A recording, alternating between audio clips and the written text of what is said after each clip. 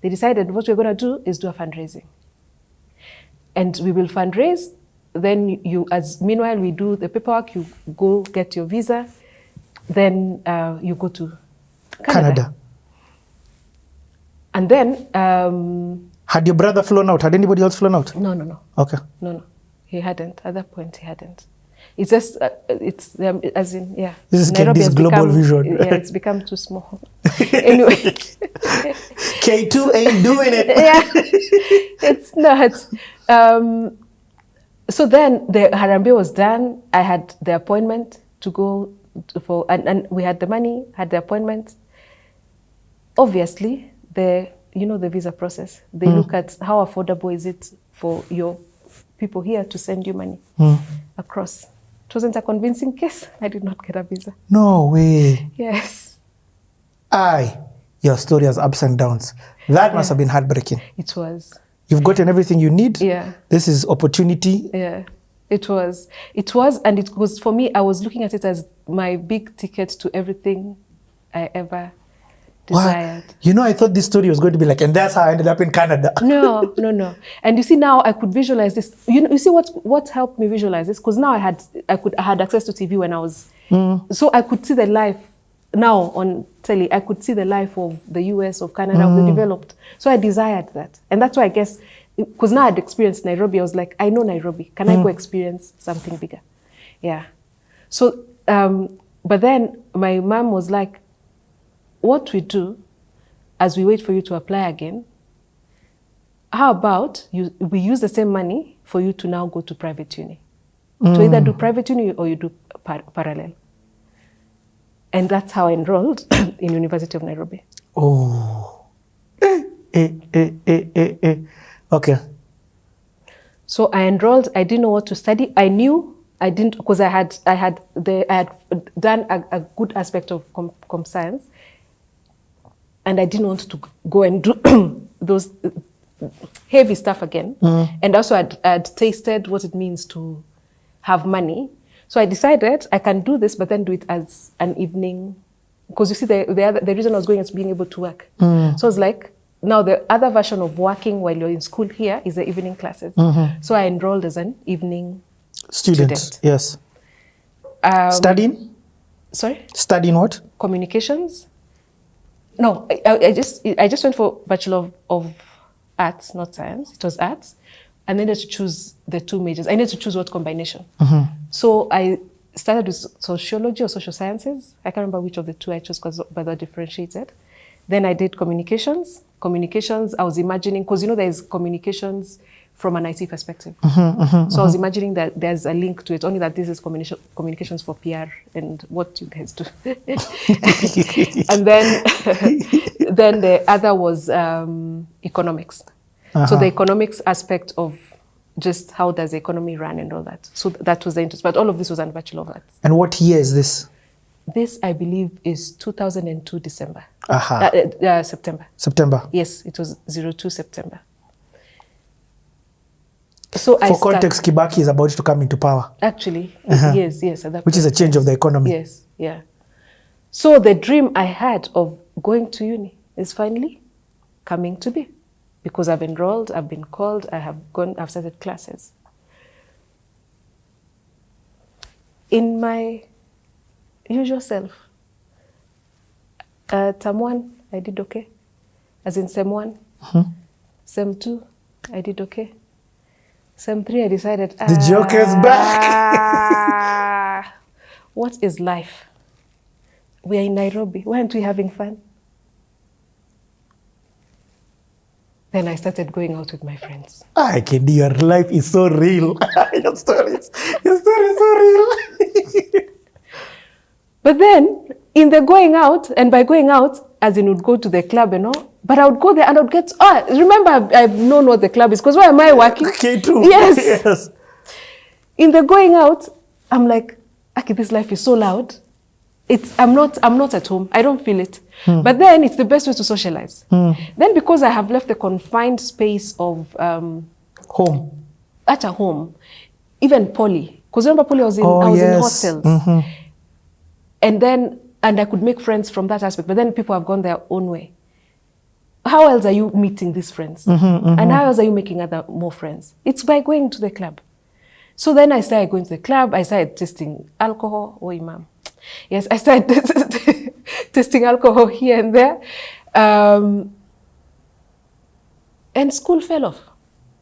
Wow. I didn't expect this from you. Yeah. Because I figured this Nairobi, I forgot. I forgot what it means to not have the option. As in to just have the village as the option. Because I am in Nairobi, I'm living as well, I'm living. So that's 2003. And can I say something? This is the first time in your story I've not heard you say placeholder. So you see, you're in uni, you've arrived. Yes. But I'm not hearing you say I'm here so that I can go to this job. This is the first time I'm hearing you say, I've now arrived uni. But I don't know, it's the first time in your story, I don't know, okay, where does she want to go after this? So I've figured. But even then, I figure and it still drops off. Yeah. So what happens? I try going in and out, but I can't sustain it. Richard, drop off. You dropped out of uni? Yes. Okay, I wasn't expecting that. I know. Your story is too encouraging. I know it sounds that this is too much of a familiar story. What was the problem? Was it that the nightlife was affecting you attending school? I just joined bad company.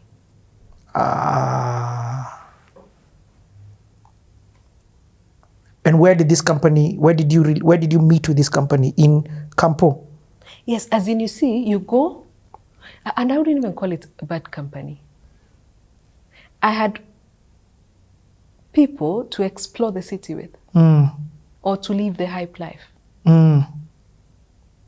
or to live in a carefree manner, or to believe that now I'm fine because I'm in Nairobi, I've gotten a job. I had that. And you're still living in Ngumo? I'm still living in Ngumo. Okay. So you didn't, okay, I get it. Yeah. I'm still living in Ngumo. Then, that's 03. I meet different people. And they just encourage, the young, the youthfulness and all of that, but all of it is so shallow. It's shallow engagements. And I feel like there's something lacking, but the time also goes. If you don't attend class, what's the recourse? As in, there's so much you can do. As I've spoken, I've just thought of, my family. Anyway, it's okay. It's what it is. So 03 goes on, and then because I maybe got the Kahama job, the assistant IT manager job, which I was not enjoying because now I was trying to change. I was trying to figure out what can I do? What more can I do? I decided, you know what? I'm going to resign. Did your paycheck increase in that time? No, it was still, maybe it increased to 18K. No, it was still 15,000. So I resign. And I tell myself, I'm not going to do this whole IT, whatever, again, because I've also seen the courses. So I'm going to try to see what softest thing I can do. Then I get a job as a receptionist in a repro farm. You know, repro, before when the print work, the big billboards printing, that, the film, the repro, that, but it's in the print, the advertising industry. So you weren't jobless for a long time? No. So the transition was because I'm not hearing you like you're scared of money not coming in for rent. No, I wasn't jobless for a long time. Okay. I wasn't jobless for a long time, but even when I moved to that repro, I was still being paid 15,000, but I was stuck in 15,000 for a long time. And I was there at the reception telling myself, Candy, you can be more. You know you're more. You've not done school. You're not doing school. You're doing reception. What are you doing? But then, of course, I numb that because you go out, have a good time. Monday comes, you have a job, you pay the bills, you're fine. Then, and that's that's 2003 and most of that was 2003 actually. Because that's maybe from beginning of 03 to somewhere. Yeah. The guilt of dropping out is not eating you. It is. But you're numbing it. I'm numbing it. I'm numbing it. Therefore, you're not even going home. No. Home is out because that's you're staring at face of. And in fact, I think this is the first time my folks will actually hear me say that I dropped off. Yeah. But I need to say it because that's my truth. Yep. Yeah. So then, 04, so 03 comes, I didn't like it. It felt, as in I had such big dreams for myself. It felt like, again, actually, that's it. I was letting myself down. That feeling felt so familiar. In fact, it felt so familiar to when, as in like I had learned nothing. As in I had gone through 97, as in all those seasons, all those transitions, and learned nothing. And now I'm 23. You are back in Kieni. Yes, and I'm still letting myself down.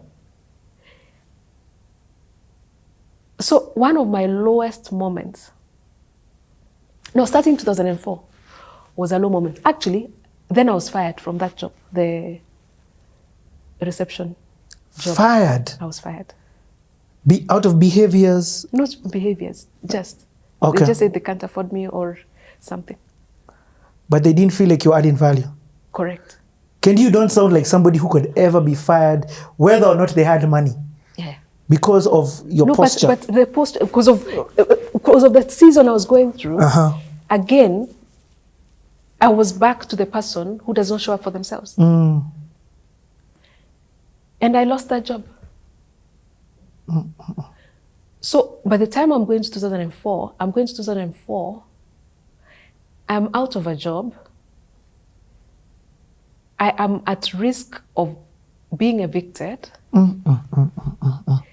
Being evicted means I go back again to shags.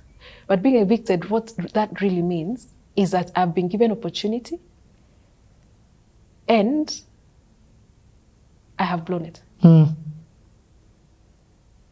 And I can feel regret starting to come in. Then I'm like, this regret, no. I never used to go to church when I came to Nairobi. Then I tell that day, in early that 03, there's a, I would call him what, like a family friend who passed away. And I went for the funeral. And in the funeral, his children sang, I have a father. You know, I have a father. Yes, who knows my name, that one. And that song, I'd never heard it. And it was at this church opposite Prestige almost. The African Good Shepherd. Good Shepherd, yes. So I heard it. And then it resonated with me somehow. Anyway, so now the reason I've remembered that, because now I come to 2004. The year starts, I'm starting it at a low, because I don't have the job, the receptionist job. And I'm just trying to remember. And I'm struggling. I'm so low, I'm so down. I'm so beaten, it feels empty anytime I go out and all of those. And I know this is not me. I have blown the window for going back without exposing myself to my parents. So I need to determine what needs to be done. There's shame. And there's shame. Actually, that's the word. There's shame. I am confirming again that the person I was in Kenny is who I am now. And I remember that song, which had been sung in April of 2003. I remember that song while I'm in my bed in my room. A friend of mine had invited me to ICC, International Christian Center, the one on Mombasa Road. Yes, they had invited me once or twice, and I had liked it. So then I tell God, this church, they have a service that's one at 8, the other one at 10. And I'm like, you and I, we've not had a relationship for some time. And I know I've gone, I'm not making you proud. But this is what is going to happen. I am at my lowest point ever possible. I am going to wake up. I am going to dress up. I am going to go to ICC. I'm going to sit on the 3rd row from the front. And if the choir sings the song, I Have a Father, and they'll make an altar call, me, who's so embarrassed, who has to keep some, who has to look like the hip, because that time all the friends I have are people who go out, they don't do church, they do. I will stand, I will walk to the pulpit and give my life to you. Who is God? I show up in ICC, I sit. 3rd row. 3rd row. Sermon is said, the worship is done, the song is not sung. Worship is done, as in sermon, nothing. Offering, done, nothing. Benediction. The pastor, Pastor Chip Block, stands. And he asks the choir, will you please lead us in a song? We need to do an altar call. I have a father. That's the song. I had to wake up and walk to the pulpit alone. Wow. And I gave my life to Christ. That was on 29th February, 2024. This year, it will be 20 years. What a story. So now, we continue. Now we pick a pause. We'll be back. What's the date today? So let me segue to financial crisis, Yes. because that was also a transformational part in my career. Mm. So when I joined the organization, we had about 12, 14 staff. Mm. Financial crisis was tough, so the company had to significantly downsize. Mm. And we moved from, I think, 12 people to 4. What? So that means more jobs. And now my boss is beginning to tell me, you see why you did law and accounting? Those serve us very well. Because now you'll start dealing with investors, investor relations. Through your legal background, you become the company secretary. Hey. Hold on. Don't skip this. From the 12, you remain. Yes. From the 12, I remain. I'm part of the 4. Hey? And the other 3 is my boss, Mark, Tom, and Mohammed Sheikhli. All these guys are Ivy League, university guys. Wow. And I'm like, why me? This is months after you've been. This is now May 2009. Okay.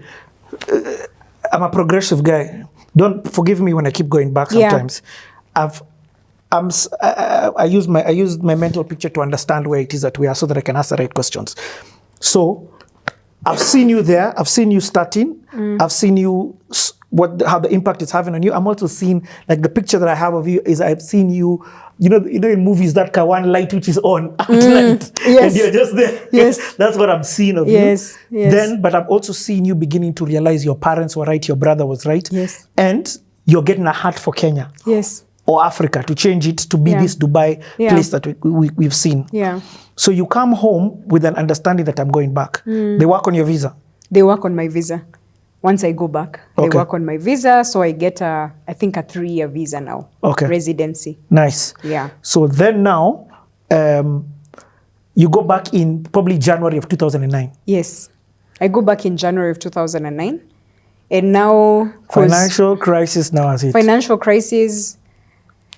I now say I need to move out because now I'm living with my brother and sister, Yes. and they're just, you know, Yes. getting married at that phase. I just feel I need to give them some space, but also to grow. So I begin looking for houses, and I remember one weekend I was in the office. So my boss comes and is like, "What are you doing here?" I laugh. I'm just like, I'm catching up on work. Because now work was also a lot, yeah? Because we've moved from 12 to 4. Yes. So there's more load. And I'm also, that's why I said my learning curve was like this, yeah? Yes. Literally, there's an overload of information, of things that I don't know. And also of another excellent level of excellence that I've never experienced. Did your CPA help you? He did. Absolutely, he did. And my boss actually really liked, because you'll say, "Oh, debit this." I'll be like, "Isn't that credit debit?" He's like, "Look at how bright." I'm also a CPA and I didn't even remember that. Fantastic. Go ahead, Mercy. So he gave me a lot of room to grow. A lot of room to grow. And so this time I'm in the office. I tell him, "Oh no, I'm going to look for places." And I'm like, "Hey, things are so expensive here." So he's like, "Oh, really? By the way, how much are we paying you?" He's like, "You won't find a place with that. Find a place, we'll pay for you." What? This is 2 months after the job. My salary was increased by 50%. I call my brother again. He's like, "What?" 50% in 2 months. So that you can get accommodation in a proper Can place. get accommodation Can't in we a go proper living place. in? Yes. And, you know, that really redefined my relationship with money. This man was so generous because he saw the person. So for me, I'm always happy to increase people's salaries, double them, even before they finish a year. Do you know what that bought me? Loyalty. Richie, I never looked for a job. Loyalty. Because I could see they care. He doesn't have to. My brother is not even getting that benefit. He doesn't have to pay for my accommodation. But he said, "We'll pay for you." And that favor really humbled me. And I'm like, what? If we treat people right, the things that people will do for you. The things that people will do for you, they will shock you. It's an investment in people. Yep. So he invested in me. Just that act. Now I was like, okay, I really have to up my game. Because now these people have paid my rent for 1 year. And then in Dubai, you had to pay rent. 1 check, 1 year. I'm like, now by the time I get this money, accommodation was so limited. Because you have to pay for the whole year. You have to pay for the whole year. Wow. Yeah. But even before we even get there, I forgot. Now, before I got the job, I met 2 people. Now, my brother, he's an entrepreneur. He used to do gigs, bring Kenyans together for a good time. So one of the people I met my very first weekend in Dubai was a lady called Koki. Koki was my dolly, like someone who walked with me, like this, but in a different way. Same age, but for those wondering why she said dolly, there's a series we did with that we've just ended called Everybody Needs a Dolly. Yes. She was your... My solid. Yes, your solid. Right words. Yes, my solid till now. Then, before I started, I met Alex. Before you started working? Yes, before I started working. Your now husband? Yes, my now husband. But we met in a social setting and hi, bye. That was it. Oh, that's it? Okay. Yeah. What you mean is you met in the turn up. Why you social setting me here? When you went to Dubai for a holiday to go to social settings.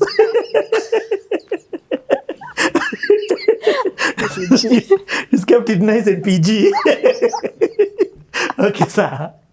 Yeah. So now this is before you, of course, you started this. This is before I started. I just remembered those two were very key. When you were still at and your my brother's? sister-in-law, yes. Okay. Yeah, so those three, and then there was a lot of friends from my brother's circle. Okay, so you started getting your own relationships in Dubai. No, I just rode on my brother is such a social butterfly. Yes. Such a, like, he will get hundreds of Kenyans together.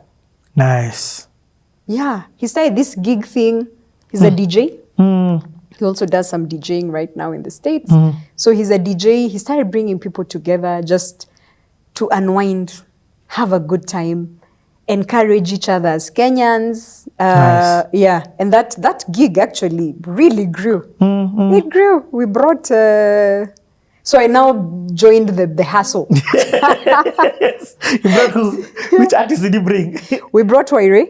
Oh, for real? We brought DJ... Space. Nijo. We brought Space, we brought Nijo, we brought Simple Simon.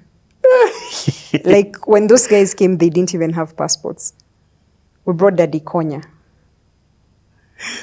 Like, when they came, some of them had never been on a plane. Enda kwanza Nyayo House. Yes, enda kwanza Nyayo House. But then it was really good, because what that was confirming again was the entrepreneurial spirit in the family.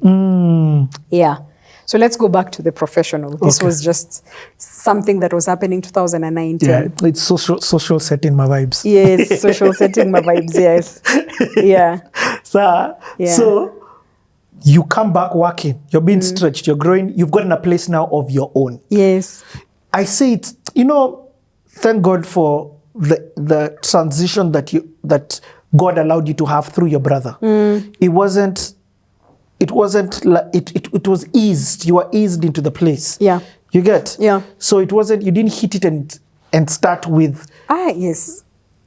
Imagine having to find that $10,000, pay rent for the whole year the moment you arrive. Yeah. Yeah, that's powerful. Yeah. Okay. Yeah. And I'm actually cognizant a lot of people don't get that. Because you come in and you have to find accommodation. So what that also did for me is I started being the accommodation for people who are coming to Dubai. Oh, for real? Yes, that became a ministry. What? Come, stay here. Drop a mattress. Remember, growing up, many people in our house? Yeah, that's the connection. Because we've been seeing this in our lives, yeah? Then 2009, it ends, ishish, 2010, my brother relocates to Nairobi because of the crisis. Wow. There was a mass exodus of people around that time because of the job situation. So he was affected. That broke my heart. That really broke my heart. So my sister-in-law left, my brother left. Now I'm by myself. What? This is 2010. That was a challenging year. Now I was alone. The proxy is gone. The security, the fact that I can call him. Hey, I actually, for the longest time, I kept telling him, you left me. You left me. But then with time, I understood and grew. Koki was always there. Alex and I were friends, just mutual friends for quite some time. Then the workplace, a lot of growth. Our business has now begun to change because of the macroeconomic environment. We're now doing strategy. I'm sitting in strategy sessions. How did the financial crisis affect the business? So the business was a real estate business, investing in real estate assets, properties, land banks, and development assets. So we'll develop buildings. That was one of the biggest macroeconomic generators and triggers in Dubai, real estate. Yep. Now with the financial crisis, the value of the assets halved. Some of them were slashed by 80%. Some you've got obligations. I actually remember, like in January, February, I started looking at the obligations that the company had. Were you buying already constructed? Were you constructing some? There were some that had been constructed. There were some, because the fund had started for quite some time, yeah? It was a 7-year fund, and it usually has a 1+1 extension life before you divest and give the investors back their money. So because of the duration of the crisis came somewhere midpoint. So some assets had received a very good return.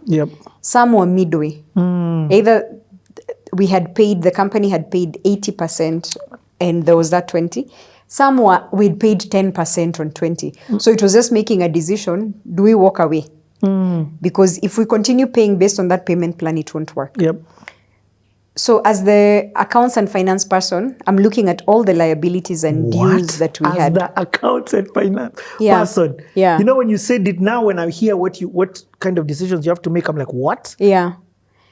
So one day I'm just sitting and I'm looking at all these liabilities, and I pick my phone and I start calling all these people we owe money. I call them and I'm negotiating. What? I'm like, okay, we owe you this amount of money. I can tell you, Habibi is friend.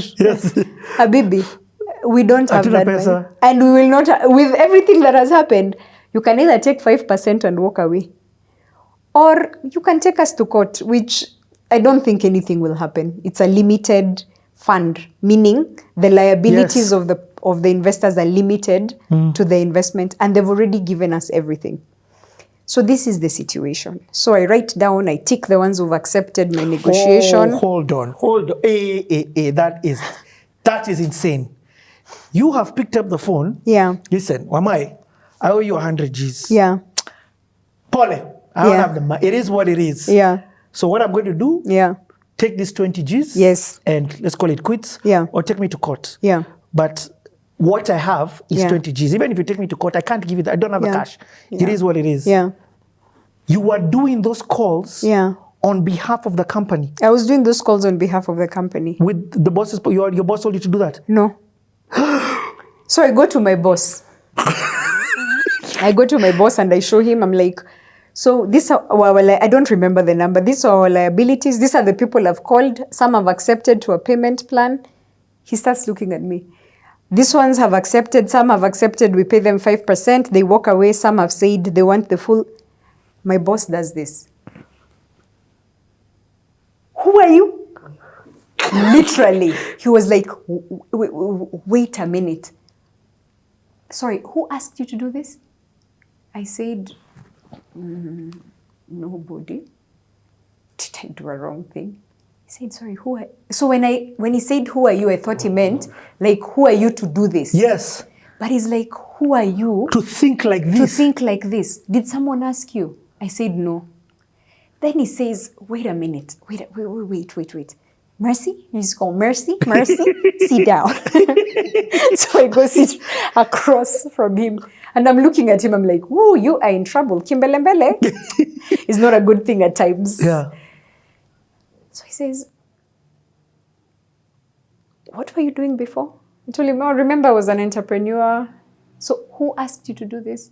He said, well, I just think of this as my business. This is what I would do if it was my business. And I didn't want to ask you first. I wanted to bring you a deal. I can see you're busy. He said, my God, who are you? What? He was in so much shock. And these are millions of dollars. These are millions. We're not talking at 500K Kenya shillings. No, this is big, big money. Because now I've been hearing the director speaking, and there's shortage of cash flow, and we're in a distressed position, literally, from a cash flow perspective. Wow. So he looks at me and he's like, what? So I said I didn't commit the company to anything. I just told them I'm going to present this. So he calls his fellow directors and he's like, well, now he's beginning to tell them, Mercy did this, Mercy. So everyone is like, who's Mercy? That's why they're calling me Mercy. What do you think? I'm like, sorry, where was I? First, I can't even understand your accent.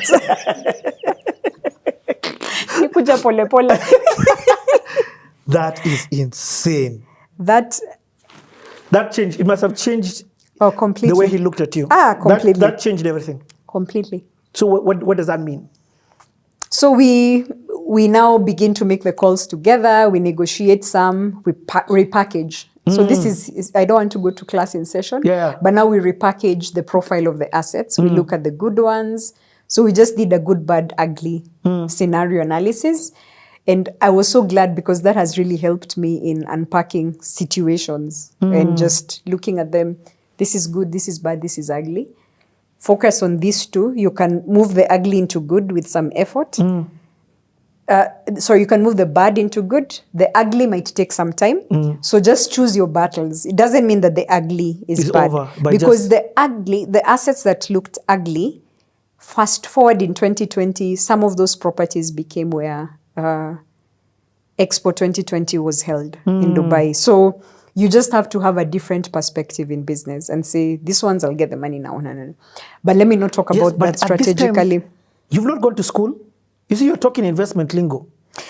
I'm sitting where? These people are Merrill Lynch, Goldman Sachs, investment bankers. I've gone to remember I was in the streets again. That streets helped me.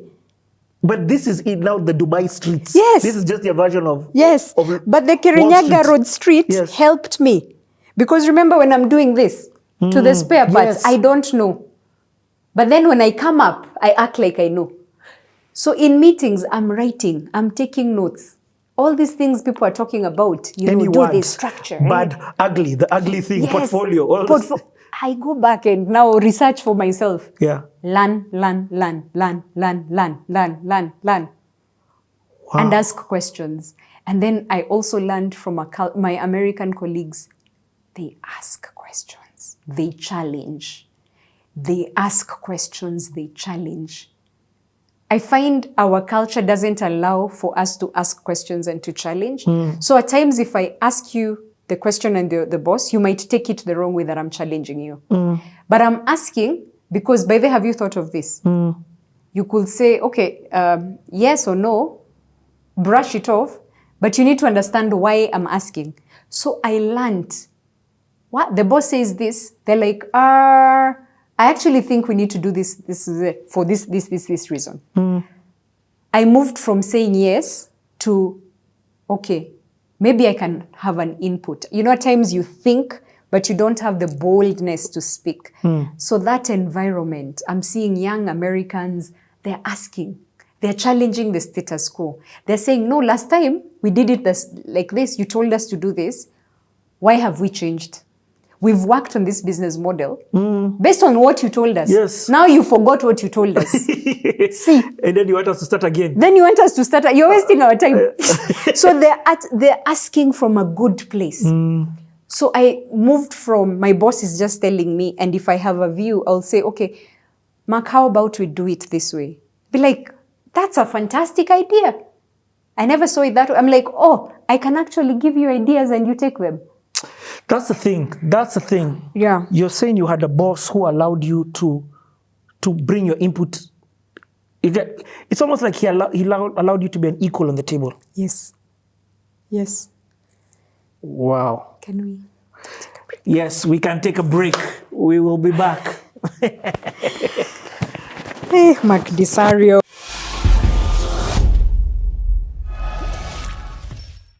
Hiyo intro manze ingewaka poa kwa stage. I'm schooling MCs how to do intros. Anyway, man. Good to be here finally, man. Danny, thank you too much for this, man. For me, this finally. is a privilege, man. But even for me, it was a big deal. I've been watching, so I was like, wow, I want to do that. Yeah. And share my story. And thank you for not being difficult and just Yanni, not only sharing the story for me, but sharing the story, as you said, for those who are going to come after, those who are in this industry right now. Yep, that's what it's about, man. So it is more than a privilege. Anyway, I've been introing you for about 3 minutes now. So yeah. Let's get into it. Let's get into it. And I always start this thing, I like throwing this thing way back, so that people can understand your journey of how you've come to where you've been. And the question that I always start with is, when did you feel like you got the passion and the love for music? Oh, nice. Well, I'm the last one of 5. So I How hear many a lot girls, of boys? 2 guys, two brothers, 2 sisters. So I used to hear music, the music they listened to, I would hear, you know, the 80s music and stuff like that. But when it became my music, stuff that I'm like, okay, this I like for me, is when I was in high school. So I always remember listening Rep to... your high school, homie. Rep your high school, man. Strathmore! I was in Strathmore, man. Yeah. So it was a day school. And that time we used to live all the way in Kiserian, pretty far. But that's the first time I had, that's when now Kina Snoop, now I'm talking about out of, you know, what we're watching on TV, KTN and all that. That's when Kina Snoop, Dr. Dre were coming out, right? And it was gangster music, but I just loved the play of music. I mean, the play of words, like Snoop especially, like, he made me like rap, like, yo. And even now when I watch the documentaries about it, they talk about how they twisted the rap game and slightly made it kind of commercial because the instrumentations used to be more melodious and even, you know, the singing of the choruses and what, so it crossed over. It's like this and like that and like this. And it's hey, like that, I'm like this. man, you know, it's such simple stuff. That's when I started feeling, now this is, I like this vibe. And then closer to me in terms of Africa was Fela Kuti. Who's the son? I'm confusing. Fela, the one who's alive is Fela Kuti. Yeah. Bang, bang, bang. I remember watching that song and I'm like, wow, it's African, but it's so nice and energetic. So that's when I started feeling like I like music. But I never thought I would be a musician. So at this time in Strath, have you performed? No, I just liked it. And then Strath was not big on arts. It was very science driven. So for me, it used to be, we rap, you know, during break. And I'm like, you know, rapping, trying to be like Snoop, trying to be like, you know, and then try to put a few Swahili words here and there. But that's just when my interest was. Then fast forward to campus. Kenya-wise, at this time, are you listening to anyone? Kenya-wise, not yet. In high school, there was not yet anyone who would say, wow. Okay, yeah? In fact, what time? You'd hear, there was musically speaking, what you know, yeah, I would hear them, but those are more like my sisters who are listening to them. Like, yeah, okay. But what year is this? Or it's that time when Doggy Style is dropping in terms of Snoop's album? Yeah, 92, 93. Okay. That's the time R. Kelly, you know, those guys are like, okay, that's when teenage is when now you start to appreciate your own music. When you're younger, you're listening to your parents' music, your bigger brother's music, but teenage is when now you start identifying your vibe. So that was my introduction to my vibe, you get? Then in Kenya, there were no, like, you know, you would say like urban pop artists at that point. The first urban pop artist I had, although Jimmy Gathu would do songs, like, yeah, that's nice, you know? Matatu driver. Yeah, yeah, those ones, yeah.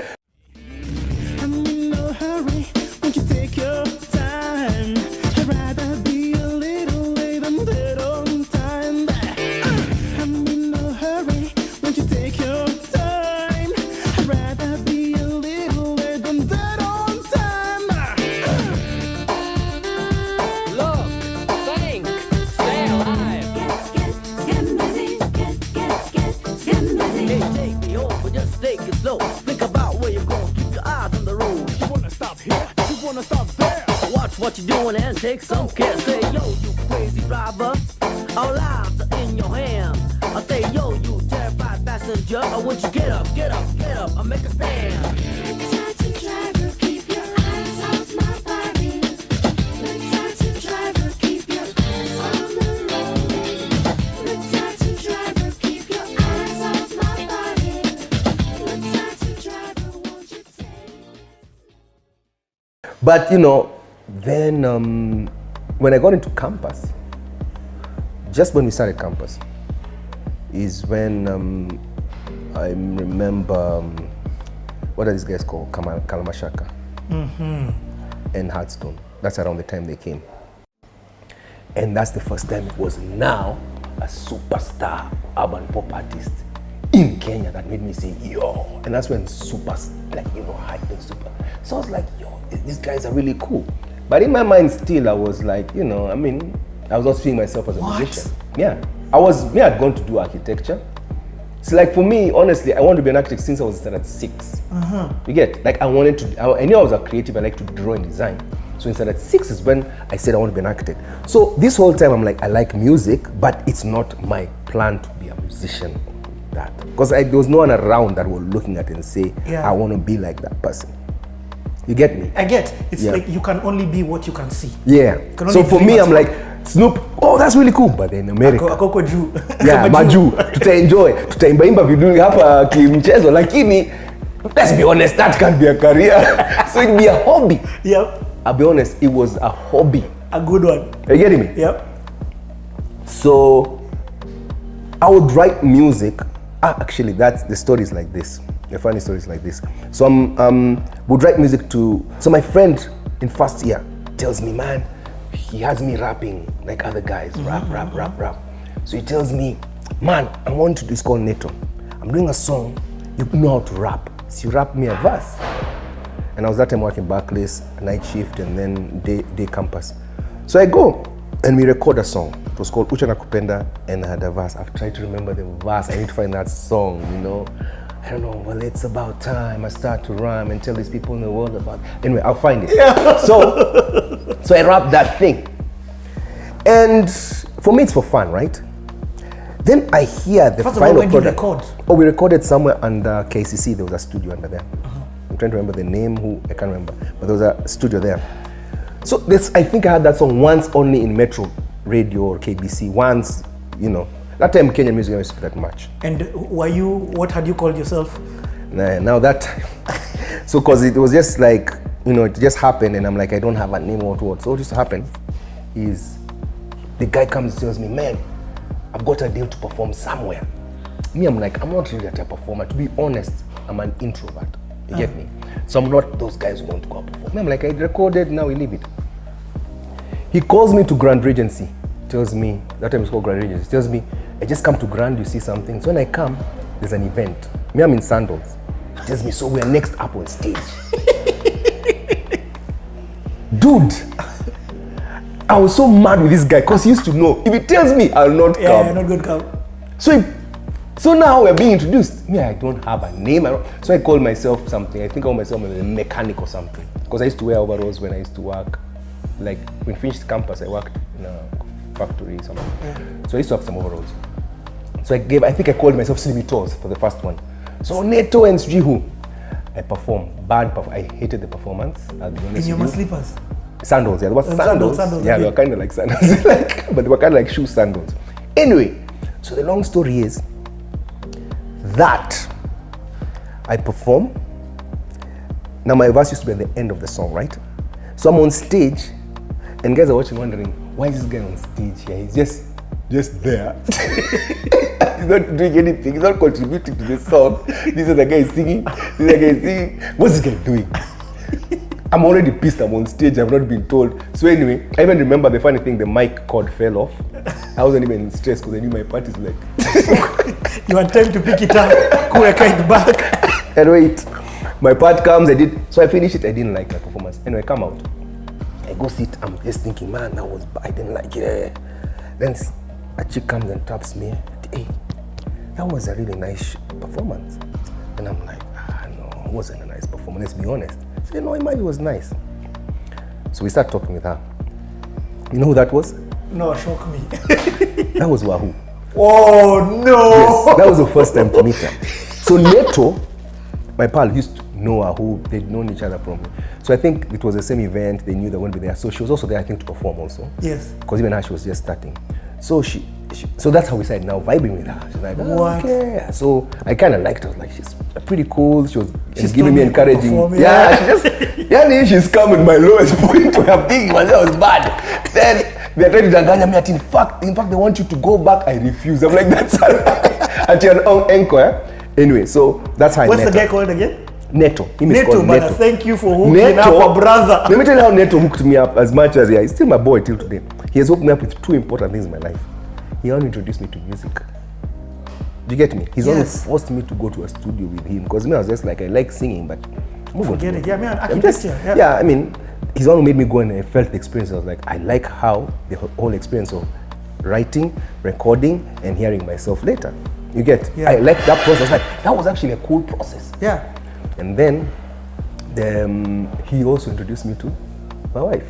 Like honestly, like at the end of it all, I owe Neto a lot. I owe Neto a lot. Our song was Ucha Nakupenda. I'm still trying to find it. Anyway, so This is now first year campus. yeah, so fast. So now, I'm just like writing and stuff, and it's just for fun, right? So now that I've written and we've done a few shows, we used to go do shows in different places. I even remember once going to a show where Pinye was spinning, and he was telling him another day, the place, Pinye that time was big, he was like a mystique, like Pinye is here. You try to see who's Pinye. Then you see, he comes with a skaka, he comes, he talks. He was so big that time already. He would be like 5 gigs at the same time, so he doesn't even perform, he doesn't even play, he just comes, he's present for like 15 minutes, then he goes. Then but his guys are not. Pinye was there. Pinye was there. So, a year later, no, just around that time, I'm writing in my. I remember I was just in my room in campus, trying to write something. Because I'm like, okay, this music thing was fun. Let me write. Bro, on radio, I hear a song. The first time I heard a song called Tafsiri Hii. Kalamashaka. And I heard that song, and I put my pen down. I said, I cannot compete with these guys. Like, for me, I'm like, if this is the kind of stuff that's coming out, just forget writing music. It sounded so good, so street, you get, that everyone was relating with. So K-Shaka, when I heard them for the first time, I actually left writing. I said, music is not my thing. Like, if these are people to compete with, I can't even dare. Forget it. Forget it. They just done it with Ted. So I leave my pen, I forget it. So what happens? After like 4 months later, I say, you know what? Let me just write. I like writing. I just have to write my own style. So I started writing again, pole, just, my own style. I'm like, let me not try to be like them. They were street in a nice way, nice voice. But I'm like, where will I place myself? And the reason I'm sharing this is because I realize that you have to just identify what's your thing. You get, sometimes people try to be like someone else, then they fail at it. You just have to identify what's your story. And if you have the right person to package it, you get, because you also have the right person to package your story. Yeah. And you have a level of talent, it might penya. So I start writing again, and I'm like, let me try, I'll try. So one day, I was in a very low mood. I don't know what had happened to me. I was like, when I look back, you look and realize it might have been something very small that was disturbing, but I was feeling, man, said this life. Because like 20, This life, man, no one understands me. My sisters, my brothers, my mom. I remember I was like, because I'd even written something to myself if I was feeling down. So I went to my evening job. See, I used to be in campus. Yes. So I was working at a night shift somewhere, a bank. Yeah. I used to just input data. So we'd go there from 4 till about 12, just inputting data. Yeah. Then I go sleep, and then I go back to school the next day. So I'm there. We used to be night, just me and another guy called Newton. So me, I'm working, typing, inputting data. Then the radio comes on. We're listening to Capital. Yes, 98.4 Capital FM. Yeah, we listen to Capital FM.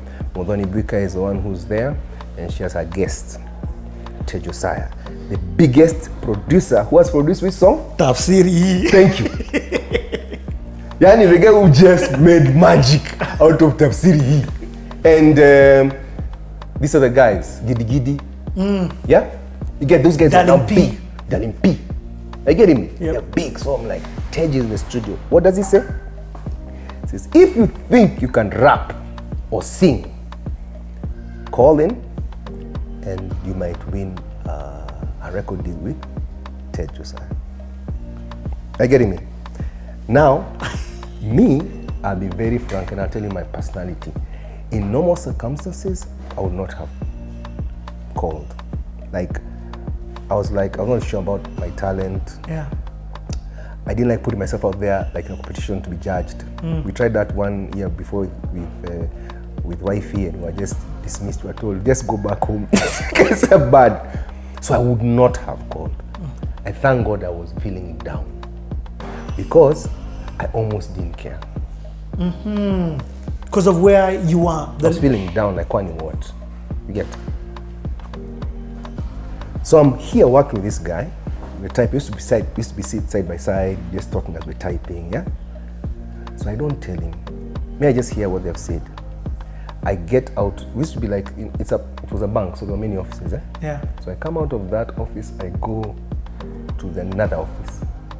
Then I take the phone, the phone. I type. I call.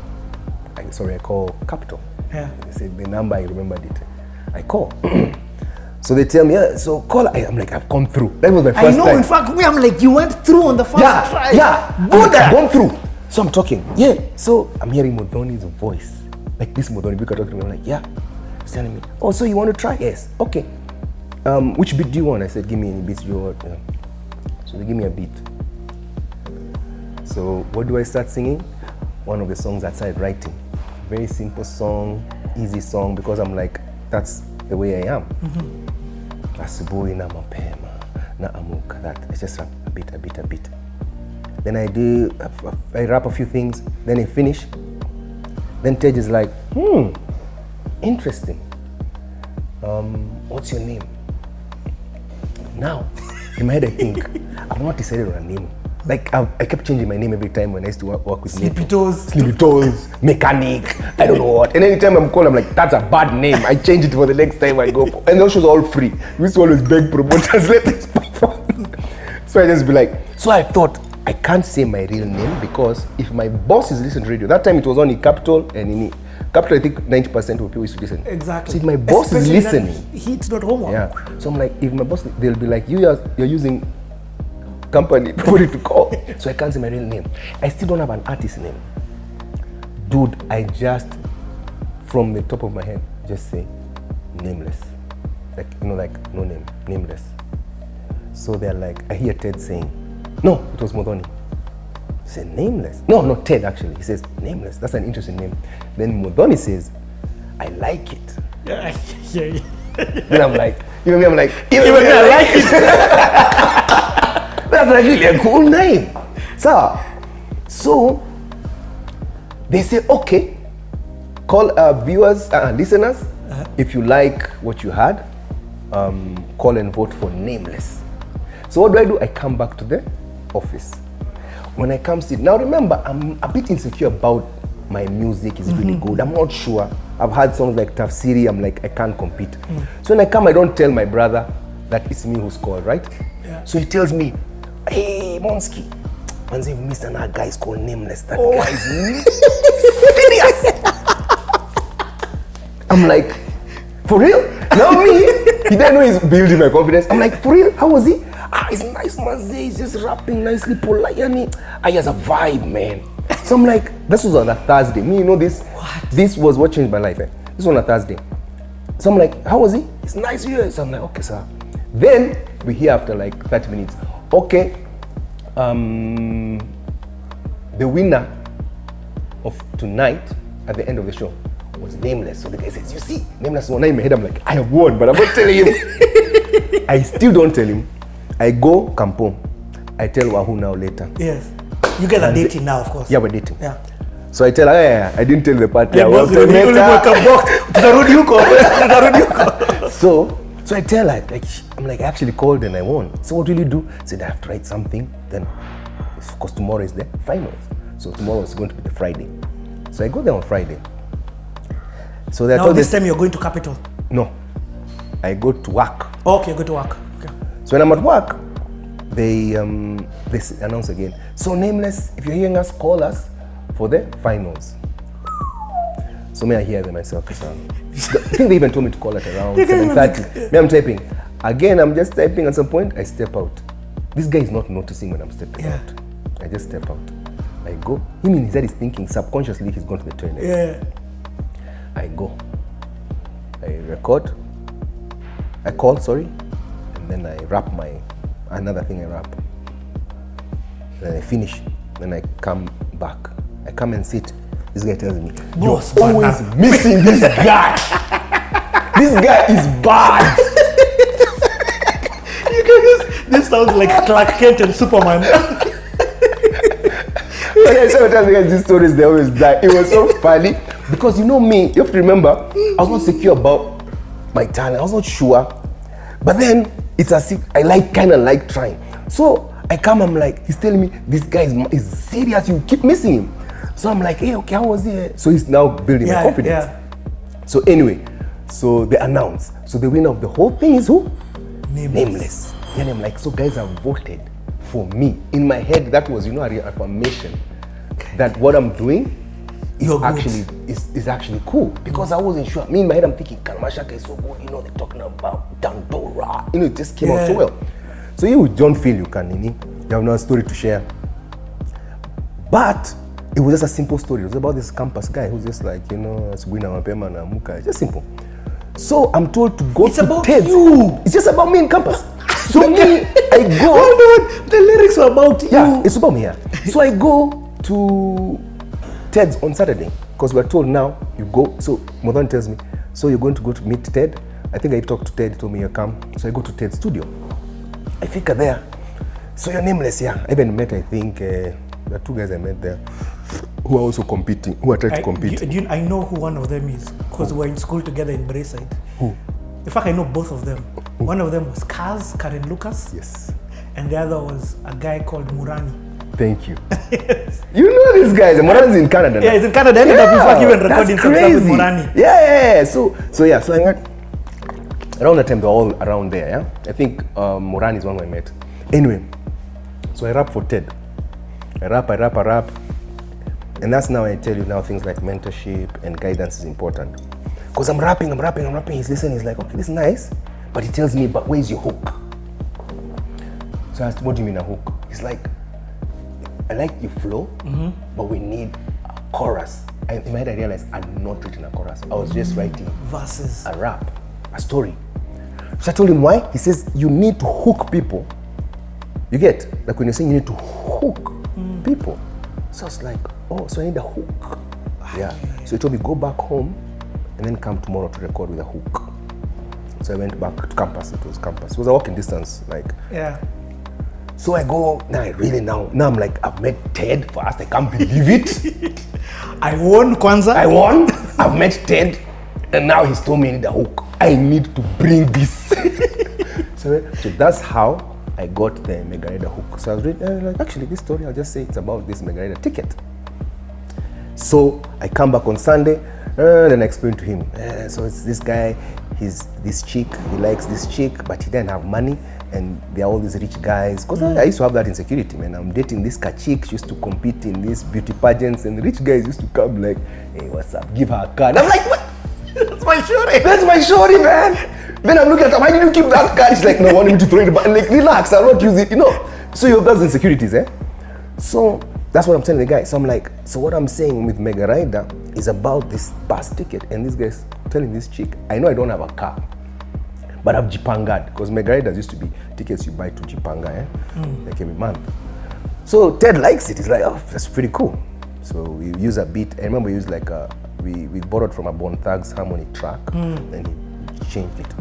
Because Crossroads was huge then, was it? Yeah. I think it was. I was trying to remember which one it was, but I know it was Bone Thugs. Yeah. So anyway, so we record under his direction. Do this, change here, sing here, do this. Yeah. Now I'm with the top producer. You need to understand how for me it's like a big deal. These are the guys who I'm like, so I'm recording. So I finish. He's a very serious guy when you're recording. Yeah. So it's like, okay, cool. So this is Sunday. So he says, okay. So Monday, you'll hear. I wanted to hear. He says, no, on Monday you'll hear the final. I'm just like a kijana. Utaisikiza Monday. So may I go. Monday niko wapi? Niko job. Evening again. With my boy Newton. About to pull a Superman. So I'm there like this. Modoni says, I've not heard the song also. Me, I just recorded, so I don't know how it sounds. So Modoni introduces, remember the guy of last week who won Nameless? His song is ready. It's called Mega Rider. Listen now. Now I'm hearing it for the first time. What? This guy still doesn't know. So what does this guy tell me? He says, aha. Uko hapa sahi. Do not leave. This the guy was telling me. What's against him again? Neutral. He became a tattoo artist. So, me, I just want to hear how the song is. I'm not yet told him, but I just want to hear the song because I'm like, really, how did this thing chuck? Eh? I might be here saying, hey, it's mine, come it's mbaya. The song started playing. The two kinds of people, those guy names on him. I'm hearing, Wahoo did my backup. She came with me on the Sunday. So the chick's voice is Wahoo, yeah? What? Yeah. You guys started recording together that way back? Yeah, like she's my girlfriend and she can sing. So I told her, let's go to Ted's on Sunday. Then, Ted said, you can sing, right? Yeah. Sing this part. You can do this thing, yes. Say this part. Even the part she acts like a show. Oh, no, in the song. Yes. So the song plays. I'm hearing it. I don't think I'll ever get that experience because it's like your first time, you know? And I'm like, oh my God. Millions are hearing this song and I was loving how he done it. Now Ted, he has done his things. So as the song was going towards the end, I start singing along, like now some words. So this Newton guy, you see what I mean? Like, how do you know this song even? Like, why are you singing this part, yeah? Like the ending part, eh? And then I tell him, dude. And A confession. do you know this is me? You know the way you can see in his face, he's trying to connect. No wonder you are always absent when this nigga, what? I'm like, wow. Yeah, so that's how I got my first break of being nameless and Mega Rider, which was 99, which is, of course, that's why I'm saying it's 20 years since that time. Yeah. So that's how it started. Yeah. That for me, that was I guess that's my break because now when the song came out. In fact, that's what I was going to ask you. Yeah, na ikaisha hivyo. So here we are. There's a trip to Netherlands. Oh what my are we God, gonna the story do? continues. Yes, what are we going to do? So I remember this was now going, obviously, so September, we've had the meeting. October, November, December, and you're. Okay, hold on. So after the meeting, are you and Sema still talking? Are you still Sema? I remember meeting with Kevin a few times after that. What's that place called? Is it Dancing Spoon? It's called Dancing Spoon. Above 20th century. Yes, that one. So we'd go there and have some wines, nini. And I think after that is when he opened up to me quite a bit, and I got to know of some inside info in the group that I was in. Yeah, so we would talk mara moja. Anyway, so here is us going into Christmas, and Mr. Man, Bishop Agreteke, whoever, wants us to go to Netherlands. Remember that visa? Yeah. Yeah. So you did get the visa? Yes, we did. So here we are. This just hold on, Sana. I know I'm Huko interfering, but I need to ask this. So you've left on Homeboys a few months before that, maybe even let's say 2 months before that. Yeah. You've never gone back to Homeboys from that day. No. I'm not talking about now. At that time, it's not. It was a cut. It was a cord being cut. Yeah, it just ended. However, the cord wasn't cut between the three of you, Asema. No, it wasn't. Okay. Even into 2005, because in 2005 we went to Tanzania to perform. Right. And it was Wakilisha, Sema, and Blue 3. That was in 2005. I remember that. Okay. And it was a big show. I don't even know who was organizing that stuff for us, but we went. Okay, so come back. This is 2004, going into Christmas.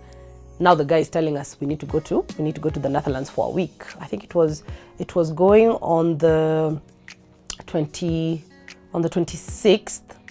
Yes, on the 26th, and coming back like January 10th or something. Mm-hmm. So Kina Pam start calling. Pam calls, Kevin calls, Bishop Akerekete, he calls. Me, I'm just like, my guy, I'm not going anywhere. I am not going on that trip. I will not, completely disrespect, even though we've cut ties with Homeboys. This does not sound like a very safe thing to do. We don't know this guy. Where is he from? What does he do? How do we know for real that these mamas are being rehabilitated? ama wanaenda kufanya nini huko? Kwa nini wanafundishwa tu kuongea kizungu na kumodel? Hapana.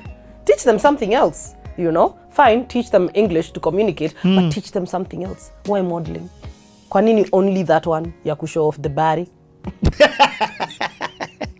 so This yeah, is insane. How old are you? 2004, I had just turned 19. Remember, I turned 19 4 days before we left for SA. Yeah. So this is still 2004, but I told you, mimi kama wazazi hawako ndani ya box, siwezi kufanya. Siendi pahali. Hapana, it ain't fun. I mean, there are those two vices that you can get away with, and you're just like, daddy doesn't have to know. But this, flying to a completely foreign country, again, note that South Africa is the first country I've gone to without my folks. And it was terrifying. Now you want me to go to the Netherlands till January 10th. Alafu na mimi nimezoea Christmas na wazazi. No thanks. So anyway, so this went on. The calls were back and forth for a while.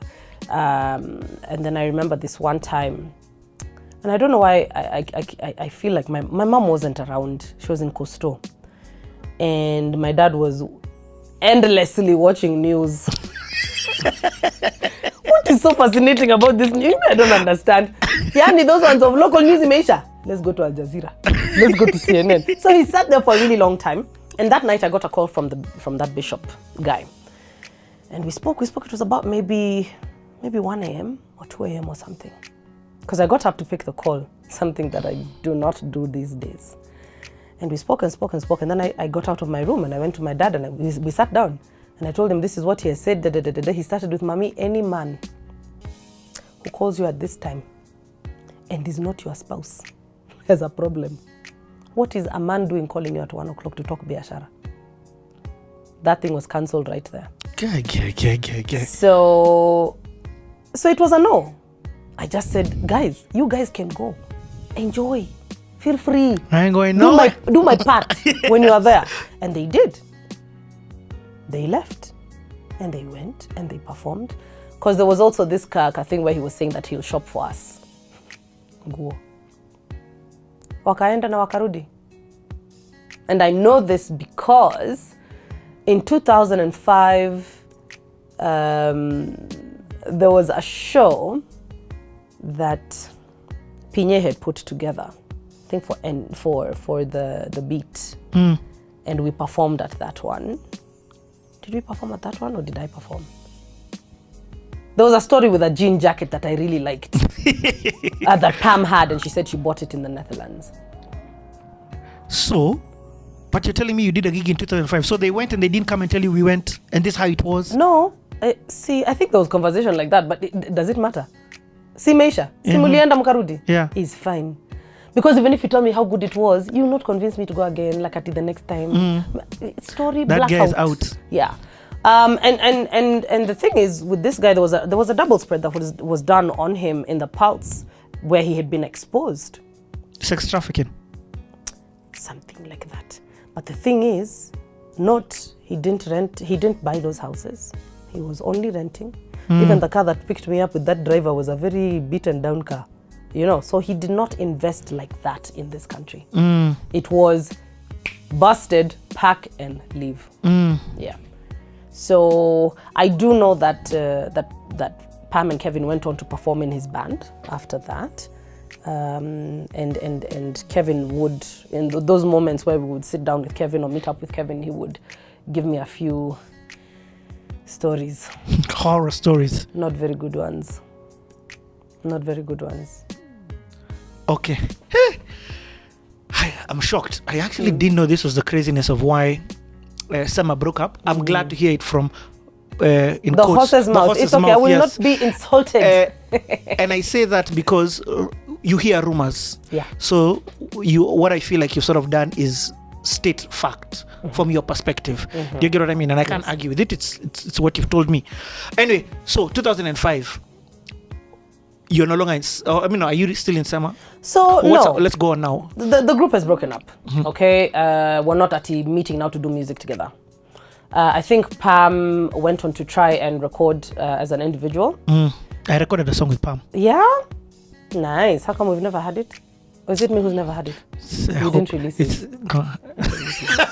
What happened? No, I released it. it just didn't get the airplay that was necessary. Oh, sorry. It's all good. Because it was a good song. It was very. Yeah, let's leave it at that. So 2005, hanging dry. You know, I was so used to being in a group where everything was shared. Writing was shared, performance was shared, recording was shared, interviews, yani everything was done as a group. So here you are, you're not in school, and wenzako wamekupita, so wanakaribia kwenda second year, and you're not singing. So what are you doing? It was a very difficult, confusing time, because I now didn't know what to do. I didn't know what to do. Going back to school was a bit tricky for many reasons. And doing this on my own, I didn't have the expertise to do it on my own. I didn't know how to write a full song by myself. I was terrified of performing. Like I told you, Patricia Mira cried when I opened up because we were 3 of us. When it's how you just throwing me in the deep end like that to be solo, you know? So stayed for a while, and then that show came up, the one to perform in Tanzania, all pop stars. They were reuniting pop stars, and I really cannot remember the details of who reached out to us. It might have been one of the other pop stars in the other countries, you know, saying that this is what is being put together. Are you guys interested in? So we performed 2 nights. The stadium was packed. Whoa. I cannot remember which stadium it was, but it was packed. Tanzania. Those guys support local content. Like it, I don't know. I remember we went for sound check, and I was like, what is wrong with these people? Who's going to fill this? It was big. that ground was big, and let me tell you, we could not see the end. It was packed, but we performed, and it went absolutely well. Spent our 2, 3, maybe 4 days in TZ, and we came back and everyone went their separate ways. It was a money-making venture. We needed to make money, because here you are now, you've been left high and dry. You're not in school, you're not singing, you're not performing, you're not making money. What are you doing? So the show came and we went. Can't remember how much we made. Probably being paid 20K. I don't know. But yeah, so that's 2005. And I'm trying to see.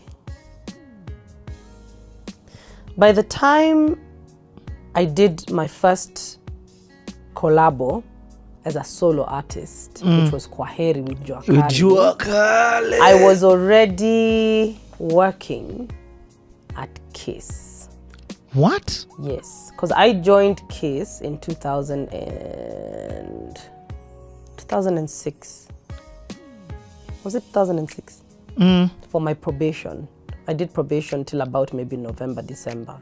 And the first radio station that you ever worked at was Kiss? No, the first radio station I worked at was Capital. Yeah. No, I was just trying to remember now from No Music with Sema. The next song was Kwaheri, and that happened at the time when I started working at Kiss.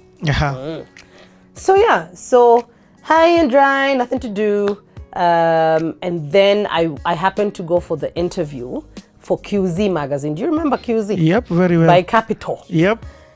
So Wanja. Remember Wanja? Wanja, right. So I'd been called to go do the interview and be on the cover. And so this interview was happening at Londro House.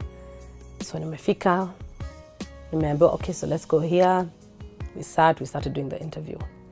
And then the late Kirubi himself, you know, he likes to do his rounds. He pops his head into every room that's there. And so he popped his head in and he said hello, and he said, you come see me after you are done.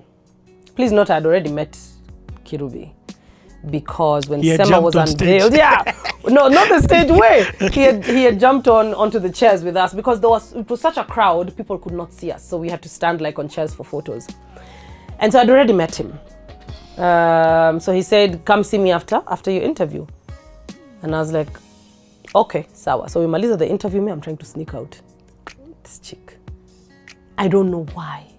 Why I didn't want to have that meet, I don't know. I just wanted to sneak out and go. So he caught me. I was going to the door. from his office. Sanaibe, come here. So I go in. You know, he had this thing of pulling your hand with him. Sit here. So we talked for a bit, and then he asked me whether I'd ever thought about getting onto radio. It's not something I'd ever considered. Pharmacy. That's all that was in my head. Pharmacy. And of course, at this time, I'm thinking maybe it would be best to try and find a way to go back to school. So yeah. So I told him no, never thought about it. Then he called Eve D'Souza. No way. He called her and he said, you know, Eve D'Souza's show is uko jioni. It's It's not not homework. It's like from 7. So obviously, she's not at work. He calls her and he says, I want you to train this girl. Me, I'm like, my guy, we've not even agreed. We've not agreed on any. I did not agree on anything with Kirobi. He just said, he will train you. And that's how it started. You are joking. I swear, no paperwork, nothing. He just said, Eve will train you. So like, okay.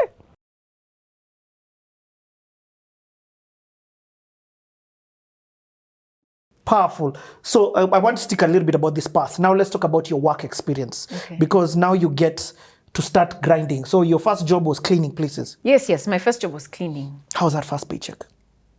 Hey, first of all, let me tell you. Because you see there they pay by the hour. It doesn't matter what you do, it's by the hour. So I can't remember how much it was. Imagine, I can't remember. Maybe $10 an hour, and I spent 2.5 hours in one house. I can't remember anyway. But that first paycheck, I was like, where? I have money. So continued, and I'd never see the owner of the house. The key would be left somewhere. I open the door, I see a note on the counter, and she says, clean this room, and this, that. The soap is I don't know where. So I do my thing and leave the house and go. Yeah, so... And you'd get that job through an agent? Yes. Okay. So the agent would call, oh, there's this house and this is the address, you go. Now I needed more money. So I'd applied for jobs and I wasn't getting them. And then I decided, okay, I really need money. So then I saw an ad. And this time I was still really desperate because I was still trying to get money for my upkeep. And so this job was for delivering juice and milk. And it said, you need a hat because it was summer, a lot of water, and you need to be fit. I was like, I'm fit. Me, I can run. What is it? From Nairobi, Kenya. Wow. This job, let me tell you, I did it for one day. One day. Do you know what it was? No. It was a truck. You dandia the truck. It doesn't stop, It just slows down. Jump off, take juice, milk, Put it run in. to the door, Yeah, run like back, milk. you tick. This is the next one. Okay, go. The next person goes. Okay, house number, they need milk, they need juice, they need orange juice. This one needs pineapple. Guy, And you go back in Dandia. you dandia. You run, chase it, jump on it. Guy. And you know the summers in Australia, Yeah. 40 degrees Whoa. average Whoa. temperature. 44. Have you ever experienced 40 degrees? With flies inside your eyes, inside. There are flies, first of all, you do this, they don't move, Let me just tell you, I did it for one day. I said, anyway, I think there's other work for me. And then I was like, I'm done doing this thing. My friends are driving cars, maybe they're the ones over there. My classmates who are Muzungus, who have nice jobs elsewhere. I'm like, this is embarrassing. I can't do this work. Oh, Lord. Anyway. But I like the job hunting, and you're trying. And I tried. So that one I said, okay, I'm not that desperate. At least I still have the cleaning job. So this one, see.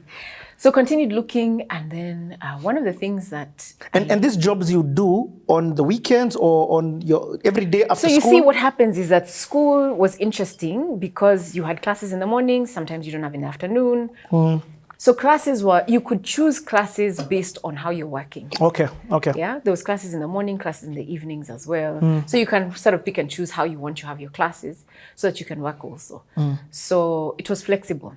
Yeah. So yeah, And then you're not. Let me also be clear. You know, a lot of times when we have financial conversations, when people are giving, they're like, "Oh, by the way, just take 20% of your income and save it." Why are you saving 20% of your income? Oh, it was hand to mouth. At this No, it time, was it's hand to survival. mouth. It's survival. Hey. First, I didn't even know what is that. What have you just said? What is saving? What have you just said? I wasn't there. I wasn't there. Okay, actually, I've got a good question. Knowing what you know now, Yeah. with that same paycheck, because there are people who are earning it in that situation. In fact, this is such a good question. With that paycheck, let's say, and with that situation, because it's not even the paycheck and the situation of life. When you're telling people to invest, when you're telling people, because there are people who are making that kind of living now, 40-year-old and have children. You get what I mean? What kind of living do you mean? It's hand to mouth. Okay, it's okay. not $2. Yeah. It's 100,000 shillings, but it's Yeah. still hand to mouth. Yeah, I You get get what I it. mean? So my thing to ask is, does that advice still remain from an advisory perspective? Save 20%. No, not forget the percentage. Save, invest, 100%. for real. Yes. Let's talk about this winner. Change somebody's life right now. Okay, the point is this, yeah? If I lived my life that way, Richie, still doing those jobs that are getting me enough to eat, when would I have impacted anybody's life? When would I have had any time to think about anyone else other than my stomach? Never. How? Right? Like, I was not born to just think about my stomach, True that. right? I mean, God has a purpose for each and every one of us. We are all talented and gifted in such amazing ways to make a massive impact. Let's first start there. And so if I get into the space where there's seasons, yes, and there's seasons that we go through, all of us, where, yes, you don't have enough even for yourself, but you can't be in that season 24/7 forever. Aha, I like that. Yeah? So even when you're in that space, you're thinking and trying to figure out, how do I get out of this? It's why you're getting this other job. Exactly. It's why you're trying to. It's I'm trying to in find fact, you're saying another my income income needs to raise. Yeah. That's So what if you're- I'm in that situation right now, where it's hand to mouth, I can't just be like, oh, this is my fate, hand to mouth until I die. No. What else can I do? What other thing do I have the ability to do to be able to raise more money so that I have enough to be able to put aside for my future, for my children's education, for my future needs? Because, gosh, we'll work for 40 years and live for another 40. Yeah. Where will the other 40, where will money come from for my other 40? I love what you're saying. What I'm hearing you say is, at this stage, first and foremost, you have to have a mindset of one day I need to save. But you're also saying that mindset is then what triggers you to begin to look for more opportunities. But it starts with the mindset. If you're not thinking of one day Yeah. even I want to save, where are we It's going not to even get? about I want to save. Yeah. In fact, saving is not the mindset. Yes, I want better. Okay. What is the lifestyle I want to have? And how can the money that I am earning produce money that finances my lifestyle? So that then my lifestyle is not being financed by what I'm earning. I get it. Am I making sense? Yes, you're talking about moving to passive income. Yes. Basically, Life like is a about, Kikuyu would say, you have cows.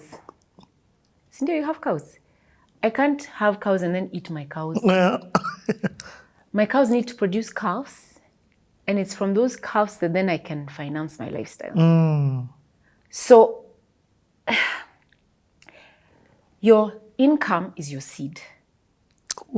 If I eat all my seed, I'll end up with nothing at the end of the day. So when I get seed, that income that I receive, I have to plant that seed as well, so that then it produces fruit, and then I eat from the fruit, not the seed. Otherwise, then I cut off my ability to continue to live. Otherwise, I'll have to work until I'm 100. Hey, Rina, I really pray that a 25-year-old, or how old are you at this time? 20. I was 20. Even actually, I don't care how old people are, because there are people who are earning $1 million, but it's still, it's not about the money, it's not about the amount, it's about the mindset that this thing here is what's going to make you sleep, and in your sleep, you still have, it's your seed. Let me just say, I can't even make it sound better than how you've said it. Your income is your seed to help you attain the life that it is that you want to have. And it takes time. Ooh. Yeah, it takes time. It's not it will happen in 1 year. No. On average, some research was done, and they found that on average in the US, because that's where most research is done, it takes about 28 years for people to become wealthy. To have $1 million, it takes about 28 years.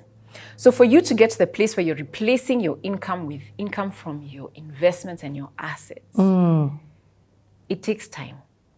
So if you start at 40, Yeah. okay, the beauty about it is that you have experience, Relationships. you have networks, you know, you're wiser. So it may not take you as long, but the point is that the earlier you start, the easier the process is. Yes, you have time, you make your mistakes, but it gets easier. And it's easier when you start younger. Yep. But if you wait for long, sometimes you never get there. And if you do what, unfortunately, it is that we're seeing, which is being glorified on the social medias, which is attaining your lifestyle using your seed. Yeah, so that's another thing. People just have to... Delayed gratification. Yeah, but even because you can use that term and people are like, yeah, okay, whatever, I hear you and I know. The point is that we use others as our yardstick.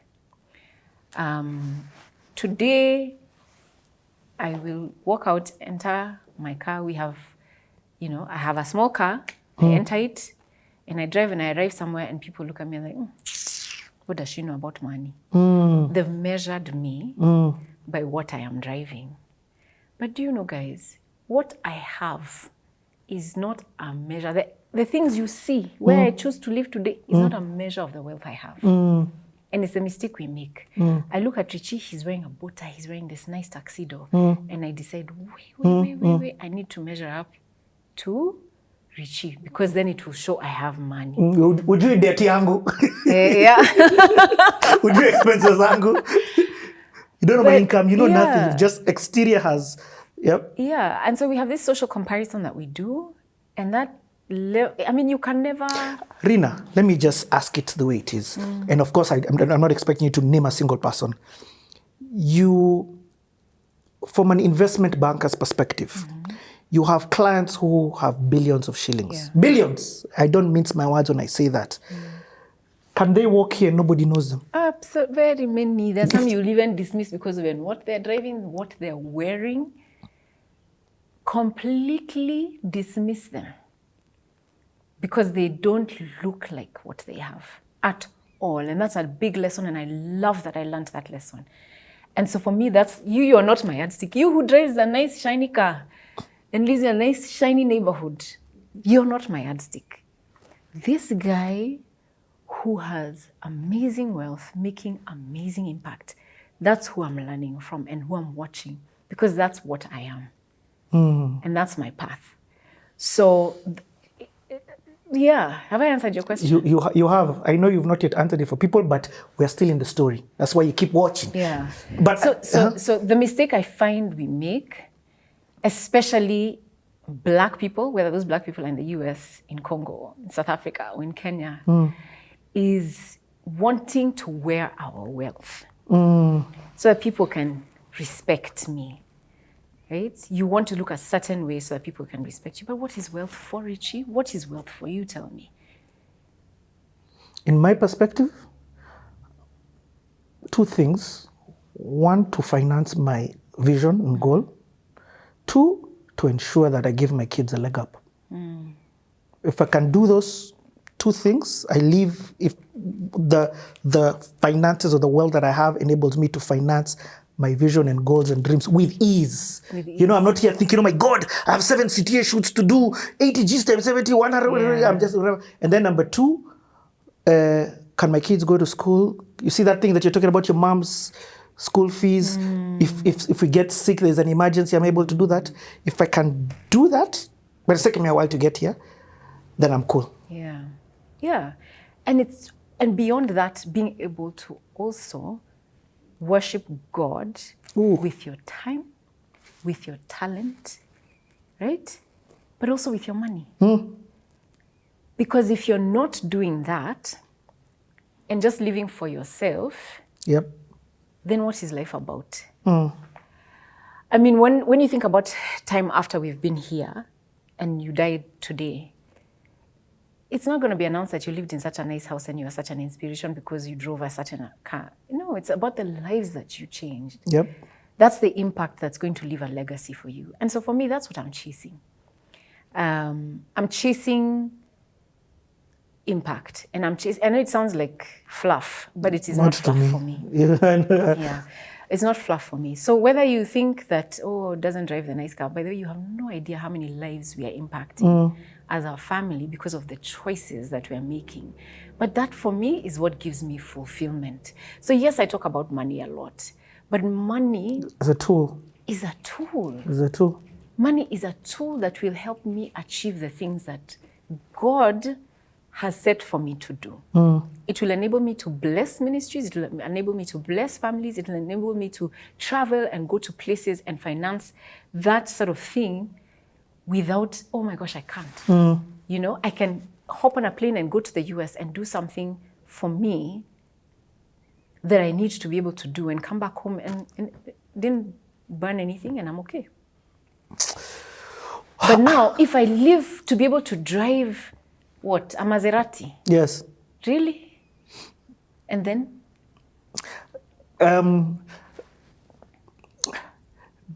Switching to that mentality is a conversation we're going to come later on to have.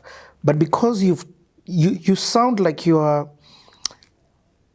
to drive my question, in university, the spirituality, are you going to church? Oh, wow. Are you still continuing? No, because the reason why I'm thinking this Yeah. is because I'm just like, there's something that's ingrained in you that when I say vision, for me, vision and others are one. Yeah. Vision is never for yourself, Yeah. ever.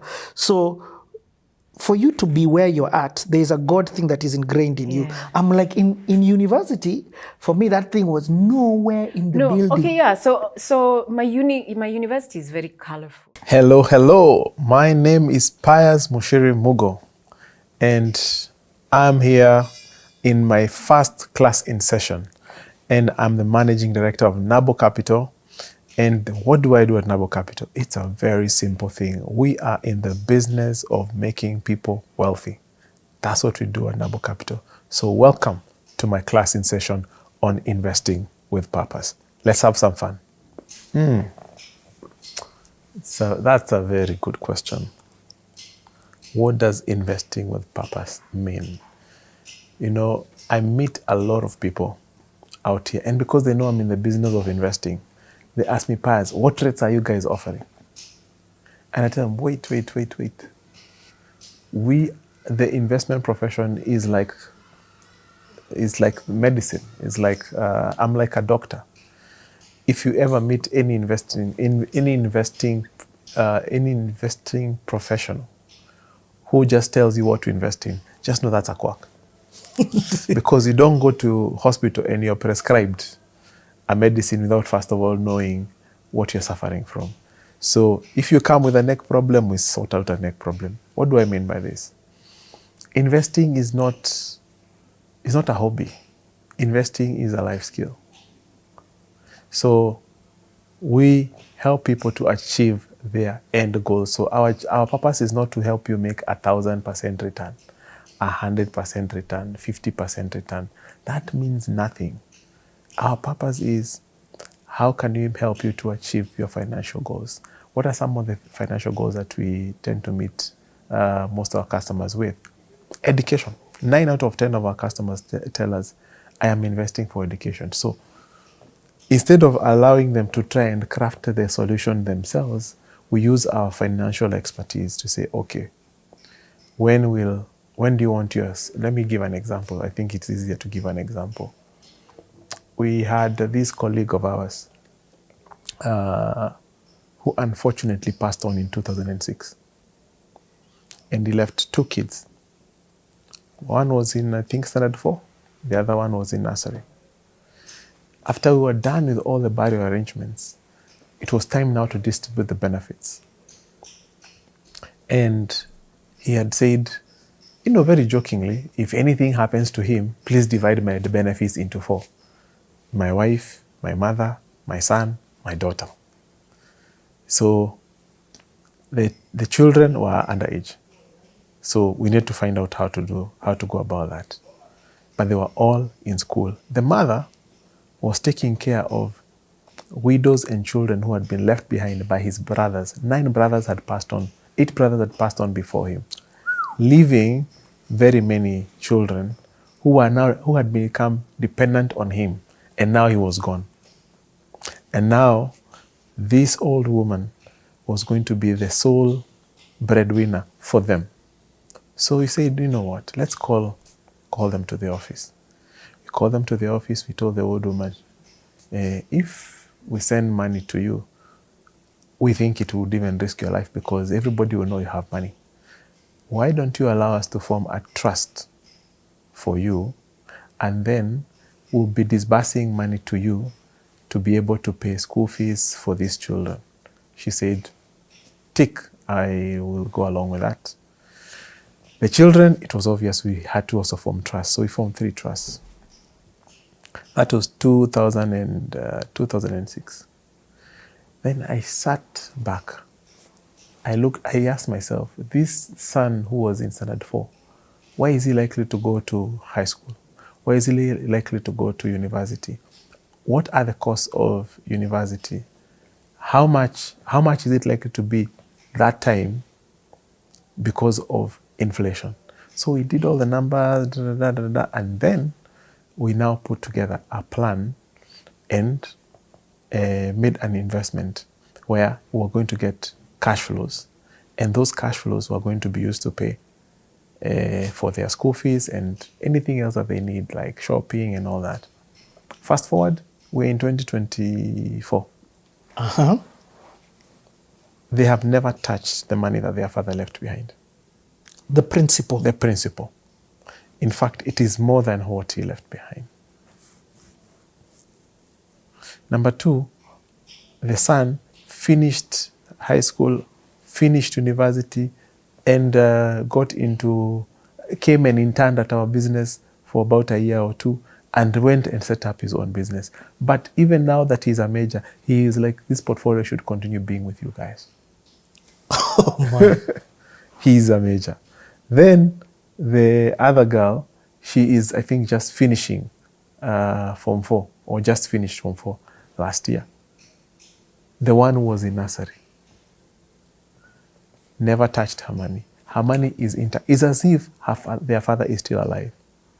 Now, the old woman in upcountry also has educated almost all the children. Every month, every term, we send money to them. That has brought a different kind of satisfaction to me. It is more than making billions of shillings, because we've seen lives change. And this is just one of the story. So what was the purpose? The purpose was to invest for education. Then we asked ourselves, why should we do this for people when they're dead? Why can't we do this for people when they're alive? And now we have given this opportunity to everybody, including myself. I'm also in it. Yeah, my kids, for my kids to go to school wherever they are, I counted. If I was to pay it out of my pocket, it will take 14 years for them to finish from KG1 to grade 12. Guess how much it was going to cost me? 14 million shillings per child. Per child. Per child. And there how many now? And I have 5 kids. So I was like, this is quite an investment. Actually, not an investment, because that is money leaving us. Yes. It's quite an expense. It is quite an expense. So I said, ask the team, the investment team, what size of portfolio do I need to educate my child? I was in shock with their response. Can I ask what that was? They came back with a solution. See, if I build a portfolio of 80 million shillings for every child. 80? 8 million. 8 million. Okay. Meaning 6 million less than 14, which would leave my pocket. I would be able to educate my child without ever going back to my pocket for the 14 years that they will be in school. Now, the icing on the cake is that on the principal, I would still have a big chunk of my principal by the 14th year. Enough to take them to university wherever they want to go. America, UK, nowadays people even go to China. So that is investing for education. The purpose is education. And I discovered, you know what? The rich people, they don't pay education from their pocket. they have portfolios that pay for education, but the principle is never touched. So if you create wealth here, you never go down. But majority of us, you create wealth here, you use it to pay for education, you come down, and then like that, you're always going up and down. So we call some of these things the big disruptors of life. Home ownership, education, medical emergencies, they're called big disruptors of life. What does that mean? It means if you don't take care of them individually, when they happen, your life goes into chaos. You might not even have food to eat because you have somebody who is in the hospital. What do most people do in their prime life when they're earning their highest? They pay for education and they get into a mortgage home ownership program. That's the only thing that most people achieve. But that also explains why majority of the people, once they retire, the majority of them are poor and their glory days are behind them. That should never be a story of anybody if you invest with purpose. So powerful. You've kicked this thing off with some motto. To dwell on this investing with purpose conversation, I want us to demystify then. What is investing? What's the difference between investing and saving? If you were to break it down very layman to the audience watching, this is the class in session, what would you say investing is? Okay. Let me start by an observation that I made, and I want you to imagine this. You have friends. One of them is seated here. One of them is seated here. I want you to think about 2 or 3 friends you have. Close friends. I want you to remember where they all live. I want you to just picture which schools their kids go to, which clubs they visit, the kind of entertainment that they have. Hold that picture. Now, I also want you to think about where do they make their money? How do they finance this lifestyle? Are they employed? Do they have a business? It's one of the two, right? Now, I want you to think 20 years from today. Yeah, I'm assuming majority of them, the average age will be around 40. So 20 years from today, they will be what? 60. 60. I want you to ask yourself one question. Do you think they will be able to afford the same lifestyle that they have today if they continue with the way they live? I want to keep my friends. but I don't think so. Very simple. If you look at, I look at Nabo Capital today, the average age is below 30. The average age in our organization is below 30. So assume I'm 40. 20 years from today, I'll be 60. Okay, I'm not 40, I'm more over 40. I'll be 60. Do you really think, should I really imagine myself still in Nabo Capital? So majority of the people we are discussing here, they will not be in the jobs that they have today. True. Their businesses, 20 years from today, might also be completely disrupted by technology or anything else. Redundant completely. Completely made redundant. So the question is, 20 years from today, can they still have 2 cars parked outside their houses? Can they still afford to buy a new car, refresh a new car? Or will they hold on to their old car? Will they be able to maintain, even if they own the house, will they be able to maintain the same house that they live in? Pay the same gardeners, maintain the nice lawns, have the nice things that, you know?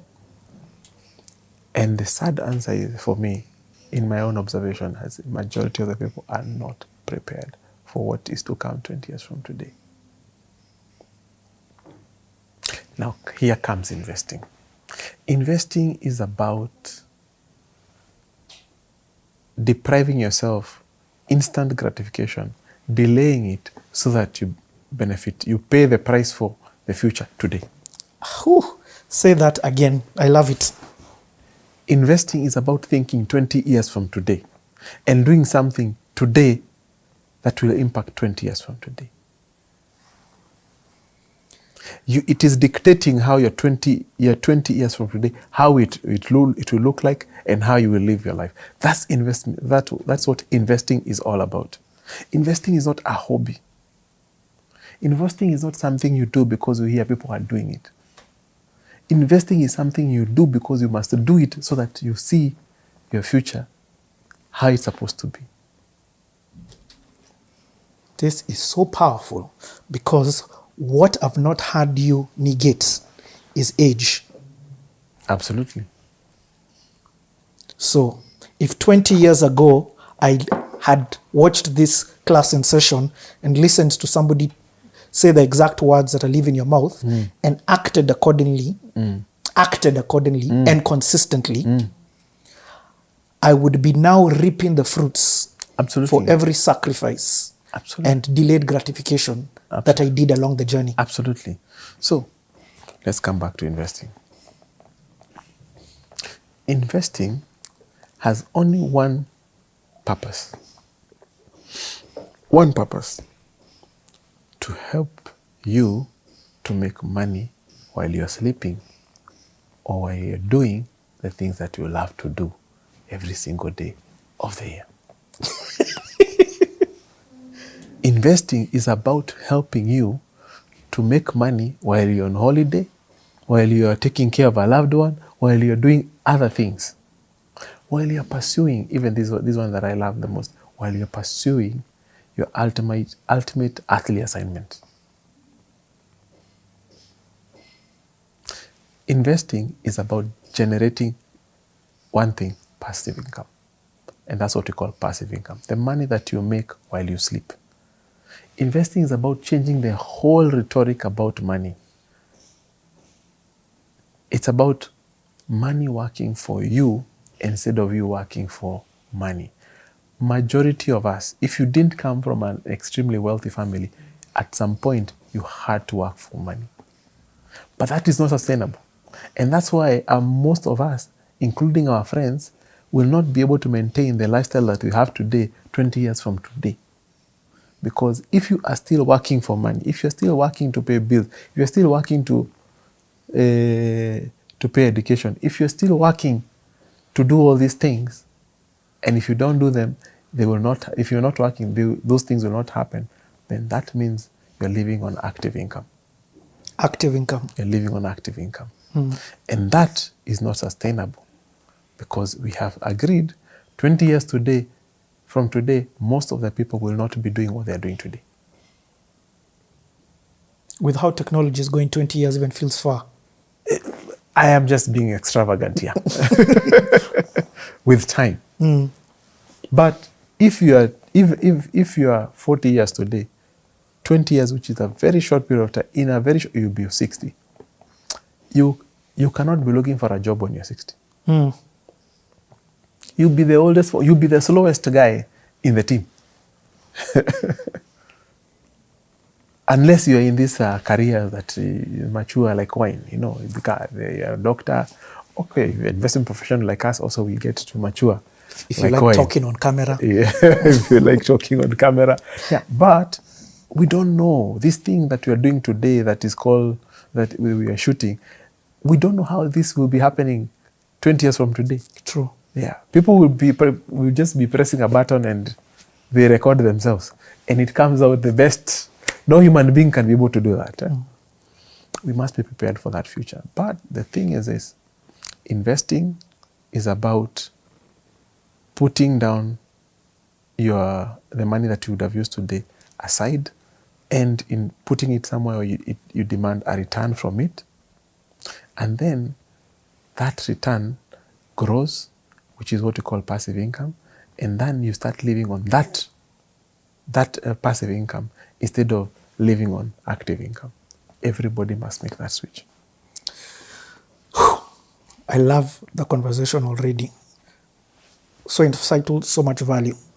I want to go back to the question that I asked. And that question is, you never put an age limit when you gave your example on investing. No.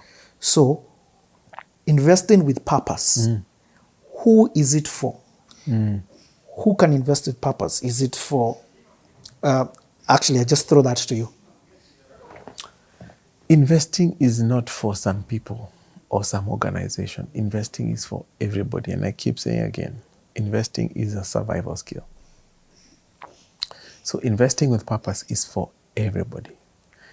A billionaire, somebody who is listening to me and lives in the slum, investing in purpose is for them, is for everybody.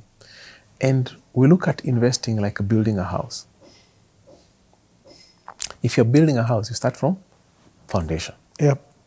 Then you go to the walling, roofing, then you do you start doing the interior and any other thing that you want to do.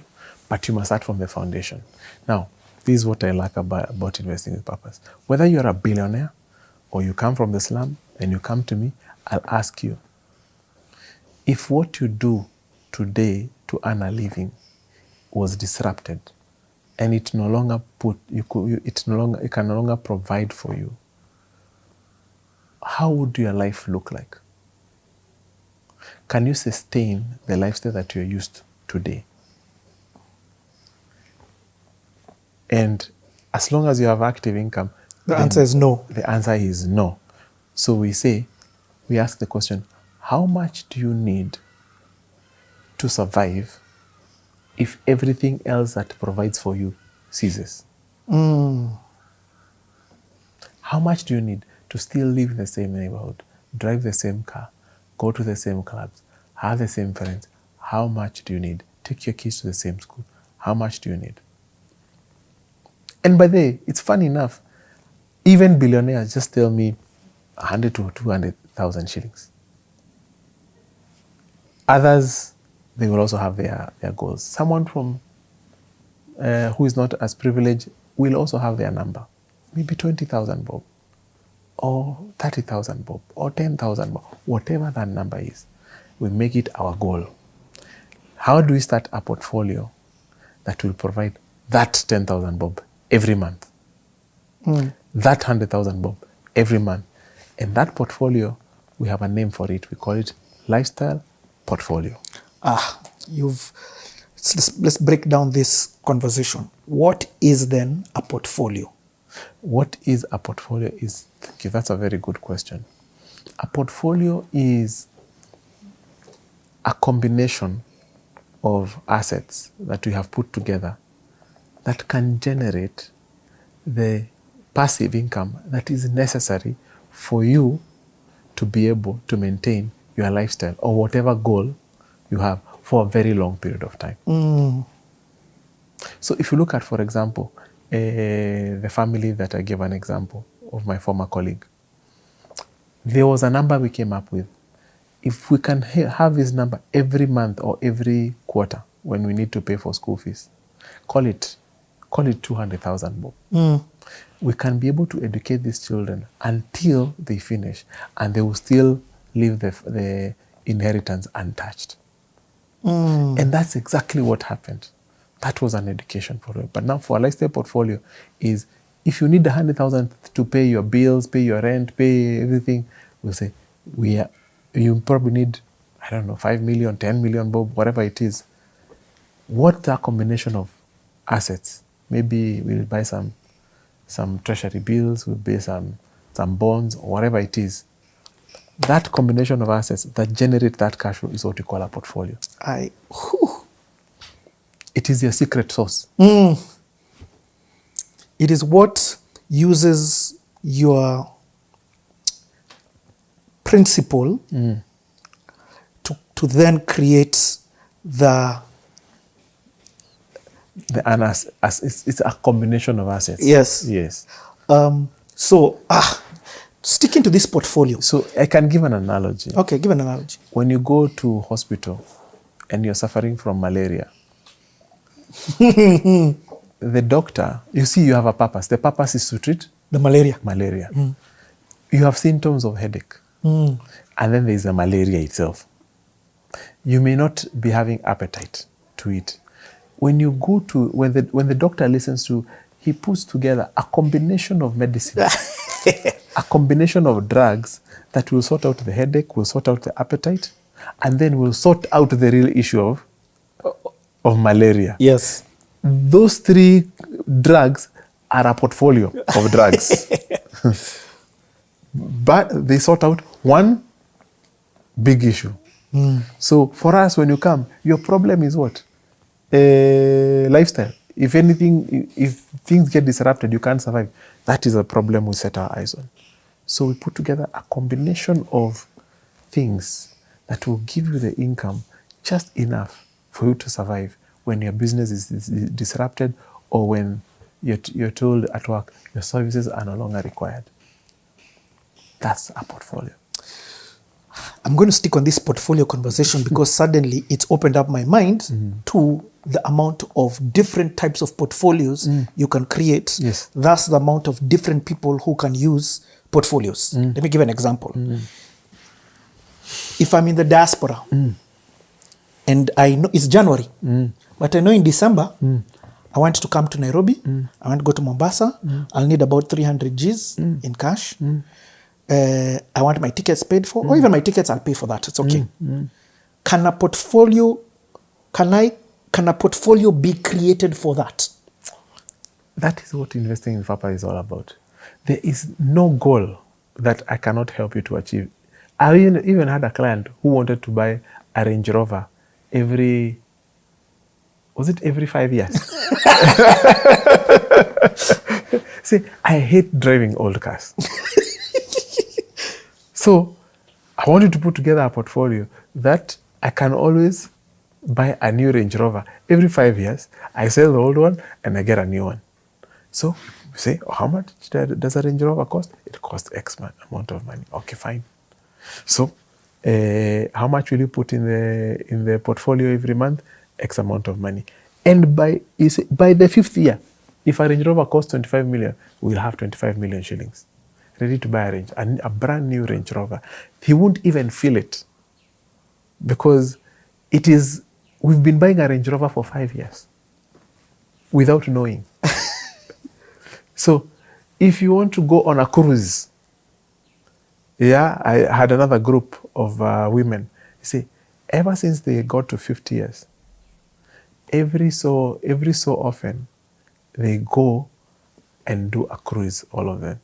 So every 2 years. So they say, set up a portfolio for us. Every 2 years, we are guaranteed we are going on a cruise. Ticket is paid, the whole trip is booked, everything is booked, and nobody even feels any disruption in your day-to-day life because we have been doing it for 2 years. Oh. So whatever goal you have, even through Chums, which is an app that we will discuss a little bit about, we even have a goal for someone to take their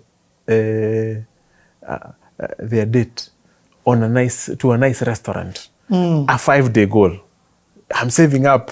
So like the people who are in campus, I want to take someone on a date next weekend. Start putting money every day for the next 5 days or whatever time you have. And on that day, you come withdraw everything, you take her to there for a date, and you guys have a good time. I've got to ask this one before I transition to the next question, because I'm loving this conversation. CTA is under a company called Moapi Entertainment.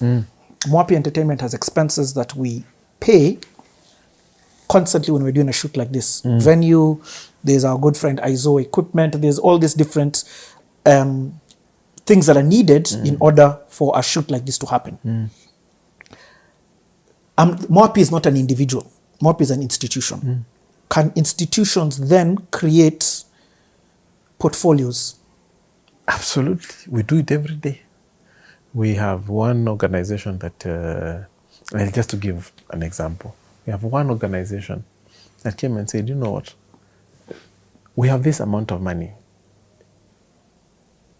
We do not want to touch it. They actually sold a very good asset. See, now we have this amount of money. We don't want to touch this money, but we want you to use this money, create a stream of cash flows or passive income that can help us to pay our operating expenses every month. Oh, So, see, our operating expenses are 100 million every month, or 50 million, or 20 million. Say, okay, fine. Say, okay, we have this size of portfolio. What can it be able to do? How much money can we generate with it? You say, okay, we can actually generate 20 million a month because it's a sizable portfolio. It's not a big asset. So, it's what? It's been like 5 years. so this company doesn't work to pay salaries. No. We're talking profit from a day. I mean, the expenses are reduced crazily. Whatever they do with their core business now is for growth. So they introduced this line called investment income. And that investment income takes care of their operating expenses. So even NABO, I remember just before COVID, we were doing something called 4DX, the 4 disciplines of execution. And this exercise, we asked ourselves, what is the one thing that if we did would guarantee our business survival for 100 years? And after a long debate, we came up with this idea, recurrent income. That's true. We need recurrent income. We need money that is coming into the business without necessarily our customers coming through the door. So we said, we stopped looking at our revenues per year. We started looking at what are our revenues per month. Yeah. Then he say, if our revenues per month are X say, amount. Say 50 million, we want our expenses per month to not to be more than 30 million. Because then you create this cushion. So we call it RPM, revenue per month. So we said, if we are to boost our RPM, what do we need? And we said, there is a profit that we normally make. If we were to consolidate that profit and keep accumulating it, we'll have our own portfolio as NABO. So we start building a portfolio just for NABO. And the first thing that I wanted that portfolio to do is to be able to pay the salaries of all our employees every month. Yeah. Now, regardless of what we do in business, regardless of the ups and downs of business, if this portfolio can pay our employees, that's one big expense line taken care of. And guaranteed motivation. At least from the... Yeah, but it removes pressure from the business to perform regardless of environment. So we built a portfolio. And then March 2020 happens. What? COVID happens. You can't show up in the office. You cannot meet any customer. You cannot pitch. You cannot sell. You know? And let me tell you, this portfolio came through for us. We never laid off anyone. No way. We never reduced anyone's salary. No way. In fact, we recruited some people during COVID. If it was not for that forethinking, COVID would have hit us very badly. You know what COVID did? COVID exposed the businesses. I'm paraphrasing. I'm just using another. Where they say you only know who is swimming naked when the tide goes. Yep. The businesses that depended on a customer to come to show up so they can pay for their lights and for their other bills, they were exposed by COVID. Those are the businesses that were retrenching. Because if the customer never showed up, no shilling went into the bank account.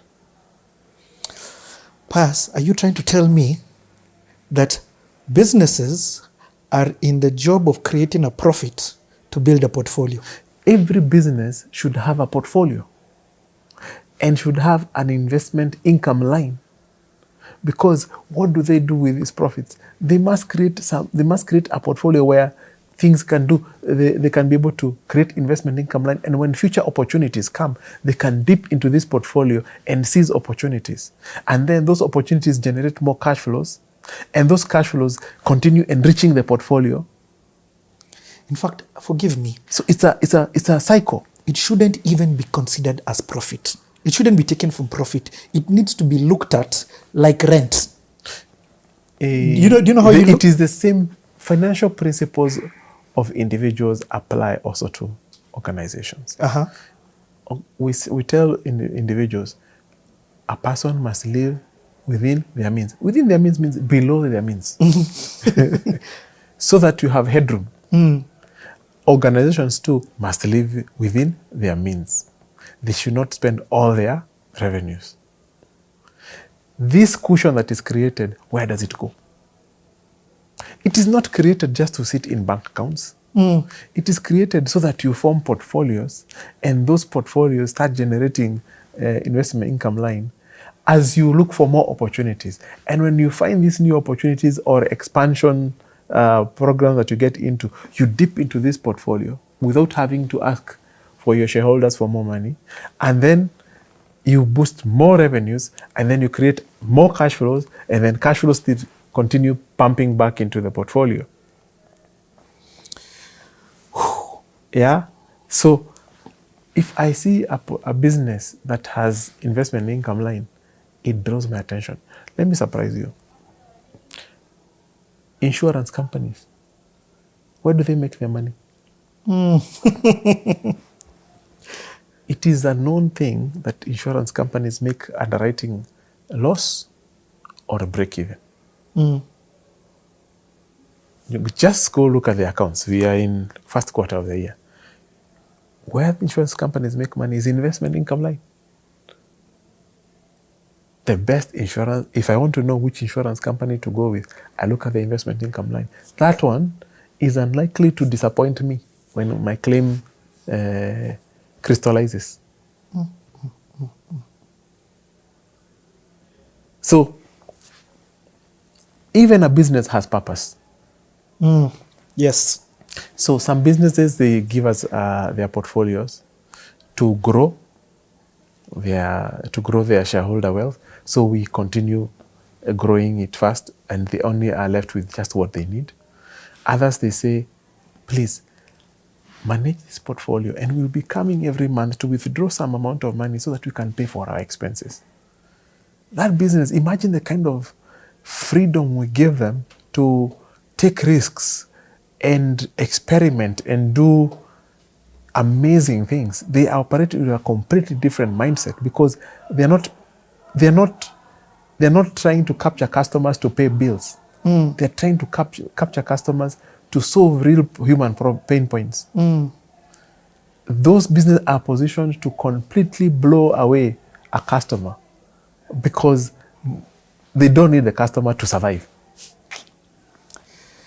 And the same thing to us. I always say, I'd love to go to a restaurant and be served by a waiter or waitress who does not need to be paid to survive. That waiter or waitress would serve me with the best smile, because they come there like, I love what I do, because I meet amazing people. The kind of engagement that waiter will give you will be like, I want to come back and I want to be served by the same person. The mindset is different. What is it that has prevented us from having this mindset? First of all, I'm very grateful that you're here sitting down and pulling down the veils from the eyes of people. Let me even just, that was more a statement than it is a question. Yeah. Where to start? Because I'm hearing this is for everybody. If you're in the diaspora, if you're an institution, if you're young, if you're old. Actually, you asked me about the diaspora. Yes.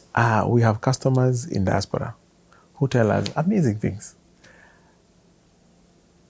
I live in the US. I come to Kenya once in a year. I want, when I come to Kenya, to spend Kenyan shillings, not convert dollars into Shillings. So for a year or two, they're just building a portfolio.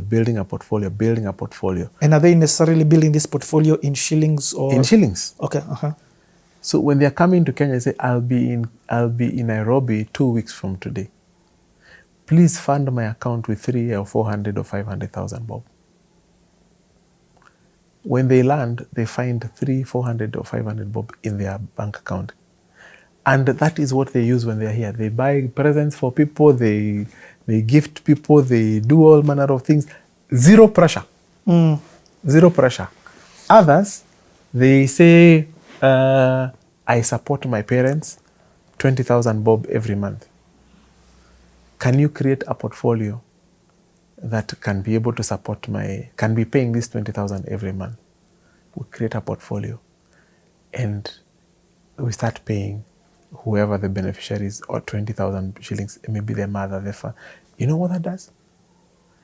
It completely changes the dynamics, because this mother or father or parents who are dependent on this person who is in diaspora, we delink the two. And if something happens, maybe the person in diaspora loses their job, or something happens that is unfortunate, it means their loved one continues to enjoy the same benefits that they were enjoying even before. So you don't create dependencies. You help the people you want to help to be independent and not to be dependent on you regardless of circumstances.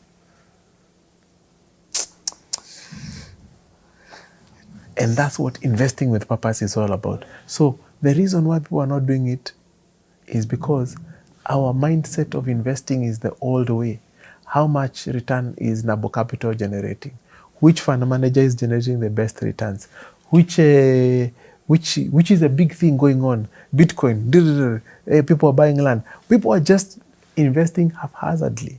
But investing, and I want everybody to remember this, is like building a house. You must start from the foundation. Foundation means when the worst happens, where will you fall up to here, or will you fall to the ground? The lowest you should ever fall is where you maintain your same lifestyle that you have today. That's the lowest you should ever fall. You know, Richie, there's so many things that go on. I every time I drive into town very early in the morning and I see people sleeping on the streets of Nairobi or under the bridges, covered in a sack or something, I ask myself, how come this person does not care about his security? Because you cannot even imagine one night outside. And I realized, do you know why?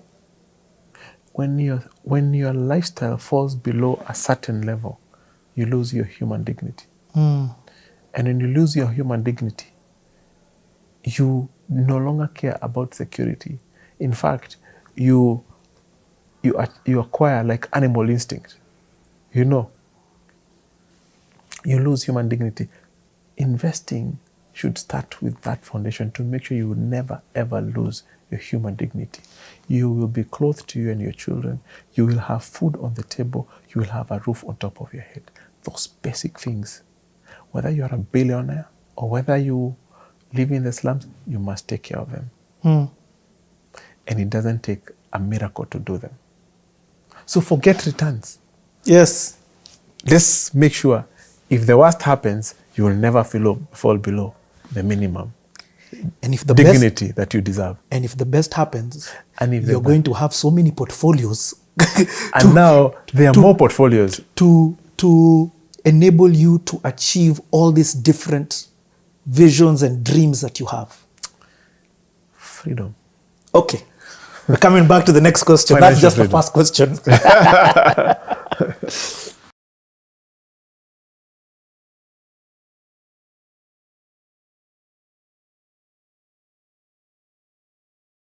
So Kisima Awards is coming, yeah? The first ever Kisima The Awards. first ever Kisima Awards. But this time, because my dad is also an architect, so their office, they were lucky enough to have a computer. By this time, computers were not there. This is 90. This is 97. 97. Yeah, those days a bank had one computer, the whole bank. Yeah, there's one comp for the entire bank. And that's how love this companies story. were. So by this time, my dad's organization where he worked, they were fortunate enough to have a comp. Yeah. And on this computer, there was a program that could do graphics. Yeah. Just simple 2D logo graphics kind of thing. Now, I remember one evening I come home, the usual walking at 9 p.m. My father sees me walking across the living room. He calls me back because I was trying to help her. And the guy is like, man, you guy, what are you doing with your life, yeah? And then he asks me a question that also becomes another thing that also drives me in a new direction. You know what he asked me? He asked me, these things that bring you home at this time of the night, are you making money off them? My answer was no. A guy told me just go and sleep. Like, I'm done, just go sleep. So after he challenged me, what I decided to do is I decided to enroll into a college that was doing graphic design in town. Yeah. So after about a week, I went back to him and I told him, hey, I need some money to register. I want to go do graphics. Yeah. Because graphics looked like something that was worth doing. Yeah. In my heart, that's not really what I want to do. I just want to do something in the direction of art. Yeah. Yeah, but there's no way I was going to learn production. So the closest thing I could do was to go to a college. It was called Inside Technologies. It's on top of where 20th Century IMAX is right now. There used to be some colleges over there. So I'm paid for a 2-week course to go and learn how to do a program called CorelDRAW. So I go there. Yeah. So I went there, I was taught CorelDRAW for 2 weeks. I was taught how to do vectors and graphics and how to make a logo and how to do business cards and whatnot. Sindio. So I come out of there with my certificate, Inside Technologies, whatnot, with my name at the top, and I feel like now I've done something with my life. Yeah. Now with this certificate, I have confidence to go to a Ted Josiah and tell them I'm a designer. What? Yeah.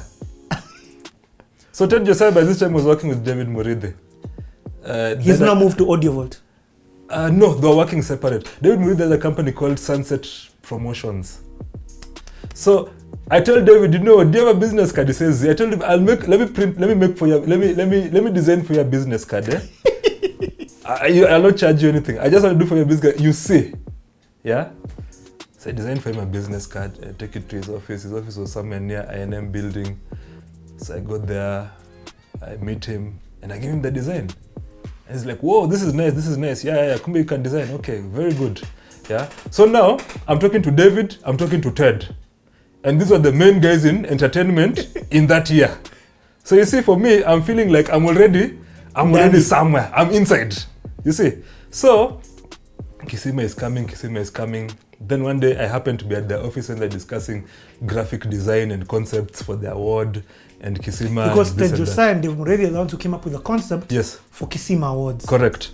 Okay. But now they're looking for a design for the award itself and a designer. So they had different designs. There's one that settled on, yeah? They settled on a certain design, and it was actually about to go into manufacture, like to make the awards themselves, yeah? Like I think they were just about to send out the concept so that it can be made into an award. What do you mean? You're talking about the statue. The statue, the thing that people receive. Yes. So they had a design, yeah? And it wasn't really what they wanted, yeah? But because of time, I think they made a decision. So I remember talking to David and telling David, you know what? Let me give you guys a concept for a design. So because Kisima is African and whatnot, so I settled on a mask, yeah? And I found a way to design a mask. And I decided let it be like an almost ugly looking African face with very big earrings, yeah? So that there's no designation between is it a man, is it a woman, it's just an African, yeah? And then the next day, just before they had gone to make the other awards they wanted to make, I presented to them this design. Everything, they stopped the other one completely. And that became the Kisima Awards design. Steve-O, Yeah. are you talking about the thing which is at the back there? By the way, yeah, this is it. By the way, yeah, this guy here, yeah, that's the design. It's actually written Kisima Awards 1997. Yeah, it's actually written. I've had it the whole time. So this was the prototype. This was the prototype of what was used. And if you watch the videos or anything to do with Kisima from that time, because I remember it was televised. Yeah, you'll actually see this award, and the people who actually had it. General Manager Gerson Musimi to come up. Mr. Musimi. And the nominees in this category are, Jeff? Hot Rod. No. Shades of Black. Four Alive.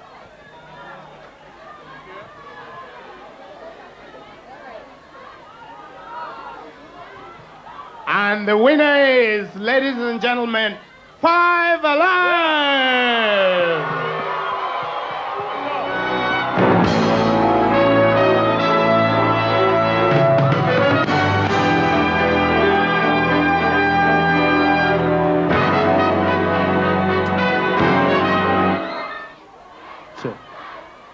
Thank you very much.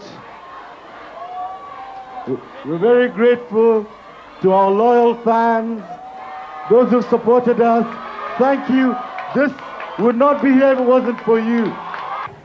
We're going to go to the male category first. Best New Actor of the Year.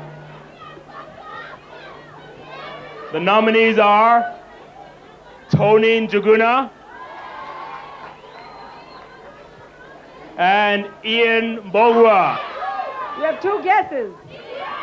And the guess that wins is Tony Njuguna. Jackie Muya and Lorna Irungu. And the winner is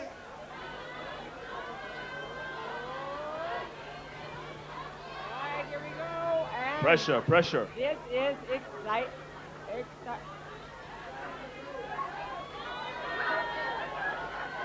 What?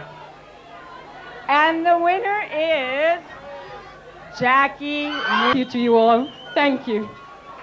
So by this time, here I am now a designer by profession. Sindio?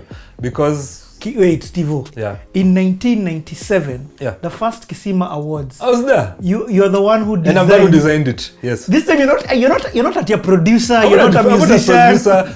You're a designer. I'm doing design out of frustration. You get? But it Yeah. gave you access to Yes. the point where Yes. you attended the actual awards. Yes. So I'm doing design out of frustration of not being able to do what I really want to do. Yeah. Okay, this is why I don't want us to jump over these Kisima Awards. Explain Yes. to me what it meant to you attending. This was the first Kenyan awards. Yes, it was. Was there precedence to this? Can you say there was another award? I can't think of any before that that was of that much significance. It was televised. It was televised live. Yeah. By this time. This is 1990. This is 97. Yeah. What? It's televised live. It was funded. It had sponsorship. Yeah. It was not at just a thing that people have gotten together, what not, and let's do. It had sponsorship. It had media partners. Yeah. It had corporate partners. It was the whole shebang. It was like Groove Awards. Yeah. At Then- that time, yes. Kisima Awards also took time to send out a social awareness message on AIDS, symbolized by the International Red Ribbon. Capital FM Zain Verji spoke about what the symbol means and later on introduced a song by various artists put together by Ted Josiah touching on AIDS. Capital FM, together with Population Services International, is doing a campaign to raise awareness on HIV and AIDS. And this campaign is going to run for the next 6 weeks or so. And as part of the campaign, what we've done is to get together with a group of local artists, most of who are here tonight. So Hardstone, Kalamashaka, Shades of Black, Cyrus and MC Mikey have gotten together with producer Ted Josiah to put together a song about HIV and AIDS. The song is called Show Love, And essentially, it's a song about raising awareness about HIV and AIDS. And just one more thing, the ribbons. The ribbons are actually the international symbol for AIDS awareness, which is the reason we've been distributing them today, and we'll be distributing them all around town for the next few weeks. So show love, wear a red ribbon. So finally, I'd like to introduce you to the artist, Show Love. All right. Are you ready? Listen.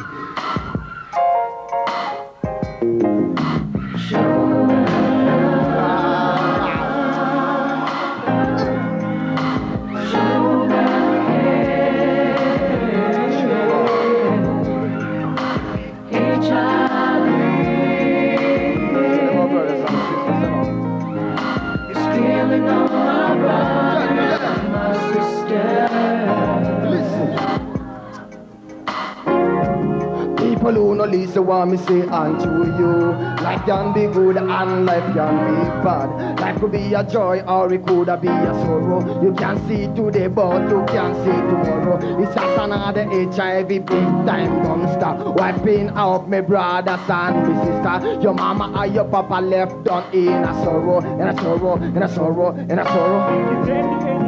Niweleze kuwa mambo ni hatari, na kama huna baraka kweli kwako ni kwa heri. Jihadhari na tumia yako akili kikamili. Penzi ni moja we na wala si wawili. Pili, usiuze mwili ili upate nazo mali. Mbona watengeneza jeneza, ukicheza na ukimwi na umaliza mamilioni.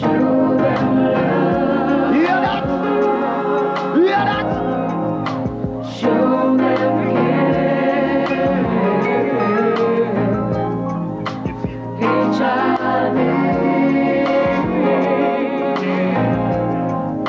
Stealing all my brothers and my sisters.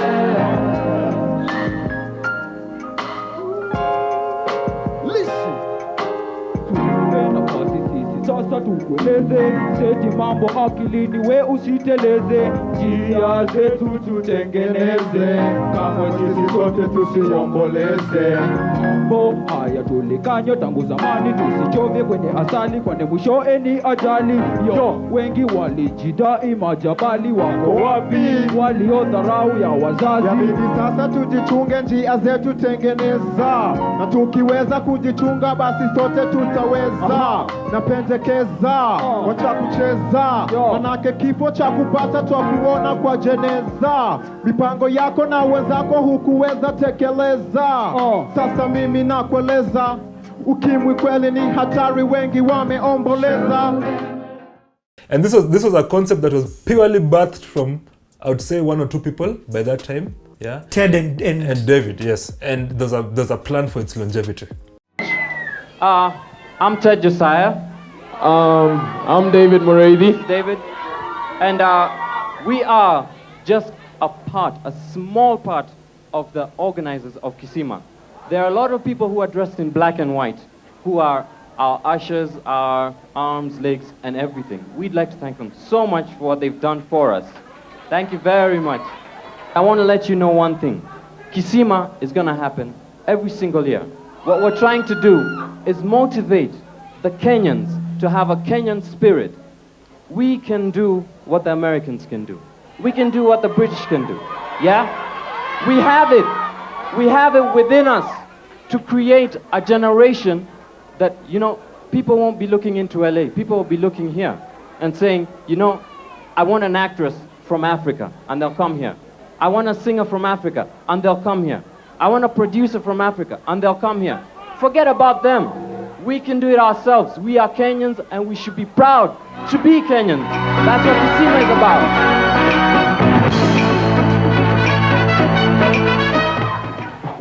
I'd like to thank some of our sponsors, KTN, who have given us excellent coverage and a lot of assistance. Capital Radio, Amuka and his team. Thank you very much. Africa Online for the fantastic putting us on the internet. Kelele Records. Africa Heritage. Oh, have I left anyone out? and of course, the carnivore.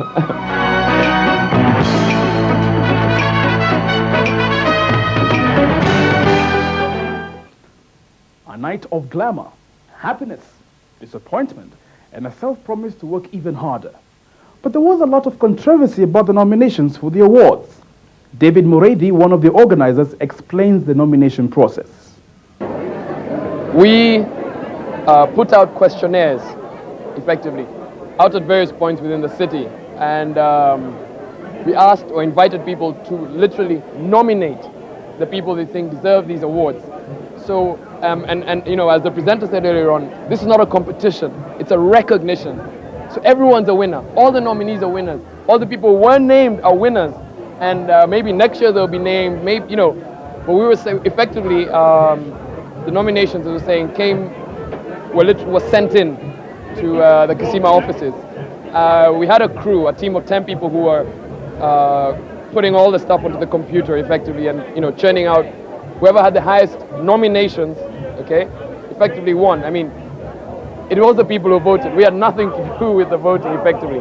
And that's the way it went. And, you know, you could tell from the response in the crowd, you know, that they were obviously behind all the people, you know, including the nominees. When the nominations were read out, you know, people were up and screaming and everything. So the people decided. All we did was just present their answers to them, you know, their nominations to them. Yeah. Now, here I am, having convinced these guys that let's go with this other design. And I also know Pete was a bit involved in that yes, idea. and Pete was also there to some extent. So here we are, a new design has been done, and we're out there, and it's Kisima Awards, and Kisima Awards goes great. The coverage is fantastic, the media response, everything, the hype is good, you know. And it was very well hyped. I mean, the place was full, if I remember right. And thanks to this, I received my first, I think it was 27K or something, eh? I received my first, I think 27K. I mean, 27K at that time it was like, I don't know, you know. Like heaven. And I was given, I mean, it was for me in an envelope in the office, you know, and I was told to count, and my hands were shaking, you know. And this was, you know, this is the first time I really hold what at that time I considered to be real money, you know. And also at the same time, DJ Pinye is doing a lot of gigs. Chwani, aka DJ Pinye. Yeah, he's doing a lot of gigs at this time. And because of now this clout of mine for Kisima, and he's also the DJ at Kisima, I've also gone to Pinye, and now I'm also designing flyers for Pinye's gigs. Flyers. Yeah. So Pinye would give me that 1K, and it was good. Like it was good, you know. He'd give me that 1 or 2,000 shillings per flyer. It was good. I was content, and it was great. Because he had a lot of gigs. Yes. And this was back then when he had a lot of gigs, and there's a lot going on. Yeah. So here I am, Steve-O, but Steve-O is a designer. You see? Steve is a designer, and I became a designer out of frustration. It's not really what I wanted to do, but it seemed to be working for that time, yeah? But however, my goal is still to find a way to cross over to really do what I wanted, and that was music. I have to rewind you a bit, because you've brought up that song.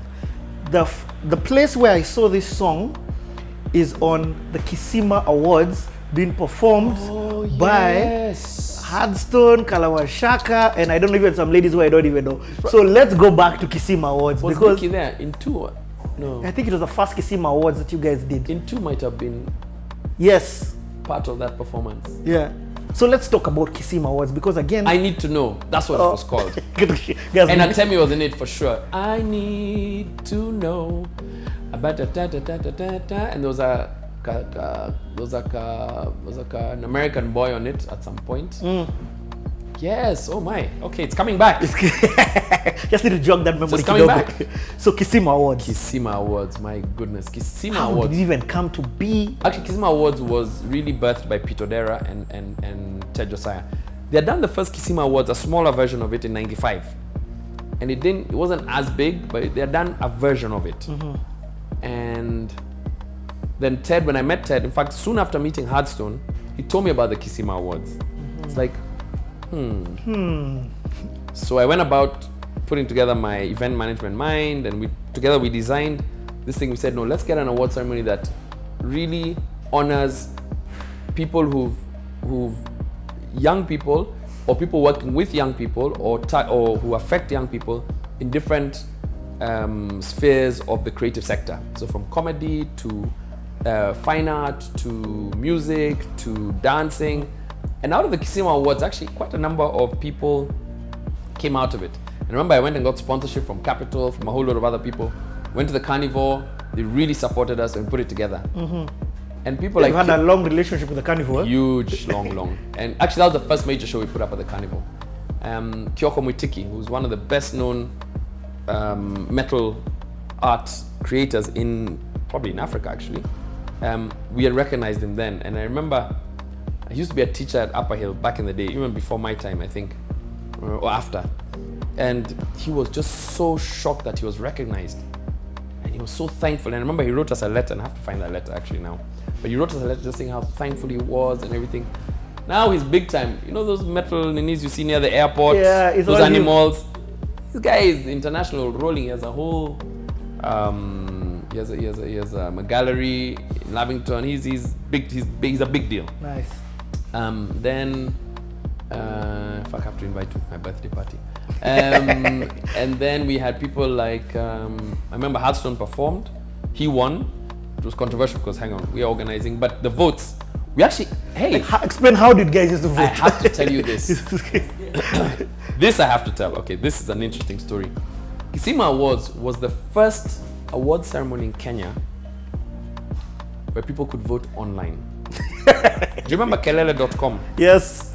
Kelele.com gave us a platform and a solution whereby people could actually go online. Online had just started, so to speak. Could go online and vote online. And then people could also, how else could they vote? Call. They could call, yes. There was calling. There was, I think, posting. There was all sorts of things. And we had to put this all together. Posting, but explain posting, because these millennials may think you're talking about on Facebook. P.O. box, where people from Busia voting in. It's quite interesting now, and I'd forgotten that actually. Anyway, so what we didn't do at the time is hire an independent auditor to come. But I just want to assure all our viewers out there, I was an auditor and I was independent at the time. But honestly, what I said, I remember to Ted and the group, I said, look, if anyone comes to, we kept all the people, said, if anyone disputes this, we have to have the evidence that, and like, for example, Hearthstone was overwhelmingly selected as Artist of the Year. Yeah. I mean, Ohiki was the biggest song of that year. And Modonibwika was one of his backup dancers. That show, by the way, FYI. This before she became the Queen of Nyahunyu, was she called that? On Capital. Yeah. Yeah. And who else was there? Who else performed? Honestly, you know what? I've gone blank. Kisima Awards also took time to send out a social awareness message on AIDS, symbolized by the International Red Ribbon. Capital FM Zane Vergie spoke about what the symbol means and later on introduced a song by various artists put together by Ted Josiah touching on AIDS. Capital FM, together with Population Services International, is doing a campaign to raise awareness on HIV and AIDS. And this campaign is going to run for the next 6 weeks or so. And as part of the campaign, what we've done is to get together with a group of local artists, most of who are here tonight. So Hardstone, Kalamashaka, Shades of Black, Cyrus, and MC Mikey have gotten together with producer Ted Josiah to put together a song about HIV and AIDS. The song is called Show Love, and essentially it's a song about raising awareness about HIV and AIDS. And just one more thing, the ribbons. The ribbons are actually the international symbol for AIDS awareness, which is the reason we've been distributing them today, and we'll be distributing them all around town for the next few weeks. So show love, wear a red ribbon. So finally, I'd like to introduce you to the artist, Show Love. All right. Are you ready? Listen.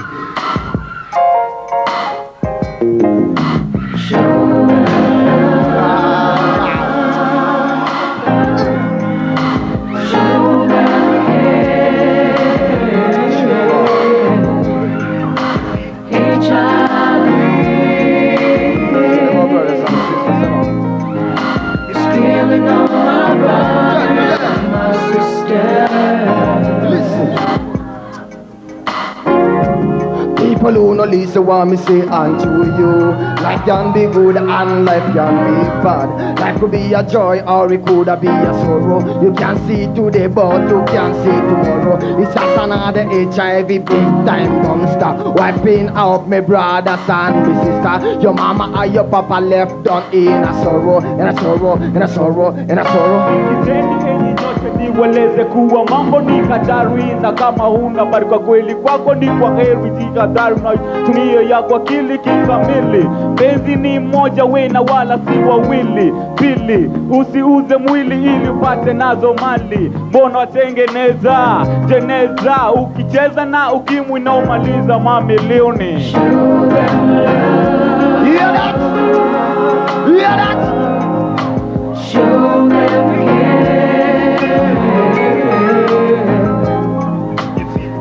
HIV. Stealing all my brothers and my sisters.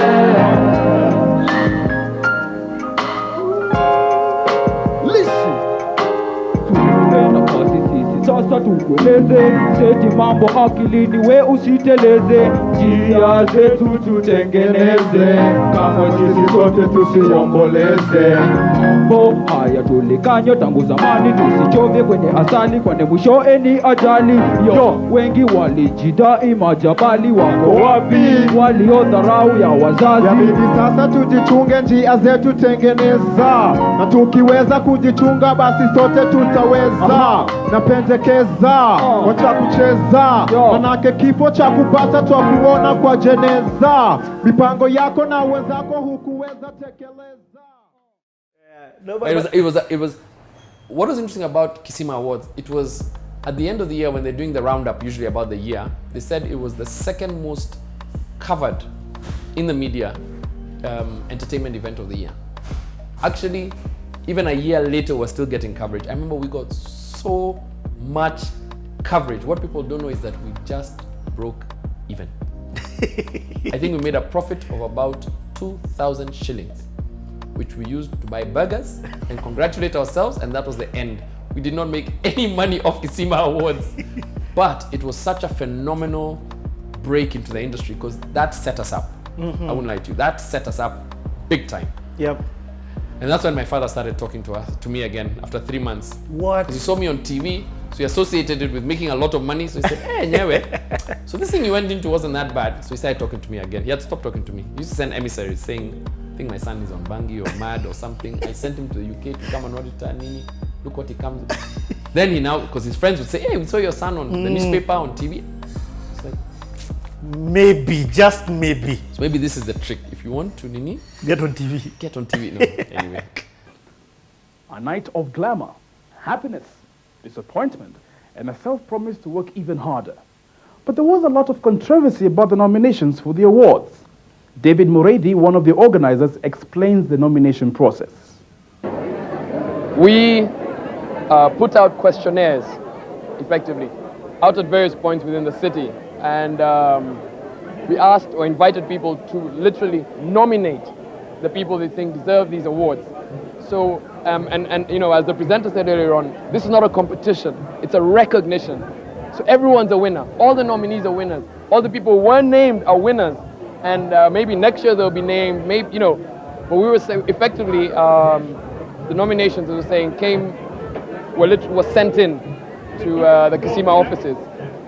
We had a crew, a team of 10 people who were putting all the stuff onto the computer effectively and, you know, churning out whoever had the highest nominations, okay, effectively won. I mean, it was the people who voted. We had nothing to do with the voting effectively.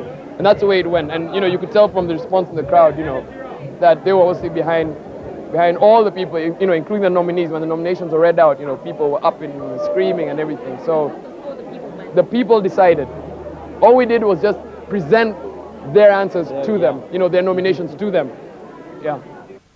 The Kisima 97 had quite an impact on the general public, especially amongst the advertising world. Sam Madoka, a seasoned media personality, was one of the guests who presented the awards for TV and radio personalities of the year. I think one has to look at how 1-8 was done. And I think my feelings about it was basically that obviously the organizers were limited in terms of financial support.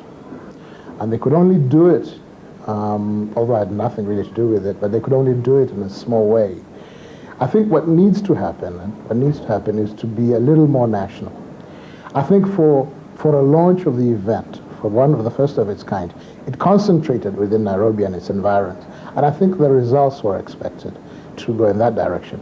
The industry, unfortunately, is prone to a lot of controversies, petty jealousies, and what have you. And it's to be expected. I mean, that's what it's all about, is competition, and you will have people unhappy about it, and no matter what you do. But I think one of the things that the controversy comes about because people are looking at the national picture. And I think for the first one, it appeared that it was basically concentrated around Nairobi among a small group of people. I think that is to be expected. I was not totally unhappy with the nomination. I didn't agree with all of them.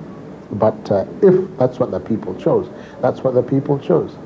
And I think we must accept that and look forward to a more national representation of an opinion, as it were. So that was the experience of Kisima Awards, but it opened up a whole lot of other events, some of which we'll talk later, like Hugh Masekela Tour of 97, and a whole lot of events we used to do.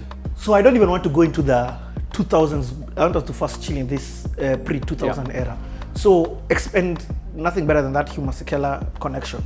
Hugh Masekela, together with a guy called Mwangi and Joe Kabiru, they came to me with the idea that they wanted to bring Hugh Masekela to Kenya, but they didn't have the resources. They just knew they had the contract actually from his management company. They said, "Look, that's all we have. We have no money. Let's get together." Joe was one of the best sound engineers. In fact, he was the sound engineer for African Heritage. And the interesting connection is that he was the biological father to Valerie Kimani, who ended up managing as my last artist. So, you know, full circle things again. Anyway, so I went about putting on my sponsorship hat, my event management hat. I got sponsorship from KQ, from Capital FM, from KTN. I'm thinking of somebody here who maybe is a manager or is in the business side. How do you get the sponsors? What would you go and do? As a manager, one of the most important things I think as both artist manager and a talent manager and as an event manager is your network. You have to have a network. You have to build your network, especially with corporates. But remember, I also came from the corporate world. Yes. So I had a slight advantage over many because I did know people from a corporate point of view. But also, I think that just gave me an advantage that I used, that I built on, so to speak. You know, there are many who won from the corporate world who did even bigger things. I think it's just important to nurture your corporate relationships, but also brand management. We had a strong brand at the time, just through our artists. Our artists are what we call loss leaders. To be honest, artist management at the time especially did not make much money at all. In fact, it was probably a loss. We probably invested more in our artists from an artist management than really making money off them, to be honest. Yeah. But there were other offshoots that, as you can hear, that made money, you know, advertising and events and whatnot, that you then end up getting money. But they give you the attention you need, so to speak. And that's what we were known as, the people with the youth pulse in our pocket. I get it. And that's what got us jobs at the end of the day. So, but also because of the work that you had done. But You had music, you had good music. And the quality. It's quality, both the music, the events, the type of artists who are managing. They made sure their brand looked good. You know, made sure they dressed well. You know, they looked good. They were professional, even how we handled them on stage, on, off stage. You know, things like that. For example, we used to have this hype thing with Hardstone and Kalamashaka and Necessary Noise, where you're heard and not seen first. So if there's something on stage, you get a cordless mic, you drive them near the stage, you clear away, and you start the song when they're not seen on stage. And they always, like, Hardstone used to jump on stage. If anyone watched Hardstone back in the day, just used to appear on stage, like from nowhere, you know, and disappear in the same speed, so to speak. And we always had a waiting car, because, I mean, those days, artists used to get mobbed. I don't know if it happens nowadays. But let me tell you, artists used to get mobbed. Like, we couldn't walk with Hardstone in the streets. Even K-Shaka, we could not walk with them in the streets without bodyguards. And remember once, Hardstone on radio on Capital. A lady said, "Oh, my dream birthday wish is for Hearthstone to, just to sing a song for me or something like that." So we made it happen. And I think it was Hall 12. We somehow made our way into that girl's. Okay, that sounds really dodgy, but made our way. Of course, organized with student leaders and all protocols observed. We made it as a surprise, and she opened the door, and there was Hearthstone, and he sang for her. And she actually nearly collapsed. Literally, she had to be held. She actually nearly collapsed. But let me tell you, we looked behind us, and I think the entire Nairobi University as in we could not even get out. We had a problem. So the students at least helped us to get, we were mobbed. Even getting out of there was, so it was a nice feeling. And we used to go to schools. Remember we did Limuru Girls, we did Lenanas, it was Nairobi School. I mean, whenever we went, because of this hype we had created, and it's about creating the hype. We'd have to go with bodyguards, we'd have to go with, we arrive, and my job as a manager was to be the forward guy. I go ahead, we sometimes go in my car, for example, and just keep everyone in the car. I go out, I go find out everything's okay, make sure paths are cleared, everything's okay. Then the artist comes out. So he always came out as, hyped up, so to speak. It's not like a guy just walks on stage. No, it was really hyped. And that was a lot of fun. And that was, and what I'm hearing from you, it was very intentional. It was not extremely intentional. In fact, I saw, I don't know when it was, I don't know if it was Fladis or whatever, it was something. I remember Necessary Noise with motorbikes coming in, and I'm just like, this is insane. Yeah, hypes. Hype was very important. In fact, you talk of Fladis, something very interesting happened in 97 as well. 97 was the golden year. Lauryn Hill.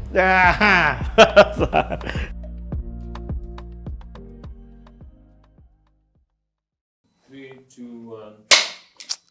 Welcome back. I hope you're loving the conversation. I know you've been chilling for this episode, so we've entered such an interesting part of the life journey. But if you're catching us here, go back and hear the story from the beginning, because the dots connect. You get to you have more context and understanding of where we're at because of the history of the story. So, Mary, what I wanted to find out from you, just before, from the last episode, was the history of this phenomenon called Equity Bank. But let's start it from teach us, educate us. Okay, thank you, Richard. Equity has an interesting history, and how it came up was, in a way, it's tied to the history of the banking industry in Kenya. Oh. Because what happened is that traditionally we had the mainstream commercial banks, and the business model was such that for you to open an account, you needed to pay what we call an account opening balance. Typically, that would have been like 10,000, 15,000, 20,000. That was the typical ask from the bank for you to open. And then the banks would also charge ledger fee monthly. And then you had to maintain a certain amount in the account for it to remain operational. We are also looking at a time when there were some restrictions on withdrawals. Like when I was at the university, I like telling this story. I used to bank with Post Bank. And the Post Bank was basically the bank for students. And the rule was, if you withdraw today, the next time you can withdraw is 7 days away. You can't believe this used to happen in somebody's lifetime. So there were those restrictions. You open, you do. So one time I had my brother's pre-wedding, and I had a duty because of the organization and all. So I went to Post Bank on a Saturday, like today, and I withdrew the money I had in there, or I needed. And then I entered a bus, number 7, to go to Pan-Afric Hotel to check on the cooking because the cooking was being done there. My cousin was working there at that time. Now, I'm not sure what happened in the bus, but by the time I got to Pan-Afric, There's nothing. I had no coin on me. Welcome to Nairobi. I tell you. So I'm thinking, my brother's pre-wedding is tonight. I have no coin on me. So I decided to go back to Post Bank. And I went to the inquiry desk and then told the guy there, excuse me, can you help me? I was here just some minutes ago, but I've lost the money I withdrew. Can you allow me, because I still have some money in the account, to withdraw a little bit more? So the guy looked up and pointed to a notice on the wall. Withdrawals will only be allowed after 7 days. Can you read? And this is your money. And it's my money, you know. So those were the peculiar issues. So what then transpired was that those conditionalities that banks had placed on customers were not in tandem with the reality of the customers. Okay. Because I mean, if for instance you have a business or you are a low cadre staff, so you're on a salary, if the bank tells you to keep or to bring 10,000 at a go for you to open an account, what does that mean? I cannot afford it because maybe my salary is 10,000. This is the salary, I'll pay my rent, I'll buy my food for my family, and all those other requirements. So if you tell me to give you 10,000, where will I get it from? Or if I'm a trader who deals with, you know, anything, and you can talk about a vegetable vendor or a bitumba vendor or something, what is the take home per day? They are probably making 1,000. And this 1,000 is what will buy unga for the family and all those things. So if you tell them, give me 10,000 to open an account, even if they wanted to, they will never be able to get that kind of money to give you to open for them.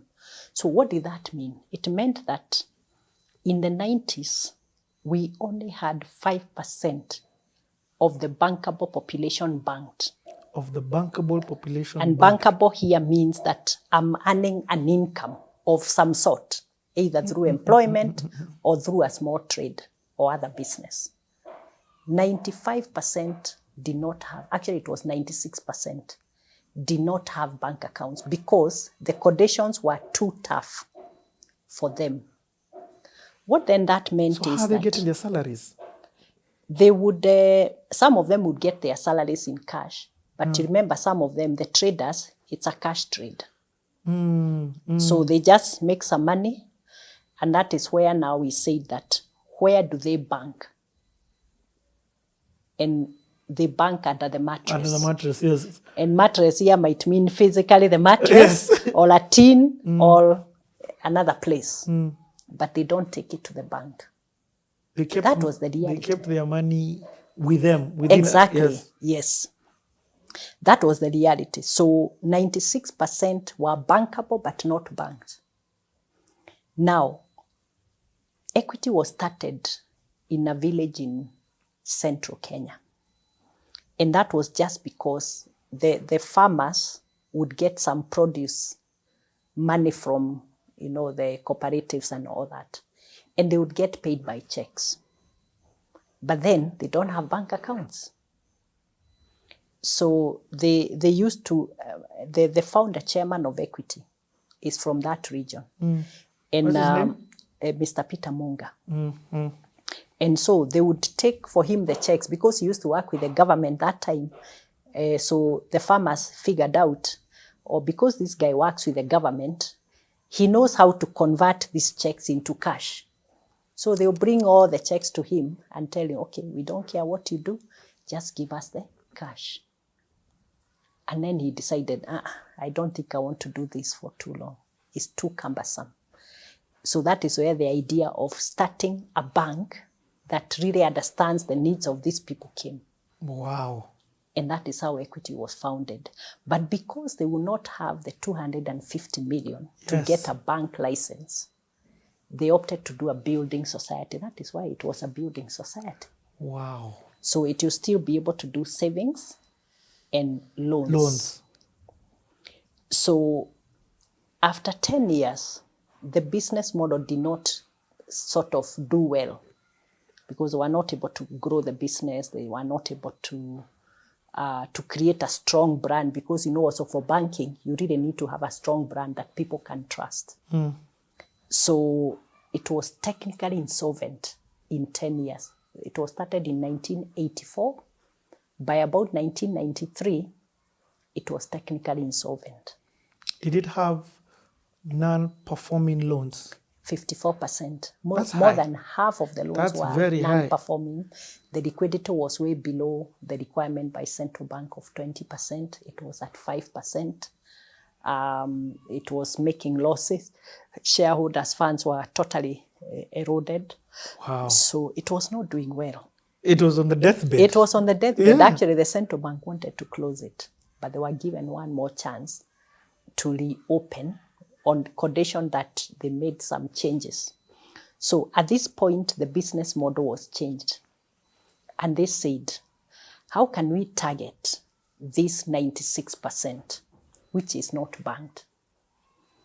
And that is when the microfinance model was put into place. Just hold on. Let me just ask this question. Mm. The whole of the people who had banks account was just 4% of the bankable population. Yes, that was While the all reality. these other banks, Yes. they just had 4% of the market. Yes, because also the banks, for you to open an account, they will typically ask you to be introduced by an existing bank account holder. Wow, wow. Now, wow. if you only have 4% of the population banked, how likely are you to know a person who has a bank account in that particular bank? Wow. So banking was actually very elitist. It was for either the top corporates or a very few top employees. And therefore, we're also saying Yes. banks, the physical location of banks, was not in every county. No, they were not accessible, even the infrastructure. Mm. And that is why you can see one of the things that we did as Equity was to quickly grow the branch network so that we are accessible throughout the country. We have about 200 branches in the country right now. Okay. So that you are close to the people. Okay. So let's that go back was- to now that where you had left off. Yeah, so that was the challenge. And the challenge for Equity was, and the opportunity, let me call it the opportunity, was to figure out how to reconfigure the business model to become more relevant to this 96% who are banking with the mattress. And you know, we talked about the barriers. It's account opening balance, account maintenance balance, ledger fee, recommendations, even a photo, the requirement that come with a passport photo. It was a big issue. Wow, wow, wow. Because, wow. I It's mean- not digital at this time. No, you had to actually bring a photo. Yes. To open an account. Now, can you picture yourself? Your home is in one of that, in Tetu. No, Tetu, by the way, is okay because I can walk to the town, to Nyeri town. Yes, okay. So we are not too rural. Okay. But you can imagine if you had to travel like 50 kilometers, like some of the customers have to get to the town. Wow. And then you come to the town, go to the studio, take a photo. That time it was not like these ones you're doing here. You had to do something called develop it. Washing. In Yes. Kikuyu, we used to call it Washing. in Aoshwa. So it wasn't easy. So you go take the photo and then you are told, come after 2 weeks or Yes. 3 weeks to check whether it's ready. Now, when you get the photo, then that's when now you go to the bank and then it takes another few days. So you'll make about 3 or 4 trips to just get the documentation right. So Equity said, you don't need to come with a photo. So there was a white wall. Take a photo and it's uploaded onto the system. Can I ask this question? Why wasn't the banks that had the 4%, why didn't they consider this 96% target audience? I can't answer on their behalf, but there are two scenarios. And the first one is they did not really understand the market. Okay. And the needs of the market. And they probably did not also understand how the people did their business. Because, you know, for you to innovate, you must first of all understand what the gap is and how the people operate. Okay. So like, and that is where equity came in and said, we are understanding that if I earn a salary of 5,000, I am not possibly able to give you a balance of 10,000. So equity said, hata kama ni shilingi moja, even if you have only 1 shilling to bank, bring it. Come with your documents, we'll take a photo of you and open an account for you. You don't need to put a minimum, just bring the money as it comes. You made it extremely simple Very for easy. them to open up Very accounts. easy, You yes. removed the minimum balance. What about Yes. ledger fees? The ledger fee was scrapped, no ledger fee, no account opening balance, no minimum balance, no ledger fee. Compete with the mattress. Because now, remember, your your mattress doesn't have competition... your Compete with the competition, mattress. yes, your competition is a mattress, not another bank. Mary, I'm going to take this one so slowly because I don't want us to think this is norm. You are saying, was there anybody's... This banks used to make so much money on ledger fees. Banks could take your minimum deposit that you're not allowed to withdraw and go and make more money on it. Because it got... So you guys were completely changing the model on how banks make money. Yeah, but it's because we understood what the barriers were. Why aren't 96% of the people able to open an account? And then you understand it's because they keep their money under the mattress. And then you understand what is the competitiveness of the mattress. The mattress does not ask a ledger fee from you. It does not ask for a minimum. Hata ukiweka 100 ni sawa. Utatoa 100. Utatoa 100. So you understand who your competitor is. Okay, I get that. And at that point, the competitor for equity was the mattress. So once we understood those barriers and the competitiveness of the mattress, it was very easy to configure the business model accordingly. Okay. And we told the customers, just come with your documents, we'll take the photo, deposit whatever you have. Take out your money whatever time you want. Even if you come in the morning and you want your money in the afternoon, it's okay, so long as the money is in the account. It's your money, manage it the way you want. Why should I tell you to come after 7 days? And yet I'm not the one who is making this money. I'm not sure what you do to make this money. Come for it if you have to come 10 times a day, so long as your balance can support that. That's how the business of equity grew. Okay, let me ask this question. I was in Zambia the other day and I was shocked when the banks, hearing that banks close at midday sometimes. Did you have operating hours that were different from the culture here? Yes, equity started longer banking hours. So whereas other banks were closing at 1, equity started, I think initially it was 3 p.m. and then 4 p.m. I think now is 4:30. So the hours were changed earlier and later. And that was also a serious attraction to the customers because it gives them more flexibility. You know, especially those who are working in offices and they have limited time. Okay. So those kind of innovations are the ones that really attracted the market. How was equity? Because this is so radical, let me just be honest. And you have to move your mindset to that time to understand that the radicalness of what equity was doing. What then was going to be the business model in which equity was going to make ROI? How are they going to make money? It was very simple. It was because now you have collapsed all the barriers volumes to entry. It's high volumes, low margins. high volumes, low margins. And we said we would rather have 1 million customers who each give us 10,000 than one customer who gives gives us? us 1 million. Yani. But even that one who gives us 1 million is welcome. And you have so them. we are not, so we said it's an inclusive model. And we have everyone from the very top to the very entry level. Yeah. So you open it up and you have products and delivery channels for each and every category.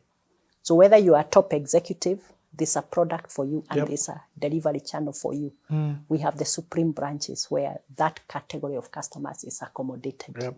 But we also have products for those who are just entering small balances, because our aim is to facilitate you to grow within your means. And imagine. So we broke down all those barriers, and that explains why equity grew the way it did. You know, I'm thinking about you getting somebody straight out of high school, working with that person as they begin earning their first salary, all the way until that person becomes a millionaire. He's with you. Yeah, because now you follow the lifestyle. So, and actually now it's not even from university, because we are also paying school fees. Wings to fly. Yeah, we have the scholarships, but even for those parents who pay school fees, we have products for them. So we are paying school fees. Some of the people who are our clients remember equity because they used to go to equity with their parent to process the school fees payment. So they became used to the brand and they used to aspire. And then now they go to university, you have products for the university students, and then they leave university and then it's a first job. You have products for them, you have cards, for them. Then after that, probably you are looking at, I'm now starting my young family. And now you have insurance for the family. You have a mortgage when they want to buy a car or a house. So you follow the lifestyle. I get it. Of the customer. So we always say now it is cradle to the grave. To the grave, That's what it is. Yes. And you follow the customer through their lifestyle because the needs also change according to their circumstances. And that is how now the products are structured. Okay. Yeah. By the time Dr. James Mwangi is coming to meet you for the first time, because this 1.6 million USD, yeah, the 120 million the Kenya investment, shillings, yes, has come in. What have these investors seen? They've seen that Equity's model is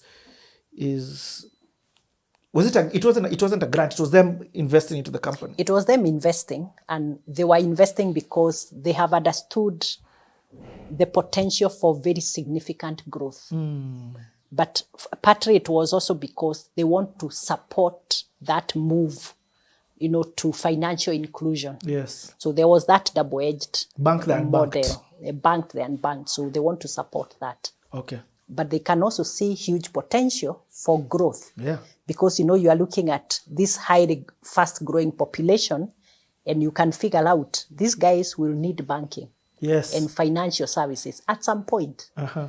So it is the time for us now to prepare and, prepare the networks, set out the outlets, invest in technology, because we also did that at some point. Yes. Just after that investment, we invested in one of the top core banking systems that anyone had ever invested in Africa. I know its name. Finacle. Yep. Yes. By Infosys Yes. from India. Yes. So that investment was also made, and that was now to provide the platform to support the growth. Yeah. So let me just say also, as somebody who's tech savvy, so much is happening at this crucial time called 2001, 2002. We're talking about the mobile money, which is a huge phenomenon, maybe coming in around that time, if I'm not wrong. But then we're also talking about 2002 and change of regime. Yes. You even clearly mentioned it in terms of the hope. So by the time now we can continue with the story because you've beautifully explained this history. I have understood it and I'm just like, wow, he was providing a solution hence that birthed this building society. So by the time they're coming back to you and telling you, we need now your help. What does that mean now? Or let me just say, continue now from that. Now to do the conversion. Yes. You truly never know people until you take the time out to get to know people. Every time I get a guest here on CT, they ask me, the whole day, why are we coming here the whole day? Yeah, Now you get it. I do. I'm like, Now you're like, well, lunch we don't need to stop for. no, it's fine. Let's continue. Okay. So, your dad passed on in 2002, huh? Yes, April 2002. Okay, that's the era that we're in right now. Yes. I'm hearing what's happening. And you're still going to, I mean, of course, you see, after death, you can't just sit in the house. And you've been forced to girl up, or woman up, let's call it that. Yeah. So what does work in this time look like at Gina Dean's as you're wrapping off? Yeah. Truthfully, to block myself from the pain, I jump into a lot of work. Safaricom becomes my medicine, becomes my therapy, because any event that there is, I want to do it, especially up country, because it means I'm constantly busy and I'm not having to think about losing my father and everything that it comes with. Obviously, there's a lot. And during the break, I mentioned to you how on a Friday evening, I'd finish work at Jinadin, jump in the car with my mom and my dad's company manager, go to Kibwezi for the weekend, run the station. Because at that time, I think we were even thinking it could happen, right? And then come back by Sunday evening and report back to Jobon. Because I didn't want to leave my job at Jinadin. Remember, I love it. Things are good. But I'm also drowning myself in any piece of work I can get, especially the out-of-town ones, because I'm also getting per diem, which is putting money in my pocket outside of my salary. So now I'm literally doing what most people do after a loss. You keep yourself super busy to not have to think about the real things in life. And again, I'm going to ask this question. What does work look like? Because, you said something that you said you've spent half your life working at Safaricom, meaning you've got the history of this company. You've seen it grow from quote unquote a startup to what it is now. This is year 2 of operation, so 2000, 2001, 2002. So my dad dies in the second year, 2002. Look, I'm still agency. We're delivering whatever Safaricom needs us to deliver. Yeah? We're on the road a lot. We're doing CSR. We are launching the network in Garissa. We're in Mombasa. So from this perspective, now they're beginning to build their own infrastructure. Yes, So Safaricom is now launching across the country. So wherever Safaricom's launching, it's us. We're the event team. Hold on. You even said something. The thing about history is that you forget. So what do I mean by that? You said that when your dad was in Kibwezi, no one could have called because of network. Network was, ironically, by the way, network was turned on either around the same time or a few months. Richie, I want to say, because I remember giving my dad a mobile phone, and I might be jumping here, but I believe by then there was network, and I remember getting excited that either I did give him one or it was my dream to give him one. I can't remember, but around the same time.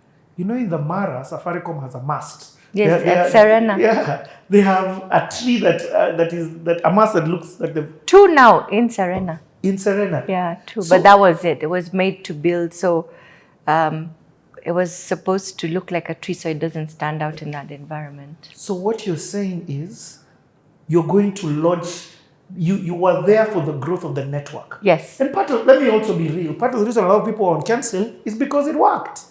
It did, yes. But Safaricom was rolling out network faster than cancel at the time. We were on the road. That was part of their growth strategy. That was, yeah, because we wanted to have the widest coverage in the country, and we did. And for the places we didn't have, there was the cell on wheels known as a cow. So for example, if there was a time in North Kenya during some conflict, we needed to, the government needed to communicate, we sent the cow. We even flagged it off from Safaricom. What do you mean a cow? It's called a cell on wheels. Oh. It's a net. It's called a cow. It's lovingly called a cow. Yeah. But yeah, the intention, remember, Cell on wheels. I Yes, see cell it. on wheels. Remember, Richie, the intention now is that everyone must be able to communicate. Yeah. And so network rollout is very important. Voice at that time, voice and SMS. Data hasn't arrived yet. M-Pesa, we're not even yet there. Bado. M-Pesa is 2007. By the way, let me tell you, you're a national treasure. You know when people say that, they mean you. No, I mean, again, remember, 20-something years of my life. Yeah. You know, that's what I did every single day of my life. I woke up to work on this brand. So it's like remembering your child's first footstep. You don't forget that. Yeah. And many of us, it's not just me, there's thousands of people that contributed to the growth and to what we know Safaricom as today. Yeah. So you're going to again. Me, I'm taking it slowly because these things you're throwing words to you. They are normal. Yeah, they are normal. Like to me, I recognize. What? Cow, 7 wheels. Yeah. Okay, so you're going to launch. What's the other thing that you're doing? I'm trying to see it. A lot of CSR. Marketing was not you guys. It was agency. No, there was a marketing department that had just started being formalized under Hugh Herschel. Hugh Herschel was there. He was in marketing. He was responsible. But marketing, advertising, media by ETC, like paid media. Remember, we are responsible for earned media, which is PR. Paid media was the advertising agency. At that time, I believe it was... And when you say paid media, you're talking about TV spots? TV spots, print media, billboards, all Okay. of that. That wasn't being done by Junadin, Yes. not us at GDCC. We were responsible for events, PR, media relations. So what we call earned PR. I get it. Earned media, sorry. Okay. So 2003, what's that like for you? So in 2002 was the first time Safaricom approached me and said, would you like to come and work? We will be launching the Safaricom Foundation, and the lady that was there, God rest her soul in peace, Mildred, was going to be moved to now run the foundation, and they wanted an internal replacement for Mildred, and they approached me to do that. Now remember, 2002 is the year my dad died, and probably the worst year of my life. That year was, I wouldn't, again, Richie, even want my enemies to go through what I went through in 2002. So at that point, I declined and I said, where I am emotionally, Jinadin understood me. She understood I needed to leave on a Friday by lunchtime because I had this other life. She let me be me and supported me to be me. I knew if I walked into a corporate, or felt that if I walked into a corporate, I wouldn't be able to meet the demand in my home life. And so I declined that job at that point. Wow. Listen to that contrast in bosses from the gym place that you worked. You're turning down probably more money. 3 times more money. Yeah. In a difficult time financially, yes, where you've been forced to step up as a provider. But I knew it was the right thing because I knew I would never be able to give what I needed to give by walking into Safaricom because I didn't think I was fully ready for that. But more importantly, I was in a very roller coaster moment of my life where I was also not just going through my father's death, but a horrible, horrible breakup that was also affected. So I was just, you know how you take steel wire and then that was me. You couldn't get a full sentence out of me in that year.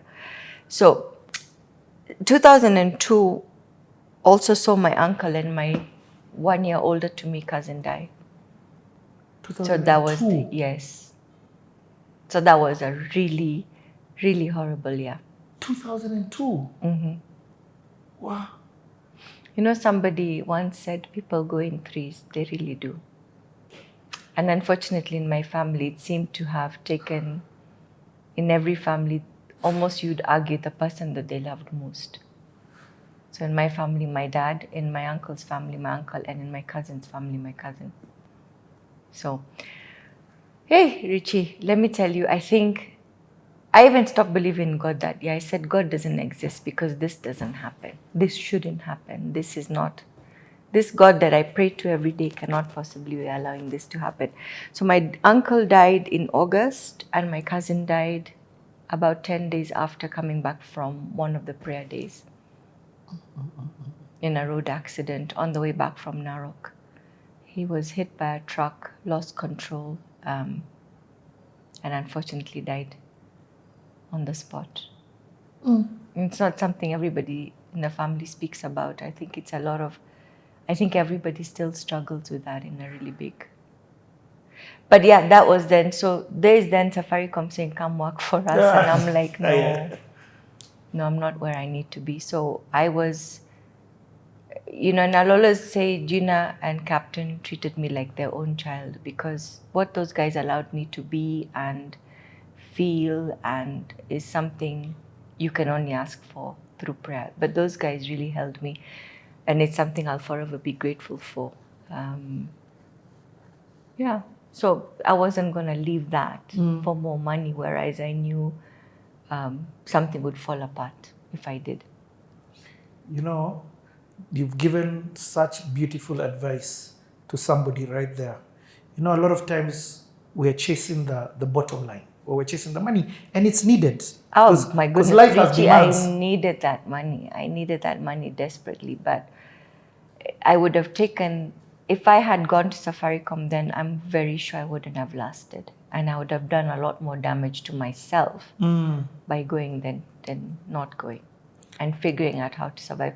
Also, financially, I had my siblings who were helping out as well. So they were helping with what they could. Remember, they're also, one person's new in the country, two are still in university, so they can only send back what they can. But in between, I'm sitting here today, Richie. There must be something that went right. Yeah, I get it.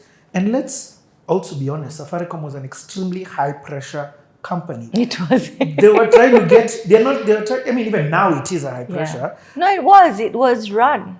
And so get run by things Michael done. Joseph. Did you interact with him at any time? Almost every day. Almost every day. When you had dinners? Because Yes, you were under yes, the account. because- Is it, you called the Caroline? No, but now Caroline left and I became account director. So I took over the account. What? Yeah, in 2002, same year. I'm now account director. At 20? Still under 30. 35, 30 minus 3. 27. Yeah. Hey, So you I'm become running there. serious. Now I'm serious. Now I'm whatever. But yeah, it was good. And there was this side of making things happen at Safaricom, running the stuff. And it sounds so easy, but we were an ecosystem. If you want to know the person I've traveled this country most with is Japheth Kagondu. He was the media director. So wherever I was with event management, Japheth was right next to me. We've traveled. I think the only place Japheth and I did not go to was Turkana. We've been to every corner. Ask me anywhere Japheth and I went to in the first 5 years of Safaricom. And that's because of their penetration strategy. Yes. Richie, we've been to Loitokitok, we've been to Busia, we've been to Maralal, we've been to Lamu, we've done Chale, like name it. Even the first eco-friendly, I think it was the wind turbine base station in Africa, is actually sitting in Lamu. We launched that. We were in boats with our cameras and stuff. But we were having fun. We were like, the first Lewa I didn't go to. I went to the second one, and I remember standing there and saying, which crazy people are running in the wild? Like, who does this kind of thing? But there is Safaricom with all its glory. They're saying we're here to support the community. And then how I ended up taking over the on the Safaricom side of things, organizing the marathon is the night before in 2002, was it? June 2002. Caroline got food poisoning the night before and couldn't go. So now I've landed in Lewa by myself. And now, for context, Lewa is a marathon. Yes, It's in the bush. Yes, it's literally. yes. Yeah. So yeah, those are the kind of things. But we were honestly, Richie, we were having the time of our lives. We were in this high octane, high pressure account, but we loved every minute of it. From a PR perspective, were you getting number reporting? Are you being told this is what our subscriber base looks like? Or Yes. There were targets. There were revenue targets. There was PR targets. There was what we were going to do. There was a rollout strategy. There's no blind, let's wake up, and there was a system to the numbers. To the numbers, to your KPIs, basically. Real startup, you know where you're going, and you're going with whatever it takes for getting it done. And what would you say was the driving goal at the time from where you start? Remember that original vision Michael Joseph shared, that everyone must be able to have a mobile in their hand? That's what drove us. Wow. We need to make sure that Safaricom is everywhere. Let me tell you a story about Maralal. Maralal, there's a lady, a children's home called Sharp. I think it's still there. It's run by a lady from Samburu who so at the time, if I understood the story correctly, was children with disabilities culturally were left to die because it's a taboo, it's whatever. She would go and rescue them, whether it's at night when they've been thrown into so a lot of them would be tied to trees and hope that an wild animal will take them and eat them. It's the reality that does happen. She would rescue them and then bring them back. So we were fundraising through an event called the Maral Camel Derby, which is a weekend event where people race camels. It's really fun. And then all the funds raised from that event would go to her to help her run the home. And so obviously at Safaricom, the beauty about people like Michael Joseph and Bob Collymore is you never just go and give what you've said you're going to give. You go and you find other situations, you go and say, okay, we're going to also solve this, or we're going to do this. So we went in and I think in that year, we were trying to build them a dormitory. So we built them a dormitory. Then Michael realized, actually, they don't have hot water to shower. So we're going to donate solar systems, generators, those kind of things. So That's what we were doing. We were literally, and the first 2 years of Maralal, we didn't even have network there. Remember the cow? Yes. The cow would come with that so we could communicate. There would be a dealer. They would be there with lots of phones and airtime. The community would talk, get excited. There was even one time the community refused us to live with the cow. They said, no. Now you're not going nowhere. In the network. The technology team were like, we've been refused departure. Because people are like, where you go, you can't bring us communication and take it away. But Maralal got network very quickly then. Even towns like Garissa where people were not, I don't think at the time even that Kensel thought that Garissa was worth putting a network, a base station. Safaricom did. I went for that launch. I remember, I think I have a picture of it somewhere inside the server, whatever it's called, I don't know what it's called. Yeah. But I have a picture of me in there. That vision that he had of everybody with a cell phone. Yes. That was countercultural at the time to the place. Because people are like, can this only the rich can afford, right? Yeah. These guys don't even have landlines, they don't even have space. What do they need a phone for? But everybody did. It was so exciting. Even in my house, the number I got for Anjiro followed one digit after my mom. She still has that number. It was the most exciting thing. Everybody. Nowadays, our kids think it's so normal to have a mobile phone. Yeah. You know, my son tells me how to, when I'm trying to do eSIM, I'm like, now, what is eSIM? He's already connecting me. But in those days, we were like, oh my, I remember when I first spoke on the mobile phone, I was like, this is not normal. Yeah. Okay. So, first of all, that year is hard from a loss perspective. Yes. You're losing a lot. Career, you're actually beginning to thrive. Yes, career is doing fine. Work is good. And you must be delivering to the point where that's You are delivering to the point that Safaricom now even want you. Yes. Despite your papers being, I don't think at the time they cared about papers. Honestly, it's about who you are and what you could do. And I think we've also gone back to that culture where papers are just a bystander, but what is it that you were doing that you felt given to advise someone else right now? But it just sounds like you really had a lot of hard work in delivery. Richie, it's 10,000 hours that no one sees. You know, it's that and Bob used to put it really well to us. He's like, this musician is great, not because he's talented, but because he puts 10,000 hours behind that no one knows about. It's those 10,000 hours.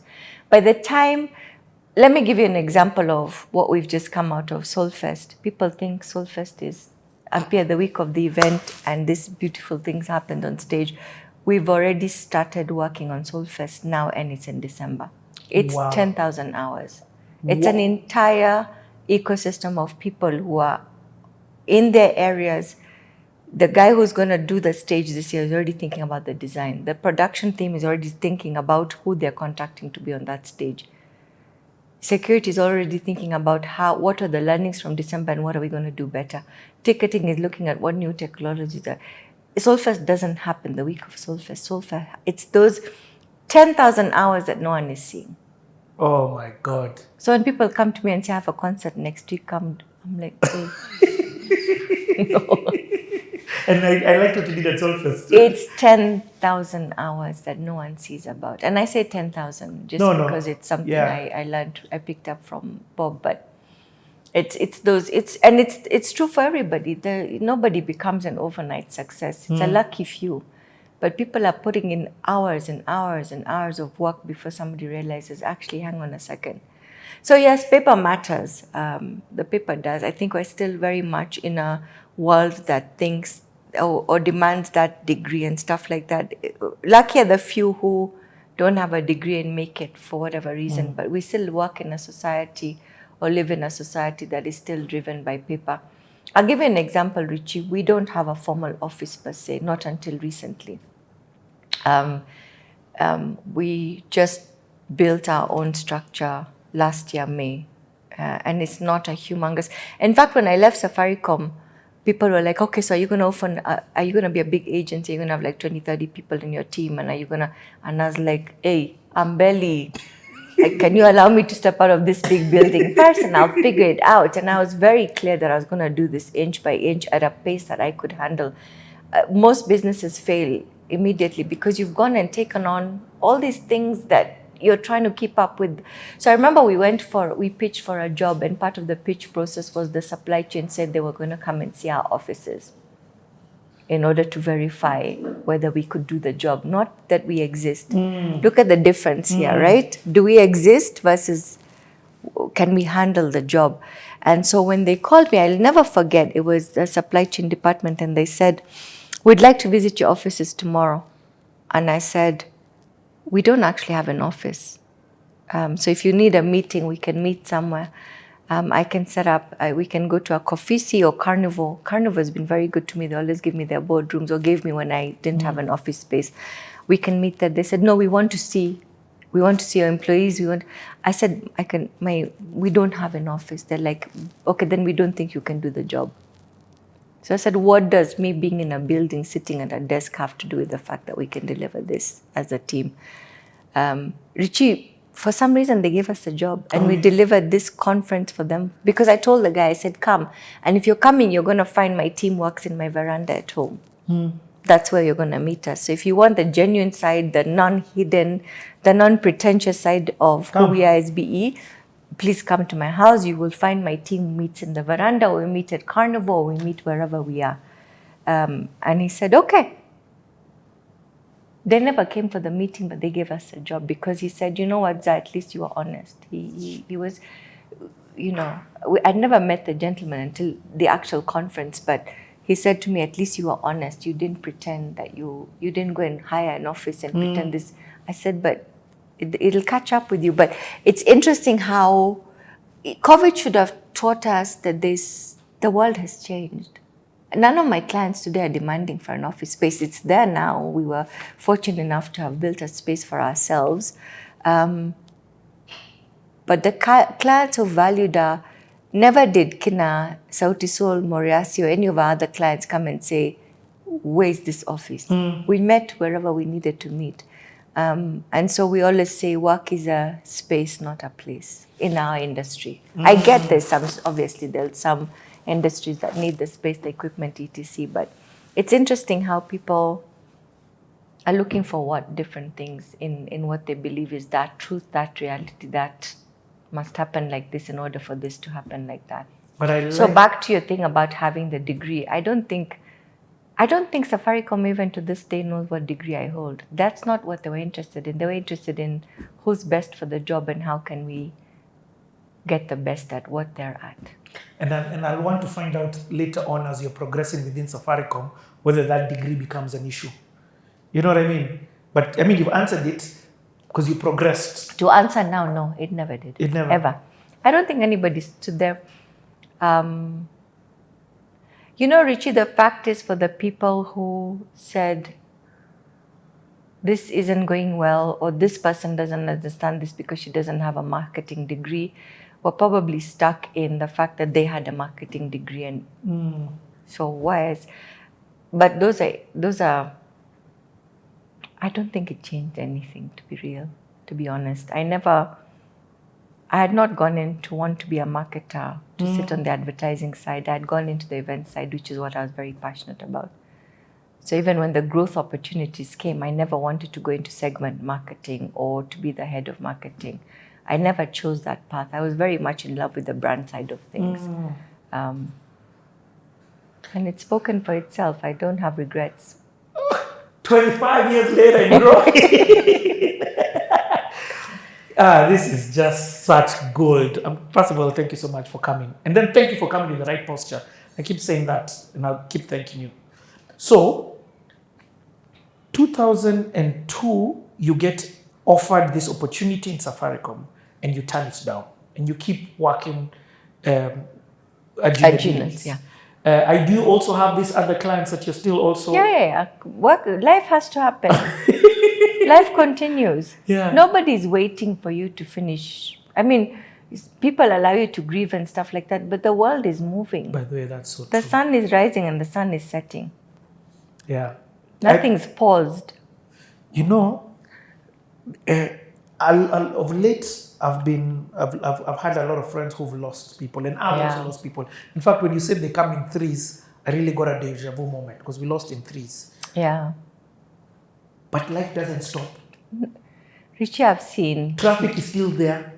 Guys are still hooting at you. People have to move. Your school fees, nobody in school is going to say, it's okay, you didn't get a gig this month, don't pay school fees. Where? No one cares. People are living. People have to. The machinery continues. Okay. So yes, the world was going on. I had to keep working. And and it's the same client, Grand Regency, and what are you doing for Grand Regency?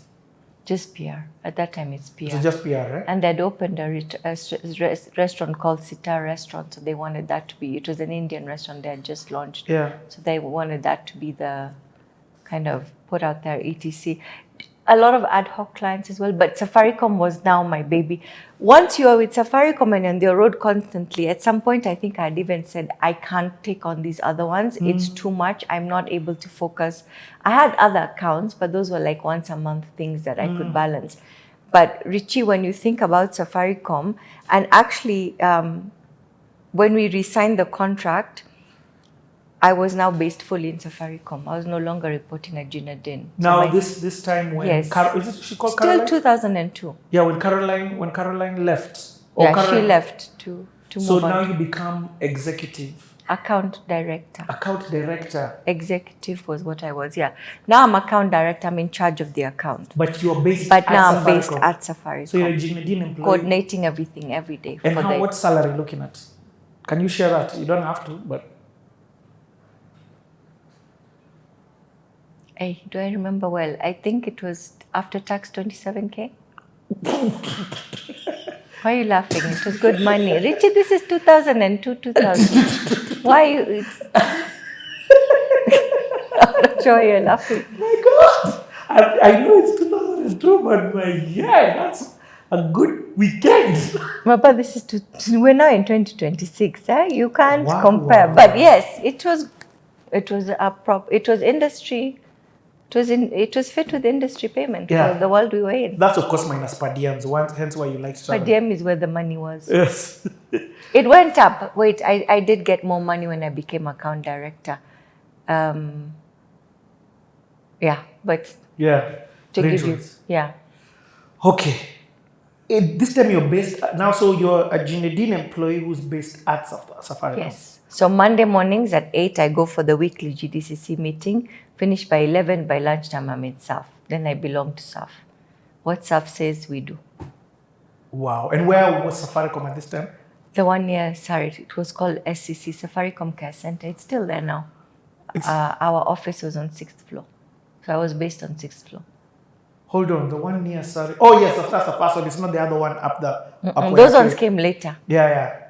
Okay. Those ones came later, HQ1 and so there's SCC, HQ1, HQ2. HQ1 and 2 are connected by that tunnel. SCC is the one that's near Sarit, near the Yes. Ukochini. I Yeah. That was the office. I had a desk on 6th floor. But you know, Richie, none of the colleagues ever treated me like I was any different. I was part of the marketing team. If we were going for end of year party, Christmas party, I was very much a part of that. I was enjoying both sides of the world. I would have 2 Christmas parties in December. One with the SAF team, one with the GDCC team. The only thing is I was not collaring Safaricom bonus, which was very painful for the amount of work. I remember when we hit the 1 millionth customer, it was at Carnivore. It was a big deal. All staff, we fit in one tent, by the way. Yeah. And we had a big party. Me, I'm a contractor. Remember, I'm still not an employee of Safaricom. And Michael Joseph gets up and says, that month everyone was going to get an extra salary as bonus. I've never felt so much pain in my life. I wanted to cry. I was like, my goodness, all this work, I'm here with you guys every day, and I'm not seeing this bonus. Yeah. I mean, but that's wonderful that he celebrated the team he in that did. sense. Yeah. Okay. So We were looked after. One thing Safaricom got right was its people first. People first. In an era of CEOs where CEOs were customer, shareholders, Safaricom was like staff first. Wow. And Okay. So you're seated at the marketing office at SCC. SCC. What does SCC stand for? Safaricom Care Center. Care Center. As PR for Ginedine.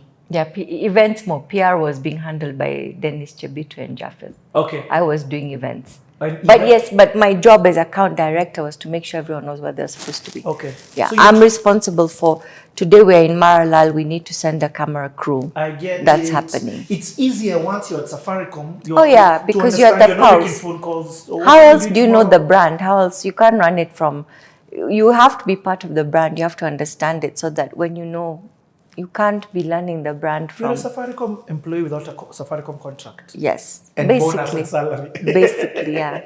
No benefits. No benefits. Friends with no benefits. Okay, so 2003, what's that looking like? Now 2003, I'm still getting over my dad, getting over this horrible relationship I'm transitioning out of. Probably November, December, Safaricom, and Michael Joseph with all his, he comes to me and he says, I'm going to offer this job to you one more time, and I will never ask again. What? Yeah, so are you taking it or not? And I was like, at that point now, I was like, shit. Reality is I need the money. But I think Michael called Gina and said, I'm going to offer Zah the job. So he did the job, etc. And so when I went back to the office, they had the conversation. I hadn't quite had the conversation, right? Gina told me, Michael's called me and I think you should take the job. I don't think you should continue here any longer. You need the money. You need to be realistic. etc. And so I went back and I remember calling Michael's PA, Tabby, and saying, is Michael here? She said, he's due to go to Tanzania, but if you come quickly, you can see him. And I went to his office to say, I'll take the job. So I was put through an interview process towards November 2003, and then got the job. January 2004, I reported at Safaricom on 4th of January. It's break time. Okay, we're coming back. We're coming back after this break.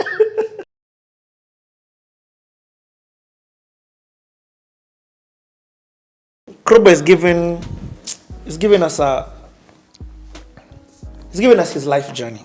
I'm even losing the words. He's sharing his life journey, and we're at the point where he's explaining the journey of discovering that his wife had kidney failure.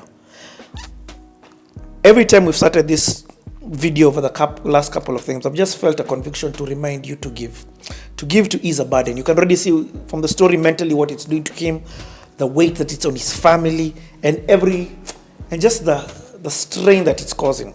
So part of the reason why we did this CTA and that we kicked off with this CTA is so that we could raise, I know he's aiming for 6 million shillings so that they can do the kidney transplant. I'm aiming for 10 million because even beyond the kidney transplant, there's a whole lot more needed. And we're going to talk about that. So one of the ways in which you can give is through M-Pesa. Kroba, do. My man. Pay bill? The pay bill is 411 64 115. Yes. So it's pay bill that. For the account number, just write CTA community. Let this guy see just how amazing we are. And I always say, I don't want to ask you guys to do something that I'm not doing. So, and this is the best thing about this. It doesn't matter if you have a shilling. Imagine, stop to just give that shilling. If that's all you can do, do that. If it's 5 shillings, give you 5 shillings. If it's 100, give 100. If it's 5,000, give that 5,000. If it's 1,000,000, give that 1,000,000. And it will be appreciated because it goes a long way in helping the Karumba family with all that they are going through, easing the burden.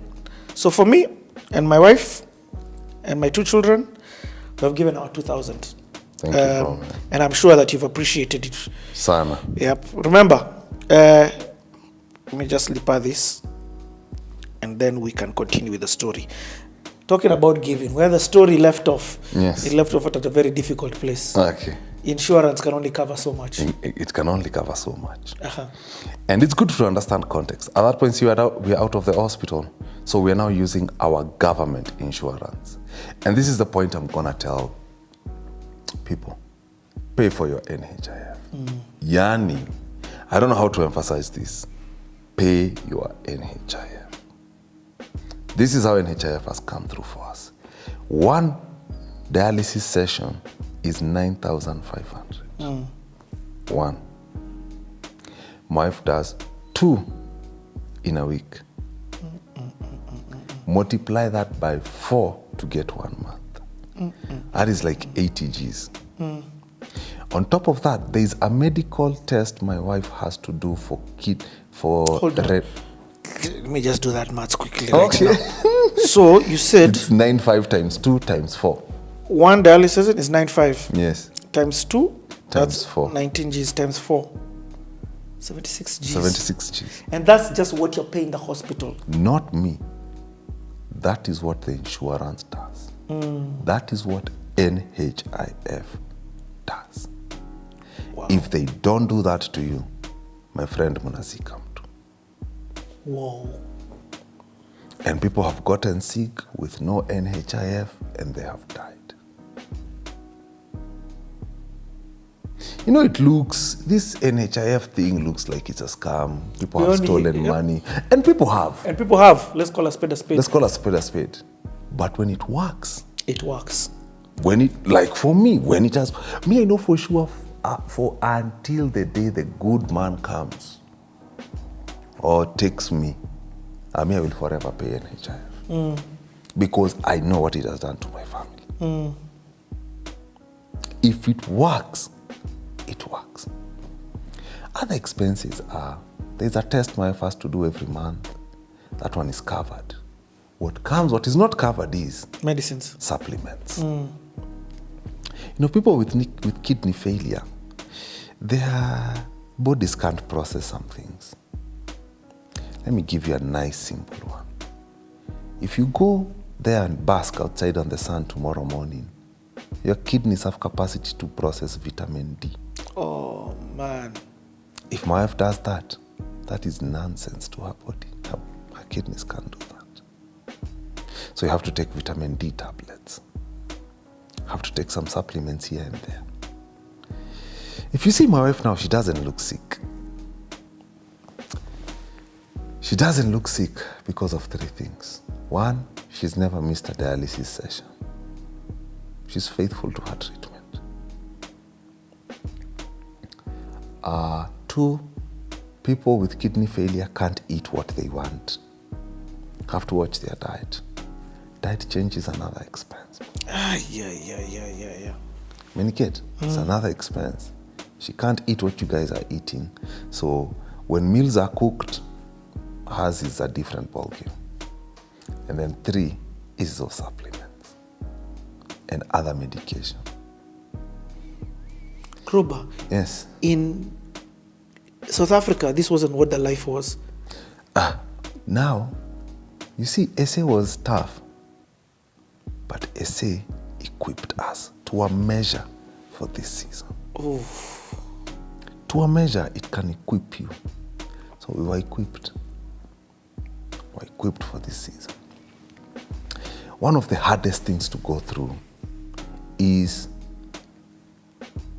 there was a phase where, man, and this is hard. There was a phase where we were thinking about, I hope we have no, let me give you context. I have to give you context for this. When you start going for dialysis, you need to understand you're not the only one. There are other people going. Okay?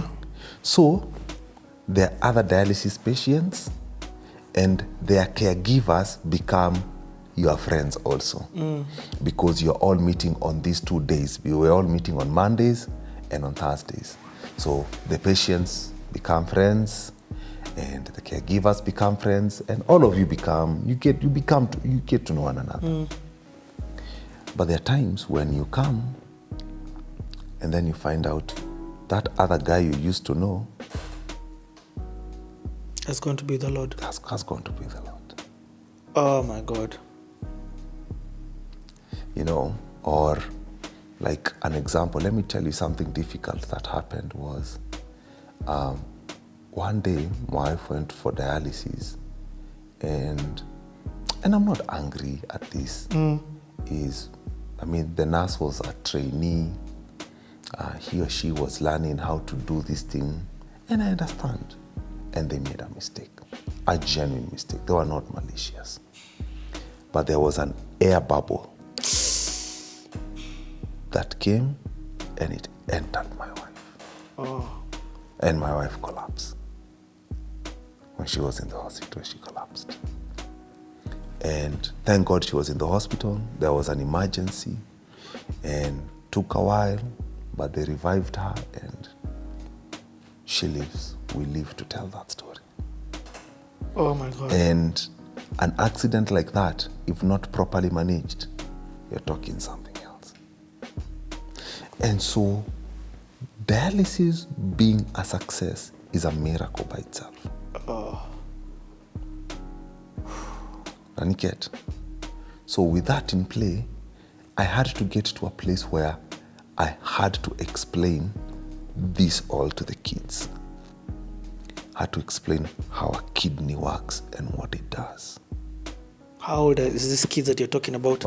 By now they are 9 and 11. So at that point they were 10 and 8. So I was there explaining to them, this is how a kidney works. Your mom goes for dialysis. This is what dialysis is. This is why she needs it. This is what needs to be done for her to get well. She needs a transplant. This is why we are heading towards there. This is why we haven't crossed that bridge. And explaining that over and over and over again until they understand. Do you know why I had to do that? Was because the kids had to know in case anything happens. So that they never say, our father never told us. These are hard things to talk about. You guy, you're. Those are not easy things. I have 2 girls. I can't. So hard that when the year began, I remember when this year began, one of the first things I told myself is, I am going to do therapy. And boss, I did therapy. And when I began, my wife began, and we are not doing a couples therapy. It is individual. We have the same therapist, but it is individual therapy. I am doing my own session, she's doing her own. Her as a patient, me as a caregiver. Because it was intense. It was really, really intense. We did it until we finished our outpatient cover. That is how bad we were doing. Tulifanya, tukaimaliza. Venye tulimaliza, tukaambia organization which is run by my good friend, Mrs. Ashitifa, akatuambia, listen guys, this is what we'll do. You guys need this. All the other sessions are on us. They took that burden to make sure. And I remember Agnes, my therapist, that woman was very, very thorough. That woman told me, my biggest concern is you. Because if you are well, that family is well. If you're not well, that family is going down. And so she's been all up on me, on my throat, making sure I am well. I'm well balanced. It's been a crazy, crazy journey. I even feel for the kids because I know even them, I know they will need therapy. I know they will. They've taken in a lot. Our parents have taken a lot on both ends, our siblings. But when the year began, I think God wanted us to know that He's with us. I was wondering, I don't know how this thing will work with school fees and stuff. And I remember there's a couple that reached out to us, Mark and Ray, and they said, the school fees of your kids is on us for the whole year. Boss, I was wondering how, because last year I was paying school fees. I was wondering, man, I don't know how those supplements are going to come through. And out of them taking that burden, what came through? Another couple, Tony and Marge, they said, Joy's transportation to the dialysis and back is on us.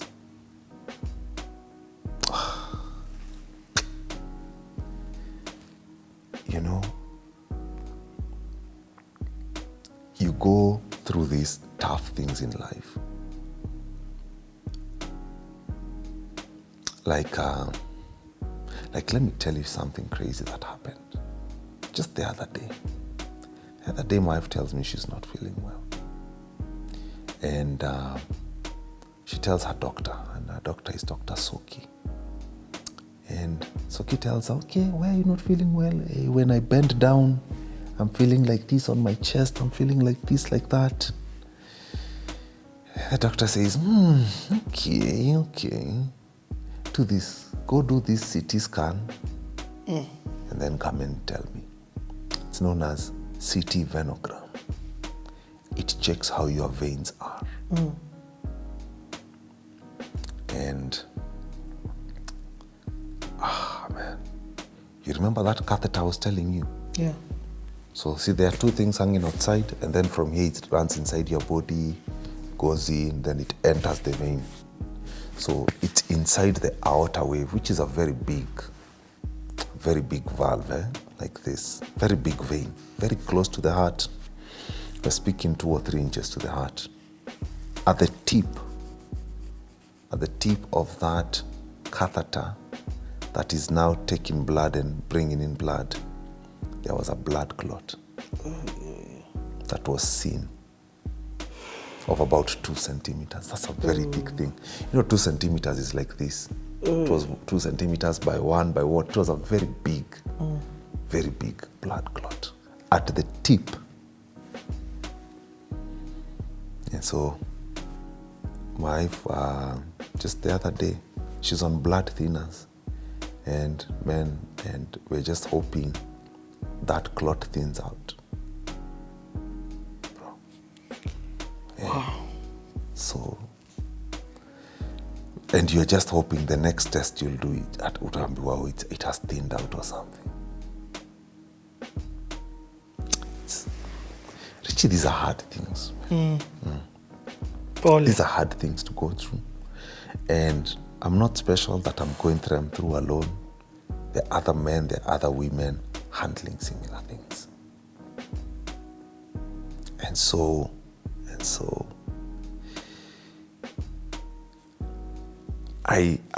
you know, have you ever wondered why you're going through something and you don't know why?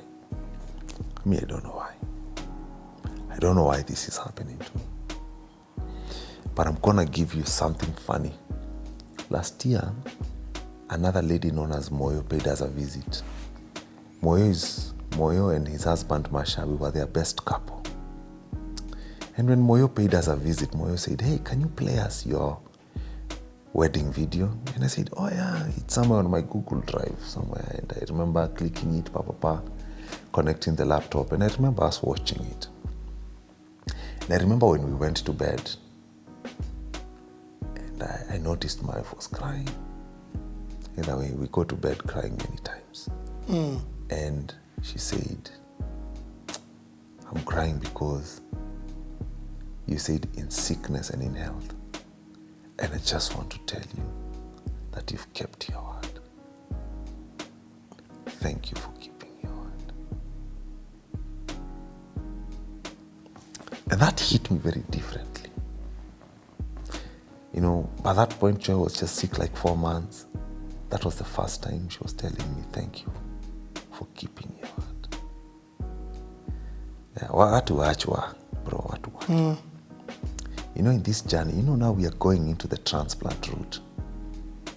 And statistics are very interesting in this transplant route. It's the most expensive part. It has 3 phases: pre-surgery, surgery, and post. Pre means the donor and the recipient get tested to find out there is nothing wrong with you. If they find a problem, that problem has to be fixed. Yes. Okay? Other than that, the only problem should be the kidneys.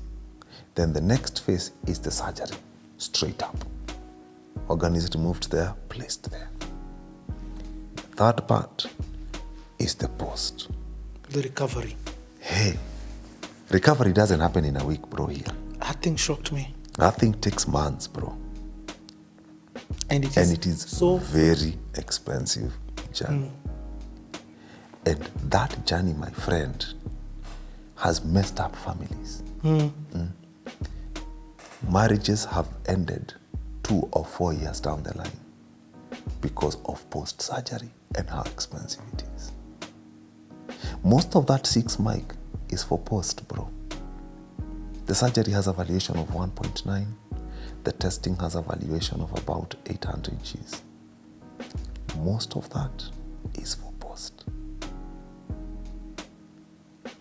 If you get that wrong, you might lose that marriage too.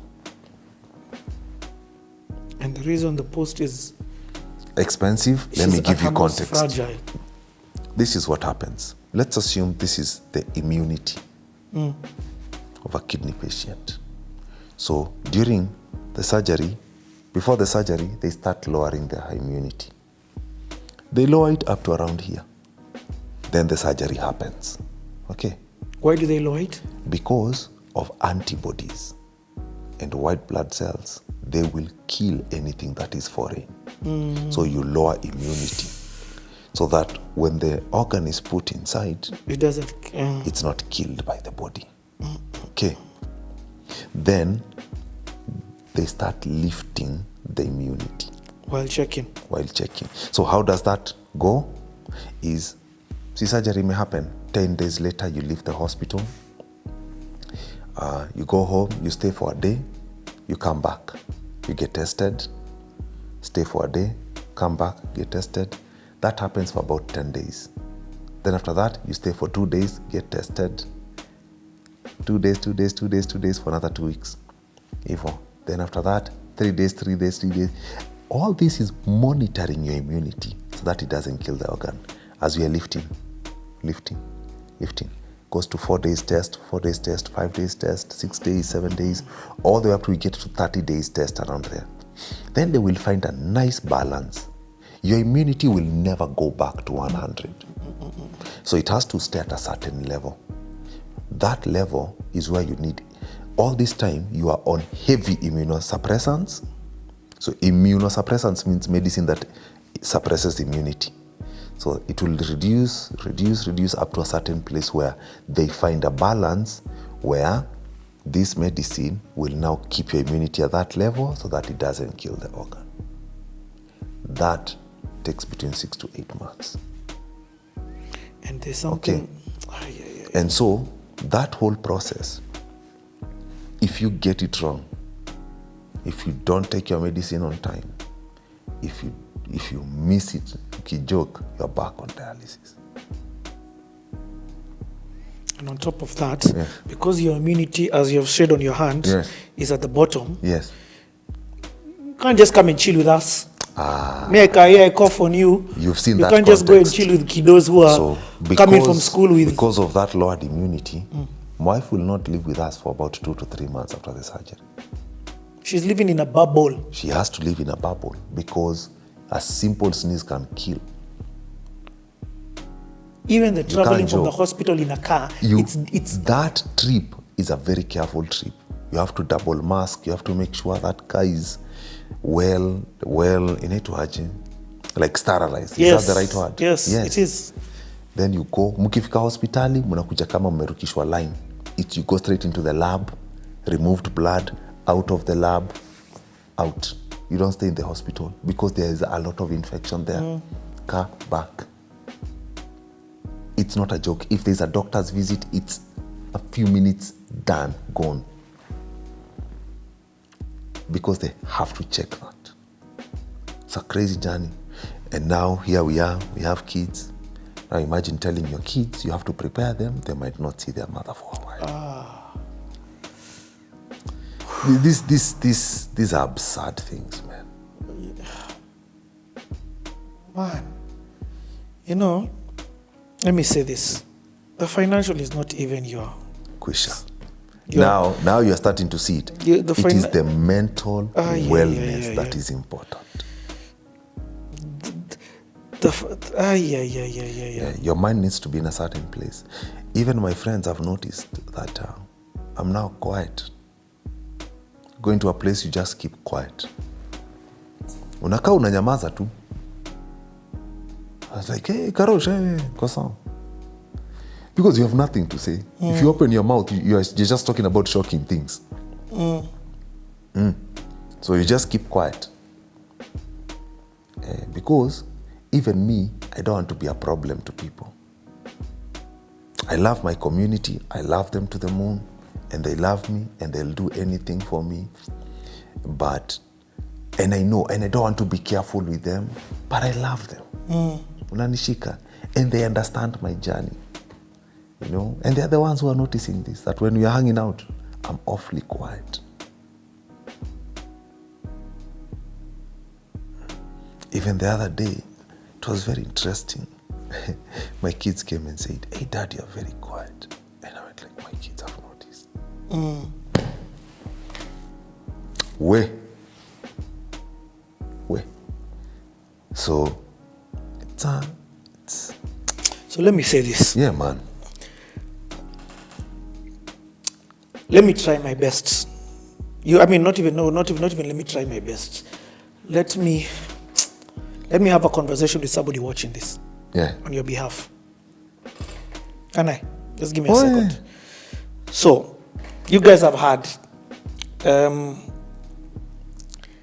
DJ Kruba doesn't even have the strength to ask you for financial assistance. It's not out of pride, it's just out of you're close to finished, you're worn out, you're tired, you're fatigued, you lack the words. You're trying to not throw your burden onto other people. So allow me for 1 second to throw this burden to other guys. Guys, this is why I was saying, my target is not 6M. My target is 10M. And my target is not 10M on what he's already raised. My target is just 10M. It's what I've felt. And it's why I've been taking the element to sacrifice the little that I have or whatever I have to just give. So the way to give is very simple. First and foremost, I want you to understand this. Don't think that you don't have something to give. Sometimes we have a mentality that, oh, I don't have, but you do have. A shilling is something. And people sometimes don't look at a shilling like it's something because they're like, why should I give a shilling? A shilling can't even buy something. But if 5 people give a shilling, that's 5 shillings, and that 5 shillings can buy something. You get what I mean? Alone, your 1 shilling may look useless, but united, 1,000,000 shillings coming from 1,000,000 people is 1,000,000 shillings. Right. You get? So me, I'm trying to push you. Whatever it is that you have, look at that as something and watch God multiply that thing. So me, I'm going to start. And now one of the things that I've pushed myself while seated here is that I'm not going to ask you to do something that I am not doing. We've been vibing here for hours. I'm going to go. What is the pay bill number, Karosh? It is 411 411 64 64 15. Yes. Then you just press continue. Again, for that's the pay bill number. It's on your screen, and all the time I say this, I put it on the screen. Account number, just weka CTA. Whatever it is that you have, you can give. Me, as usual, from me and my farm, Karosh. Yes, sir. Going to Wanjiro's DJ Kroba's wife's medical fund, 2,000 shillings is coming in. So pay Thank bill, you, Richie, man. I weka my pin. I weka my pin, it is done. Sir? Yes, sir. Then let's do it again. Niko na fuliza. Acha nifulize. Mimi niko na fuliza. I'll sort out my I'll sort out my fuliza again kesho. So I go to pay bill, enter 411 6415. 64 Richie, you know 6415. You press continue. Again, you write CTA. Enter. I put my 2,000 as usual. Enter. DJ Kroba's wife. We pay bill. I put my pin. Hey, retry. Hold on. Put my pin. I think I put my wrong pin. It was saying, Allah, this guy's made 2 transactions in one. Yes, it notices. Oh yes, actually. So you'll need to give it time. Okay, yeah. Let me give it. No, let me change the number. You see, that's God's way of saying that number. You've put it. Change the number. So let's change the number. So enter pay bill 411 6415. 6415. Account number, I'll put CTA. It's on the screen. This time I'll put 3 Gs. Let's see if it will agree. The Krobas, whatever. Put my pin. It's agreed. Thank you, brother, man. Guys. So I remain optimistic, man. Me, I'm telling you, not only may you see a miracle of this thing. I am optimistic. I might look tired, but I am optimistic. Richie, I would not have done this if I don't want this girl to live. For real. And ningeambia tu dem wejisort na hizi interviews. You know, you have been a blessing to watch as a husband supporting his wife. Just seeing this, hearing your story. Richie. I'm serious. As a husband supporting his wife in our day and age, to see this. And I love it, put it not on CTA, because this is practicality. This is life. You know, this says through sickness and health. Very true. Through the ups and downs, poverty and riches. Very true. Guys live. But this is marriage. This is it. Guys, this is it. Guys don't like seeing this other side, but this is it. Don't say I do if this, you're not going to do this. This is it. So big ups, Kroba.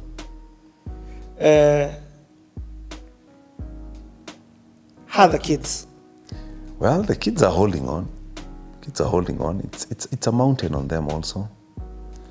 And but they'll be fine. We had a very hard talk the other day. And I remember I was telling them, guys, you didn't choose to be born here.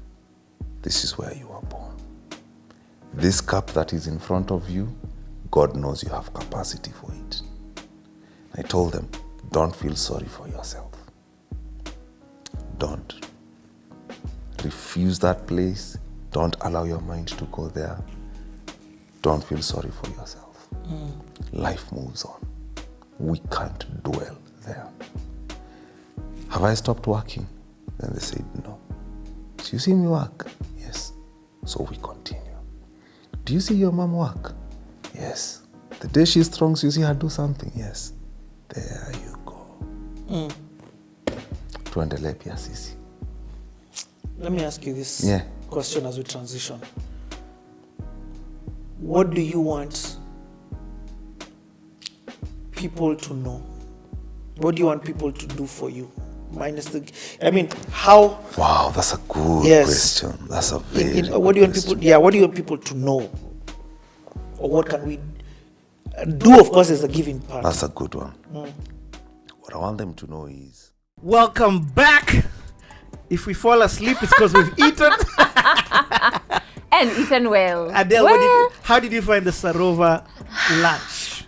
First, I never finish my food. Uh-huh. So I even had to Instagram my empty plates after finishing the entire meal. As proof. The pasta alla polo. Mhm. So it's chicken, creamy pasta with chicken and mushrooms, and oof, Yeah. it was good.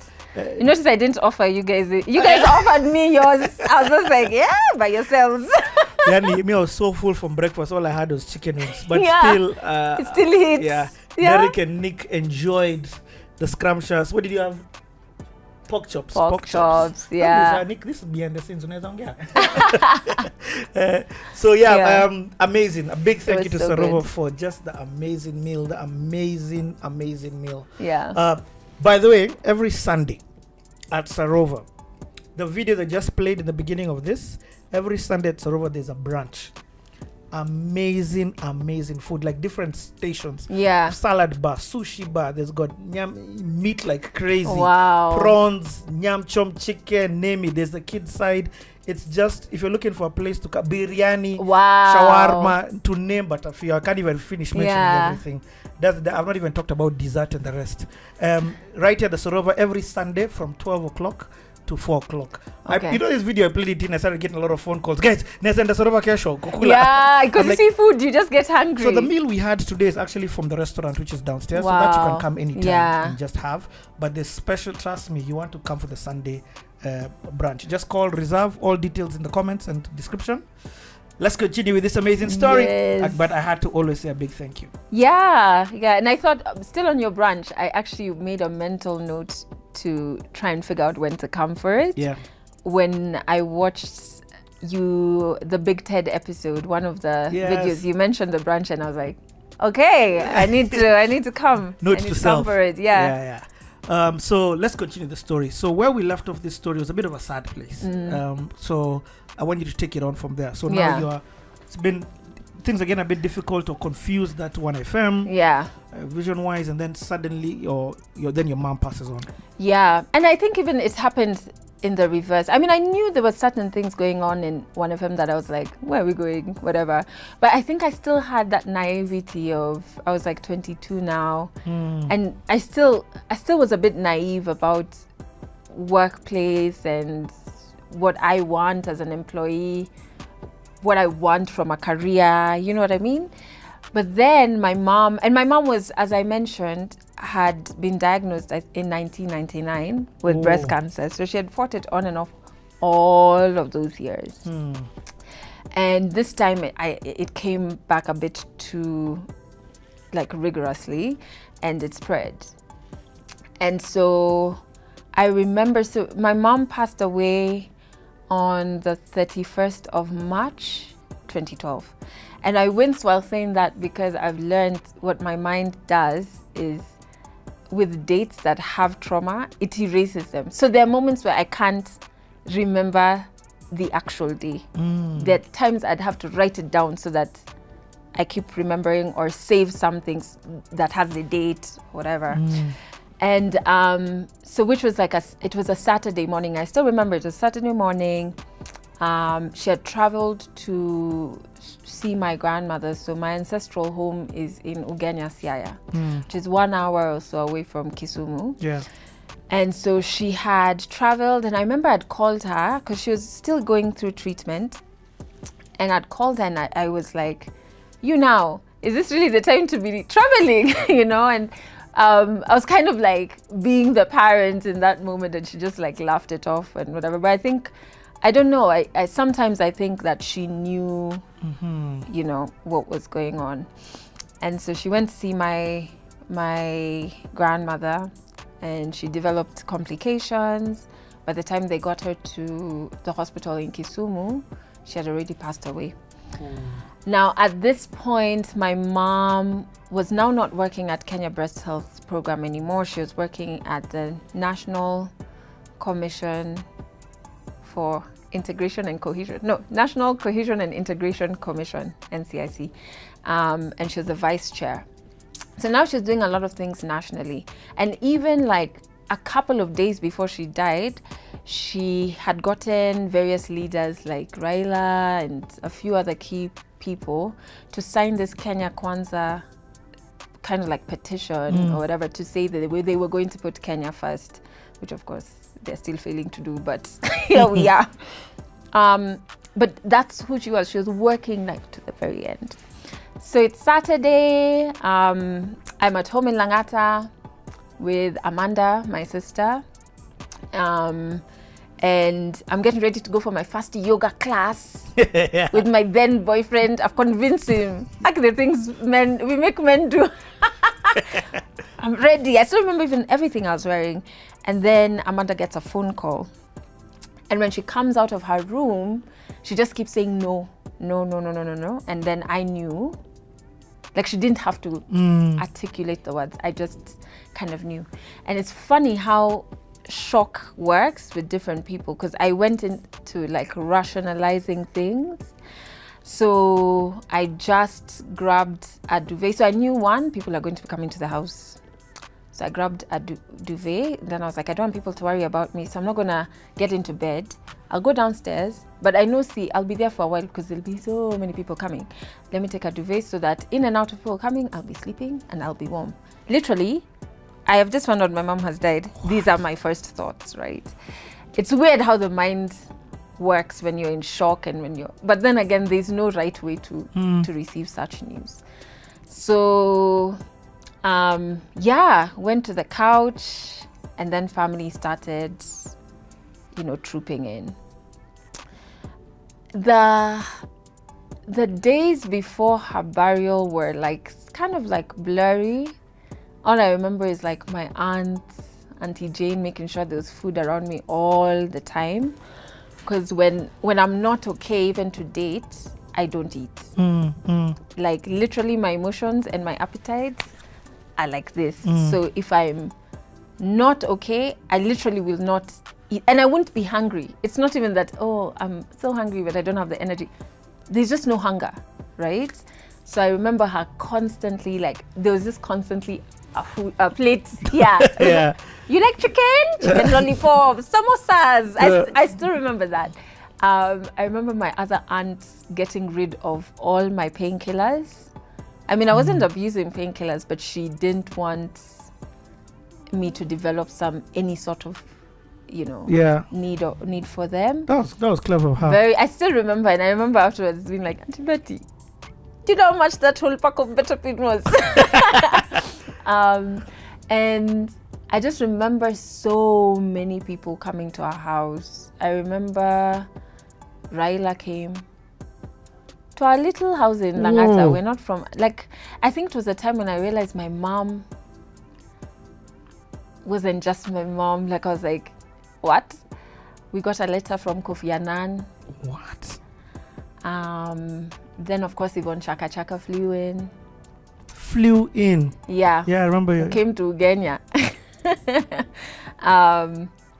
And I was just like, wait, when was she doing all of these things? Like, she was always here for me. So when was she impacting you people's lives? When was that happening? And not to say that only when certain huge names come through is when there's impact. But I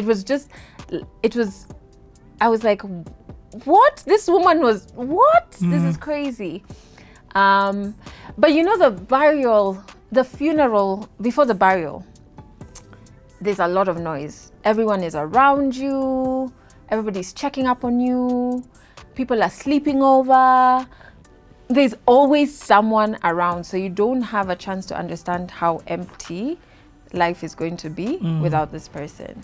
And then you travel shags, you do the burial, and then you come back to this house where you used to have dinner with this person. Or when you came back from work, you used to first thing go into her room. When you woke up in the morning, you used to, you know, when you were leaving the office, you used to call and say, I'm on my way home. And then now there's just a number in your phone and you can't call this person. Yeah. It's like the way I've been telling you throughout this whole time. Your mom is the hero of this story. And I've been saying it just because I've been hearing her presence. Her presence in your life as you're growing. Yeah. And so now she's gone. And you kind of have to, I don't know, acknowledge, accept, or figure out what even that looks like. I was just finding out now in therapy that I thought I'd accepted, but I haven't. And it's been 9 years, going on 10. Oh. And I realized that that's normal. My therapist was like, imagine, that's normal. It's normal. That's so powerful. Now is when you now are confronting certain emotions. It's normal. I thought I had.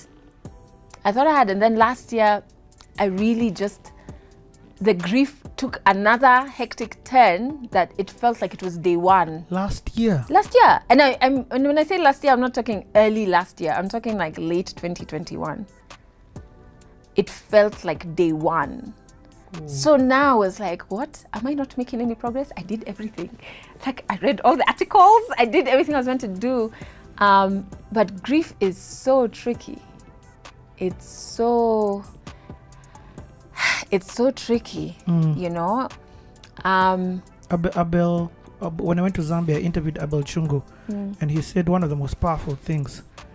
He said, you know, the hardest grief is extremely difficult for people who are loved so hard. Oh, yeah. Because this person wasn't I'm not saying if it wasn't a bad person, I mean, the person was a bad person, you wouldn't miss them, feel yeah. Good, But I'm saying because they were so loving and such an amazing person in your life and so impactful and so present. Oh, yeah. That hole is 50 times. And they occupied, and she occupied various roles. So I didn't just lose a mother, I lost a friend and a best friend at that. I didn't just lose a best friend, I lost a mentor, career-wise, advisor, you know. I lost a cheerleader. So you've lost multiple people that were embodied in ones, but there are multiple roles, you know.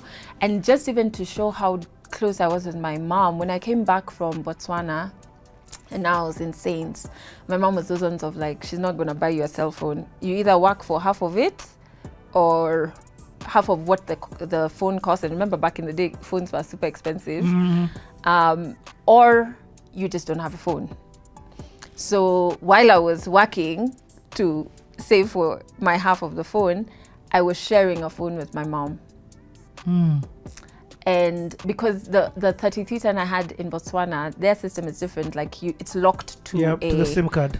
To the SIM card and to that network. Yeah. And then you can upgrade with the network. It's a completely different system, right? So anyway, and back then, River Road hadn't learned how to crack the phones. Now they do.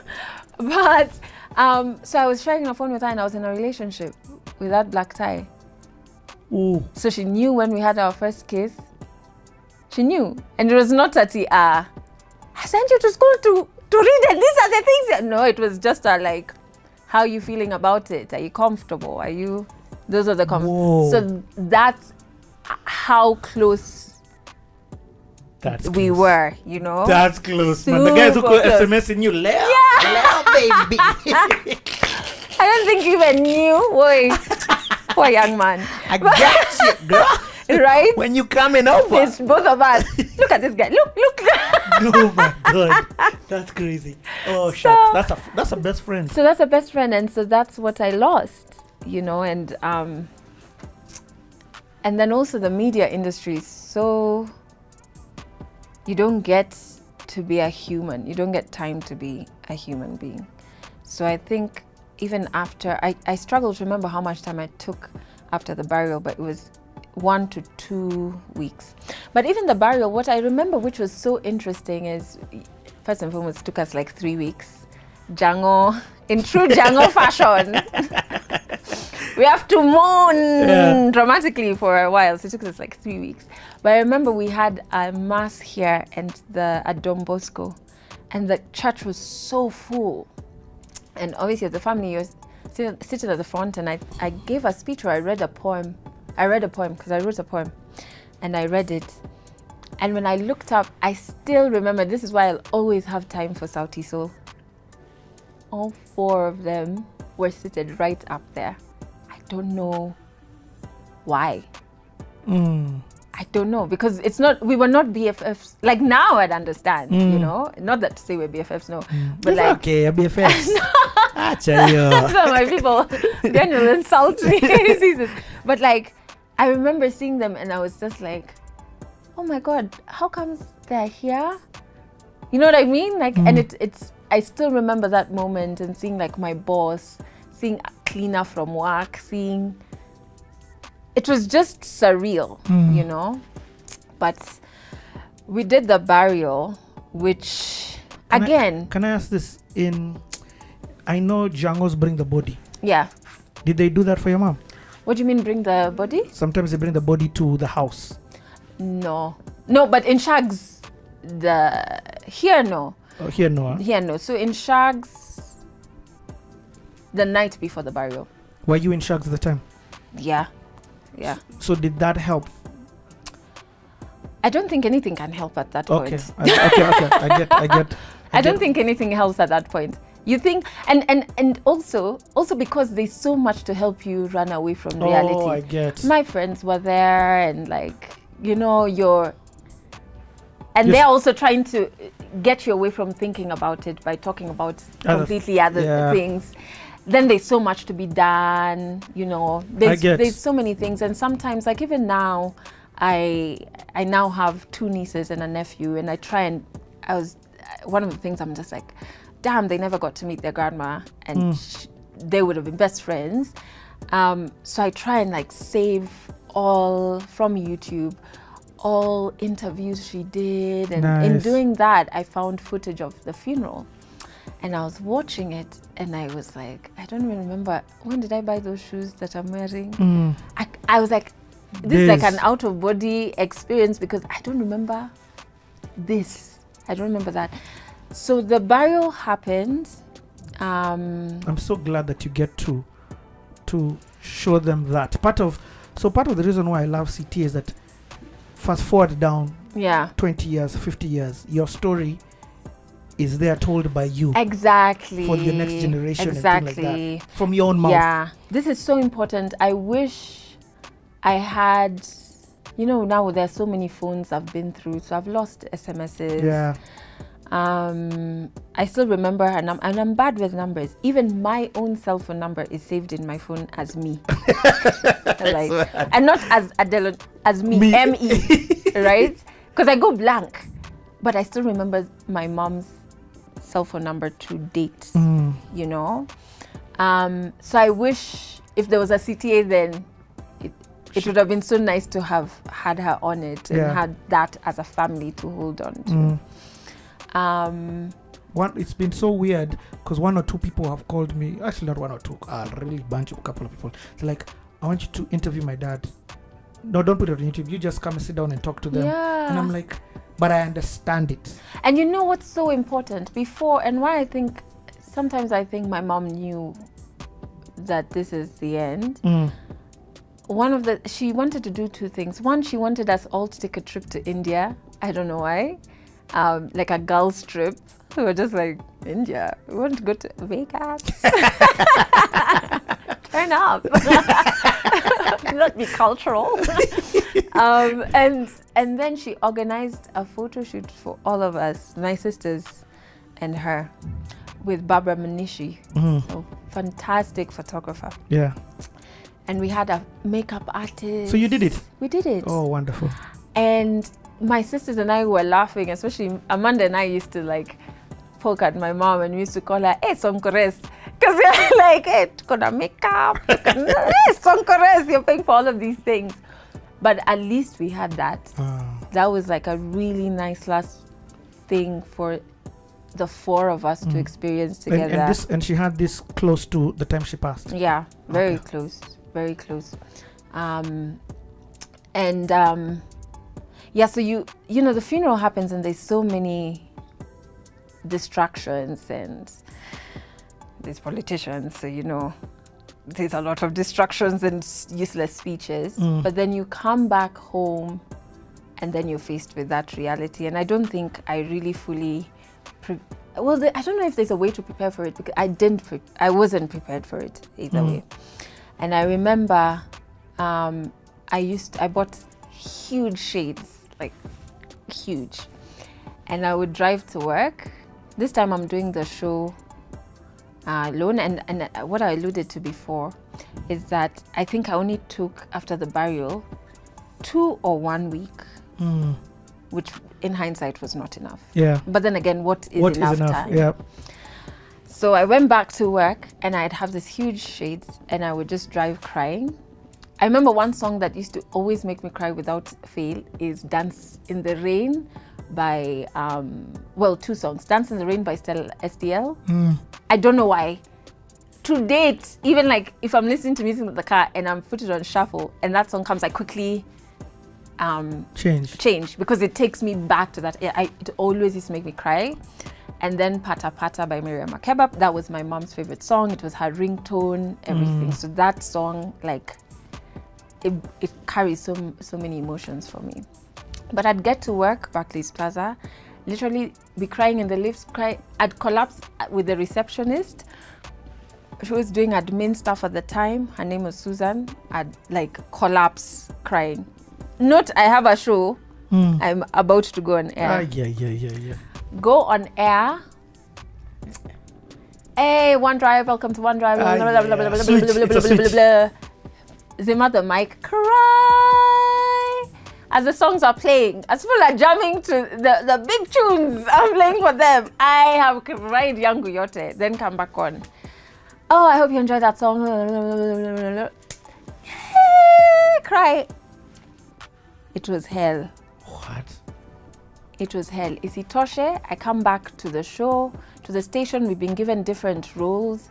Me now, because I used to talk and listen to people, my boss has decided I can do HR. So now, HR.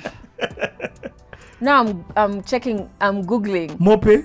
No! Just. See now how people are sneaky in these corporate streets. These Kenyan streets. We've seen this strength in you. Compensate it then, dude. Kenya, hizo tabia tuache, please. Bad manners. It's so bad. And then HR. HR. These guys. For a company that never had a HR, so you're building the foundation and you have zero skills. So I had to Google, like, what is HR? What do I need? Okay, health insurance. How do I set this up for people? What are the labor laws? What is this guy meant to give us that he's not giving us? Okay, so we need this. Oh, there's conflict. People management. HR while is a I'm skill on its own. leaving. What? And doing a radio show. Okay. Dude, that was difficult. That was, and you see, the media, the way it is, and I'm not complaining, and it's not a weakness, but it doesn't see practitioners in it as humans. You're not seen as a human, you just have to show up, and it's tough. I wouldn't even say it's media, I think it's corporate culture. Yes. Corporate culture. So it's not just within the radio presenter, or it's just Kenya corporate culture. And now this happens when I'm 23. Wow. Yeah. And I realize, I'm like, now I'm no longer blinded by, I'm working around the music and I love and celebs.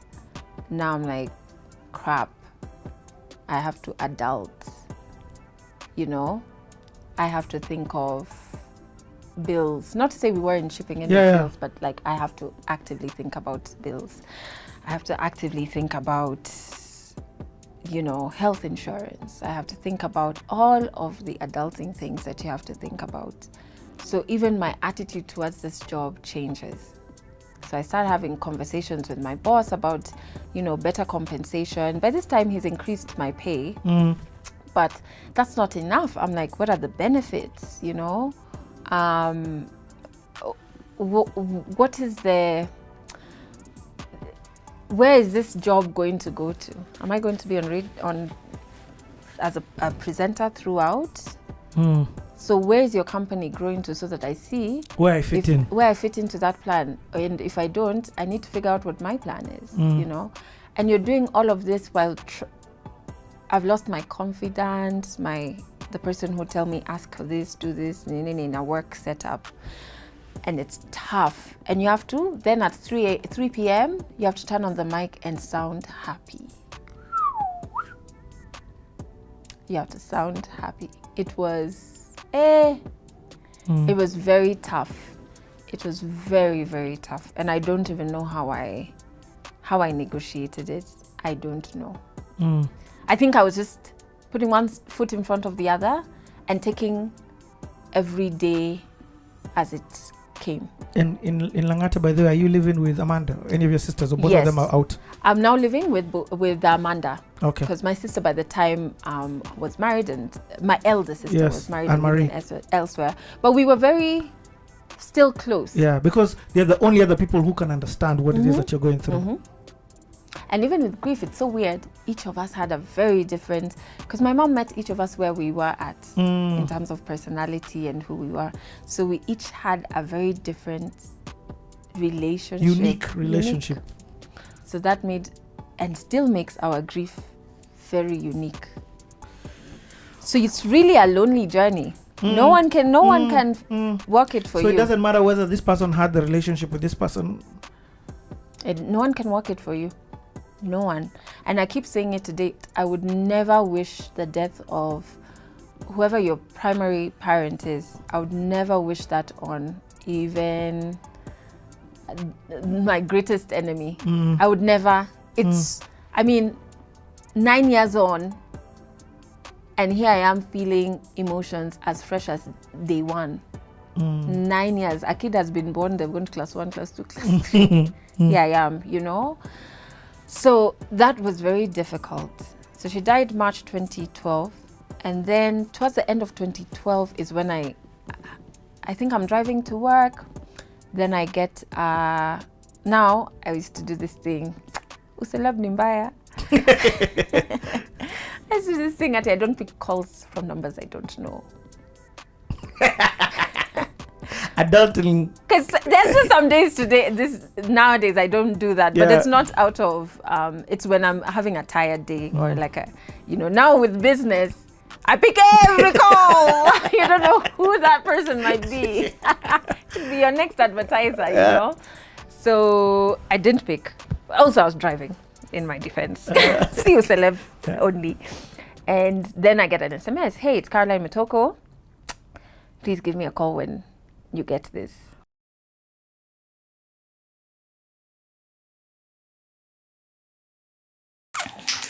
Welcome back. I hope you guys are enjoying the conversation like I am. I hope you're also going on the emotional roller coaster. This story of yours is bananas. The ups and downs of lives are insane. Yes. Yeah. Okay. You've gotten, first of all, just out of curiosity, I know a Gishuru. Yes. It's there's a famous family, Julie Gishuru. Yes. Would this by any chance happen to be their school or the family school? Yes, this school was owned by Julie Gishuru's husband, the mother of Julie Gishuru's husband, yes. So Julie Gishuru's mother-in-law. So, yes, I think also the school, I think it's named after them because it's Victor, Tony, and Nellie, Victor Nell. Oh. Right, yes. Yes, yes, wow. yes. Yes. So they gave you in Form 2, 2000 and 2005 now. 5. Beginning of Form 2 now, I'm going to a new school. No weevils. No more weevils. It's yogurt. It's straight. And it is a boarding school, and we had separate boarding for boys and girls. And Richie, I'm now in the school where food is brought in hot pots, right? I'm like, remember I used to sell my 2 slices of bread to get 10 shillings, right? Here, I'm given a quarter of a bread. I'm given boiled eggs. I'm given, and I'm asked if you don't like it. I'm like, what do you mean if I don't like it? This is the best meal ever, right? Better than home. Better than school. Like, do you know where I'm from? Oh, this is amazing. This is really amazing. So I go into to Victor now, but remember, I didn't even leave Arutani. What happened? It was based out of a conversation, right? From that conversation, it was, come to school. My mom was told, take her to school, go buy her uniform and take her to school. So it was just, I left everything in Arutani and I just got new uniform. Now I'm wearing even trousers and they have blazers, and I'm going to a different school. Wow. Yeah. Your blue box, you left it. My blue box, that metallic thing. My blue box is in Arutani, and now I'm in Victor now, Form 2. And this is when now I noticed, wait, things are different here. My classmates were coming from very well-to-do. Most of them. We had a few students on scholarship, almost 3 or 2. The rest were from very well-to-do families as well. So you can tell the nature of conversations there are different. The vacations are different. They're talking about international. I have not left Nakuru at this point. Oh my God. Yeah, Wow. never. The farthest I'd gone was Nyakach to bury my dad's home. And But you've once, not gone down the Nairobi way. no, I've never stepped in Nairobi. Wow. No. So they're talking about, they have French and German in the school. I'm only coming from English and they are talking about foreign languages, and the kids there. What I noticed is they were very specific about what they wanted. My desk mate was very specific. She just wants languages because her dream was cabin crew. And that was it. And she knew after high school she was going to Germany, and that was it. Like, she already had her path set for her, right? Students had cars. Wow. But they're boarding.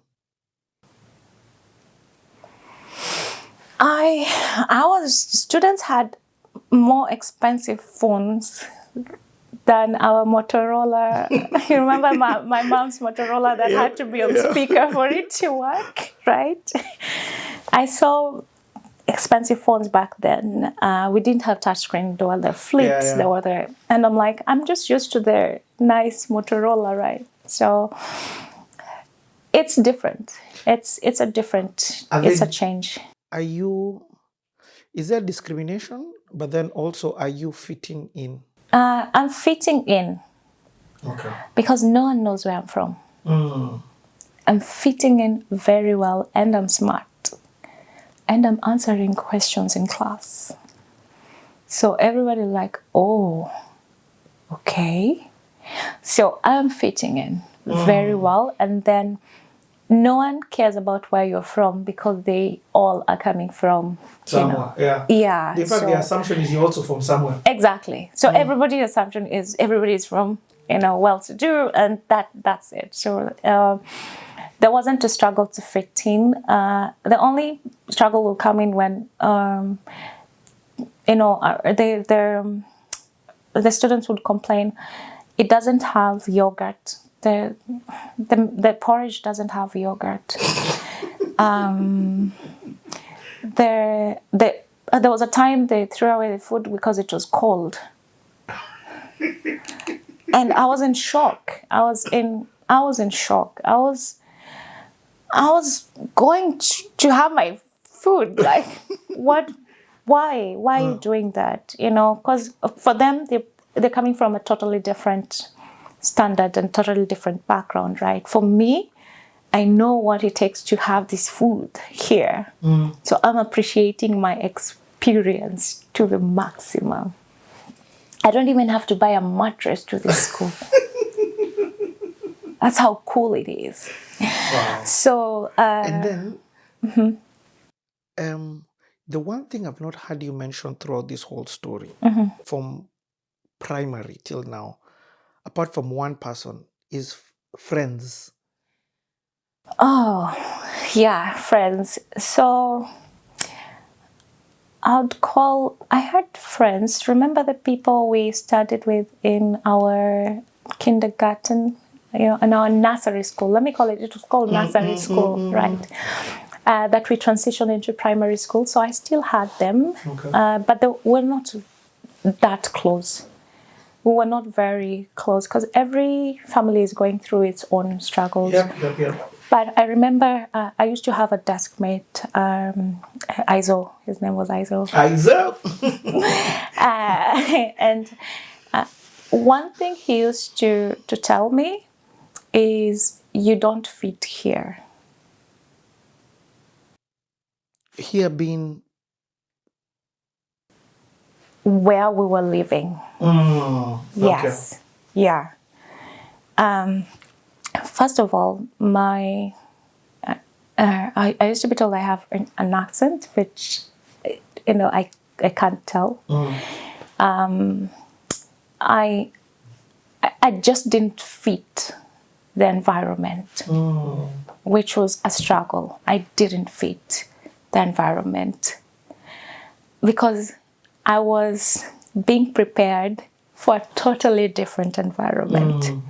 But now 2003 happened and all that changed, right?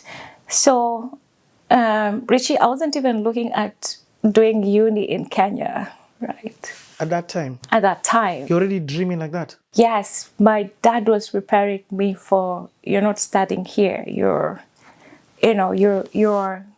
remember him when wanting the best of the best? Kenya that High, was him. Yes. That was his bare minimum, was Kenya High, and then after that, it's abroad for you. And remember, his side of the family, that was a trend, right? That was the trend. So it wasn't very foreign. This situation that we were in this one-roomed house was very temporary. It was not permanent. But now you have a child who's speaking English in an environment, and you're like, are you from here? I used to be asked that a lot. Like, are you from here? Do you live here? And that's why for me, boarding was a good, an escape from whatever was happening within the environment. The way you're speaking now, did you speak like this then? Yes. Wow. Yes. Okay. And I remember in class 5 being told that when I was reading out in class. Because my dad and I were doing this from kindergarten. Remember, I was doing my homework in kindergarten and reading and all that. So I'm being told, you sound different from class 5 when, I'm reading and all that, all the way up. And here's the crazy thing. You've not lived anywhere else. I have not left Nakuru. I have not gone beyond Freehold, if you know Nakuru boundaries. I've not gone to Njoro, if you're on this other side, right? Wow. Yes. Okay, so now you're in this, let's go back to this new school. new school. Now it's Form 2. Remember? Actually, sorry, just one question before that. Mhm. The friend who you sat next to was telling you about French and how she wants to be cabin crew. Yes. Now that you join this institution, do you have a dream? No, but the conversation I'm hearing are the conversations I had with my dad about abroad. The other friend, I remember her, she was just like, her brother used to be in Russia and she's joining her brother after high school. The other one was in high school because her parents are away abroad and they can't afford having her just having a day school, so she was brought to the high school. So I'm like, all you people, you know, your conversations are so different. You're talking already about international experiences. And I've not here even been I to the am. capital city. Yeah, I haven't gone to Nairobi. Yeah. So those are the conversations I'm hearing, right? But for me as well, my focus is this scholarship, you know, this is good. Now I don't have to worry about fees or selling my bread. Now I have to. Crazy. I have to now, you know, prove why am I here. Wow. And actually, it wasn't the beginning of the term that I joined. I was kicked out of, I was called again, remember? In between, I was called to go home for fees. Because by this time, my fee had accumulated. Remember, my mom would just kiddo go and then to manage the situation. So I didn't leave like towards the end of the time. It was in between the time that I left for fees and then I joined this school. Yes. Wow. That's what happened. So there was no plan. It just happened. My mom just got the money, got me uniform. Like I had to like look the part. I looked the part and boom. I'm in a new school. The other school doesn't even know. They just think I'm doing what? Yes, looking for money to Again. So she will be back, right? And I didn't go back. And in this school, do you start doing well? I'm constantly doing well. Is it KCPE or IGCSE? This is now, it had a mixture of both, but I was doing KCSE, yeah. And they had now also the Certificate international of secondary education. Yeah, and they had also the other things like drama art and languages, which is something that we didn't have. We just had basic back in my older school. So this one is fancy, and they have what do we call this? School dance or ball dance? Proms. And I'm like, first of all, this is too much pressure, right? Based on where I'm from, I just want to do this. Let's get this and be done with it. So, but one thing I noticed was the pace was slower for me. The pace of study was also very slower because they would take so long to get to understand a topic, while remember I was reading ahead. I'm already way ahead of that topic, so I felt like I'm going back, you know, like I'm being drained back. Wow. Yeah, that's what I felt. I felt I'm being drained back. So I'm there. I finish a term. I'm now going into and just acing it. Acing it. So easy. Going into term 2. And as I'm going into term 2, something happens. We had a deputy teacher, and his name was Mr. Wambogo. And he noticed I'm not in school. And I haven't come back. Back in Arutani, remember? Now in Arutani, not Victoria. Yeah, I've now moved on. I'm 10 miles. I've moved on, right? I'm enjoying these meals. I've gained weight. Actually, I even gained weight. I'm no longer farming. I'm no longer doing all these other things because we used to farm for our own meals back in Arutani. Remember why the school compound was so big? Oh, that's why. We had a whole maize field, right? We had pawpaw, we had fruits, we had cows, by the way, that would have to... Milk. Not milk, but foliage. Make foliage for, like, every once a year we would have to make foliage for the cows because those would give us the milk for the entire school. And the tea, you do this, you can see, I can see you, like, when it was so interesting. But yeah, now I'm not doing all that, other experience of high school. I am just studying, and my work is to study and to say, what do I need? And school trips and everything were free for me. Really amazing. They used to do like triple cities school trips and all that. And I'm like, this is such an experience. I can get used to this. Right. So Mr. Wambogo notices back in Arutani, now my former high school, I haven't gone back to school, which is kind of odd because my mom would always ensure that I go back with something, talk to the, cashier, talk to the headmistress, and then I go back to class, right? But this time round, no, it's dead silent. So he knew my mom works in the market. So he started looking for my mom, and he sent a teacher. She used to be a physics teacher. He sent her to go look for my mom and ask my whereabouts. And so they had to keep on going, and they got my mom in. Remember, my mom was very famous in the Nakuru market, right? Because she's done this for years. That market fed us. She had done this for years. So they find her and they ask her, "Hey, we know the situation. We know, the struggles," and they told her would like her to come back, and the headmistress has agreed to that she will be on sponsorship. Okay, this movie of a life of yours is insane. You have me hooked. So what happens? So now I get a second scholarship for high school. Uh-huh. And my mom is like,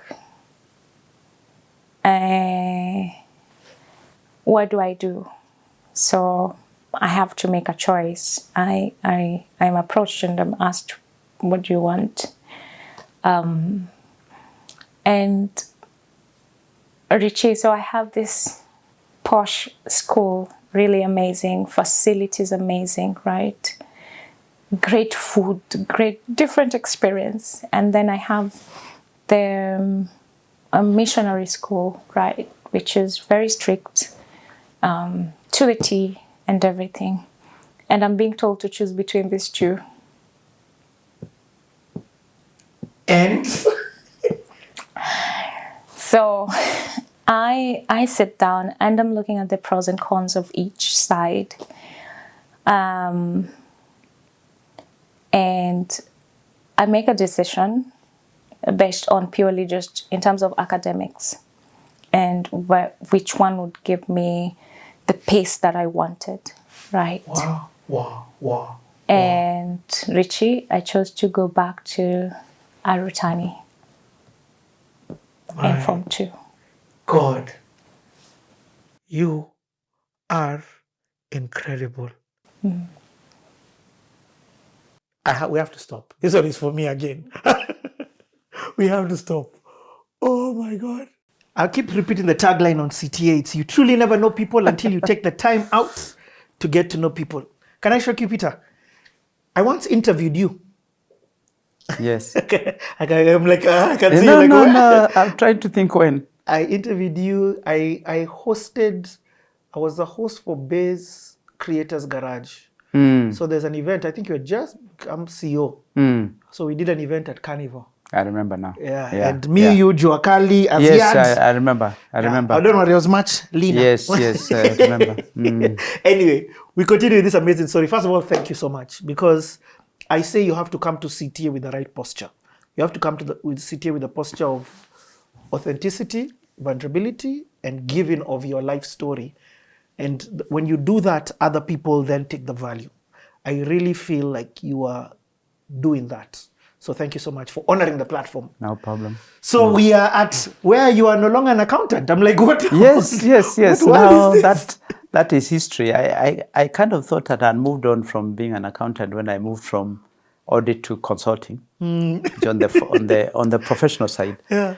But when I joined industry, so to say, when I joined the East Africa breweries, I realized now I'm no longer an accountant, because accountants kind of report, analyze, and so on and so forth. This was about shaping the future of the business, being involved in big decisions, and so on and so forth, which are still influencing the business today. Wow. So it tells you, like that's what 20 years Wow. ago, and also I can see application of some of the things that we did then in other industries or even broader organizations. So my learning in working in that strategy role is that innovation, or especially strategic innovation, comes from sources you didn't know.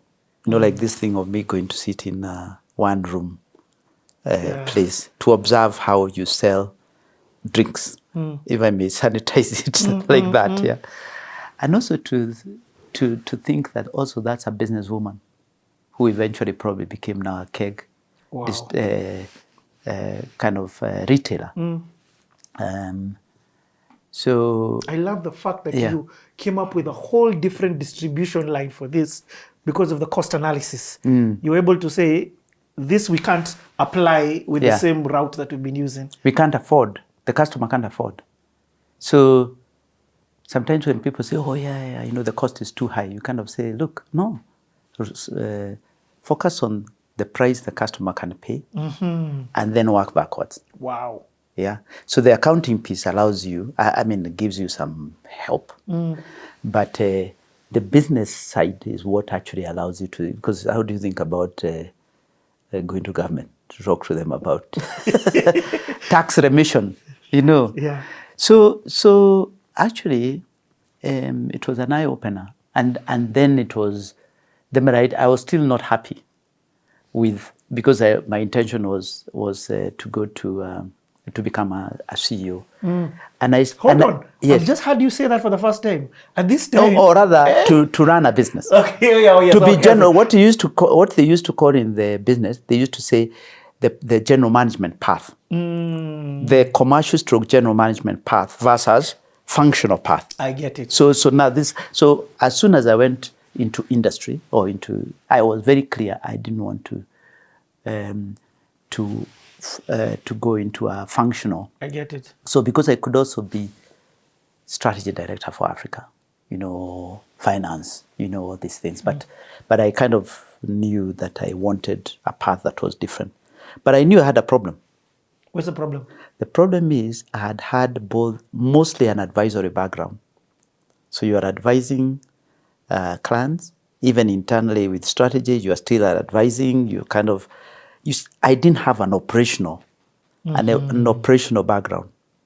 And I kind of could observe and see the best general managers were people who had commercial instinct combined with operational experience. Yes, you need strategy and all these things, but actually that's not the most important. If you look at the people who are very successful, even billionaires, they tend to be people who have commercial instinct. They start as traders, isn't it? Yes. And then they kind of form businesses and so on and so forth. Eventually, they now put some structure and all that stuff. So the dreamers are not necessarily the best general managers. Probably innovators could become general managers because they are so passionate about the idea and so on and so forth. But to be an innovator, you don't necessarily have to be a strategist. You just have to really push the boundaries about what people need, customers or like society. To really push the boundaries of what the market needs. Yes. Yes. It could be society, it could be customers, it could be anything, market. So this same senator, which we had come up with, we were having problem seeing it commercialized and coming to life. So we had already put the production, we were producing it, we had a new route to market and all that stuff, but we were not getting the sales. So I volunteered in 2005, December 2005, cancelled my leave, volunteered to go and sell the product. Literally. That's where my commercial role started. So literally volunteer to go and sell. Okay, and what does that look like? So go out there, recruit Distributors. Shadow the team that was really doing the work, help them fast track the thing, etc. Distributors, see where the barriers are, what are the blockers, what is going on, where the margins right, what is going on. And I tell you, through that December, we saw a huge shift in our momentum. And what were some of the things that you noticed was preventing sales from happening? Just like lack of decision making on the ground. Wow. Because people probably were not fully empowered. It's a new business. It is not operating like the existing one, It's got its own which almost route runs to on market. yeah. So you almost have to make judgment every day with the type of person you should be recruiting, giving more freedom to the team within some boundaries, and kind of just went around in I can't remember, it was a Suzuki. One of those cars around the country. In fact, one time I remember I asked the CEO I can just get a double cab. Then he told me, no, you need a saloon. you are a strategy guy. So anyway, we went around. This guy was called Henry. He was called he was in charge of this thing, and we solved a lot of the issues that were and a lot of what that taught me is many times issues just are not resolved on the day because people are not empowered, or people don't think they are supposed to resolve, or they have the authority to resolve. But because I was a senior person, I could make decisions on the spot, and if I don't, I can call up the line. And then there was a big change that was done because the business was not in a good place because it had slowed down. And then the CEO, in his wisdom, in the January, February, the following year, made me what they were calling change director sales. So I was now supposed to go and change the sales. But actually, what I didn't realize, in a couple of months, it would just be converted to sales director. So I became sales director. I've never sold anything. They called it change director sales. Then sales they director. know what you're doing. Yes. I had never sold anything, never been in sales. This was my first job, and it was the leadership role. And there was a very big change that has happened in the organization. So I remember addressing the sales team that time, and many people had been recruited, some had left, big restructuring done, because basically after Castle left, the system started to become a bit complacent. So there was a bit of renewal that was required. I didn't do the change, so the previous system did the change. So I was kind of put in to lead, and when you are leading and you change the organization, you have to be very careful. You might actually be going into the lion's den. So I remember when I went into the first meeting, the first conference with the team to launch this thing. I said, here are the things you need to know. First, I don't know anything about sales. Wow. Yeah. So if you are looking for someone to teach you sales, it's not me. Because I've never sold anything. So I'm going to learn with you, and I'll welcome you to teach me. The second is the things that I'm going to bring is that I understand this business. I have been at a very senior level leading strategy. I know what the business wants. And I can cut through and make the decisions, whoever needs to be involved. And second, I know how to develop talent. Mm. So don't give me history about how talent, you need to be in this role forever. All I want is you are delivering great performance, you are looking after our customers, and you are creating growth. That's it. And it was probably the most liberating time. So 3 years I spent in sales. I got some of the best growth in that business. We used in that industry, in drinks industry, they use hectoliter. Hectoliter is 100 liters. I went in when it was 50,000 hectoliters per year. Yeah. I left when it was 800,000, so close to 1 million hectoliters in 3 years. So we created a business that was as big as Tusker in 3 years, and also grew the rest of the business. So not just this, and then inspired dealers. I remember one of the best things that I did at that time, the dealer conference, I said, because the East Africa Breweries dealers or distributors were very established and very respected in this country because it was the biggest business, and they had come through, and there were people of repute. But I said to them, and the bravery is important, just like with the sales conference, I said to the distributors, there's 2 things I observe in this room. You guys are fantastic. You are well known. You influence your your area that you are given, and you are delivering great performance. But there's one big problem.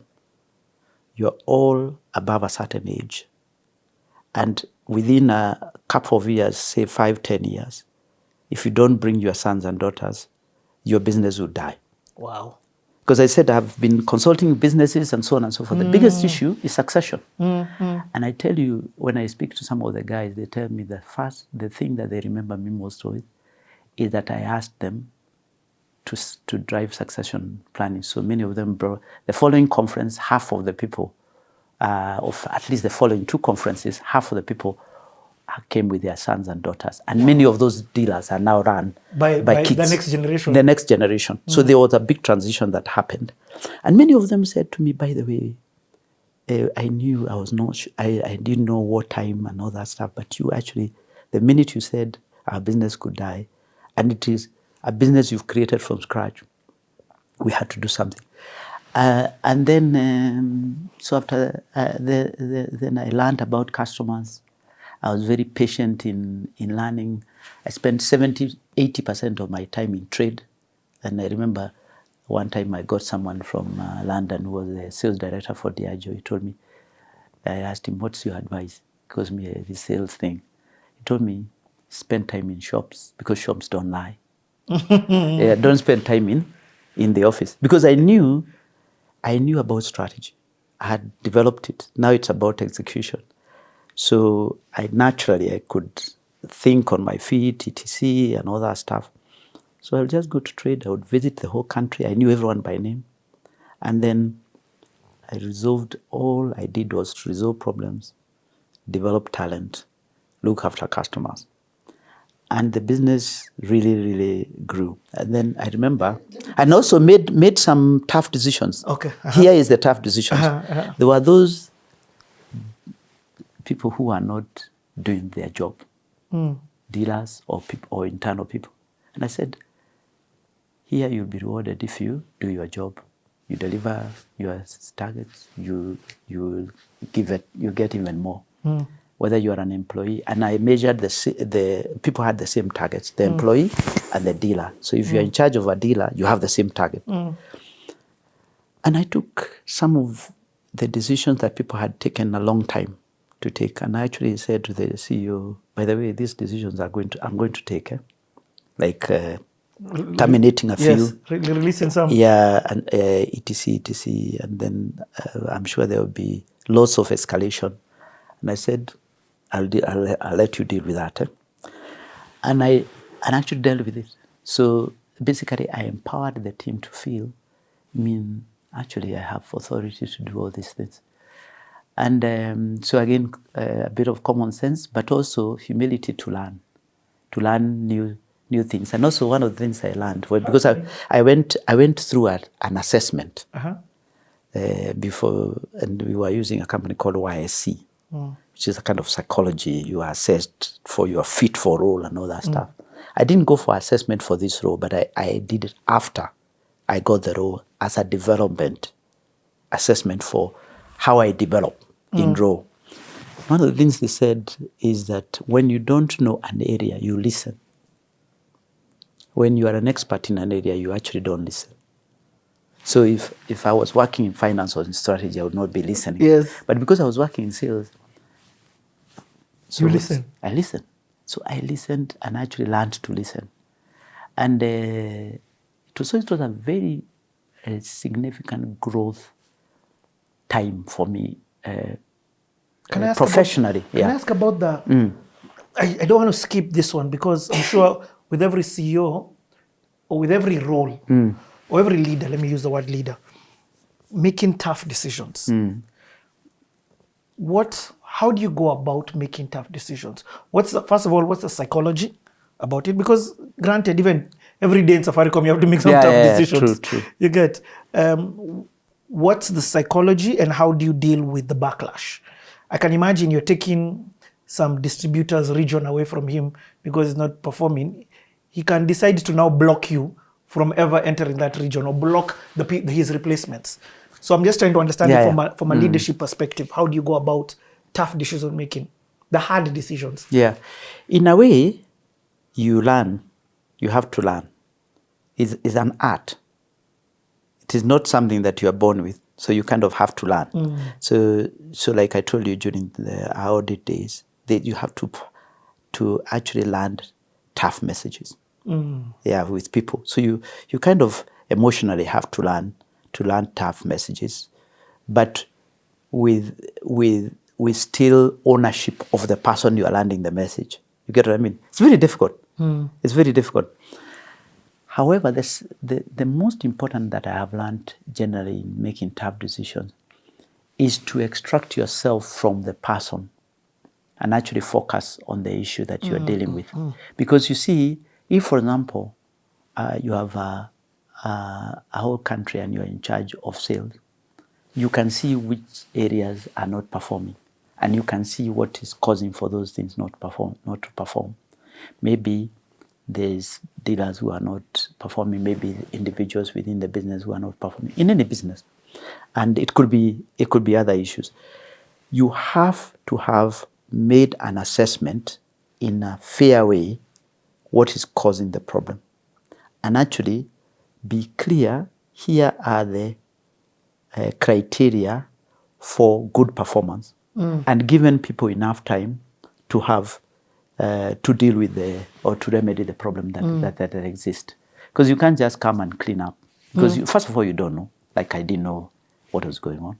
So I had to take time.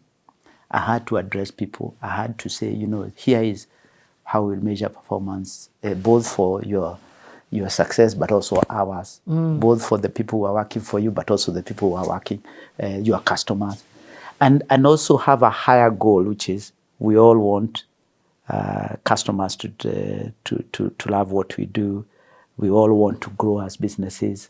If you grow, we grow. So you have to to put some common guardrails, and then kind of say, but here are the exceptions, and here is how we will deal with the exceptions. Because if you don't put some guardrails and facts, then people will think you are against them. So I've learned to extract myself from the personal, the person. But many times it's not possible, because if you are dealing with an individual within the business, or you are dealing with it's a human being involved. I was going to say that it's a human being. So then also seek help from the professionals. So like HR plays a very important role. Sometimes we ignore HR and just do the things we want to do. But seek help in terms of also how do we make the change, and how do we ensure that we preserve the dignity of so rather than just kind of you are fired today and kind of leave now. You know, yeah, security is to take you out of the system. So also remember, these are human beings, but it's tough.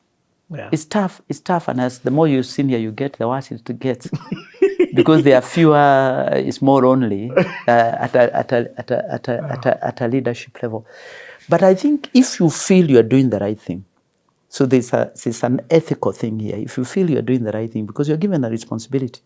Sometimes we want to be popular, and many times you want to be popular, and that issue will not go away. And actually, you'll make it worse, because the people who are doing a good job, they'll say, what's the point? Yeah. So if you want a meritocratic system, you have to showcase that. And otherwise, people will say, well, that one is favored, or this one is favored. But if you have that's why I said to the guys what I bring and what I don't bring. You get what I mean? So almost being transparent about what you know and what you don't. But also emotionally, I couldn't talk about the psychology of it, but emotionally, you have to be comfortable with not being liked. If you have a high need for being liked, then it's very difficult to do these things. It's very difficult, because then you'll be seeing, well, but what will this person think about me? Yeah, and it's not because you don't want to be liked. It's just that your job description is not about being liked. It's about leading. Yes. Yeah, and some of the best leaders are the ones who make the firmest decisions. Yeah, actually, and are the most listened to. So what I think what I did well in sales, first of all, I was new, so I listened. Second, I kind of was with the team on the ground, so they felt this guy owns us and wants to solve the problem. But thirdly, this guy will resolve the bigger issues, the issues that we have been facing that have not been resolved for a long time. And whether they involve, and then therefore, people, and I'm sure there are some fellows who probably didn't like what I did, both employees and whatever. And there are some people who really loved it. Because I remember now, after 3 years, there was a channel like I go to a general management role. So now again, transition time comes. Yeah, now transition time comes, because I'm not a sales guy there. Now I want to go to general manager, but then something else. Remember I told you about the river. At the time I was about transition, the group CFO role, group FD role became vacant. So now I was interviewed for the group CFO, and the reason why I accepted the role, because it was a senior role, leadership role. Finance, if you think about your general management career, will always help you. And thirdly, it was a number 2 role within our business. So from a leadership perspective, I felt it's still in service of me being a business leader, if you get what I mean. So sometimes it's not the titles and what you do, it's actually the nature of the responsibility you have and the task that you are being given. So I moved finance. So you became the group CEO for? No, group finance director. Oh, it's group finance director. Yeah, so ABL. Yeah, ABL. So when I was announced, I remember the dealer said, hey, sales guy being made groups. Then they were told, actually, this guy came from finance. And I remember when I went to sales, the London guys, the guys in Diageo, said there's a finance guy, strategy guy being put into sales. But actually, dealers did not know. Many distributors did not know that my background was nothing to do with marketing and sales. In fact, there was one dealer who told me, "I thought you were a marketing and sales guy." I said, "No, never. That's not my background." Yeah. So I think. So if people ask me which was one of your best roles, I said that's one of my best roles, because I had to learn new things. I had to learn customers. That's when I really learned customers. And I had to learn operations. Because sales, you are delivering every day. Yep. You can't wait until, you can't tell the people to postpone their buying to next week. You know. So if you don't deliver today, you have a problem. So then now move to finance. And my issue, so of course now I go back to Now I joined the main board as at PLC listed board, and the finance director role is very different. You are announcing results, you are leading the business, you are liaising with the shareholders and everything and so on. So now that's when I learned about how do you deal with listed businesses. How do you deal with that's why I was telling you that the training, you realize this finance that I was trained doesn't know how. There's none of that. Actually, the things that helped me most was the experience along the way, rather than the technical training. Yeah.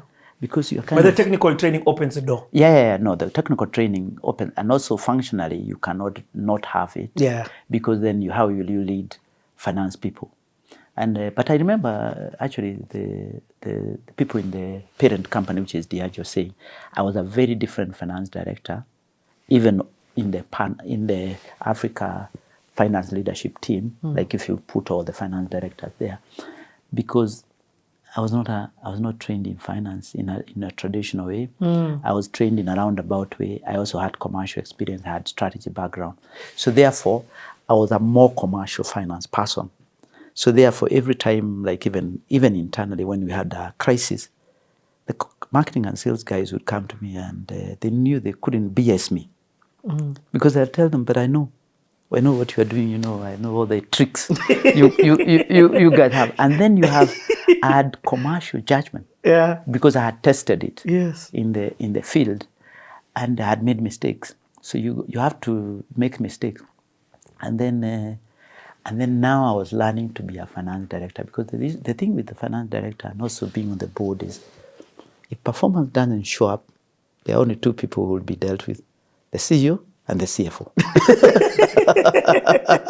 All these others are just casualties of convenience. The people who are dealt with are the CEO and the CFO. So you now start to understand what your role is, which is board and the shareholders have given you a very specific responsibility to run this company, and you better run it properly. And then the cycles of delivering performance, you get it wrong one year, you recover the following year. It taught me how, finance is also quite important, because if you have 3 cycles of delivering performance, you learn the things not to do and the things to do, and the things to avoid. If And you there are have 3 cycles of delivering performance. Yes, there are some schoolboy errors that you make when you're what we would call a rookie CFO or rookie CEO. And by the way, they are there. You have to make them. Yeah, and it doesn't matter how much you've been taught, you will still make them. like I'll tell you one rookie one for a CFO. So your ESA starts in January, like most banks, and then you kind of say 8 months in. So you're in August, end of August. Say your budget says you should be at 10% growth year on year. End of August, you are kind of 5. So you're half. But it's 8 months in. 8 months in.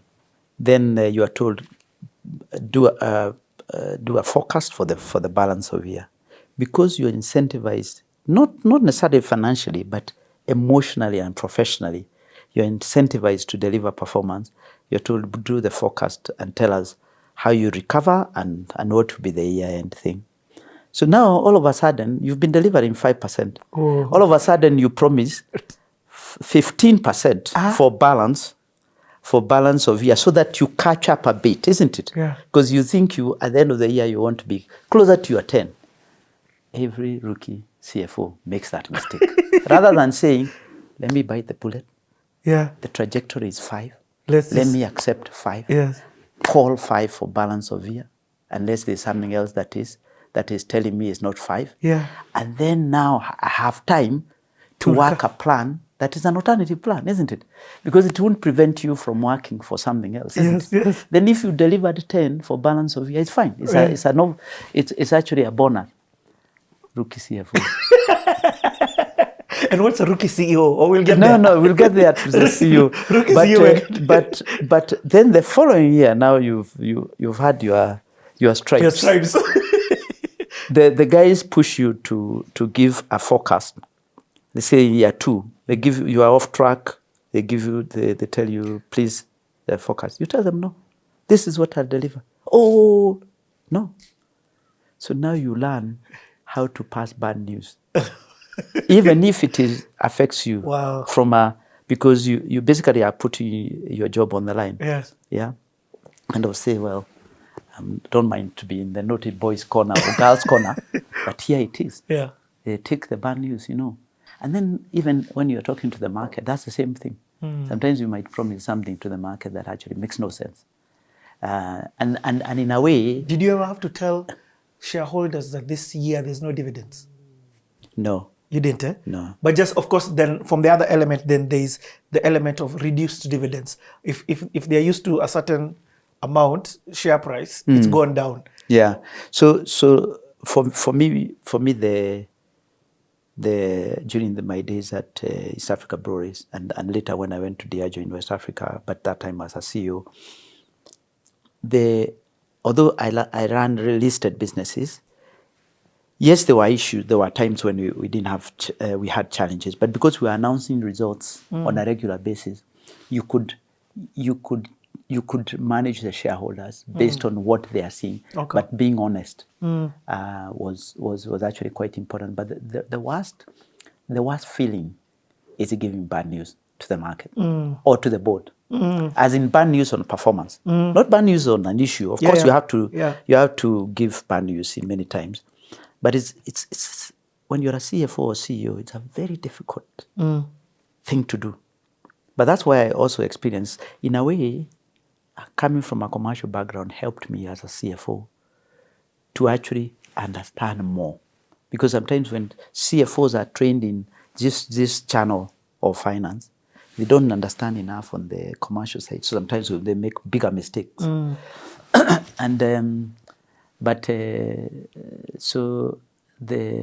my CFO role was really instrumental in me now starting to be more external facing with investors, with the shareholders, with the group. Previously you were kind of more commercial in market and so on. And then so after 3 years, that's when now I got now my breakthrough to be CEO. Wow. As in 2011, I was appointed managing director of Guinness in Ghana. Before we are placeholder right there. Yeah. I want to understand. Your career trajectory. By the way, you paint such a beautiful picture. It's clear. I can understand. I can see you on the ground with the dealers, the distributors. I can see you speaking to the board with the shareholders. I can see that whole trajectory in which you've gotten here. But there's one side. I keep telling you, there's two sides of the coin. Life. Yeah. What happens to normal life? Are you married at this time? Are you dating? Yeah. Are you... So I got married before I became CFO.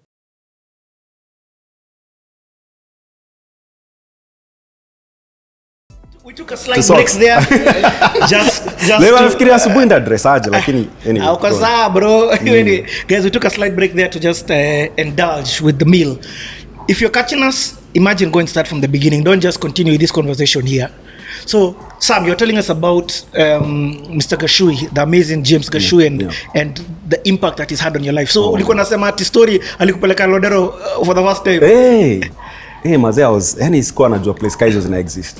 Hata ile meeting ilibaki nitoke mbio sana, sikuwa najua ma3 mtu uchukua wapi. So maochi njiani wananiambia panda hapo. Oh, this time you've not bought a car, eh? Hey, you guy. my guy, you guy. Sangapi? Sijapata deal yangu ya kwanza ya kuchapa gari at that point. Excuse me? Okay, so at this time you've not bought your car, eh? Na gari meeting inaisha huko mali ujui. And Lodero is in huko Runda. Alafu naenda Ronga. So lazima nijichape afya center at a certain point nipate ma3. But also he must have opened up the kind of people who he was hanging out with. It must have been like the who's as well. Oh yeah. I mean that was the who that was at the top, of the country. Like those are the people who were decision makers. But at the same time, he was one of the most, like people would go like some of the decision makers in these countries were not the best of the best people. That's true. But James stands apart. And that's why his name is not spoken a lot on the newspaper, because he doesn't have drama and chaos and all of that. He's just like, Like, so let me tell you something. A year or 2 years ago, when Jack Ma said, I want you to find me men of integrity across the continent, people who don't have scandals, people who don't have political issues, I based my search on James. Yeah. I had no other benchmark. And that's how we ended up with Strive Masiiwa. Okay, because he matched the benchmark for James. That was a benchmark in my head. I was like, okay, you want people like James Kashui. And so, if James Kashui is alive, definitely. Oh my There's never goodness! two ways about it. We probably shouldn't have gone to Jack to do this. We should have done it with him. Yeah. But I honor him so much. I feel like that reply to my email changed me so much. Sam, what made you, let me ask this question. What gave you the confidence, or what, not even the confidence, who do you think you are that you wrote to him? or the question should be, what was the obstacles that you jumped for you to believe that let me just even try? First, I'll say this. I wrote that email for close to a month, if I'm not wrong. Okay. It wasn't one day like wake up with my morale, type it out and send. It was like you're playing cards and you have this one card and you put it on the table, that's it. And so I wrote it, I rewrote it. I Googled how to write an email professionally. I wrote it again. I put too many words of just pity parties. I removed them. Try to get straight to the point. I remember going through this process because it has happened again and again in my life. And the minute I sent that email, I sent it knowing that I had nothing to lose. My brain went through that whole motion like, what is the worst that could happen? He'll say no. If you don't ask, it's already a no. It's a no. So nothing changes. In fact, if anything, it will Starting change it to a zero, yes. Yes. Man, that starting from zero. Yes, so send it. And that's it. And I've done that a lot. And we're going to hear more about it as we continue the story. So he responded. He took me to some of these places. I mean, he taught me how to behave. In the sense like he would pick my call. Even like me, I'd call him and he'd pick my call. Like, you know, like it's so, still in this, don't think that mnakuwa mabeste sasa nyinyi mwaswa kugotana na pana pakuwa na heshima na mentors wako. You know, create a sort of a distance, respect them as if they're like your parent. Yes. So you don't get that close. So you don't even just pick a phone and call them just because of nonsensical issues. You know, think carefully. Your questions matter more than the answers they give, because if you ask the wrong question, you get the wrong answers, or you get to disconnect. You know, so think of it. So man, what you're talking about are lessons of a mentee. Yeah. Behaviors of a mentee. Yeah. Be when somebody tells you try this out, you go try it out and come back and say, hey, nimejaribu ikufanya imefanya. Give feedback. You know, there's a lot of small things that I picked up from there, but more for him was humility. The humility, number one. The value he placed on his family, number two. I mean, I don't have to mention the daughters' names. You know them. They're amazing human beings, right? June, Angie, the big sister. I mean, like, they're really amazing. And I wanted my kids to be like that. I wanted to be successful, but I also wanted to have my kids be like well-rounded up kids, not caught up in their own, you know, place. So I learned that from him just because of he'd come with the family during the end of year party sometimes. I learned the humility of just quietly just talking and just being in places fitting in places just smoothly. There was a way he was just smooth. Like he'd come into a room and he doesn't have to own the room, but his presence is also felt. There was a lot of small things you pick. You know, sometimes you don't pick the hard lessons, you pick the soft lessons. At this point, Buddha had to joke to me, a woman, a kisu. I mean, like, like ni second guess. Like, juice baby ulikula, sansha master sausage, lakini kuku. Unakulaje kuku na kisu? Na prawns. Kuna vitu zingine so una watch. Kwa table, una pick. So unaziadopt. So I mean, like, unajua hizo ndio zile tutapika ambayo watu understand una pick. Ama response ya msee akiulizwa swali, you know, vile anafikiria, unamwangalia vile ana process thoughts zake, unaona vile ata avoid certain things. So kulikuwa na vitu ndogo. I mean, so he didn't teach me business. But he taught me, you know, like, these are the things that I just picked along the way. Every moment, every time that he's talking is a teachable moment. Yeah, and I'm there to listen because I'm like, this is such a privilege to be here. Like, if I tell my boys, like, James alinipik na gari yake, mazee they will be like, what? But you also, because alikuwa to a chairman. You also had the understanding of who you are with, and you accorded honor back to him? Oh, I did. Whether it was out of fear and quite maybe I should have asked more harder questions. Maybe I should have driven myself a little bit. But I still worry even today. Like today I have a mentor who is so amazing, just like James, you know. But the thing is that I still find myself second guessing myself. It's okay. I think it's okay not to be so sure of yourself. It's okay to even make mistakes. Because I've made so many with my mentors. Sometimes I thought they were going to walk away. You know? And so I did make a few mistakes here and there. I had a bit of an ego because of that deal. For me, you know, so a lot of people will be like, it's okay. But I asked myself, what can I give back to a man who almost has everything in my view? I can't teach him anything. So this bill is my way of saying thank you. And it was a very powerful thing because you also did it with me one day. Yes. I think a couple of years ago, we did the same thing. And I was like, you left me like, I was like, I mean, it was so much honor when you walked up to me. I don't know whether you remember. I think I remember. Yeah. So, I mean, like you walk up to me and it was exactly what I used to do. And you press my hand and say, thank you very much for opening up a digital space for the rest of us to work in. And you leave. And on my hand, I remember substantial amount of money on my hand. I didn't know what to do with it. You left me so lost. And it was such an honor. And I remember because I'm not saying it's a giving of the cash, or it's just the respect that you accorded me. And I remember that even then with James. That was my way. I mean, and that's a way that it's not about just money. You could press 5 sock or 2 sock, or you could just leave a note and say thank you.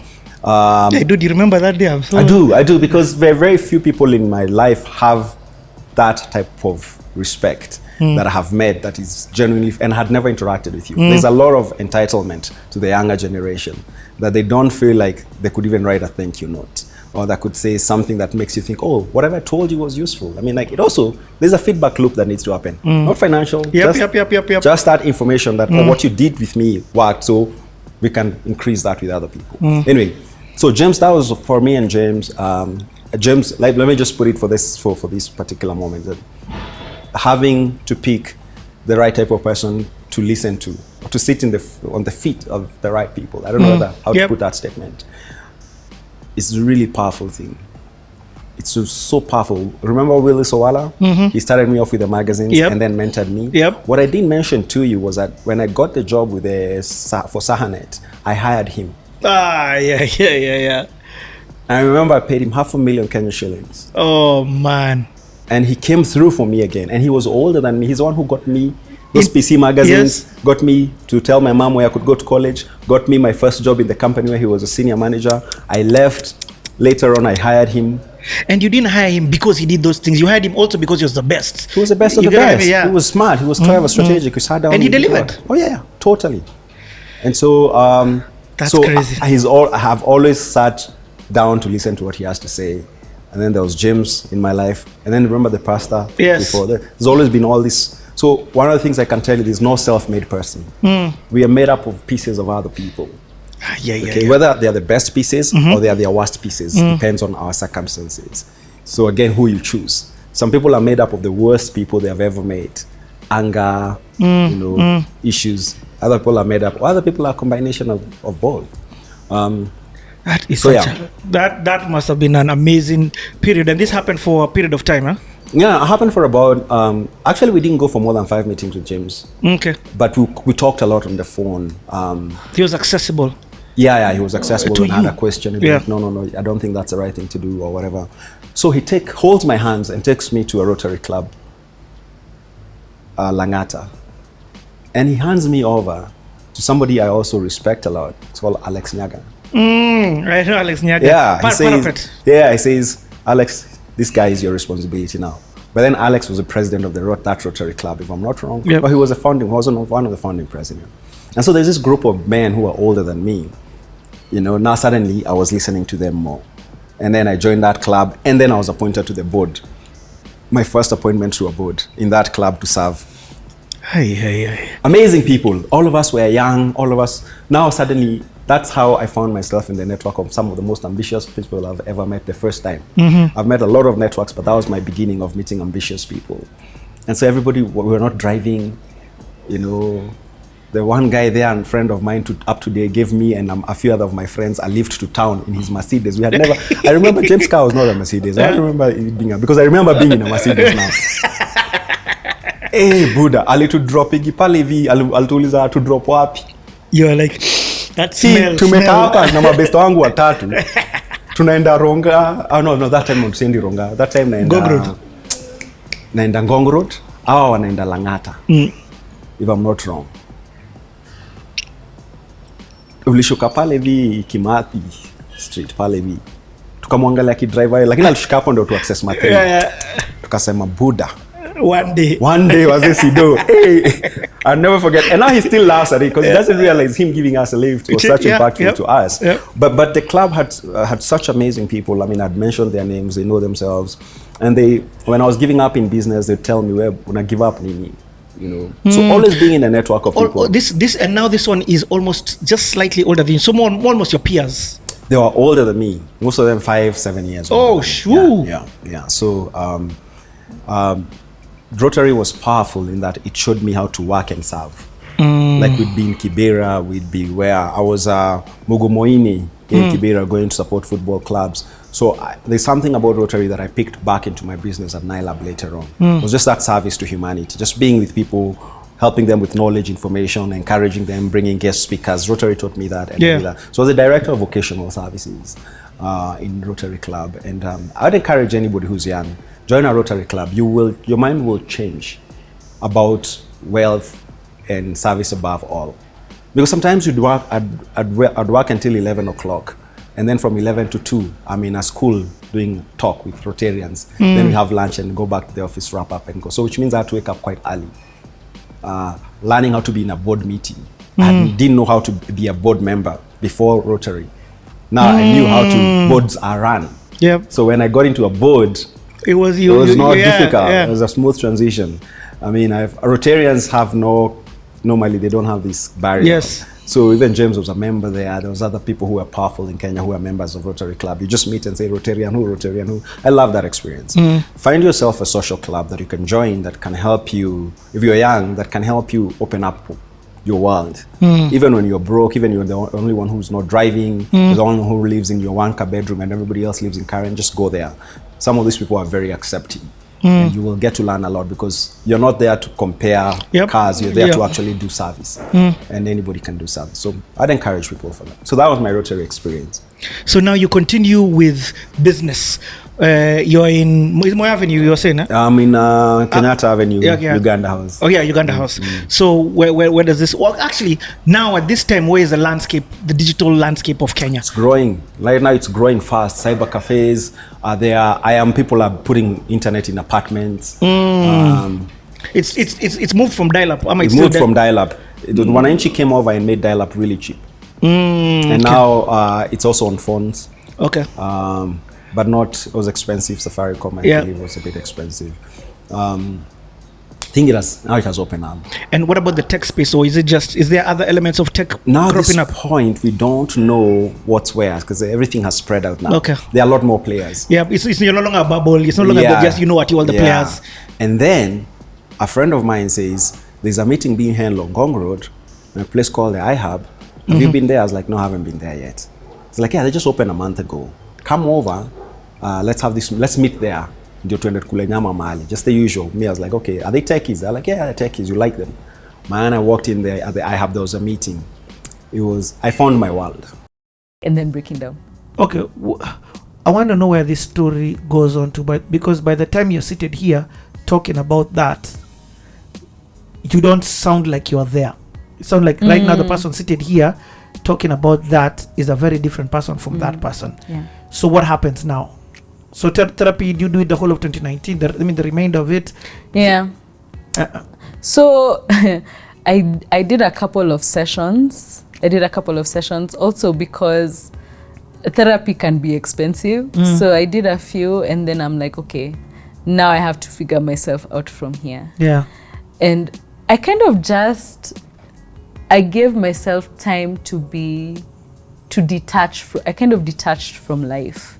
I stopped the striving, I stopped the trying, and I was like, I'm just going to be still and to figure out who I am when I'm not trying to be something.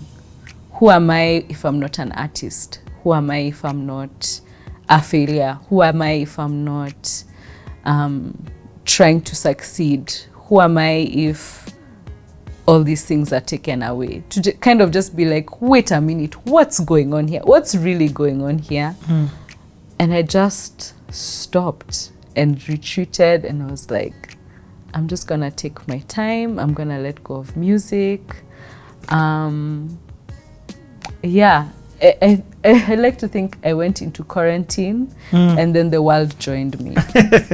That's funny. I did the same exact thing. Oh, wow. Yeah, so really? November 28th, I remember it very well. Came out Feb. But I know, so what do you do? Like for me, I know what I did in that time to realign me. And I think it's very healthy to always take some time out and just repurpose. For me, it was, I read the Bible. I like read it now proper. Like listen to music, watch some sermons, did some planning on my own. What did you do? Did you go back to the new age? Did you recenter? Did you meditate? What did you do? Well, I spent a lot of time in nature. I really I took a break from life, and I was. So you left I was Nairobi? of the thought, no, even in the city, like going to Karura or going to Aboreta. Okay, I get it. And I just fully let go of the striving, of the trying to be anything. I was offline a lot. I wasn't on social media trying to see what everyone else is doing.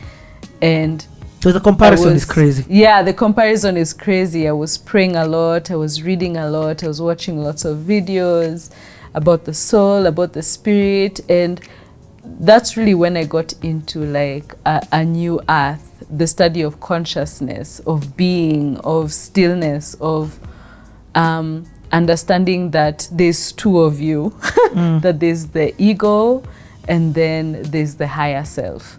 So there's the lower part of you and there's the higher part of you. And so I was trying to tap into the higher part of me and to be in stillness. I even remember going for Vipassana meditation, which is like a 10-day retreat where you're not allowed to talk to anyone. You're not allowed to write down anything. You're not allowed any meditation. I mean, any device.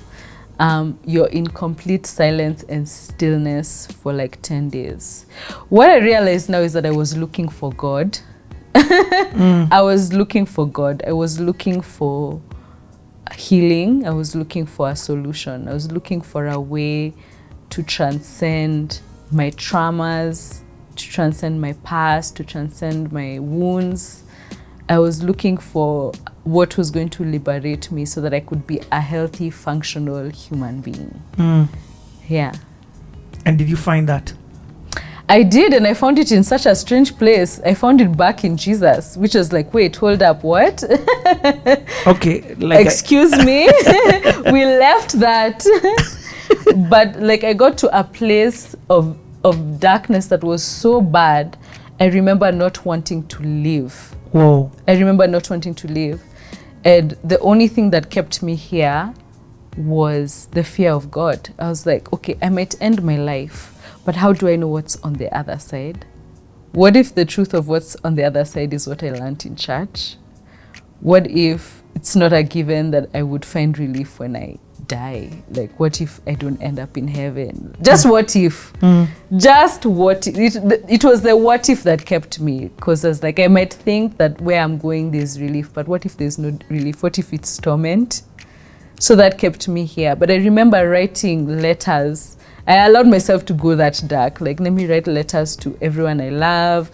Let me say sorry to everyone I've wronged. Let me like just put it all down. Just in case I was to leave, what would I say? Like, I got to that place of not wanting to live anymore. And that's how badly I wanted to succeed. That if I didn't have this thing that I wanted so bad, I didn't want to be here anymore. It meant too much about me if it didn't work out. That is so... Oh, that's deep. That's heavy. Yeah, That's it was heavy. really heavy. It was a really, really dark time. Really, really dark time. And now is this been coupled up by the pandemic? Funny enough, when the pandemic was happening is when I was coming out of it. Okay, so this is between when the pandemic just started, between, again, I'll say mid 2019 and February, March 1st, when you're going through all this. Yeah, I think I would say,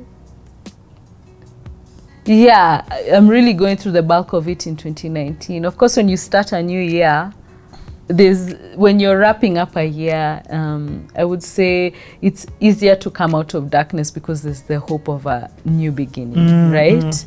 So I'm still, I've licked my wounds, I've done the thing for trying to recharge myself, but something is broken, and it's the thing that, the bounce back game I would have, where I would have a season of shining and then a season of hiding. Then I recharge, shine, hide. I was tired of that cycle.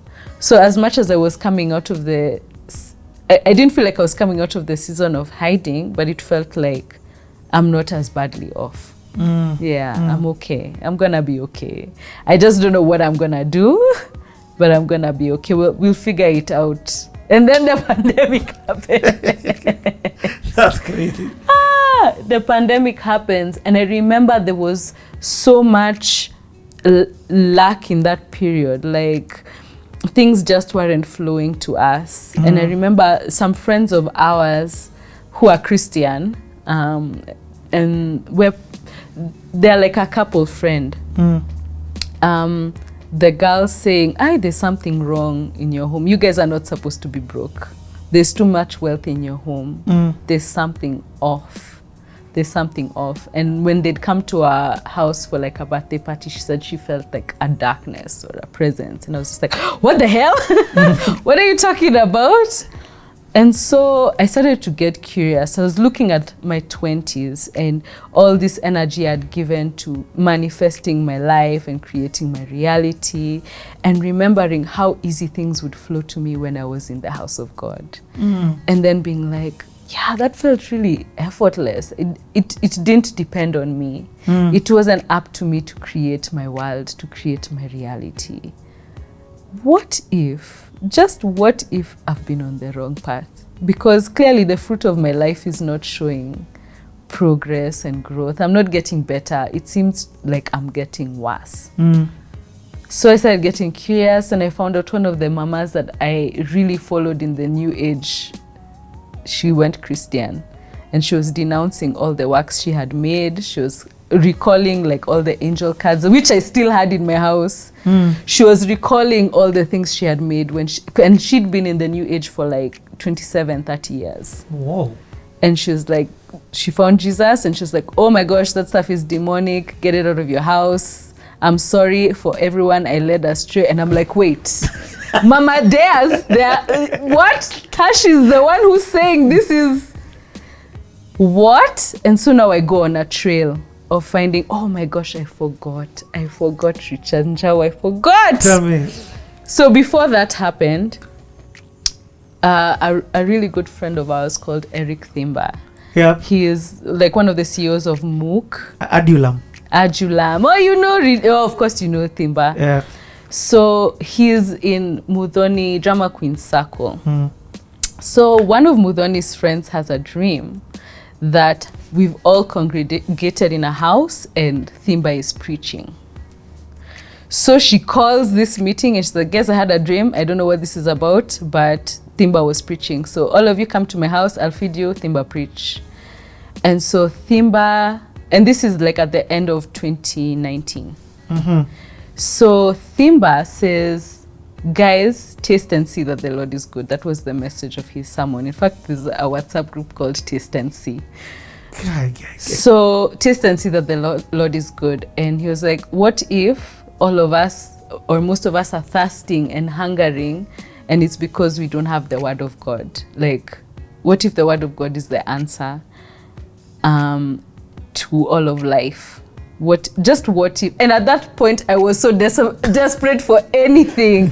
I was just like hopeless. I was still trying to find some light. I was trying to do the thing that I used to do for recharging, but it wasn't working. And so he gives us a challenge to read the Gospels for 30 days. Download the Bible app. I'd not touched my Bible in 10 years. Download the Bible app, read the Gospels for 30 days. It's a plan. And then we'll meet again after 30 days and we'll talk about it. We'll see what happens. So I read the Gospels for 30 days and I'm like, who is this Jesus dude? I learned about him when I was a kid, but now coming to it from this place of being in the world, of not being a Christian at all for a really long time, and then coming back to the Gospels and reading about who Jesus is and what he says he came to do and what promises he gives. And I'm just like, who is this Jesus guy? And I was seeing it from a completely different perspective. So I start to call on the name of Jesus. And then I find out about this Doreen Virtue woman who was in the New Age, and then she turned to Jesus. And I find all these testimonies online of people who are deep in the New Age, and then Jesus found them. So yeah, I just start reading the Bible again. I start to pray again. I start to call on the name of Jesus again. I learn about deliverance. I learn about the breaking of curses. I learn about how you can bring curses on yourself based on what you're doing in your life. Like, I'm just like, hold up, wait a minute. And for me, I'd reached the place where it's about testing out a thing and then you see the fruit of it. Does it work or not? So for me coming into this, it was just like, let me see if it works.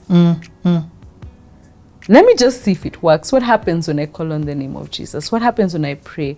What happens when I get rid of all this stuff, when I get it out of my house? All the crystals, and I was desperate enough to do it because it just felt like it was becoming loss after loss, almost like my life was a cup with a hole in it where I couldn't hold on to abundance. I couldn't hold on to relationships. I couldn't hold, like it was becoming destructive. But it's so deep that you said that.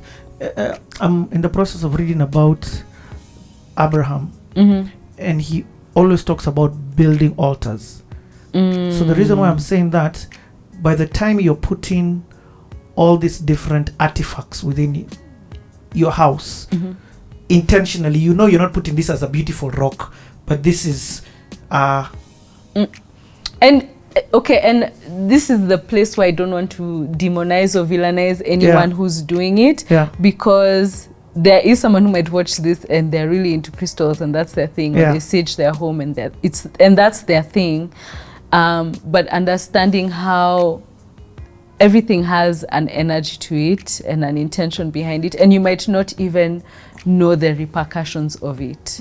All I know is, and for me, I'm coming from the place of I was blinded, now I see. And you can only give your perspective. My perspective, where I was doing this thing, it was giving me the opposite of what I wanted. When I started doing this other thing, everything changed. So it was like a night and day situation. Do you know where it blows your mind? Where if you are so broke, no money is coming in, no opportunities, and then I start to call on the name of Jesus and I get these things out of my house, and boom, all of a sudden, opportunity. All of a sudden, abundance tenfold more than I've experienced in 10 years. You know, where it's just like, okay, I can't even, how can I argue it? It doesn't feel like happenstance. It doesn't feel like a coincidence. It doesn't feel like a coincidence. So it's like, wow, there's power in the word. There's power in prayer. There's power in the name of Jesus. And it's like, it's not, before it was a theory. When I was a Christian, it was a theory. I hadn't experienced the power of it.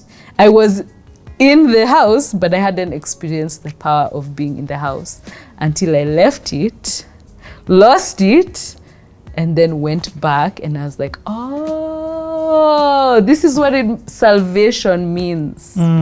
This is what sanctification means. This is what deliverance means.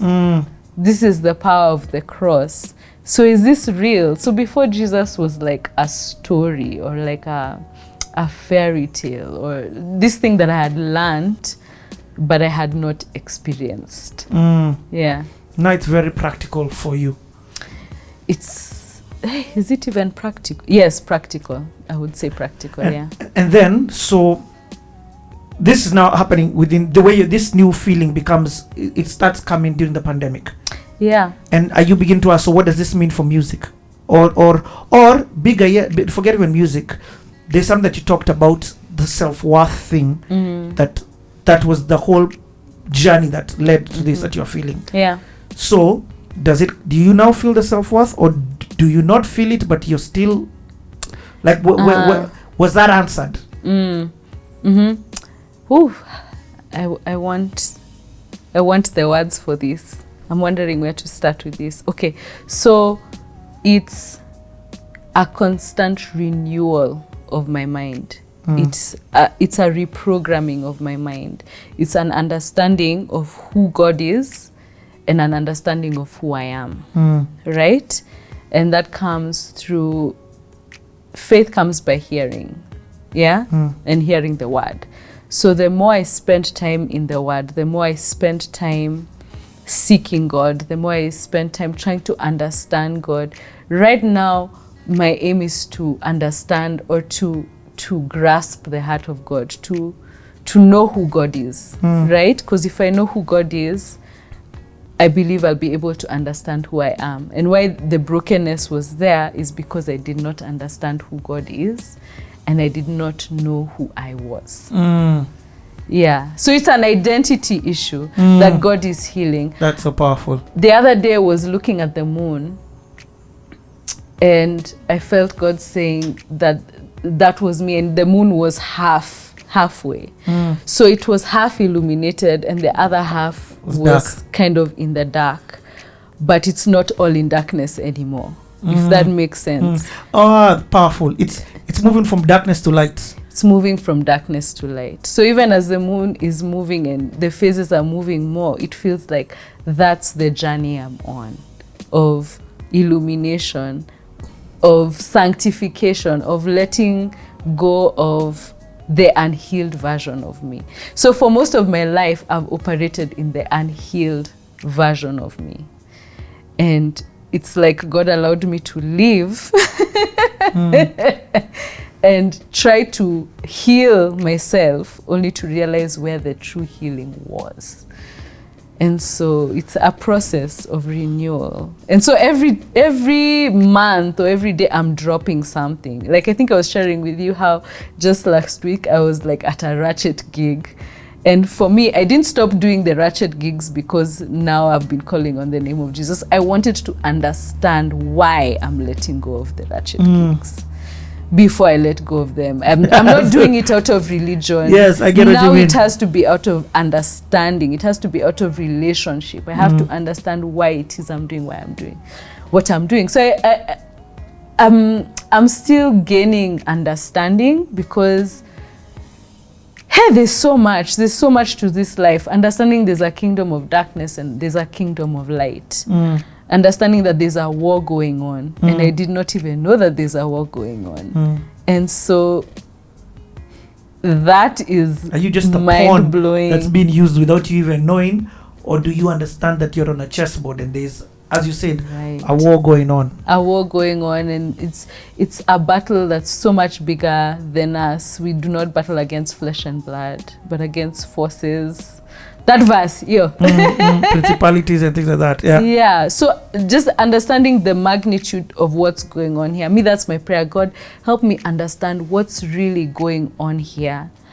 And I'm grateful that I didn't get the things I wanted, and I had to grieve that for a really long time. Oh, did you just say that you're grateful that you did not get the things that you wanted? Yeah. I'm grateful.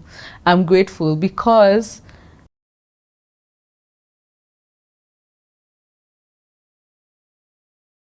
so the moment I'd pray, like I remember this one, not once, not twice, but let me use this particular example. A guy that I was really into, and I remember I knew that this one, if God does not intervene, but it's a done deal, it's sealed forever. Was it a mutual? Was it mutual? Was oh it yeah. Also, I mean, what do you expect? And that made it harder because it's easier to like a guy who didn't like you and you're like, maybe I had God wrong. But this is now, more complicated. So I began seeing images. I'm literally awake. There's nothing, like I'm not sleeping, it's not a dream or anything like that. But every time I think of the guy, I'd see images of him holding me and stabbing me at the back. And he'd wear like a black cape or something. And I'd say, God, what is this I'm seeing? Until someone else came to tell me that this is what they saw about someone who was hugging me. And for me, when I'd see them, I'd see the face, so I'd know who it was. Yes. Now, God would use stuff like that to confirm to me that, No. chick, you're heading the wrong direction. So the onus would be on me to cut it off. Like the way when God spoke to Abraham and said to him, I want you to sacrifice your son. Yes. Your son, your only son, the one you love.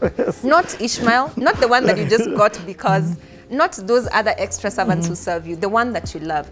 And again, that was one of the training grounds for me when God would teach me to give up something that I want, so that the enemy, John 14:30, that says that, so that when the enemy comes, he finds nothing in you. Like I said, desire is what actually makes you fall. So the moment you're able to sacrifice the thing that you want to God, he'll either give it back to you, but now it has a proper place in your life, or he will remove it. But many of us mess up or go down the wrong way because we deal with a desire too late. Remember I said that for me, the moment I knew I had started having feelings for the guy, before it grows into anything that can be called anything, I ran to God, and many times I'd find myself crying before him, like, Lord, you know my heart. Me, I'm so gone. I really, but I want your will. So he always, he never fails. He always came through. Thank you for sharing that. That's first of all, I'm glad to know that you are, human. Yes, and also that's such a difficult thing. So your vulnerability and honesty in that conversation, I love it because you're literally saying no to that thing that you're praying God, that you're spending hours praying Especially God. when they check all the boxes. Remember, this is a person, okay, he's like this, he does this, you are like this, or, it's harder when it's exactly what you want. But that's the best kind of sacrifice to give God, because then he knows, because the response that God gave to Abraham is like, now I know that you love me. Not before when you were confessing or crying in church, or it's now when you've given up the thing that you want. Now I know that you love me. That's the proof that you love God. Not when everything is nice and rosy and all you're doing is crying and confessing to him. Okay, I love the thread. And the thing about hearing your story, you see how the dots connect. So you see how you're making this decision now because of things that you were doing previously. Okay, you said there's something that was happening after you transitioned from school. Let's enter that now. So did you graduate? I did. Okay. I'll come to that. But I'd like to, I think it was in the last year. I forget when exactly, but I know it was not after 2007, which was after I had graduated. But it was in the last year or third year when I was in campus. And remember I had told you that God had begun to put it in my heart to pray for the nation. Yes. So God tells me, you're going to do this thing of 21 days praying for the nation. In my head, I'm thinking, how? And of course, because of CTA Moodley, there was connections. I spoke to the pastors and they allowed me to use Hope FM with James Okumu. Yes. And just in case you don't understand the connection between that, CTA on Hope FM.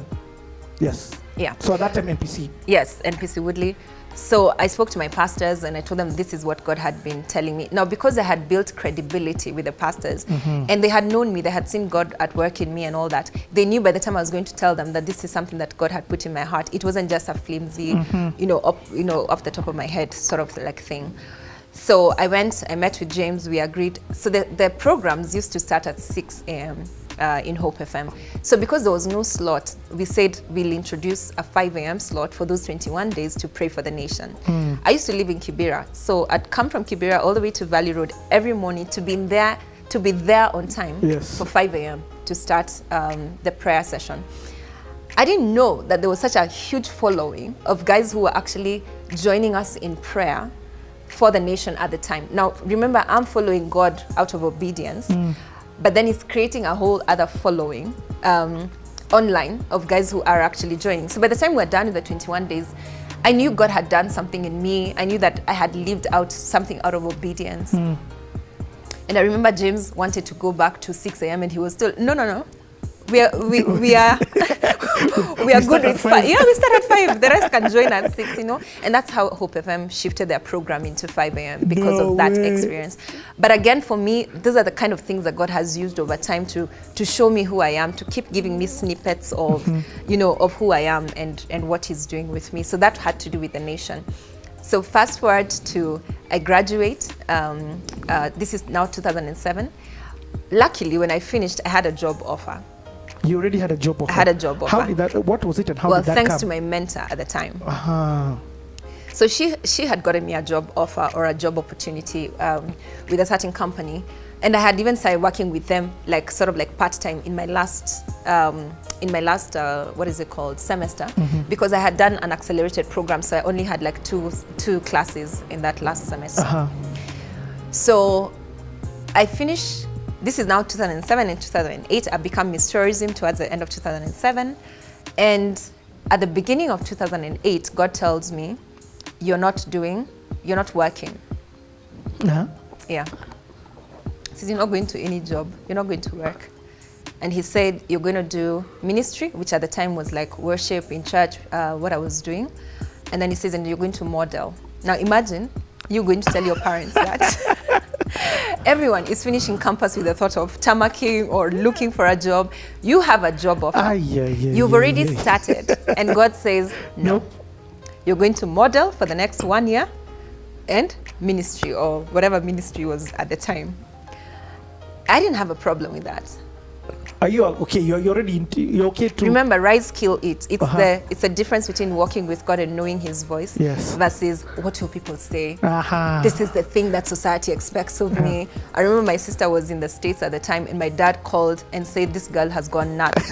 My mentor summoned me and told me, "You're crazy." Everyone was telling me, "What the hell?"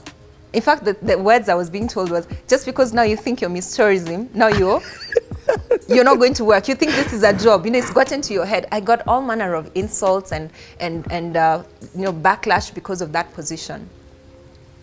And I just knew this is not what God wants me to do. But that must and hurt. at the same now, time, this is people who, I don't want to trivialize that emotion. Yeah. Because fine, yes, you're confident in what God has told you, but this is your mentor. They are, and it was painful this because your family. These are guys who've been supporting you. Now remember, 2007 is when the clashes happened. Yes. So this is now December going into January. And it's sort of like spilled over into January and February and all that. So at the time, because I was very close with the Wagatas, because we were living in the heart of Kibera, our family was sort of like dispersed, like we all had to look for places to go. Because, you know, when people talk about post-election violence, they have a very different picture of what really happened. They have a CNN picture, many people, let me not say everyone. But I was in the heart of it, you know. You couldn't sleep because you can hear the gunshots and you know there are people banging your fence and banging your, you know, and just there's a lot of noise and chaos. They're stealing from the shop next door. You don't know whether they'll break into your house, you know. So my dad just figured, okay, you know what? I'll stay back with your mom. The rest of you just find, you know, we were sort of like allocated to different places. So I went to the Wagatas, and to this date, I'm grateful to God for them. Hold on, that is crazy. I didn't even thank you for bringing that back. During the post-election violence, you were at the heart of it, of course. Kibera, there was a lot of different fighting that happened there. And Raila, it's been sort of taken from him. Kibera was his, not stronghold, I don't know how to use that word, but he was loved there. Absolutely. So you had to literally leave where you live and go and stay with other people. Yep. For more than a month. And it was... And leave your parents at home. So every day there's that, hey, I hope you guys are okay. Yeah. Thankfully, I mean, because of the community environment, there was a way that things were being, I mean, you're safeguarding each other. Yes. But it's your neighbors, it's people who are from around who are angry at the results and therefore demonstrating and doing all sorts of things. Wow. But while that was going on... And this is just after you've prayed for a country? Yes. So you've got a heart for this country. You know, all this is tied, eh? Yeah. You've got a heart for this country and yet the country is burning. Yeah. So at that time, remember there's the pressure, I mean, there's a post-election violence going on. There's a pressure of you've just finished campus and now you're thinking, you've just become Miss Tourism. Yes. Right? And then now you've been offered a job and God says you're not going to work. So there's a lot going on at the same time. And I remember this particular night when, after many interactions with my boss, with my mentor then, and many people, even the pastors would call me and tell me, are you crazy? Like, have you lost your mind? What's going on? Are you getting that well paid, using this modeling thing? They didn't understand my position, but if God has ever been clear to me, that was one of those moments. I could hear him so clearly. It was those seasons when I wouldn't sleep because his presence was so tangible on me, and I was having experiences with him.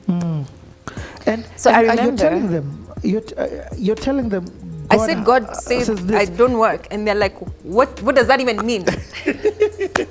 No one understood what I was saying, and this is now 2007. And I remember this particular night, I get a text from my mentor, and she says, see me in the morning, show up ready to work. And God tells me, go for the meeting. So, and she said, be here by 8:30, and I was there by 8:30. And I remember sitting across from her at the desk, and God was so clear, you dare not take that job. You will not work for the next 12 months. So I'm here between a rock and a hard place, but for me, the rock and the hard place was all God. This other one was irrelevant in my view at the time. There's just a lot of pressure from everyone else. But in that moment, I looked at her straight and I said, I'm so clear on what God is telling me, not to work for the next 12 months, and that he expects, or rather he wants me to model and to get involved in ministry. Now, remember, I think this person is a pastor, like part-time pastor and part-time, whatever what she was doing. So ideally, you would expect that they would understand. Ideally, you would expect that the people who would be affirming you are the ones who are nurturing you in your walk with God. And at the time, for me, the Wagatas were more of whatever God tells you to do. We have already seen you do things that we didn't understand, but we figured it was God and we saw it was God. So they were sort of like from that position. But many people, including my parents, including, the people around me, just said, you're crazy. But that day I looked her straight and I told her, this is what God is telling me. And she just told me, okay. And it seems you've made up your mind, I guess you will learn, or you'll figure it, you will experience, you will learn, usipofunzwa na, tafunzwa na ulimwengu. And that day when I walked from her office and I was walking out of that premise, I had God so clearly tell me, now you're walking in the right direction. Oh.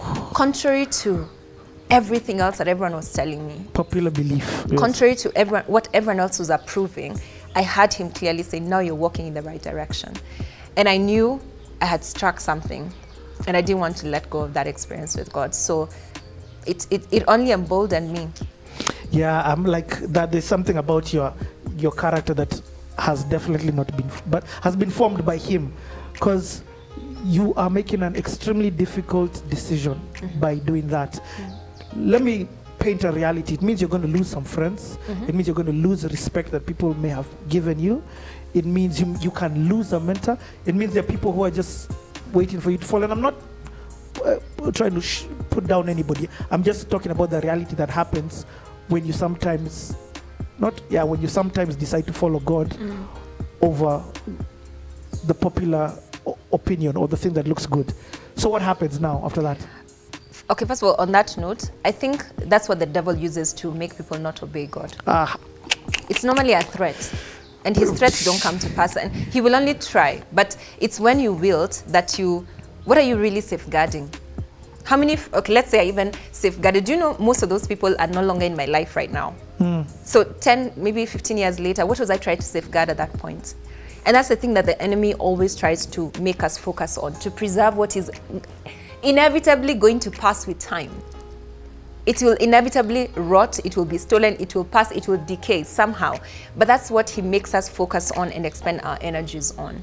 But then if you follow God, for me that step was like a step into in the spiritual realm, into a level that I knew God forever secured for me. Because it was like, what I normally say is like, he catapulted me, he pulled me back, because you've advanced in your career, you're almost like, going ahead of your peers, but he pulls you back.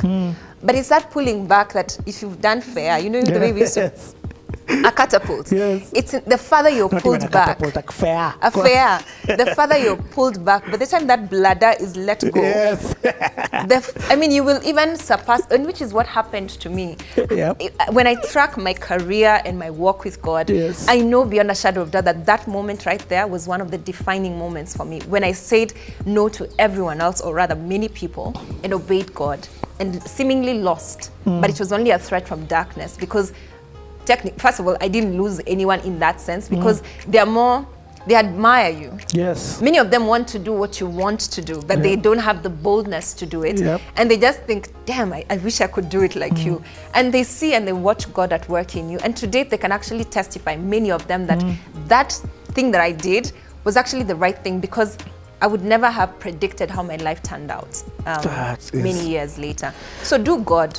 You know, not again to trivialize this, but you didn't do what your parents would have had you do. It's okay sometimes if it's friends and mentors, but when it enters, all you've spoken about throughout this whole story from beginning to where we are at right now is the highest praise for your parents. You are entering this adulthood where now you're beginning to make decisions on your own, despite even what the people who brought you into this world and who you have utmost respect for. I'm not trying to say you disrespected them in doing that thing, making that decision.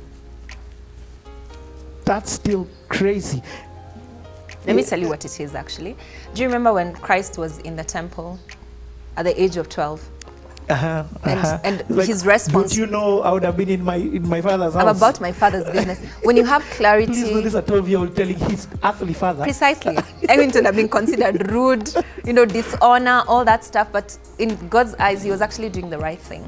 And if there's one of the things that I know for sure, if you're genuinely. Answers. I like it. I like your biblical. I will throw them again. If you're genuinely working with God, at one point or the other, you will have to disappoint the people who actually speak into your life, in terms of the people who expect certain things of you. And it's actually biblical when he says, that I didn't come to bring. Yes, I will separate father and mother. Precisely. Brother from. Yes. And when you walk with God, he does sort of like demand on you things that will make you separate. For example, Abraham. The person that we admire and call the father of faith, it all began by God saying, get out of your father's house. Watch a terror. Everything that you know, everything. In fact, I asked this of your father and he didn't do it, because the scripture says that God had asked the father to do it. For real, yeah, that's terror. Precisely. But this guy, Abraham comes and he now fulfills the thing that God had placed a demand on him to have done all this while. So God will place a demand on you at any one point. He will ask you to do stuff that will go against what people approve of. Whether it's your parents, your friends, sometimes even your spouse. Yes. And that's why I say, God forbid that you should get married to someone who doesn't understand your walk with God, or who you've not come into a place of oneness, of actually flowing and knowing that this is what God is asking of us to do. So I would say, if Christ could be able to do it at 12, it will definitely happen to the rest. In fact, in John, I think 14 or 15, he says, if they treated me, who is considered the teacher, like your role model like this, if they hated me, they will definitely hate you. So first of all, you anticipate it. If you walk with God, first of all, it's going to be lonely, and sometimes it's going to be controversial. And then to some extent, you will definitely have to disappoint a lot of people. And you have to be okay with it. Because sometimes that's how he actually opens up new doors for people to see and know, oh my God, this is actually God. So yeah. Ah, man, I'm loving this story. Let's take a 2-minute break. We'll be back to continue the story. I remember thinking, I thought I was a nice person when people like me, but now at that point you're like, oh my gosh, you're trending and people are actually abusing you on social media, on Twitter, and you have to take it. You have to be like, okay, fine. You have to be like, okay, I have to get over, or rather even that situation is created for you to get over the need of being liked by people. I hear it. Or the need of reputation.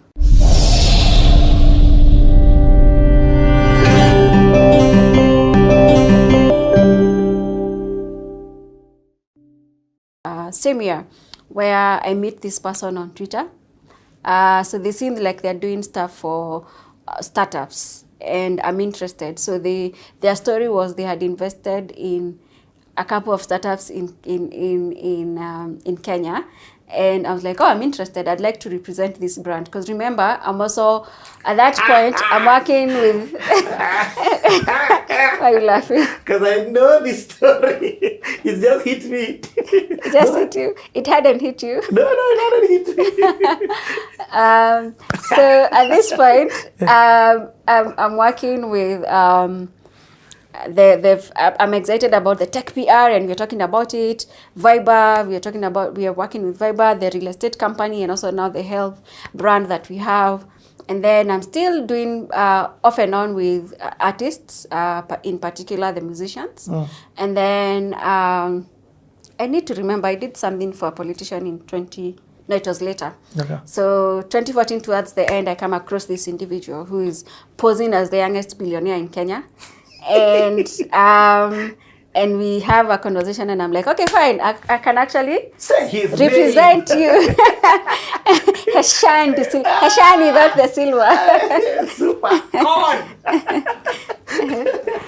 So, Mary, you've lived.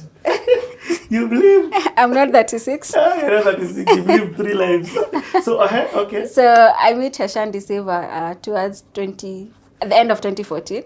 And then I'm like, yeah, I can represent you. So me, I ask him, what's your story? He tells me my story. I believe, I mean, where I'm coming from, I don't believe, how do I put it? I approached life with so much innocence. And yes.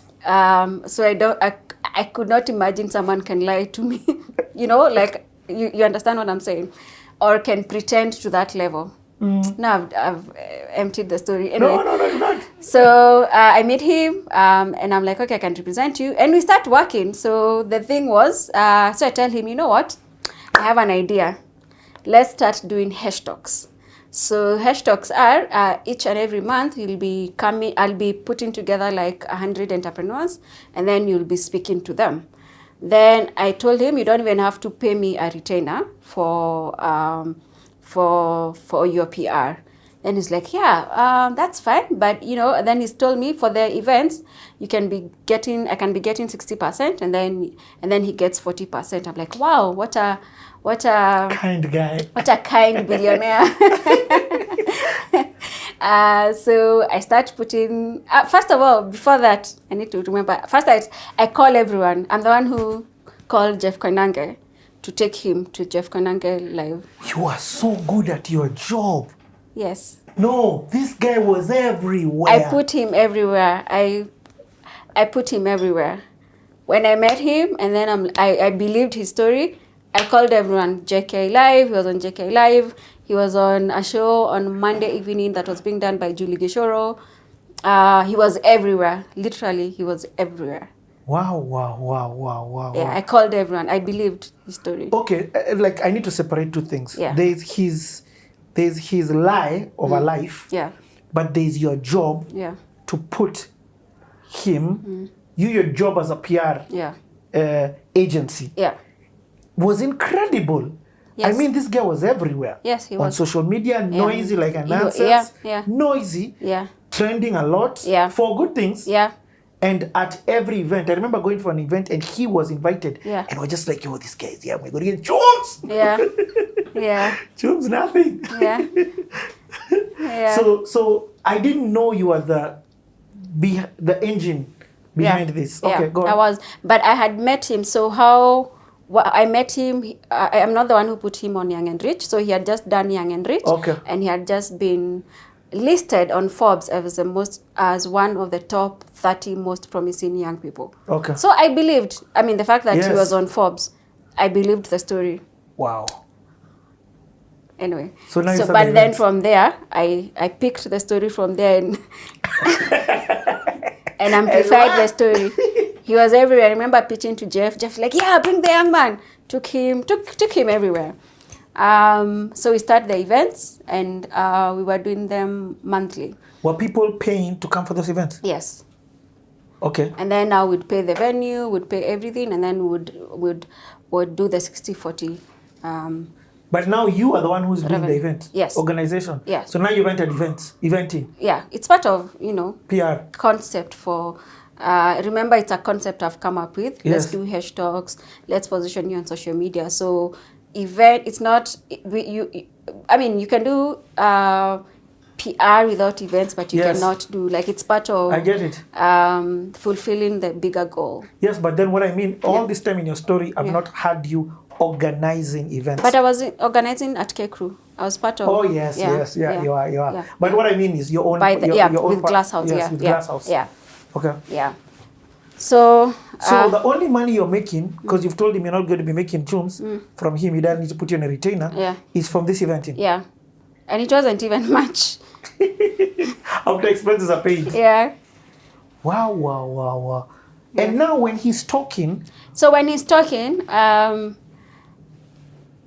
he was interesting, and he'd pick, like, if you meet him, he would say, I met Richard from cleaning the airwaves. This is what they're trying to clean the airwaves, and I've invested in them. So and he'd understand your business in and out. He had some intelligence going on. So that people would be very impressed. The young people would come and listen to him. Yeah. And the events would be full. So how long? Okay, what happens? So we do events. We're doing events, and then I even take him. So at church, at that particular point, they had made me the head of the Waterbrook Business Network. So I'm like, who is my next guest? I take this guy. He comes to church, and I remember someone told me, "No, why are you bringing this guy? And he's fake." Someone told me. I won't mention them. They'll feel anyway. So and then I asked them, you are feeling, why are you being jealous? Is this because they were on the same list for Forbes? Yes. And then he was. People are not talking about him much. So I'm like, is it people are talking about this guy more than you? So I'm like, stop saying he's fake. Why give me the evidence? That he's fake. Then we'll discuss from there. So someone had mentioned that to me in church. And when he came, met the pastor, he even told us how he had this tattoo. It was written. He had a scripture on his hand, and what it meant for him. He wowed everyone. He had have the script. The tattoo. He did. Okay. He had a scripture as a tattoo on his on his hand. He wowed everyone. Wow. Hey, this is a. So at this time, are you noticing? Not yet. Then he comes and he tells me he has, it's like the way, I don't know whether you've been conned, and then it hits you, like it's just one day everything comes together. But all this time we've just been taking information. So one day he tells me he has 400 employees, but he always comes to my office. I've never gone to his office. I don't know where he lives. I don't know these employees. That day he came to church, he actually told us that on Oloitoktok, they want to name a certain road after him because he's bought, 3 houses there. Like, what? Interesting. So, but you're still believing. How old is this guy by the time? 30 something, yeah? No, he was in his 20s. He was in his 20s? Yeah. Guy. Wow. So, later on now, I tell him, I have an idea, yeah? I want us to do like a shank tank on radio. So I'm going to go to NMG. I'm going to go to I think I went and met the group director or something. Yeah. The editor or someone, senior. Then I'm going to propose this show. And then you will be the one you'll be there like so I told them I have a billionaire. And I want us to do like a shank tank on radio every Monday morning. So we went for a meeting. Even him? Yes. No, one. So they agreed. They said, bring him for the meeting. He came for the meeting. We agreed. There's a guy there who started working on the script. They even started saying we'll have KCB actually come in and sponsor that session. Like it became a whole thing. So in the process, they told me, but now you need to go back and ask him to give you all the papers that we need. So I remember us meeting now later. I'm like, okay, so now I need all this information. I need your incorporation documents. I need to know the companies you've said you've invested in. So in one of the shows, he had said he's invested in 1,700 companies. So this day he says 25. I'm like, sorry, what happened to the 2 zeros? Like, I'm not. Wow. Sorry, then he told me, those 1,700 I talked about were just mama mbogas, I just invest in them. I'm like, okay. It's all comes crashing down. That is interesting. Okay, fine. I need your tax. Humpty Dumpty. I need your tax document. I need the incorporation documents. Then it's like, we because of the good work we do in the society, we don't pay tax. And if we come out and say we don't pay tax, the Revenue Authority will be in trouble. How in my head I believe a revenue authority can be in trouble is, I don't know. That the Revenue Authority will be in trouble. How and I believed. I was there like, okay. Okay, so what do we take to Nation Media Group? They need papers. Then the guy is cussing. I'm like, why are you cussing? Sorry? He's like, okay, sorry. Mary is holy. I can't cuss in front of Mary. Okay, sorry. I'm like, what is going on? Then we had now an event a few days from that day. Yeah. So we go to the event. And that day I decided to pay attention. I discover the guy is changing his story. On the fly. Like on stage. Yes. It keeps changing. It's not consistent. I'm like, wait. Something is off here. Noted. I tell him, so after the event, I do an email. I tell him, because I'm the one who's representing you. And in this country, at this moment, your brand and Glasshouse are like married. We are like together like this. I want you to tell me the truth. This is an email I write. And just note from today, I'm no longer representing you until you tell me the truth. Then he replies, he writes a long email about, I'm going through a lot. He used to do that. And my girlfriend is leaving me. I don't know. I'm like, I don't, like in my head, what? I don't get back. Then, funny enough, we are invited to speak at Mount Kenya University. In that poster, it was him, myself, another guy called Trusha, Ketia, and Eugene Bogwa, Young and Rich. Yes. So I've asked him and I've told him that. Then the event comes. So as we get to the event early, then the billionaire, since we are not billionaires, the billionaire comes later, like when the event is about to start. He comes, he says hi to Trusha. Eugene is sitting next to me, says hi to Eugene, ignores me, and then sits down. But for some reason, I still say hi to him.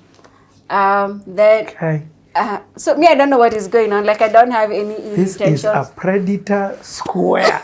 Predator vibes. Yeah, but I'm not thinking about it. Then I share my story. I'm like, I grew up in the village, but but that did not stop me from becoming who I was meant to be.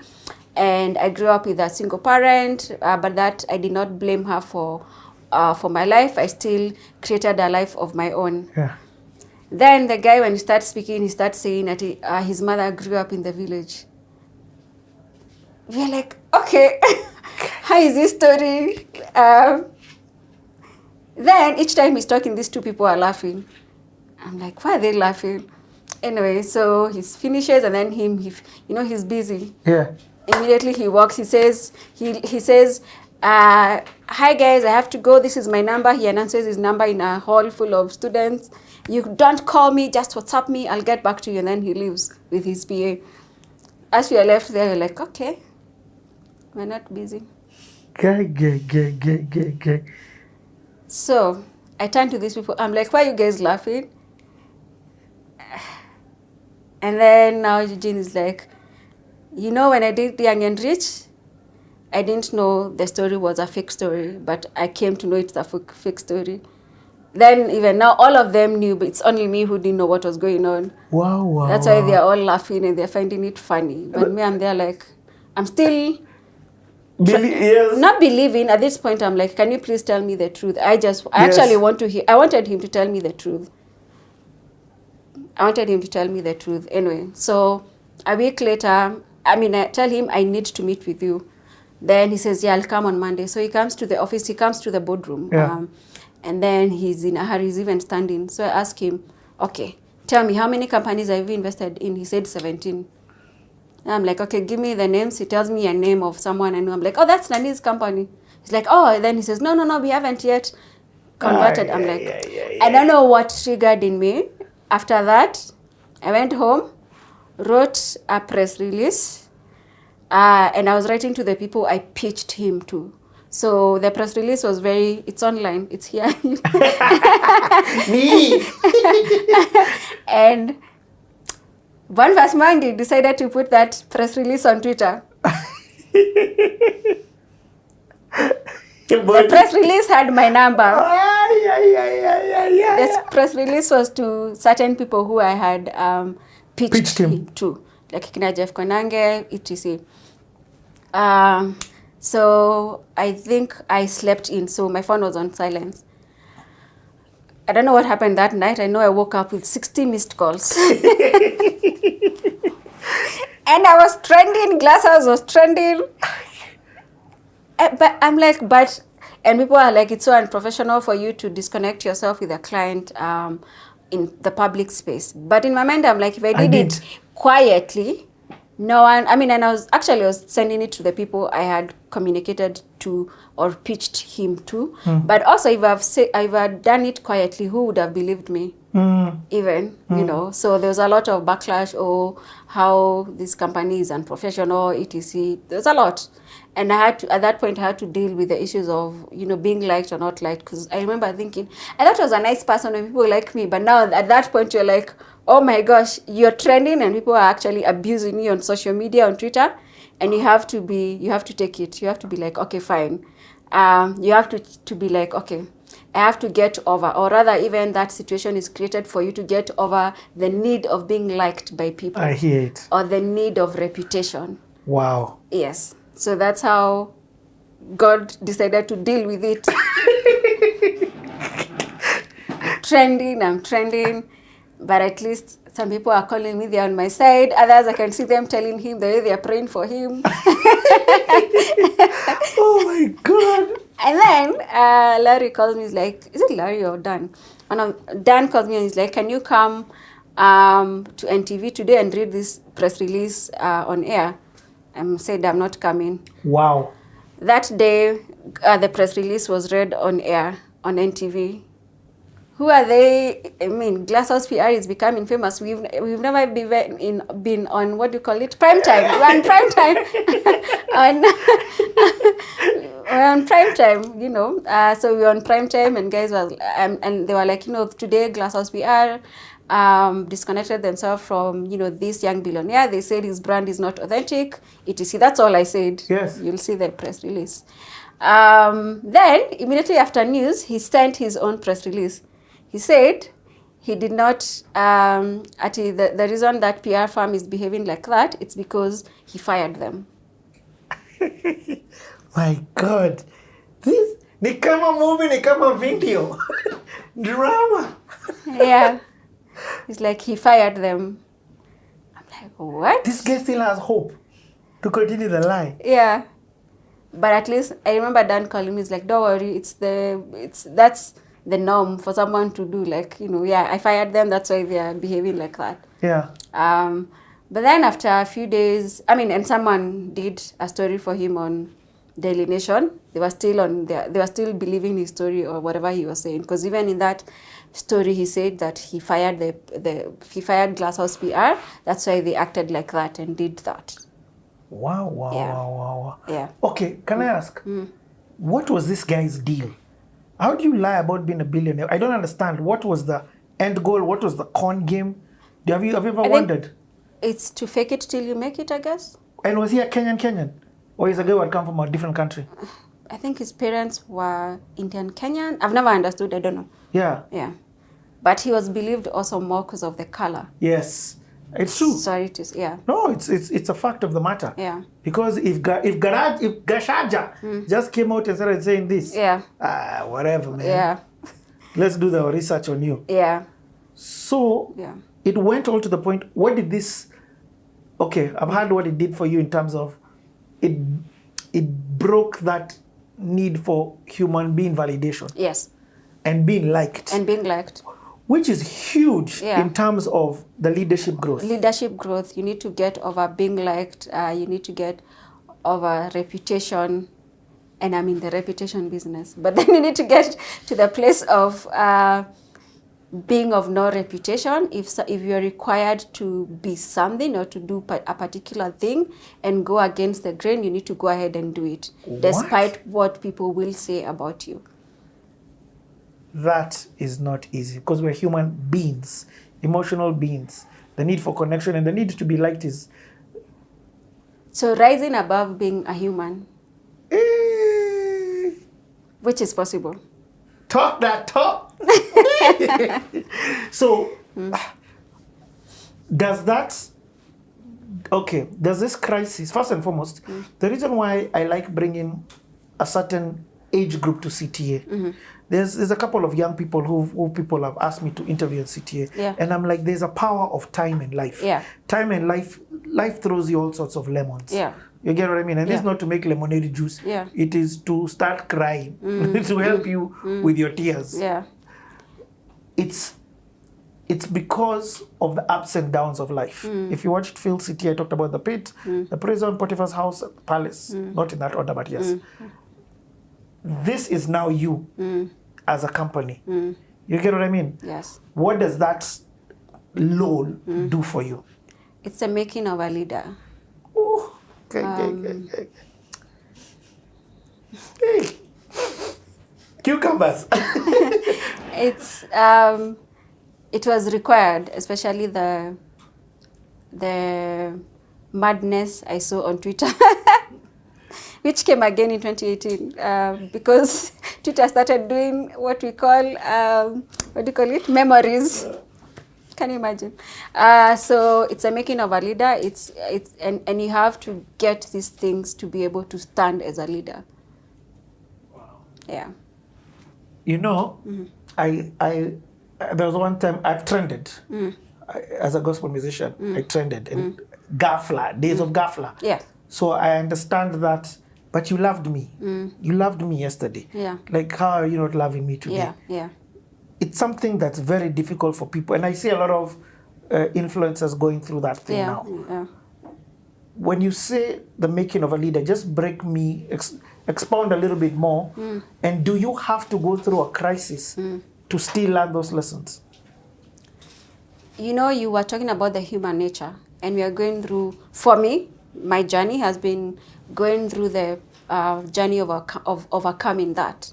So I have to be instilled with certain aspects to make me become the leader that I have not seen yet. Yeah. So I've seen all types of leadership, but that's not it yet. So this is where I'm going. So for my journey, I have to go through different processes that are building me up to become the leader that has not been seen. So in overcoming that nature, that is the human nature, certain things have to come my way to sharpen me. It's like the making of the diamond. It has to go through pressure. Yeah. You know what you've said is so profound. If you want to get to a certain perspective of leadership, in your own version, you need to do your 27 years in prison or whatever it is that will be used to sharpen you to get to here. It's very funny. And I always tell people, go and watch The Purpose of the Prison on CTA. It's a conversation I did with Julian Kula.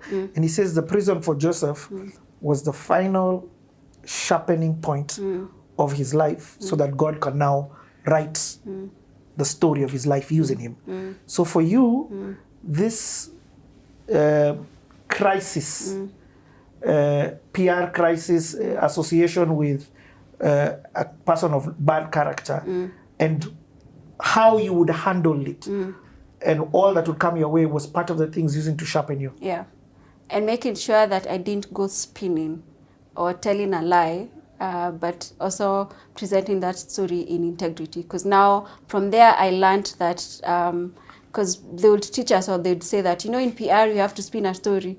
I was like, I'm not going to spin. It's better we tell the story outright. This is what happened, etc. And then within 3 years it will be over, instead of spinning and then 10 years later the story comes back again. So that's why Glasshouse integrity. You see through. You see what you see is what you get, and much, much more. Wow. Yeah. So, are there any positive things that come out of that? Yes, I mean everyone is like, yo, you put him everywhere. It's like what I'm saying now. I'm like, you guys put him everywhere. Yes. Like that shows the behind the scenes hard work. Yeah, yeah. So people, there's a guy who even calls like, you did that for Heshan, you have to do it for me. I'm like, okay, cool. Yeah. Yeah, it's a contract. So other people didn't want to sign, but there's a lot of hype of clients coming in who wanted us. The real estate guy came back, he's like, yeah, I need to be all over like what you did with that guy, with Heshan. Everyone would come referring us to Heshan. But now on the flip side, when it comes now to the media for a long time, and I don't know whether it's it's reporters, they always, each time would send a press release, they'd be like, see, you are the guys who represented that guy. How do I know this story is real? Imagine just... I'm like, really? Yeah, so we got that a lot. Did that make you do due diligence on your clients? Yes, even that press release says from going forward, we'll be doing due diligence to our clients, and we apologize to the public. I was just honest. Yeah. Yeah. Did it knock you down? I mean, yeah, I had to go through that process of, I thought people liked me. How long is that process? It's months? No, just a week. I mean, they're clients who need to be served. I don't have time. You up and move on. Yeah, you up and move on. You know, it's a rare thing that very few people go through. Yeah. What it is that you went through. When the country stops to have a conversation about you from a negative perspective. Yeah. I have empathy for politicians as much as I don't know them or understand them or even like them. Yeah. I have empathy for them when a whole people are spewing life and death in the power of the tongue. So those are not dead words that fall on people. You need something more than your human self to be able to block those words. Yeah. You need God, and that's what I'm talking about, going beyond the human nature to become that leader that is not just any leader that you've seen on earth. Hey, we're taking a slight break, but I want to say something. Thank you. You know, I've gotten over 600 requests for people to sit here. Yeah. And the caution, and I'm saying this on camera so people may understand, I'm so cautious before putting somebody here. Yeah. There's a lot of behind the scenes work that we do before we allow you to sit on this seat. Yeah. There are CTAs that we have shot and never put out. Yeah. You get what I mean? Yeah. Because as I don't want to have a Dishan Silva situation, especially in a seat like here where young people are taking life notes from you and aspiring to be like you. Yeah. Yeah. We're coming back in a bit.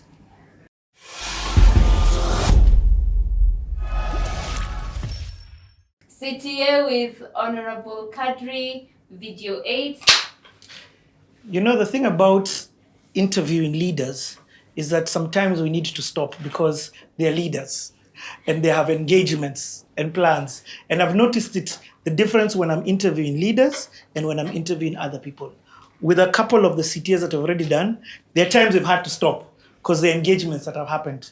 And as much as I've been buddy-buddy with you, I keep forgetting that you are the Honorable Consul from Estonia to Kenya. And you had some government-to-government conversations to have. So thank you for coming back to have conversations with us. No, it's all good. And you see, that's, I think, one of the beautiful things that happened with COVID is that now it's very natural to do those meetings digitally. I love it. Yeah. Okay. I've not forgotten where we were because I'm very interested in where the conversation is right now. Yes. And you are at the point of explaining the genesis of computers coming into your life, more specifically the inventor from Estonia, aka your father, yes, built a computer I understand it from the context of where you talked that no importation of parts and stuff. You are closed off from the rest of the world. Yes. So even the way he built it, that go on with that story. Yeah, because you see, the entire science behind electronics, that was not in short supply in the Soviet Union. If you remember, Soviet Union built rockets, they sent rockets into the space and things like that. So it is, the ability to create digital tools, digital components, the necessary components for it, all that was there. It was just a question of thinking through which are the ways in which, with existing, screens or any of that, it's possible to create a computer that has the functions that a computer does. Kadri, that's nothing small that you've said, because there's not one way to skin a rat or skin a cat. Who came up with that saying? First of all, who was busy skinning a cat? But what I'm just trying to say is there's not one way to do something. And because one way is popularized doesn't mean it's the only way. Yeah. Of course, it may be later on become the most efficient and hence why the masses adopt it. But your dad figured out how to do the end product, but through a different route. Yes, yes. And you see, that is the entire concept of, being an inventor. It means that there is a problem that you wish to solve, and you think of how do I arrive at that point in, and solving that problem. Yes. Because the problem was there was need for computers. There were no computers. Hence, let's create one. Let's think how it is possible to create one without, having to wait until Soviet Union ends and some of these, multinationals out there provide it. And so in very many ways, it then continues from there into, what would become the Estonian path to a digital society. But even that, before that, you talked about then that leading up to high school. Where high school, yes, of course. Where, yes, we in 80s, we were learning how to do computer programming. In DOS language. So it wasn't MS-DOS, it was just DOS. It was DOS. Because we did not have Microsoft. MS, I know!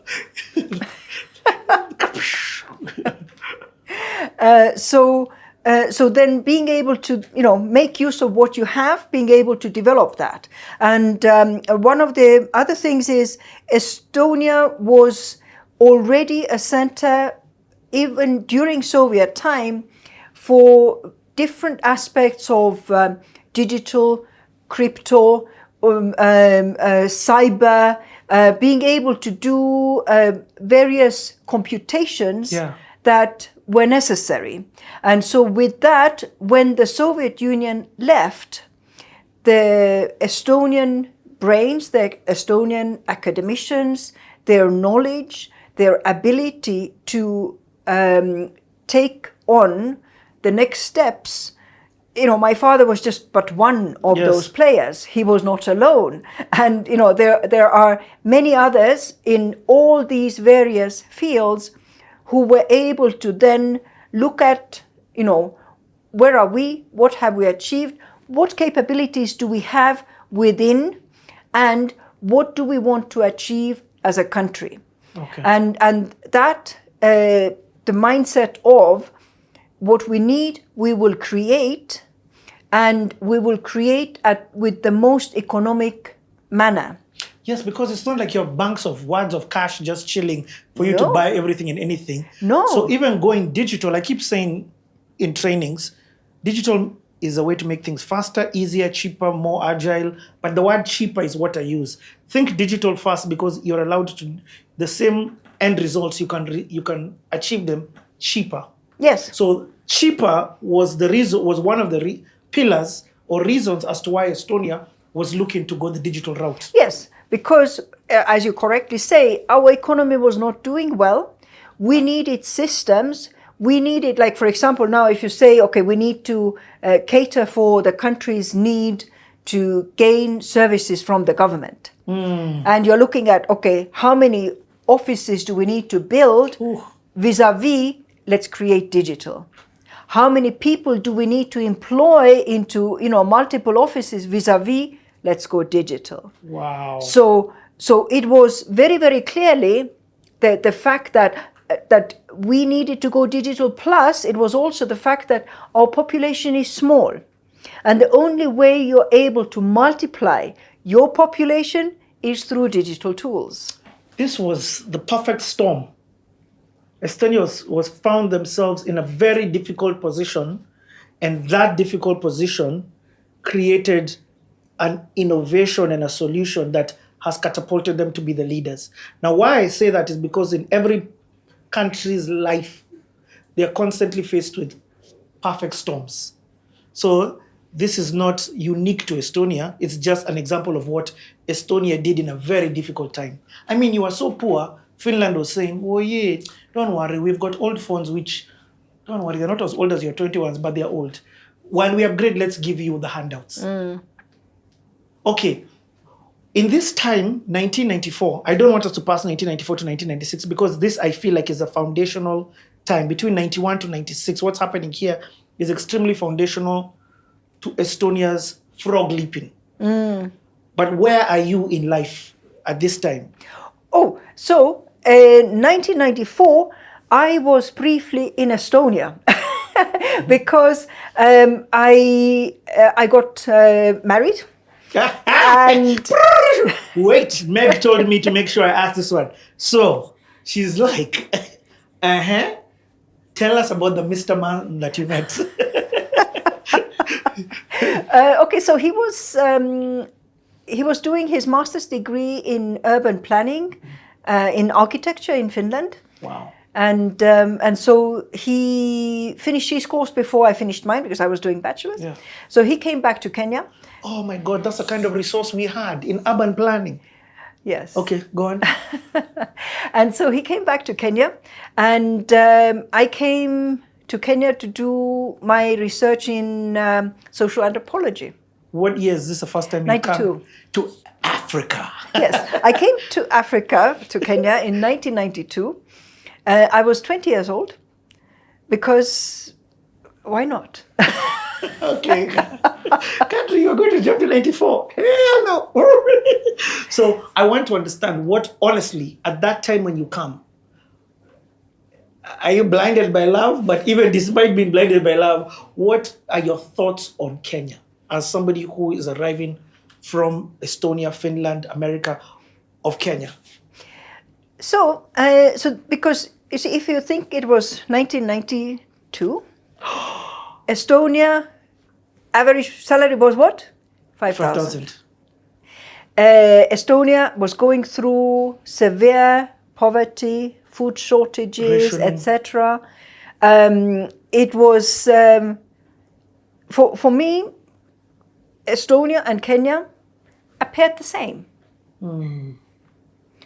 I did not see a major difference because also if you think 1992, Kenya had not yet gone through market liberalization.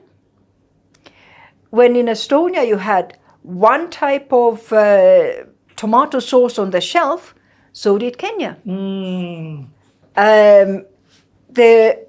All the international brands had not yet come into Kenya. 1992 was pivotal even in the fact that Kenya was having multi-partyism. Correct. The first elections were more than one party. Yes, and I was in Kenya during that time. and so being able to watch exactly how in some ways, Kenya was actually ahead of Estonia. Yeah. Kenya had independence for several decades. 1964, you're right. Kenya had many large industries in the country. So Kenya was ahead. Wow. And in terms of when you say Kenya, where did you come to? Nairobi? Nairobi, yes. You came to Nairobi? Yes, so I came to Nairobi. And yeah, I mean, I absolutely loved number one, I loved the fact that it was different. You see, the thing is, I like things that are new, there are different. I have that curiosity, which is like, oh, this is different. How fun! That's an amazing trait.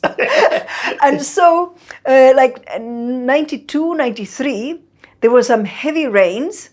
And I remember going to a place in Riruta.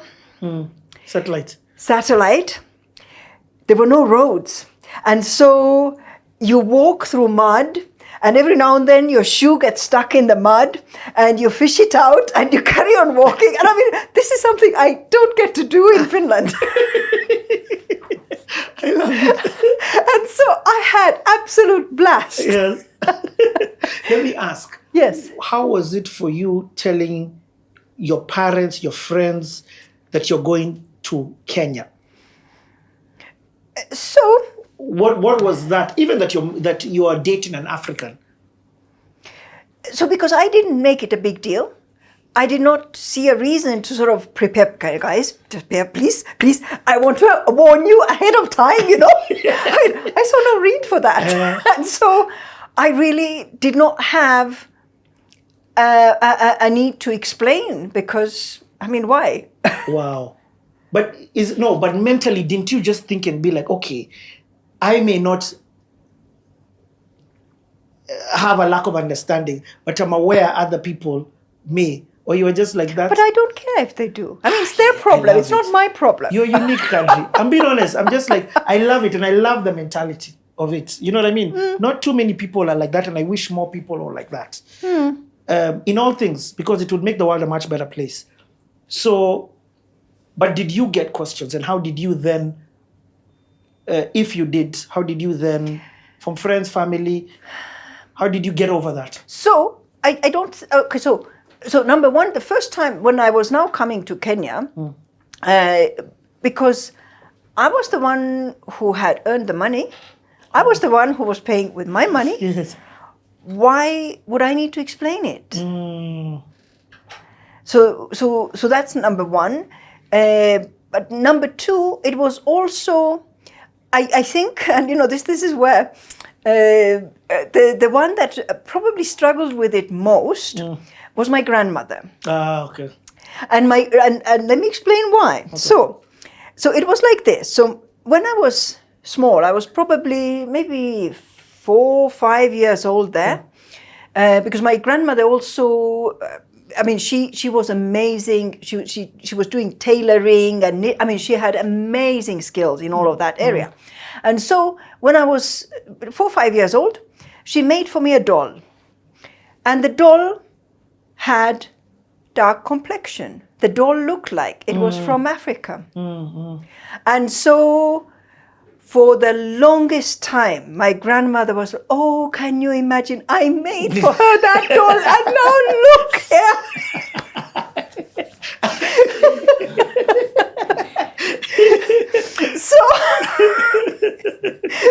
So deep down, she blamed herself. I inceptioned her. But I think to most people, you know, I think I'm rather independent in the sense that I make my own decisions. Yes. And I don't necessarily go asking people's opinions and permission or permissions for that matter. So I really, I mean, apart from my grandmother blaming herself, I really did not feel the need to explain to anybody. And to your own parents? I never asked them, and they never told me. Okay. Did you introduce him to? Oh yeah. Did he come to Estonia? Oh yeah, many times. Okay.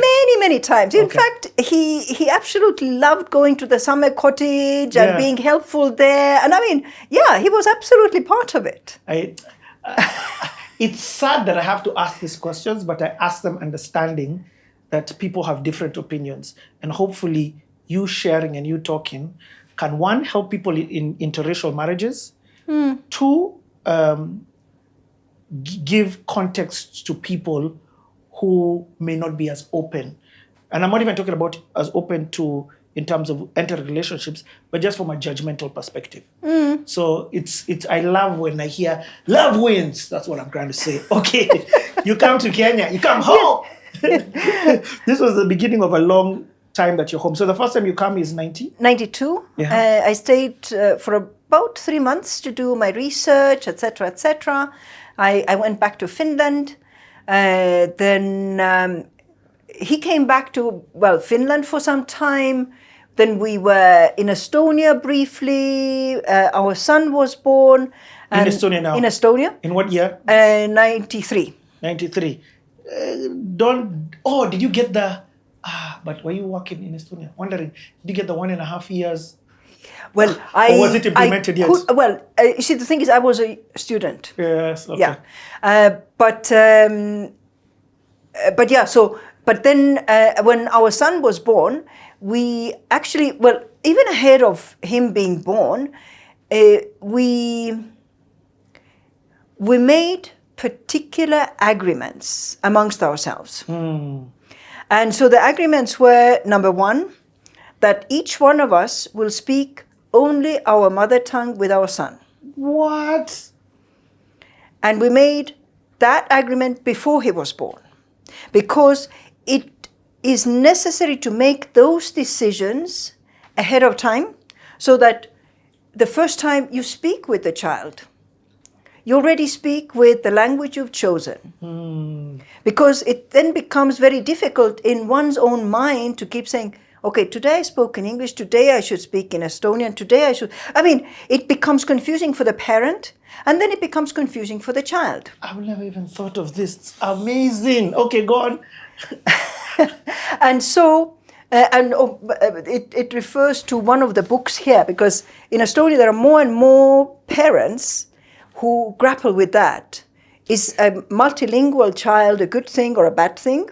Yes. And so there's a chapter in this book about, my case study in terms of... Who wrote this book? So this is an Estonian who lives in Germany. So she's a scientist, but she herself also has a multilingual home, and different families have different challenges with it. And you can imagine this, because of the European Union and the accessibility of ease. I said the ease and the ease and accessibility that comes with being part of the EU. Yes. So there must be a lot of different nationalities married together. But you see, not all of them have that question of, I need to maintain my language. Oh, wow.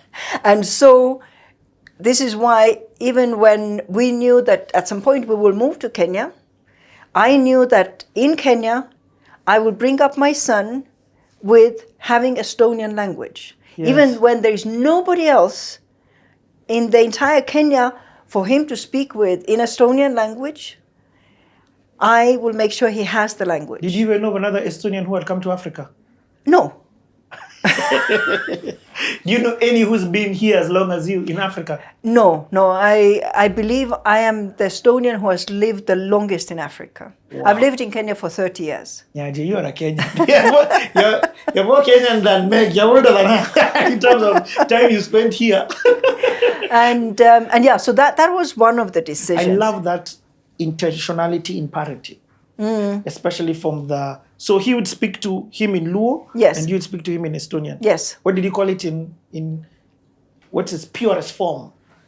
Eesti keel. Eesti keel. Yeah. Okay. So does he know both, your son now? Oh yes, he does. Wow. And because he grew up speaking the two languages. Anyway, there are so many of these fascinating stories, but one of them was, at some point in time, I had a small cafe in town, and because...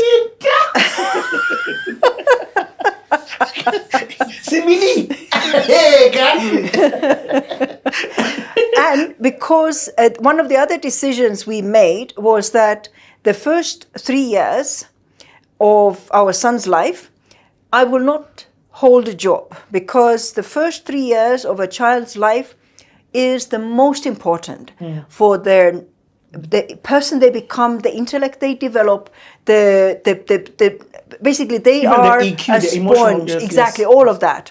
And so, so for that reason, I went everywhere with him. If I was going somewhere, you know, keeping a small cafe in town was quite simple. And so that time he was 2 years old, and you know he was occasionally roaming around. And all of a sudden, there is a lady who, you know, just walks back with him, and, you know, you know, no big deal. But then afterwards, she came and told me, do you know, there was somebody who was already walking with him, and, you know, they had gone like 2-3 blocks off. And this lady saw this person with my son. And luckily, there was a policeman somewhere nearby. And so she alerted the policeman and says, look, this lady is walking with this child, but this child does not belong to this lady. And the policeman says, well, I mean, prove it. And she says, because that small boy speaks Luo. And let me speak to Luo with him, and you can see he speaks, but this lady does not speak Luo. What? And so as soon as that happened, the lady let go of my son's hand and took off. And so the lady brought back my son. Wow, wow, So, wow, wow. real life skills from being able to speak multiple languages. Wow. Okay, and at the time, okay, he was born in Estonia. Yes, and then we came to Kenya when... But birth in Estonia, does it make him an instant citizen? Well, he is an Estonian citizen because his mother is Estonian. Mm-hmm. Birth in Estonia does not guarantee citizenship. It's only when you have lineage to Estonian Republic, or you have taken Estonian language test to the level that is required for citizenship. So, but he had lineage through you? Yes, he did. So and he does. And so he's Estonian citizen. Okay. Okay, wow. Such an interesting dynamic. Now we've entered relationship 101. Okay, so again, I don't want to leave this era of 96. So how long are you in Kenya, and when do you come back? Oh, well, okay, so I was here for... So from 1995, we now came to live in Kenya. Okay, so... So when Estonia, 1994, digital and knowledge-based and information society blueprint is created, 1996, it's endorsed. As a result, what does that mean when you say it's endorsed? It's endorsed in the sense that the Estonian parliament approved that as being the way the country is going forward. And as a result, 1998, all Estonian schools get connection to internet. Okay, Kadri, this is you. Okay, I'm going to bring in this aspect in. You brought in the Estonia president, came to Kenya, yes, or a couple of years back. Yes. And one of the conversations that I had, and I asked one of our ministers at the time, was, I know the aspect of I actually stood up to ask a question. And 3, 2, 1, let's go! I'm feeling very choir vibes in this situation. There's my train. There's your train. Okay, so we're in Tallinn, the capital city of Estonia, on a trade mission. We came out all the way from Nairobi, which has sun, to this place that does not. And we are trying to figure out what life looks like for businesses, for our companies, for our relationships with folks, because we're trying to go global. And every day we're going to be doing this thing called Pass the Spoon. Pass the spoon. That's what it is. Yeah. And everyone gets a moment to say what their reflections are, because we want you all to come on this journey with us. Today it's my turn to go first. Listen. Trying to eat slow. You see the kind of people I hang around? You see how I'm stressed out? This is the challenges I face. Look, so today we had a conversation with a company that was part of building 5 unicorns in Estonia.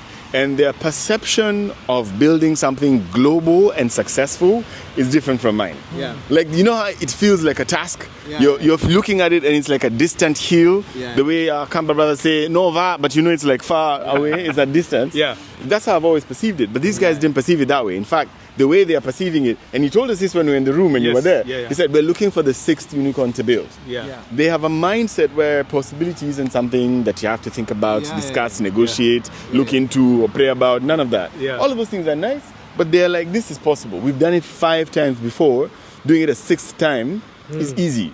And you know what it's taught me? Hang around people who believe it's possible. Not around people who don't. You can't waste all your time convincing yourself and then convincing someone else and then trying to convince someone else and someone else. Just find people who believe it. And for me, this trip is all about people who are believing it, and I've really enjoyed that.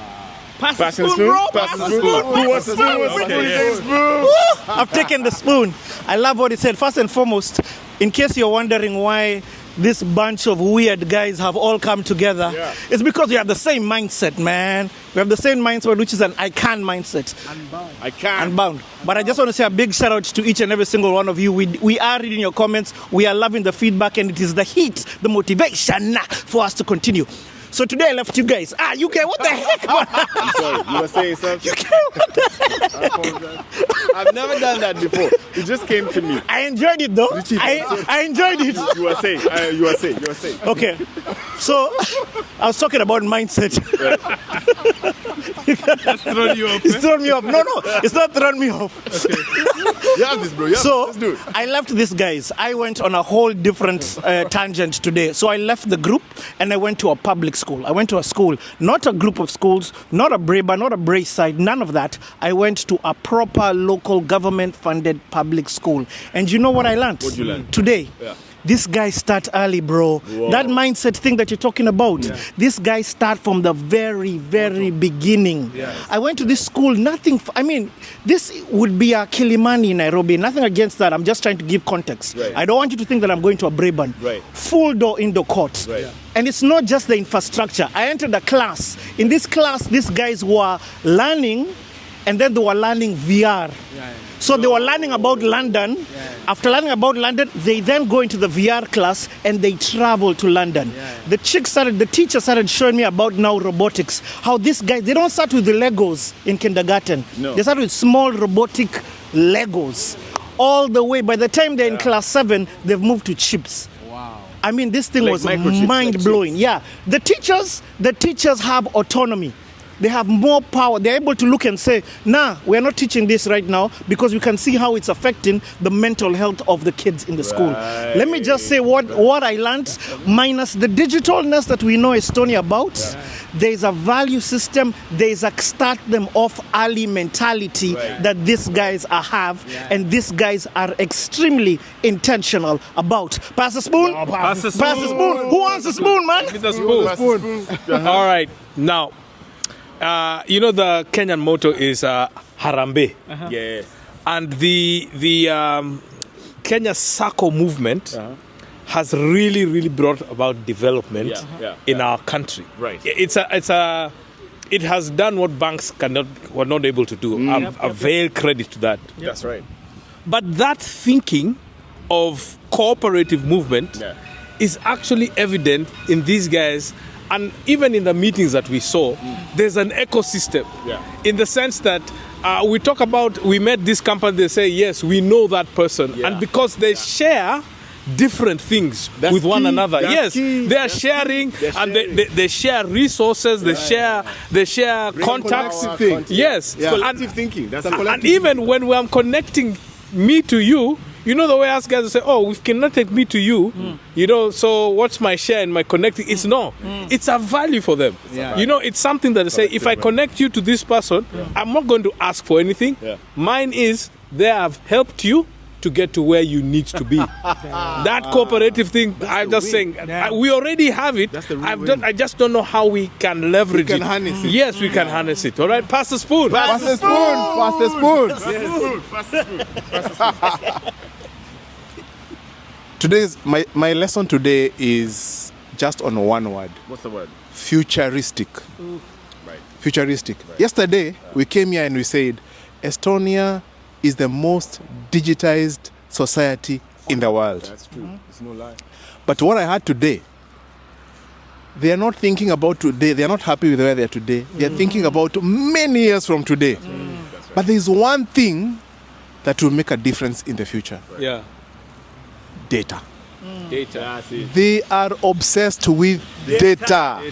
In fact, in their words, data is the new gold. Yes. Data is the new gold. Yeah. And I realized, you know what? we can digitize our companies, we can digitize our countries today. Yeah. But if we don't think about data, we'll still be left behind. Yeah. That is true. So I left thinking, what do I need to switch? Now, there is something that they say that was so key. Yeah. Digital twin. Oh yeah, we talked about digital twin. Digital twin. Take that word, digital twin. Yeah. Unpack that for us. Digital twin is where you create a virtual reality of the real thing. You create another Esther virtually. Yeah. Now, this is where data comes in. I have the real Esther, and I have the virtual Esther. Yeah. Now I start collecting data from the real Esther. I see what is not working. That's right. Yeah. What is not working? Where are the bottlenecks? Yeah, that's right. And then before I adjust the real thing, you adjust the virtual. I adjust the virtual. You see how good? Hey, wait, man. Wait. This is so good. Wait, man. Finish, because we're going to use it. Let me tell you.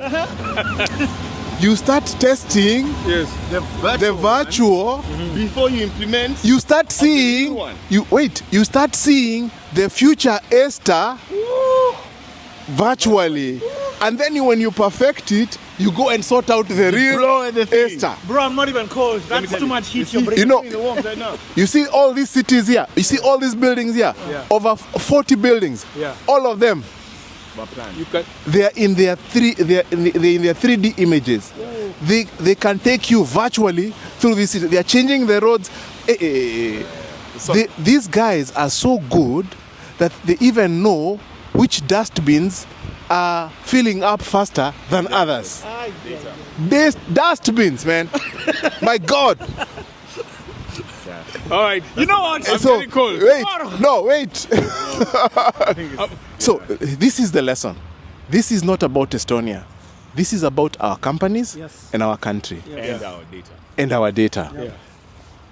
This is the thing. Today, think about this thing. Creating a digital twin of yourself, getting obsessed with data, and getting obsessed with refining yourself to become the very best. And creating the most futuristic company or the most futuristic city, whatever it is. Digital twin is the way to go. Give it to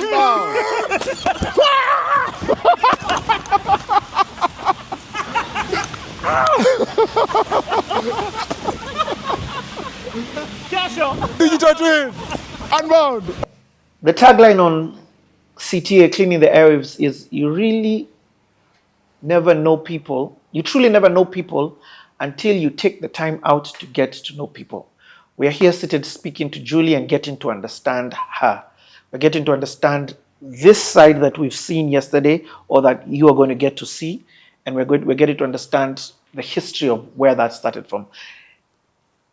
Off camera, was saying I kept saying normal is not normal. That's that decision you make to leave university to go and spend time with your grandparents, to me, looks exactly like what we saw yesterday. And I'm like, it's not normal for somebody in high school to decide to stop out of their own volition and then go and spend time raising their grandparents who are not doing too well physically, who are sick. Am I supposed? Is that a question? It's a statement with a full stop. With what are your thoughts of that? Yeah, right. Yeah, I mean, I think like so much of my work now, it felt like some sort of invitation. I didn't feel forced. It wasn't like there was some sort of coercive things, even like from God or otherwise. Like it felt like an invitation to go and to be with them and to serve them and to love them in the ways that they had loved me throughout my childhood. And the thing that I feel about these invitations is like, if you don't say yes, you actually don't know what you miss. Like there's so many things in our lives where it feels like there's like this pause, this interruption, this, will you notice and pay attention that there's an opportunity right here that's going to change like the trajectory of your life, but you don't know that in that moment. It's just like there's this subtle, gentle, typically, like for me, like it's gentle and it's an invitation and you choose to say yes or no. It's so powerful that you'd say that, because Kanji introduced me to a word, and the word is called Sela.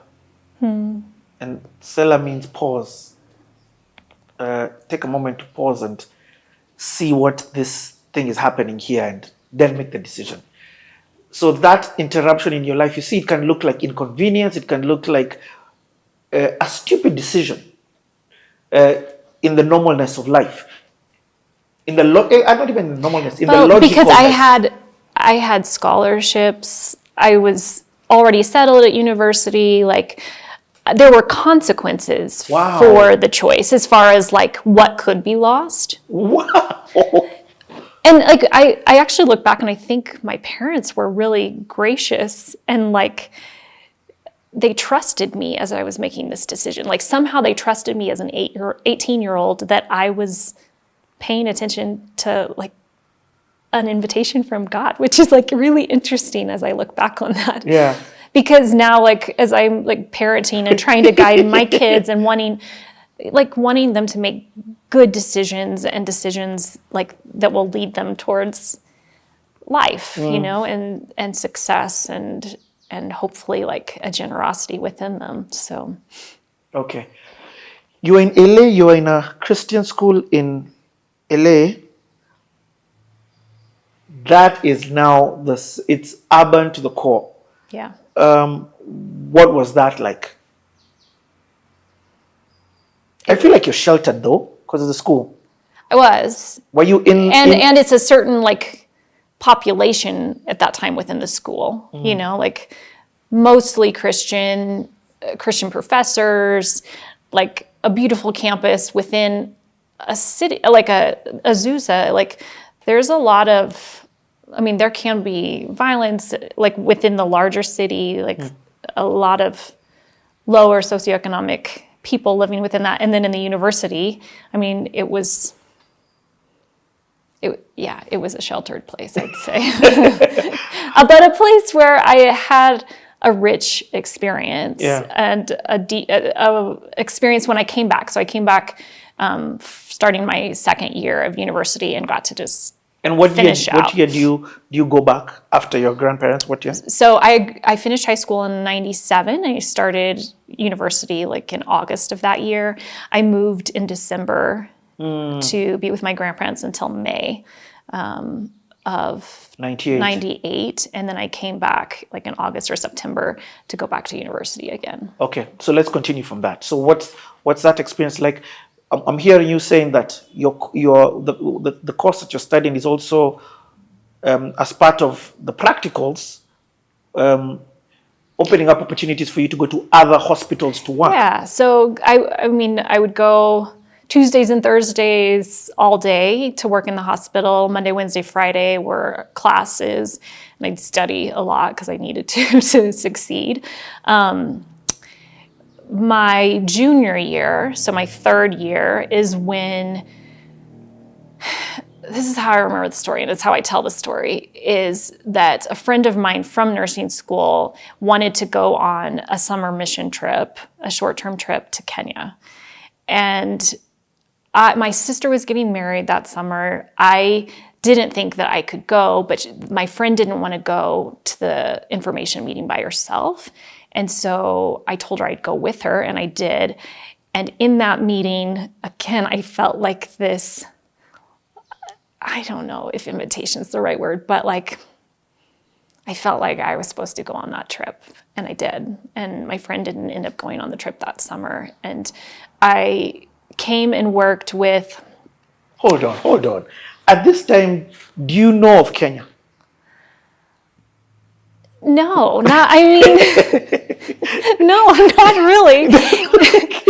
and like, I feel sad that I didn't know more about Africa as the continent and the countries and the people groups, and I didn't. It is what it is. It is. But it is what but it it is. isn't something, like there are people who like from their childhood are like, I dreamt that like I would become a missionary to someplace in Africa. Like that was not my story. It wasn't something I imagined. It wasn't something like I was resistant to, but it wasn't like a part of my framework. Like, I want to repeat your story from what I've heard. Your friend wants to go for this trip. Your friend doesn't want to go for the meeting alone. So your friend invites you to go. Actually, she wanted you to go with her to Kenya for the trip. So she invites you so you decide, okay, let's just go for this meeting trip together. And it's in that meeting trip that you're hearing about this Kenya and what. So what was it? Who was telling you about this It was mission? just whoever was going to lead the trip. It wasn't a Kenyan. It wasn't like I really got introduced to Kenya, but something about, where they were going and the way they presented it. Like I was moved and I wanted to be a part of it. Wow. So they were coming to actually Kipkaren, which is where I've lived for the last 21 years now, to this village to work with David Tarus, who was a co-founder of an organization called Empowering Lives International. And the co-founder of that organization is named Don Rogers, and he had gone to Azusa Pacific years earlier. Yeah. So this was the summer of 2000. I came on a group. Did you do your sister's wedding? I came back for my sister's wedding. Okay. Yeah. I didn't miss my sister's wedding. I mean, I'm going to be, what was this Africa call? And then you miss your sister's wedding. I mean, but there are things with my family that over the years that I've missed. Mm-hmm. And there's not a lot of things that I feel really sad, about not being in the States. I don't miss the food. I don't there's not things like some of the conveniences or, that's not what I've missed. It's things with my nephew or my sister or my brother or my parents. Those are the things that when I think about what it's cost, to be far, those are the things that I feel. Okay, and actually, no, let me just go there a bit. I've not thought about it like that. That this was also, it's this time that you've been here, which you feel is a God instruction, God-led calling. You choose it, and there are costs to it. And it's costly to them as well as to me. That is what several years in, which I felt a lot more than I understood early on, is my cost. I mean, my yes is costly to the people around me too. Oh my, it's costly to your parents. They don't get to see you every day. And you're making this decision, this year was 1998. 2000 is when I first came to Kenya. So I came. So, okay, no, not even just you came. Okay, you decide you're coming. Yeah. So, but it's a trip. It's a mission trip. Not in your mind, of course. Yeah, You don't I'm think coming for a month. I'm gonna experience. I'm gonna meet other people. I'm gonna encounter God. I'm gonna hopefully be helpful in some way. Yeah, and of course, you also bring in your skill set as a nurse. Yeah. And I was the only nursing student on that team, so I just finished my third year of nursing school. How many people were you? There were 13. Wow. And when you're a young adult, you feel like you're older and more mature than you are. You look back and you're like, oh gosh, I'm not sure we were the right people to do this.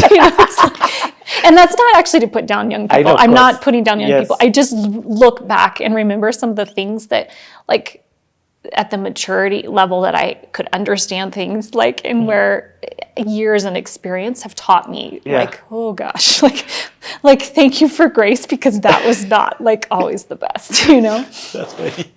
So what preparation do you do to come?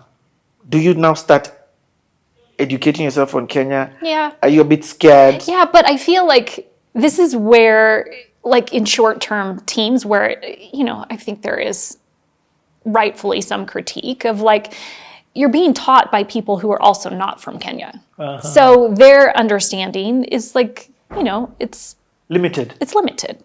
And it's through a certain lens. And if you come with a team, you see through the lens of the team versus necessarily on the ground, just your own experience and you're encountering with the people on the ground. Oh, Julie, that's so powerful. I didn't even think of that. So what would you say to somebody right now who's, and granted there's the internet and there's a whole lot more accessibility of information.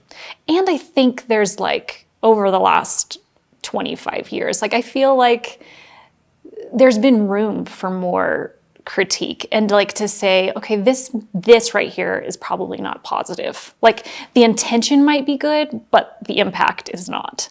So I think that thankfully, like I'm good friends with Christian Mungai, who leads people on trips all the time, but like his global perspective, his understanding, the way that he guides people and helps them as they come into spaces, like there's a lot more sensitivity and like, again, it's not us versus them. It's like beginning to come in and realize that we are all made in God's image, that we are all created to know and love God, and that to be humble and to learn and to listen. Like, I think that that's, you know, some of the things that I just like understand differently now than I did then. You are shedding off, this helped you shed off your other's perspective.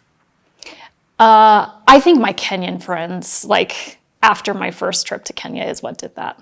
Okay. Because I came in and it was like, I came to Kenya and I had a really powerful experience, like wonderful Kenyan leaders who were gracious and welcoming and allowed us to experience the community and hospitality and gave us Kalenjin names and allowed us to... Can you remember? Yeah, it's Jep Kios. Like it's what I was called until I was married, you know, like in the village. And this idea, Jep Kios. Okay. So I was born before my time. Like I was born prematurely. Wow. Yeah. So, I mean, and David Tarus is the one who gave us all the names and like allowed us to feel welcomed before we didn't deserve like to be able to come in and to like experience such rich hospitality and such rich like belonging. Okay. I don't want to rush over this arrival of your first time in Kenya. I want to understand the emotion. So, for example, you fly in, you land in Nairobi, you and this team of 13 people. Do you spend time in Nairobi or it's straight We spent one day in the Mennonite guest house. I don't think it's still there. Yeah.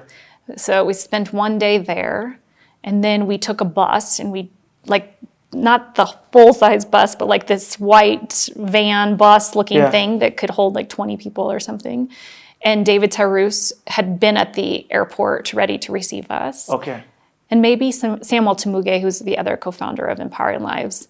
So I believe the two of them were with us and they drove up with us. And there was a warmth. There was like, you're invited, like you are welcome, like thank you for coming. And I leaned in and I experienced. I say on this channel, I've got a show called the Diaspora Series, and it's mostly about Kenyans going to the diaspora. And there's something that Waithaka said, who I had on the show, that I've never forgotten until today. And he says, the person who picks you up from the airport is one of the most important things while traveling to a different country, because they are the first interaction you get with that place. Yeah. So for you, I mean, yesterday I saw you with David, and this is a relationship that started 25 years ago. And he became like quickly, I mean, he had so much energy. Like that, me as an introvert, like I was trying to figure it out a little bit initially. I mean, he is one of the most remarkable people and leaders like I've ever been around. And my life has been deeply shaped because of his leadership, because of the way he loves his community and our community, the way that he can sit with someone who is coming to his home because they have no food, and he treats them the same as if he were to sit with the president. Like he has that ability to be with people and to see their value and worth, and to listen. That, my life has like been deeply impacted, probably since the first time he came to the airport and picked me up with this group of others. That again, like I was coming for 1 month, like it was going to be 1 month of my life that I would have been shaped by. It could have influenced the way I did nursing, the way I engaged with the world. But like I was really moved by, there was a lot of HIV in the community. So I was really moved by the suffering. I was moved by this idea that disease was causing so much stigma, so much fear, which was also true in the US. It wasn't like, it wasn't present there also, but I was like really, encountered it. I was moved by like the limited access in this rural village. Because you leave Nairobi the second day, Yeah. then you come to Eldoret. And you're aware that, oh, this isn't Nairobi, this is different.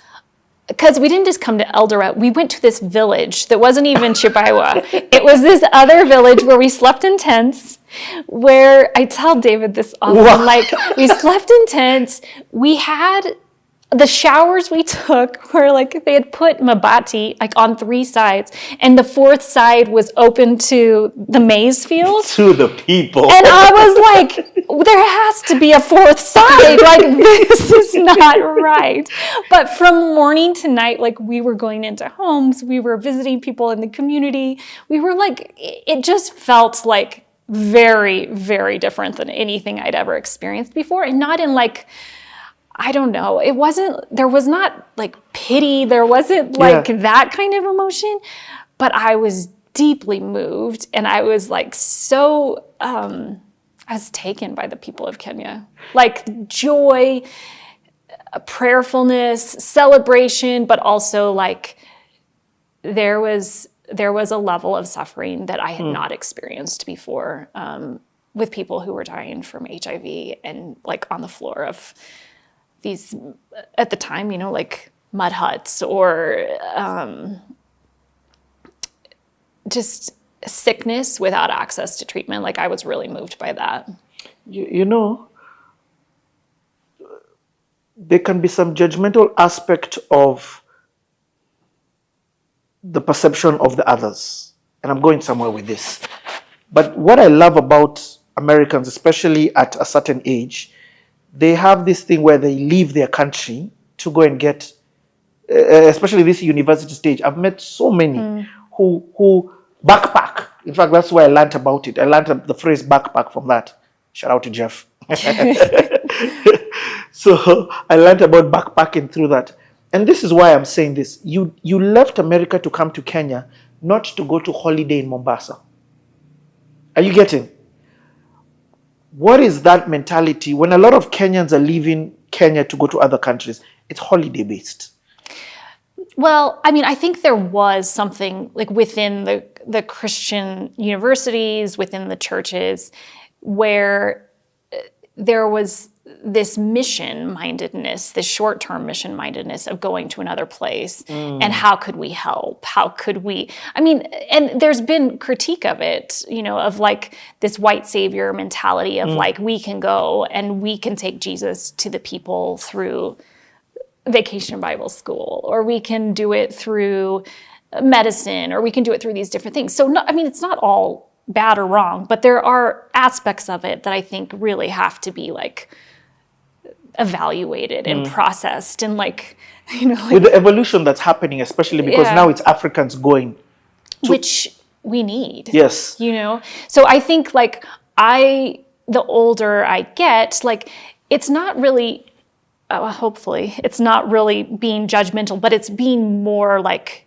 there is a criticalness. I don't know if is that a word. There's there is something that I feel like we need to be asking the right questions. We need to make sure like that if we're sending a team, that there is something ongoing on the ground that like you can come and participate. So like for Living Room, like we invite people to come from Kenya, beyond, like if Nairobi wants to come and visit, like there's opportunity for that, but we're not creating something for people to come and do. Like I feel like if there's a large team, it feels like a circus is coming through. So it's like, no, you can come, you can help fold laundry, you can help wash dishes, you can cut tomatoes, you can stand alongside of our team and support what we're already doing, but we're going to do it whether you're here or not. So I feel like that is like kind of what, like we've evolved into a place of like, this is Kenyan led, this is Kenyan run, which I recognize like, I wasn't born in Kenya, but like 20 years in, like this is how like I value it and want like not to think that if someone comes from the outside, you know, from anywhere in the world, like that they're bringing something more valuable than what's already taking place. The support is so valuable and appreciated. Like if people come in with humility and they're willing to really listen and learn and not think that in a day or two, like they have the solutions for what's going on. I mean, they can be helpful for sure. Like we've experienced that, but there is more of partnership. Like yes. Yeah. Collaboration. And partnership where it's not an uneven of like, savior mentality. Well, right. Because there are times where someone might offer like, we would like to give towards this. And we have to say, like, if you're willing to give towards something that we're already doing, then that would be helpful. But we're not going to change what we're doing for money. Oh, okay. Or that sort of thing. It's like we just don't, like, that's not what is needed. So like making sure that we're making decisions like more in line with partnership and keeping it like that's, you know, yeah. I get it. I understand what it is that you're saying. That there's solutions already on the ground. There's a way that things are on the ground that is working. And there's leaders on the ground who hold the vision and who can lead well. And if anything, like come because there's things you can learn. There's things like that maybe from your expertise that we also like you can come and share with us. That would be really helpful. But that. No, that's wonderful.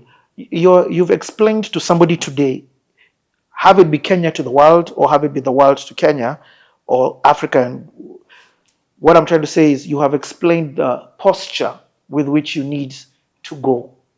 And that's what I think you're talking about, the evolution of what has happened in your life through the experience. And maybe like part of what I'm also saying is that I grew up as a Christian with an American lens in an American church.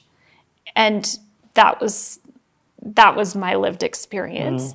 But I'm no longer just someone who's like, I've lived in Kenya for almost like close, it's going to be as long as I lived in the States. Yeah. And so the lens through which I now look through from the church, from like how I see and experience God is no longer that same lens. You're not Julie, you're Chep who? Well, I've evolved from there too because motherhood did that. So you're called Jep Kios like from birth until you get married. And then you become the wife of whoever. And then if you have children, then you become mama. So I'm Mama Jerop. Okay. Yeah. So that evolution, but that's what I'm called. I mean, it's what I'm referred to in the village. Yeah. I love it. I mean, but imagine how gracious and generous to like come into a community and for someone to give you a name so that you can belong. That's powerful. Like, it's not something like I did anything to deserve, but I was welcomed and received. And like in that graciousness, like have been given room to like learn new culture, learn new language, be among the people and to experience community in a place that's 10,000 miles from where I was born. Whew. Okay, so you come, you're experiencing all of this. I love the fact that maybe not love, but the fact that you brought in the pandemic that was happening through AIDS. I mean, the situation because of the HIV and AIDS was on the ground, and this is before. In terms of Kenya was probably behind in terms of getting the medication and things like that. Yeah, so there was at that time, like in my experience, in the villages in this region, there was not access to testing or treatment. And so it was people who would get sick and then get sicker and then they would die. And so there was so much fear. There was some unknowns. There was stigma for sure. And I just got to be a witness to it. Like, it wasn't something that I could fix or, like, that wasn't really... but I encountered it, and one of the things that I often say is that we're not responsible for things that we don't know, but with knowledge comes responsibility. And not that I understood what that might mean, but I just felt like I got to sit alongside of people who were sick, who were suffering, and to experience, like, in other parts of the world, there were medications that were coming. It was no longer, HIV was no longer this death sentence in other parts of the world. And one of the things I believe deeply is that geography should not determine whether someone can live from a disease or not. Like, if medication is available somewhere, like, I have to believe that in God's heart, it should be available to everyone throughout the world. And I don't know, maybe I just believe that, like, there's not, even though we've, like, made these divisions in the world of, like, a long time ago, or some people still would say, like, a first world, a second world, or a third world, but they're not different worlds. It's the world, and God loves the world. And with that, like, as I've grown in, like holding that posture and, like, understanding that, like, wanting there to be more equity, wanting there to be more access, wanting there to be more affordability, wanting there to be more justice in the way that healthcare is run, in the way that I think that global health is explored and discussed and presented and learned. So I like it. I love the fact that you intertwine your faith with your life. I don't feel there's any way to separate it. Yeah. Like, my faith is not to go to church on Sunday, like, hopefully I make it to church on Sunday, but the truth is it's these other 10,000 minutes of our week, like, that I feel like we are invited to, like, pay attention to what God is doing within and around us, and to respond. And so often it does feel like it's mundane, but I think those things are, like, so often, like, hidden opportunities for God to meet us, for God to use us. And if we don't say yes, like, we don't know. During this time, was there the first time you came to Kenya? Is there a pivotal moment for you that you feel was or did the whole thing just be a build-up? Or what was then the posture? There was it was a rich experience. It was a rich experience with friends and with the community, and David Tarus and Samuel Tamuge and Don Rogers, these three co-founders, they really cared about the community. I got to just experience hospitality. I got to experience kind of what you were describing yesterday, is this tension of joy and suffering all at once, and, like, how it just kind of undid me in a way that I was trying to process and understand from I was 21. But and also there were women who were delivering babies, and they were doing it at home, which still happens some now, but, like, so the midwives, like, I was coming and helping these moms alongside the midwives, and just, like, that was, like, a crazy experience. So now, like, it's 25 years later, like, I've witnessed these babies become adults. Into adults. They're adults now, right? Yeah. So there's that. But I went back. So I went back to finish my last year at Azusa Pacific. And so I'd had this experience and was really, like, taken by it and trying to process it. And my last semester of my senior year, I was assigned to work at the AIDS Service Center in Los Angeles. And I got to experience HIV on the US side, which I also had not experienced previously. And I think the culmination of just coming back from Kenya and learning so much more of the numbers of what was happening with HIV, the lack of access to treatment. At that time, there was this Times article that was coming out that was just talking about South Africa and how, they were making choices of whether to give. They now had nevirapine where they could give the babies when they were born to prevent mother-to-child transmission. And they were making choices whether to give it or not because there were so many orphans that they just felt like maybe it's better if they just die. What? So that we don't have more orphans. Those were the things that were breaking my heart and moving me deeply and thinking about I knew this is not something that I was gonna fix, but could I somehow be a part?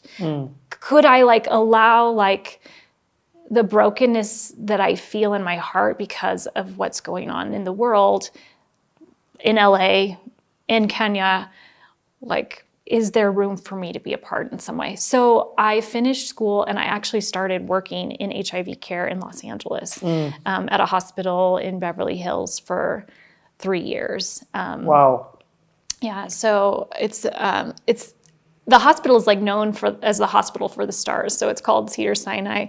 It was really this beautiful hospital where I got to learn alongside of these incredible nurses who had been doing AIDS work for many years. And, I was this young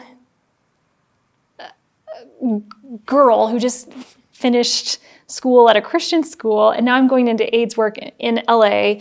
And they welcomed me. They let me learn alongside of them and all of my naivety or, it was an incredible experience. But the whole time that I worked there, I wanted to come back to Kenya. For real? Yeah. So after a year, I said, okay, if I'm going to go back to Kenya, then let me become a nurse practitioner. Let me do my master's. Let me learn more so that whatever I learn, I can be more helpful, hopefully.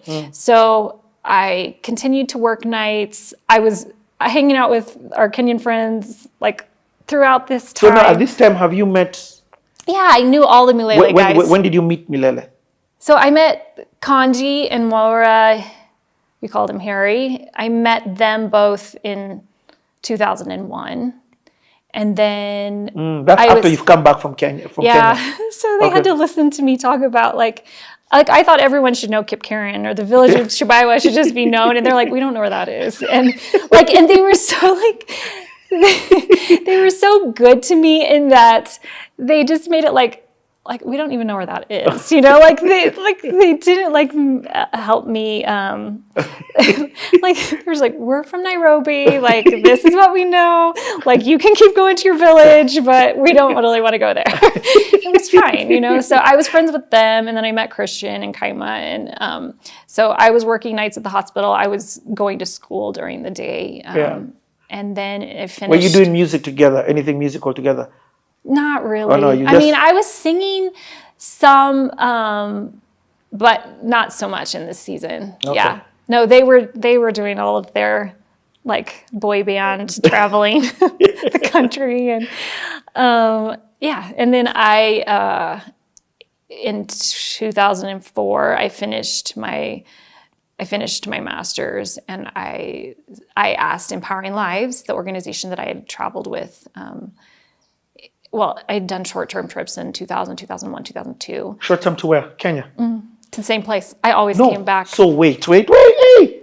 I'm not trying to skip over, but this is a long story. Yeah, it is. That's what CTA is. CTA is long. But it's everything is connected. So over the 2000, from the first time you came, you made it a habit to keep coming back every year. I did. For a month, I came. And you'd straight to Kip Karen, same place. It's all I knew. It's all you knew. I mean, around Eldoret, but yes, Kip Karen was the place I kept coming back to. and now you started, of course, still offering your nursing services. Yeah. Why did you keep coming back? I'm trying to understand that. Well, I really loved the community. I loved what Empowering Lives was doing, and I had been reshaped, and I wanted to come back. It wasn't finished, and I don't know. I don't know. It's hard. It's hard 20 years later, and having lived here all that time, to try to remember exactly what kept bringing me back. But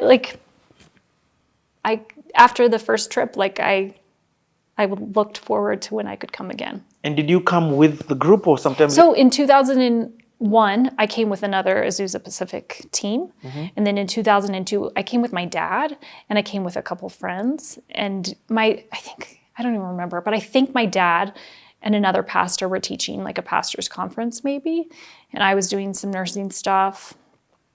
Still in Cape Karen. I love it.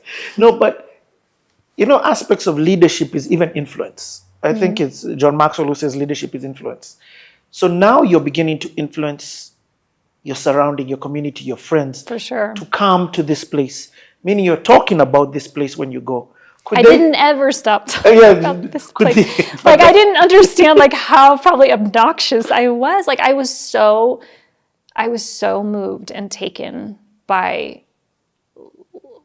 this place and this people. And what are your parents saying?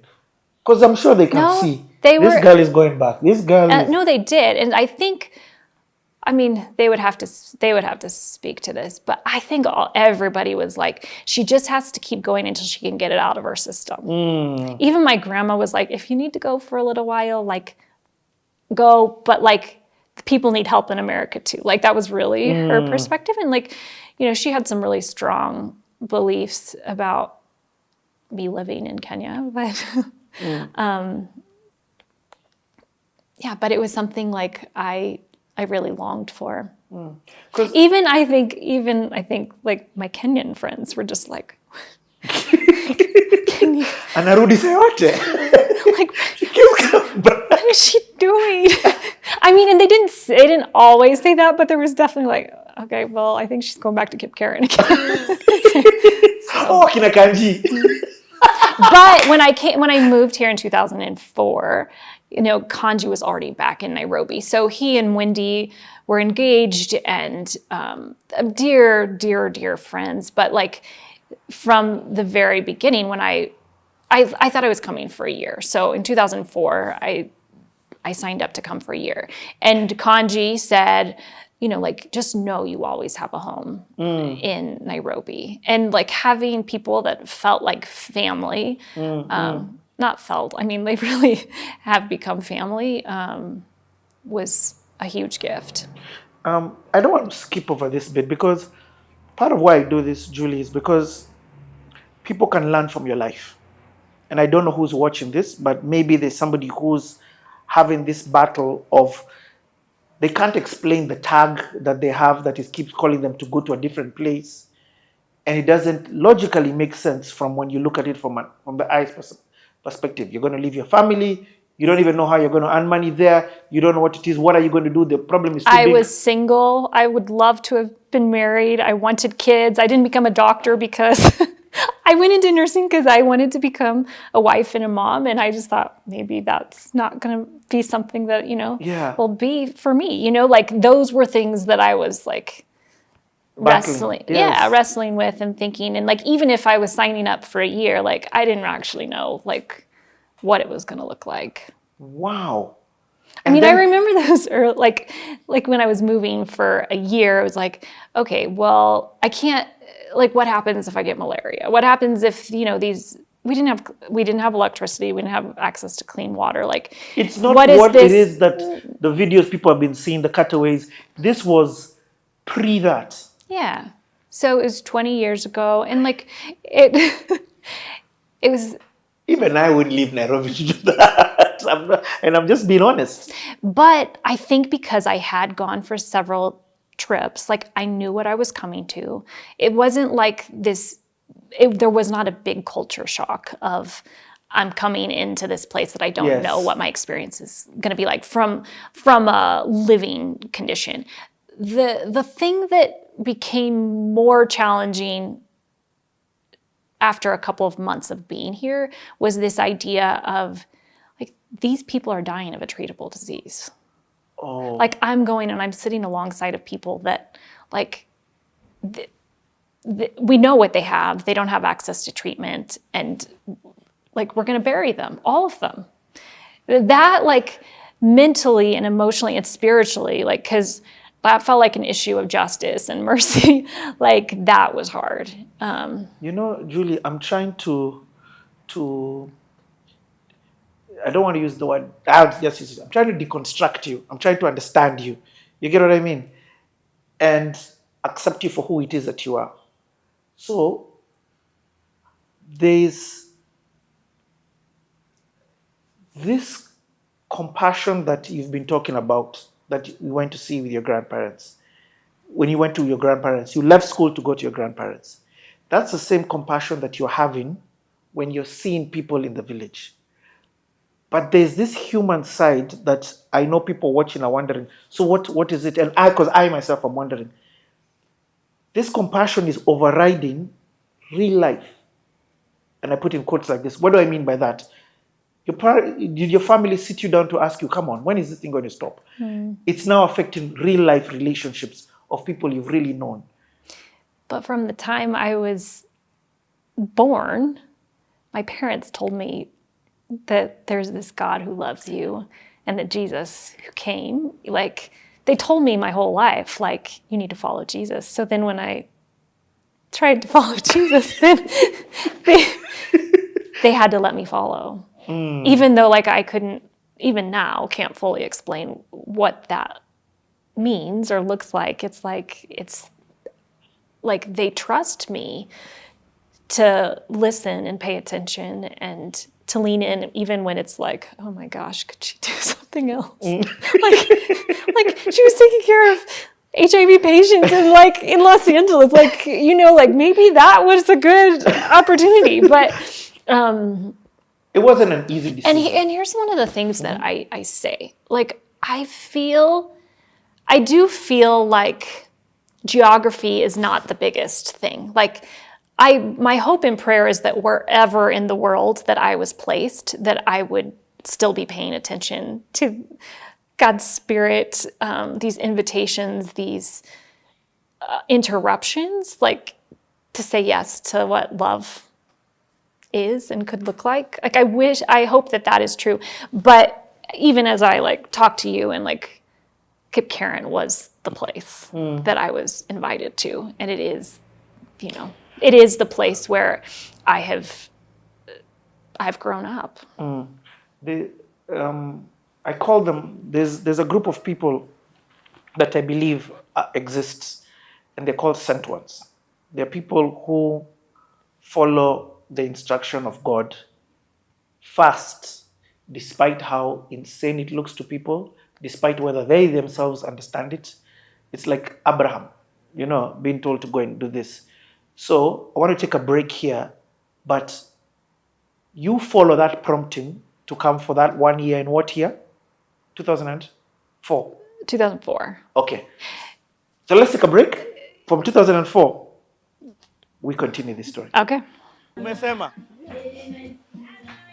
impact, you have to touch the ground. You have to touch the ground. Yes, then you have arrived. So when anyone comes, like it's now 15 years, when anyone comes, we ask them to plant a tree. And then we believe the fruit will last for generations for the patients we serve. So as a marker of your coming and as a hope of like, it's not going to be this week or this year that there'll be fruit, but it's coming. Amazing. So there's like 1,200 trees planted across here. So Julie has really got us off guard. Got me. I'm amazed. You know what I think? I think it's disarming to be welcomed. It is. And I think the things where it feels like there could be separation, like it breaks it down quickly. So I have come to touch the soil. Touch the soil. It's part of honoring you as a person, that you're a part of this land now. Yeah. Wow. And in the same way, like that you're being received, or anyone like a visitor that comes, the vision is that the patients that come into this place, that there's the same spirit of welcome and hospitality to receive them and honor them, even if they don't believe that it's true. Wow. Because like for many, like when by the time they reach here, life has told them that they're poor. It's told them that, you know, their choices have led them to, you know, like death. Yep. And we just believe there's more. Joshua, I want you to be here with Richard. Richard, you can stand there. On the this other side. Sawa. Because we want you Joshua, down. wewe ndio my boss. Niende wapi? Hapa. Hapa anapotapikia magoti kitu hii. Hapa. Au nipige magoti? Ngoja kwanza tupatie wewe embassy yako. The last time I planted a tree was very many years ago. Today is your day. Sasa wewe vile utafanya hapo kuja tu. So this is That's apple tree. an apple tree. Yes. And we will come and eat the apples here. Yes. We will come and eat the fruits. We will see the fruits. Karibu. We will see the fruits of the tree that has been planted.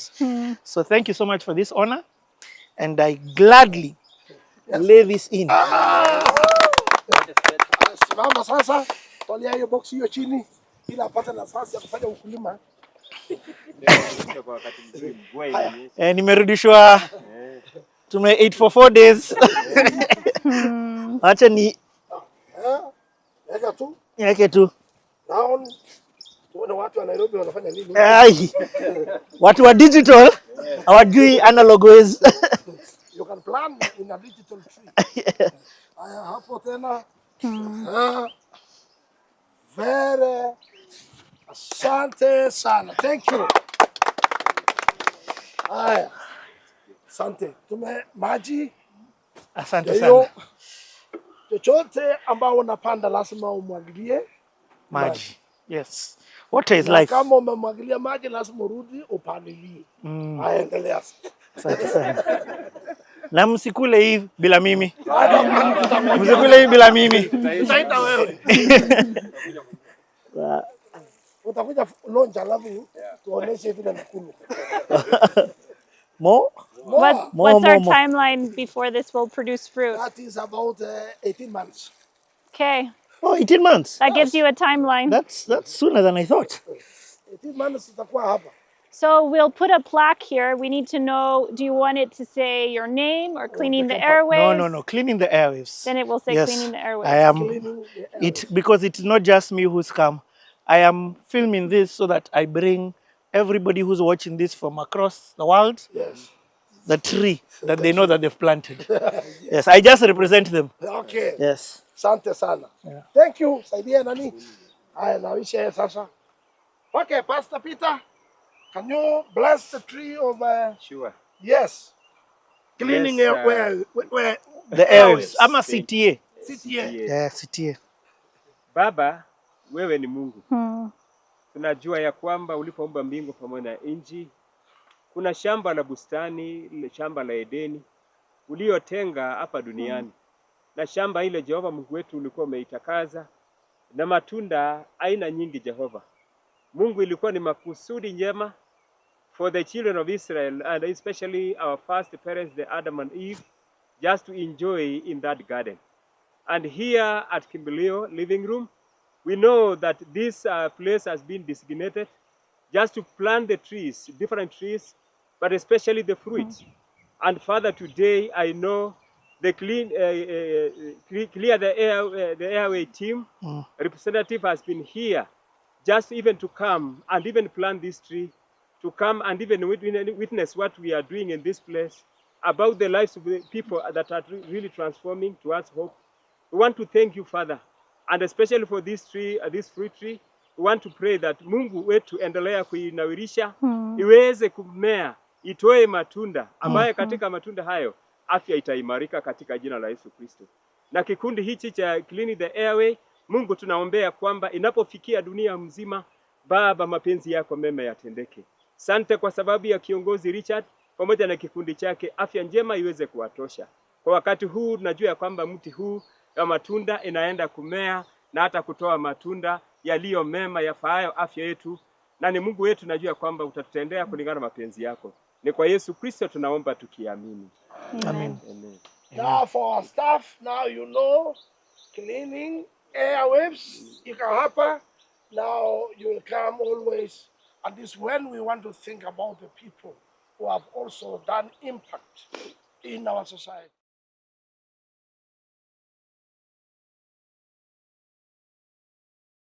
So sasa tukakuwa na ndio tunaanza kurekod, tukarekod album yetu mwanzo. This hold on, this show that you did at Alliance, were you called Sauti Soul? Sauti. Still Sauti? Yo bro. Okay. Wawesh and Ninka signed you to Penya. Tukarekod album yetu. Wawesh akatuambia kuna masauti mob huku nje. Lakini nyinyi ni sauti gani? Lazima kuwe different from all these other sautis. Nikamuuliza sasa tufanyaje? Akatuambia kweni Sauti Soul. Na the soul ni nini? Soul, akasema soul in Swedish, Spanish na Latin ni sun. Na nakumbuka tukiwa high school tulikuwa voices in the light. So Sauti Soul bado ni voices in the light. Serendipity maze. Years down the line atijeacha kwa voice in the light. Tulichange tu tukakuwa Sauti Soul, lakini bado sisi DNA yetu ni voice in the light. That's crazy because the first time I heard Sauti Soul, I thought it was S-O-U-L, soul, like but it's soul, S-O-L, and that in Swedish means light. In Spanish, Latin. Yeah. Okay, so munakuwa signed na Penya Records. Tukasainiwa Penya maze. For an album first deal. Record deal. First song to record hapo? Lazizi. Ilikuwa isha hit, yani wasao walikuwa wanaingojea yani. That's so crazy. The reason I'm dwelling is because on social media, imagine that song became big without that song was big. Back when we go to the show, yeah, and guys are just like, you can't even sing other songs. They're saying Lazizi, and when we sang it like 5 times. Man, the guys were not getting tired. So it was just changing the mood everywhere. I remember we sang background vocals for Nina Ogot, and even when we sang BGV for Nina Ogot. Like after we were done, guys were just like Lazizi. Okay, just hold on. Your mic. Let's change your mic. It. Okay, let's go on. So everyone's just there screaming Lazizi. Hey, Lazizi was a hit, man. Like Lazizi now was that song that changed our lives. We recorded it, gave it to Ladesego. Ladesego was okay, in now wait. How was the recording?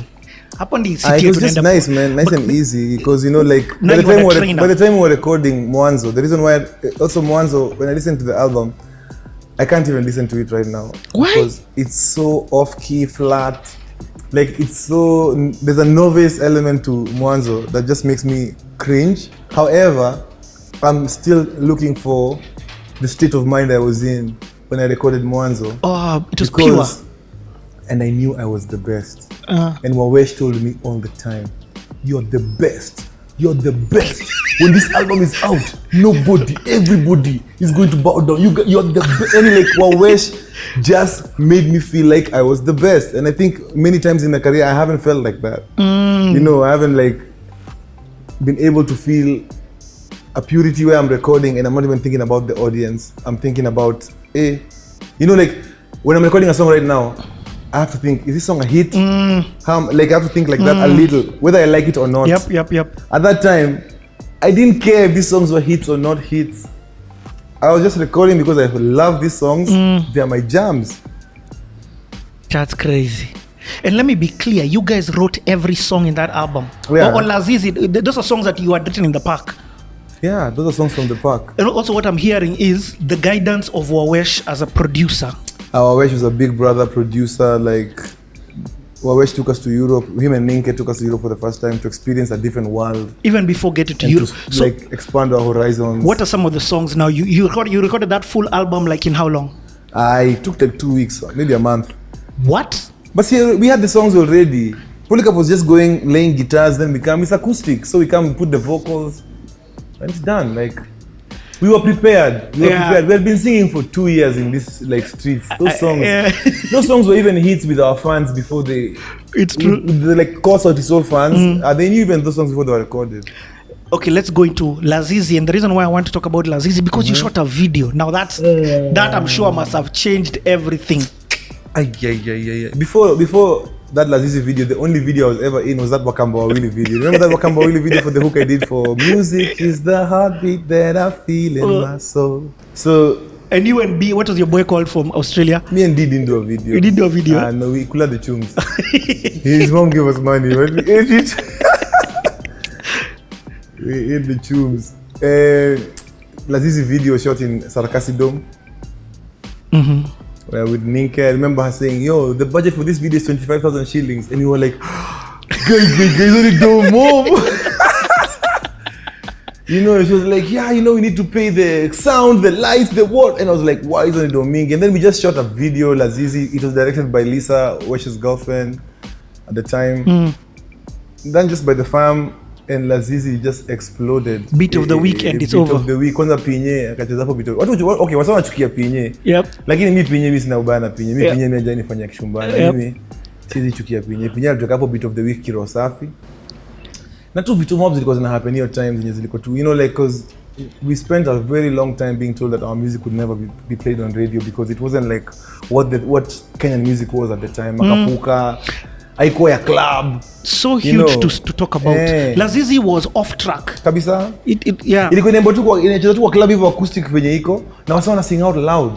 Ikani teach pia lesson yenye nimekam kuona kama sahi like the epiphany I've seen from even that moment and what I've come to realize now about Sauti Sol is many times as an artist you want to be played in the club, you want to be on TikTok, you want to be on the song that has the groove. But I think it's more important to be the song that someone listens to when they're alone. Because when you're alone and you're not trying to be anything, you're not trying to be cool, you listen to the music that is you. So me, I'd rather spend the rest of my life making music that people listen to when they're alone. Yep. And those songs you repeat and repeat. Man, and repeat, like me, I went for Chronic's concert. I don't hear Chronic's music being played all over all the time, but I sang along to every song. I listen to him when I'm alone. Like, when I want to now reward myself with, yeah. That's crazy. Okay, I want to spend time in this era because this era was huge. After this, you started dropping jams. Is this when you guys do the concert by Kiss? We did that concert by Kiss. Shafi called me, Maze. Shafi was like, tell us about this era now. So because now Lazizi gets played, you guys are huge. Played, and then we go to Europe for the first time. We've never been. For that tour. Hata ulikuwa na passport. Nilikuwa na passport tangu kitambo. Jamii so ile tu yenye Chimano aliprophesy tutaenda tukaenda hiyo tour maze. Na ikafanyika hivyo venye Chimano alisema itafanyika. Like, you now went to small cafes and you were just doing your gigs everywhere, man. We played in prisons, we played in different settings, but nothing ever like superstar formal. It was just for us to acclimatize ourselves to the Western world and understand the sonics that are needed for you to conquer the globe. And at this time you have an album? Understand the business more. Yeah, we had Mwanzo, the album. Okay. We were selling albums on tour, on our shows. Yeah. And can you remember launching the album? Wow, I've even forgotten launching Mwanzo. The launch of Mwanzo was the inception of Facebook. We put the event on Facebook and 1,000 people confirmed attendance. And 1,000 people showed up. Yo. And we had never seen that many people coming to listen to our music in our lives. Where is this happening now? Allianz? Museum. Oh, the museum. No, we have to move from Allianz because we had another concert at Allianz and people were jumping over the walls. It had become small now. We had to move now to Museum Hill because Allianz tulipiga show hapo Allianz kumoja watu waliruka maukuta, watu ilikuwa chaos. So tungeweza fanya show Allianz tena. Sasa tukakwenda Museum Hill. Sasa launch ya Mwanzo 12 December 2008. Yo. Man, pandemonium. The fans came with the CDs. You remember when CDs had album had inside? And they sang those songs like hymns.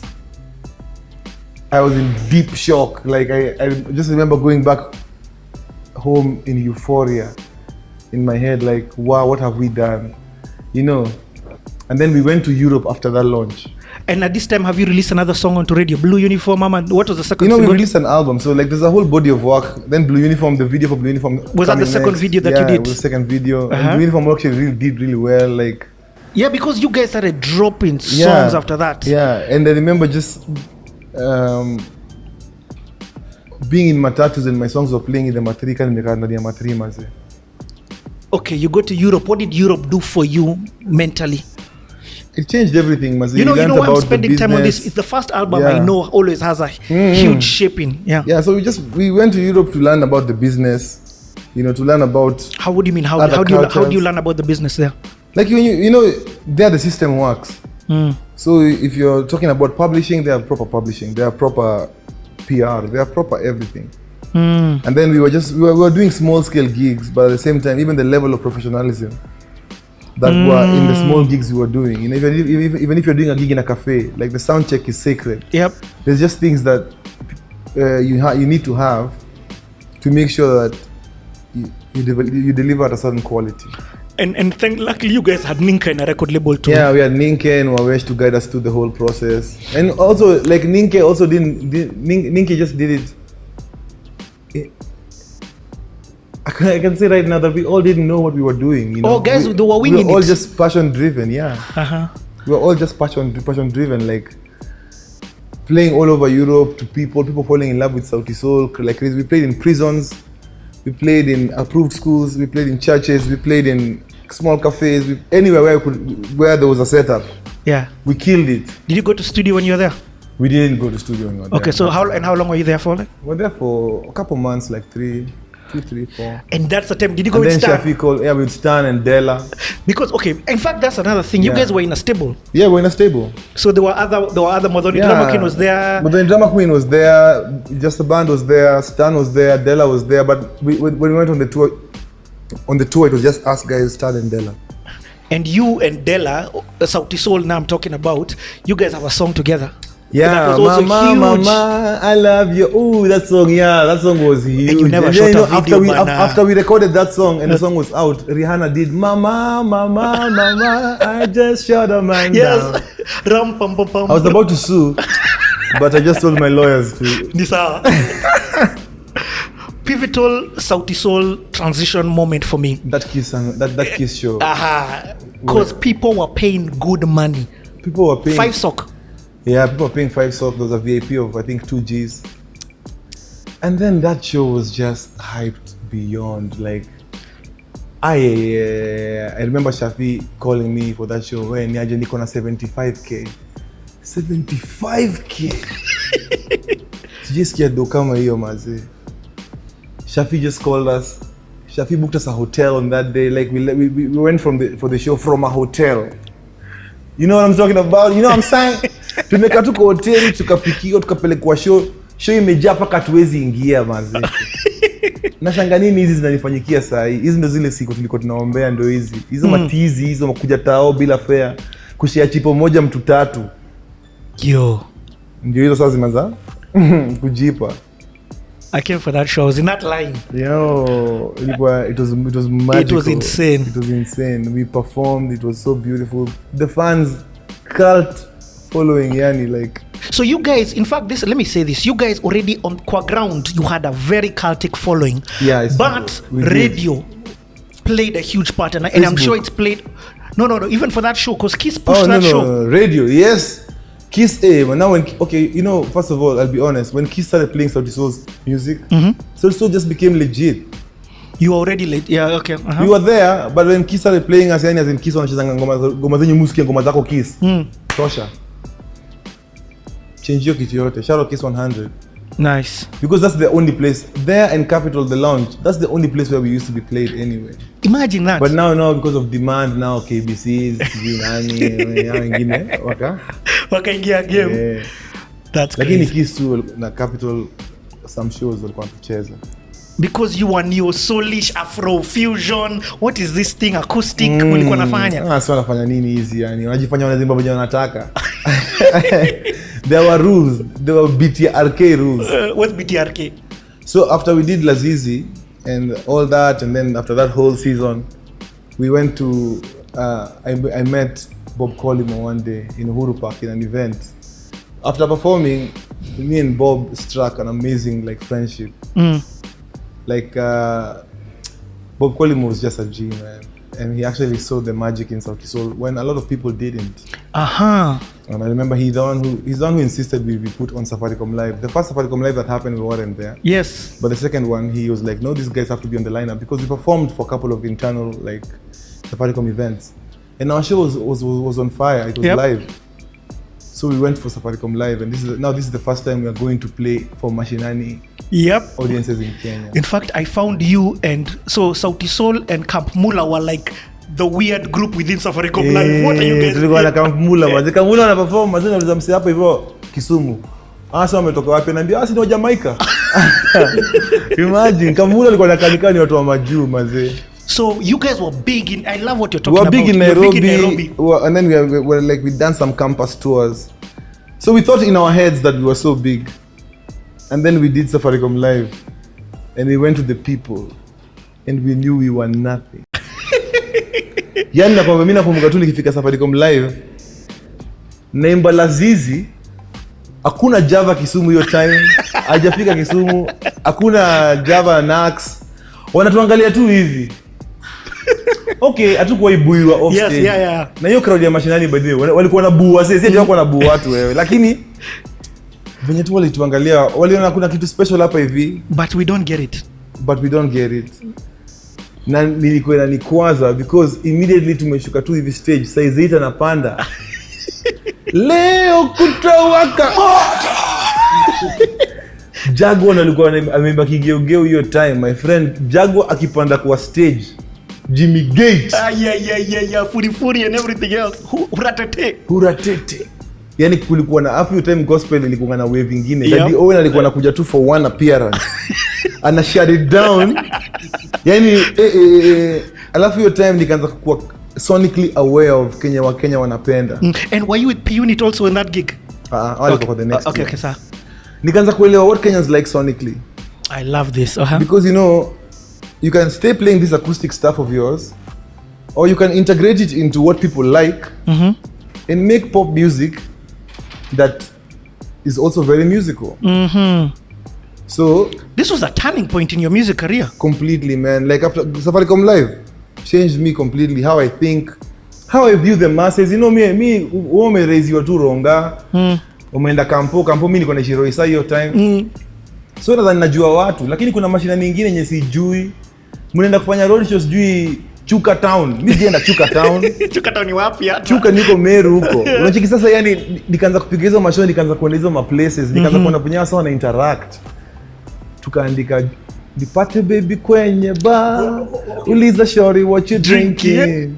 You know you're rolling with that. Tukaandika first of all what we did first of all, we just left after Safaricom Live. We took Safaricom Live, tukaenda straight kwa RK. But then I want to now talk about this change that happened. Because sound yako ili change. Ika acoustic kitu nini whatever. The next song ulitoa in that mix. Tuendelee na hii story. What was the next song? Gentleman. Oh. P-Unit changed our lives pia manzi. Hiyo ngoma Gentleman tulipatana, tulikuwa wapi? Tulikuwa kwa RK. When I go back to the humility of what's niko na Safaricom. Yani uko na ngoma mob, paka unasema tulitoa ngoma gani? Yani na si ngoma. In fact, let me take that back. You have so many hits. You don't even God is great. Bro, hiyo kitu si normal. Asante kwa kunikumbusha. Lakini siwahi sahau. The being humbled ya Safaricom Live ni hiyo. Tulikaa hivi tukaangaliana na majamaa tukasema, guys, for us to be a national treasure, for us to be a household name, we can't sing these urban songs. We have to be real. After Safaricom Live tukakaa wiki moja mbili, tulienda straight kwa RK Mwanabuja. Tukienda hapo kwa RK, kwanza nakuwa tulikuwa na BN, tumekaa hapo pole kama mgulabu gitaa. Tunacheza tu hapo. RK tulikuwa share meet here and there. So tunapiga tu hapo na nice story. You know he's very like he's from Rwanda or Burundi. Yeah, he's from Burundi. And then he speaks Swahili, so he's very African in expression, like East African. Tunaimba mangoma hapo, tunaimba mangoma za English hapo. Anatuangalia tu. Akastopisha hapo. Akatuliza.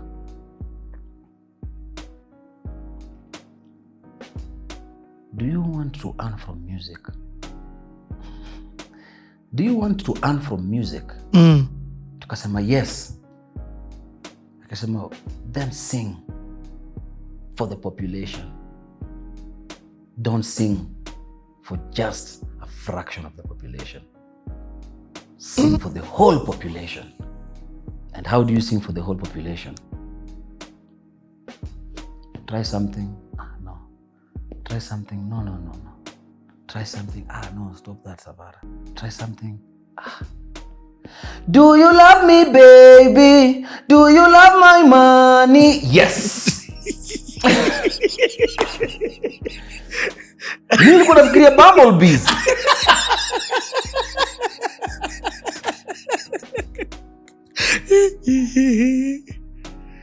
Mimi niko like, hiyo ni nini manze? Yani I'm like that's the most obvious expression. Kwanza mimi I found that expression really tacky. Do you love me, baby? Do you love my money? Niko to like, you can ask that in a more artsy and sophisticated way. You can't be direct like that. Unajua? Anatuangalia tu anacheka. Savara, go sing that. Do you love me? I went sang that. Kuna watu wa aina nyingi duniani. Yes. Kuna watu fani. Biana anaanza kuandika. Na kabla sijatamba kwenye fani. Ndio tunasikia anasema kwa hivyo ni about kuandika relatable stories za Swahili zenye CEO na from the CEO to mtoi, ama from the CEO to msana choma mahindi. Scale yote ya maisha. Mimi naongea about social stratification. Don't get me wrong. Unajua lazima ni address taki ama moral police wakuja hapo waanze kuniandikia hapo ulicompare CEO sijui na msema mahindi Yes, I get you. So msijaribu kuniletea hiyo self righteousness. Mimi mnaelewa Kenya na maanisha. So from a CEO to mse anafanya any other like whatever, wanaweza elewa hiyo song. Hapo ndo nikarealize hiyo ndo storytelling. Ngoma kwa chat. So wacha nikuulize, now let's enter this conversation on storytelling, on songwriting. What was in you? You know, have you ever talked to an artist but he's so stuck in their ways, aka a star? What allowed you to shift? What was it? What allowed you to let go of this thing that you knew was good? You see, it's different if you're letting go of something that is bad. That easy was good, but and all the songs you are releasing, what made you say nitawacha hii nishike hii ingine? Money. Money. Mimi nilikuwa naona. Do you love me, baby? Yeah. I get it. Money. It was as simple as that. You like you raise a whole multitude of people, you're booked. You entertain a small crowd, people who are like this, you'll be called to a restaurant. That's the difference.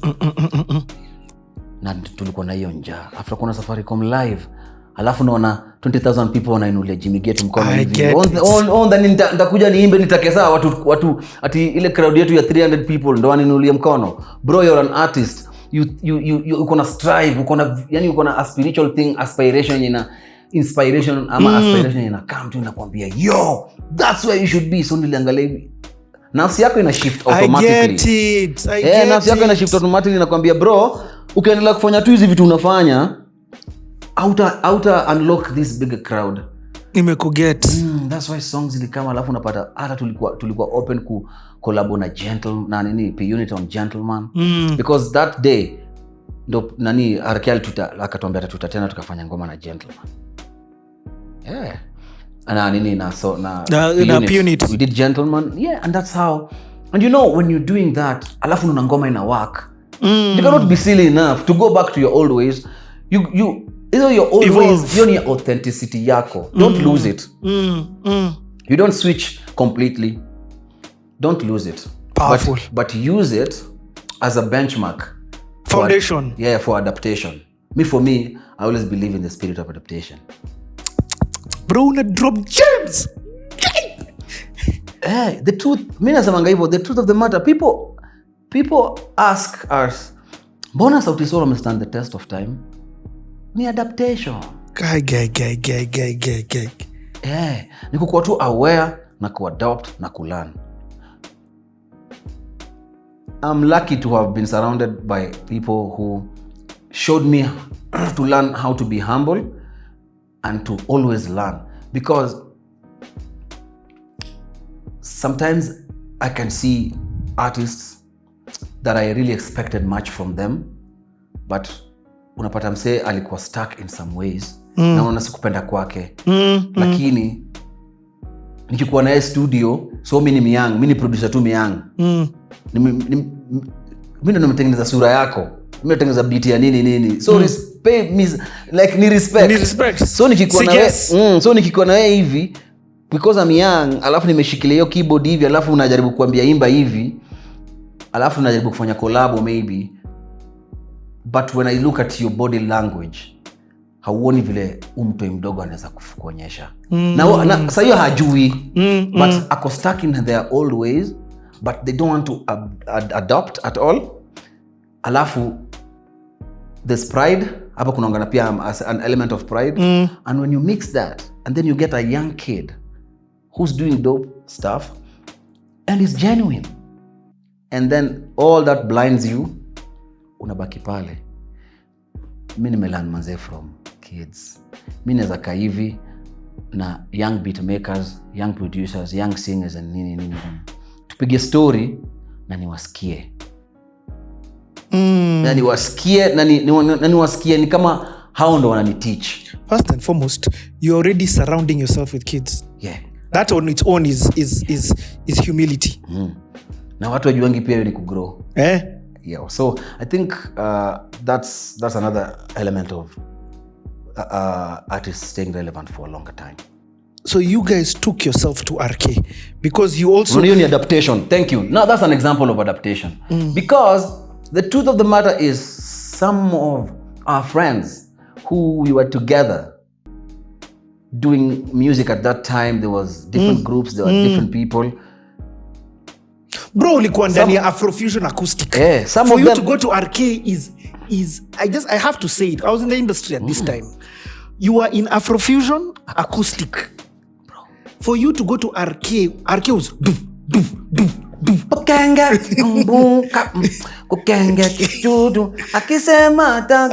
exactly. And then you are not even in gospel. That is the definition of ulijihumble, ukweli. Na hivyo ndo nimegrow mpaka wa leo. And I want to go far because manze, I'm just willing to learn. So God give me the humility to always learn. Nice. Okay, so then you put out Gentleman and you put out Do You Love Me? Yeah, Money Lover. So from that time tulijua balancing, kujua kuna ngoma za kufanya the authentic Sauti Sol crowd. Kuna wale yani tulianza nao the mwanzo guys. Unajua kuna the mwanzo wale manze sisi yani sisi hawa we know how to incorporate them and to mix. Sasa pia ni sana maturity na kugrow tu. Yes. That's I love the honesty that you've brought about it. So, ukitoa hizo ngoma mbili, the response, what happens? There's really blow. Kwanza Money Lover. Bro, Money Lover ilikuwa mashinani.com. Unajua maana ya mashinani? Money Lover ilitupeleka mashinani tukaienjoy mazendo ndo tukashika hiyo. Okay. your indo vibe. Tunaishi Kileleshwa. Tunaongana ka studio ka Penya Africa hapa Buru. Hapo Ngara. Mimi naendelea kujifunza production. So jioni what also people forget, as you were doing that, from Buru to Kileleshwa, we used to wake up at 5 a.m. Tunaenda Isili, tunafanya boxing. They used to have a boxing coach. Tulitoka naye huko Marish, beshte yetu fulani alikuwa tu Mosh. So tulikuwa enda paka Buru. Tunafanya boxing at 5 a.m. We come back home. We rest. Watu wanafanya mambo yao, watu wanakula, tunaingia studio 2, tunatoka studio 10 in the evening. What? Every day apart from Friday, Saturday tuko na gig na Saturday na Sunday. What? So what was done, tulikuwa tu wale ati tukisha hapo Buru pia tulikuwa tu tuko na kakeja hapa Buru ila kuanga trap house fulani.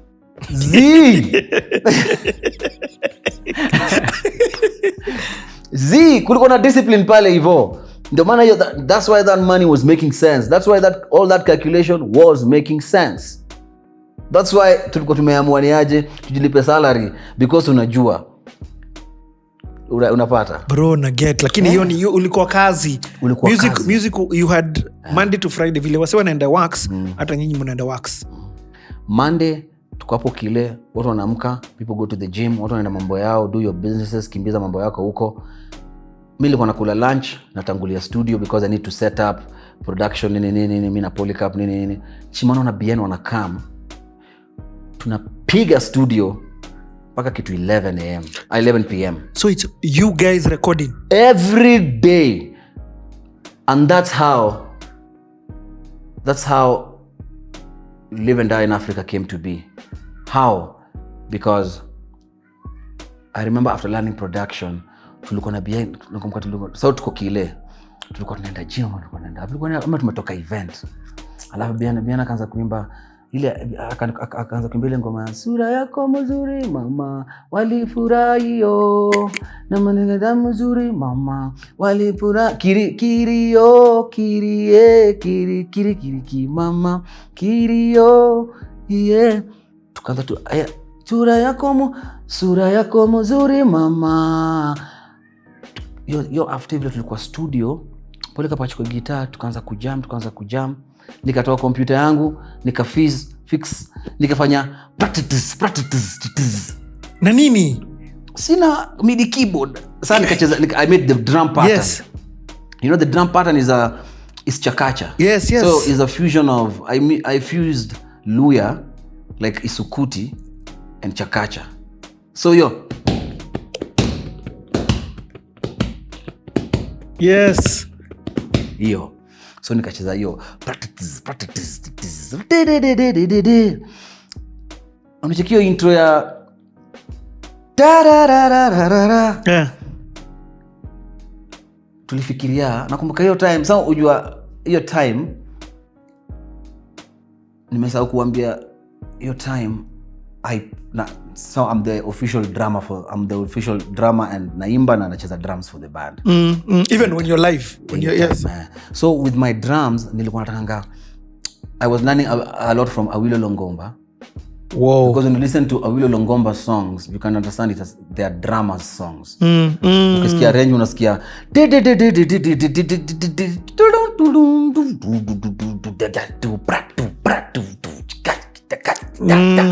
they are very drama oriented. Yes. So nikasema, mbona tuwezi fanya ngoma iko na intro ya drum instead of intro inaonga tu voice. Ndio maana hiyo ngoma inaanza na intro ya drum. Practice. Alafu hiyo tuli hiyo inspiration ilitoka kwa ile ngoma ya Awilo.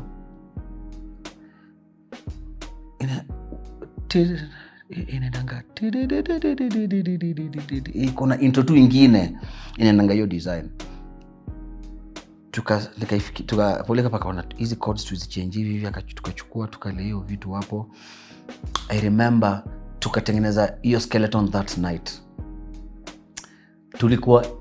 unajua excitement. The next day routine ni ile ile. Gym. Bado unajua unanikumbusha mazile nime-lose routine ya studio. Ulikuwa nayo na nikiangalia saa hii life inanihapenia, alafu na lose your momentum. And that's my main momentum. Unasema vile najikatch. You see why this conversation is very powerful. Sasa hii najikatch najiuliza consistently my personal practice. Nime make it routine hivyo. Nime make it sauti soul bio sana lakini my personal I haven't. Basi jana ulikuwa studio at least. Lakini aina si routine. That's what I'm telling you. Routine. So the next day tukakuja na Aaron Rimbui. Aaron akachukua the Yamaha motive. Akaniwekea chords. So mimi sikuwa cheza keys. So tunaandika, Chimano anaandika, Biana anaandika, tunaandika, ni vibes, ni energy inaenda tu. Nice. Energy inaenda. Tukasonga tu hivyo. Kuna jamaa fulani anaitwa Sedo producer. Siku moja tu alikuwa hapo studio. Nikaambiwa, hebu niweke hii bass. That's how I produce. Sometimes I just sample things from people. Hebu just hold on. Let me see nani amekuja hapa kutusumbua kwa nyumba.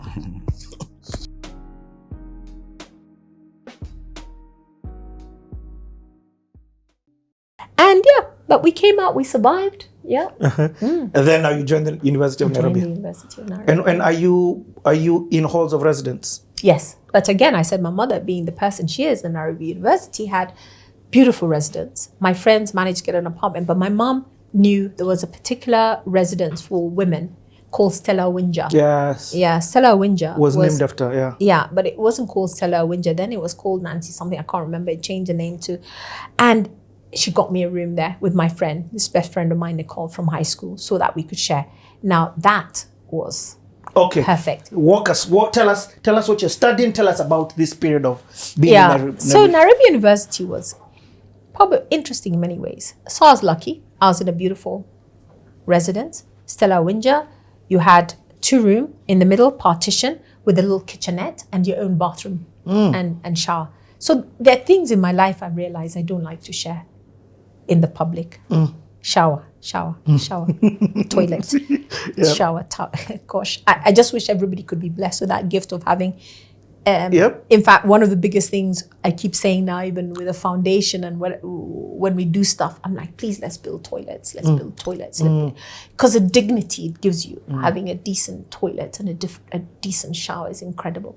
So it was beautiful. Now, Stella Winja also had its own dining room downstairs. And that dining room, I tell people at the university, we had 3-course meals, right? We would have a starter, we'd have a main, and we'd always have dessert. Wow. Dessert, University of Nairobi. Jelly, custard, cake and custard, and everything else. The meals, we love the Scotch eggs. Wow. I mean, it was incredible. It was not the university that it is today. But I think for me, the tough things came into the university. The first 2 years were good. Were you getting 5,500? 5,000? I mean, do you know how much money that was? Let me understand this. So 5, even you were, your parents weren't paying for your fees? No. University of Nairobi didn't pay. You were paid. You were paid. I'm sorry. 5,500 and something. I just know it was 5,000 plus change. It was just short of 6,000 shillings. A lot of money. Wow. You could really live it up. And if you don't drink, I didn't drink and whatever. The guys, of course, would go blow it, beer and whatever. It was a lot of money, man. We were okay. Wow. It would allow you to go to Vision. When it started to run out, Vision next door, there was this place where they had chips. You could go buy chips and sausage and, it was okay. And the meals are part of the package? Yes. Breakfast, lunch, and dinner. Wow. You understand? Yeah. Wow. Cake and custard. People look at me, they say, but we don't even get that. I said, oh, yes, that's what we had. Okay. Yeah. What about school itself? And did a couple of people from Musungari? Yes. My group of friends, that's why we all agreed. because there was a group of us who all actually came to the University of Nairobi, including Laura, who came back from Canada and joined the university. So we hung out together a lot of the time. Okay. Yeah, we're a pack. And what are you studying? So I went to do a Bachelor of Commerce degree. So now this time, the lawyer thing, because you had done that. I wanted it. It was an image. It was whatever. But I thought business for me, Bachelor of Commerce had a fascination.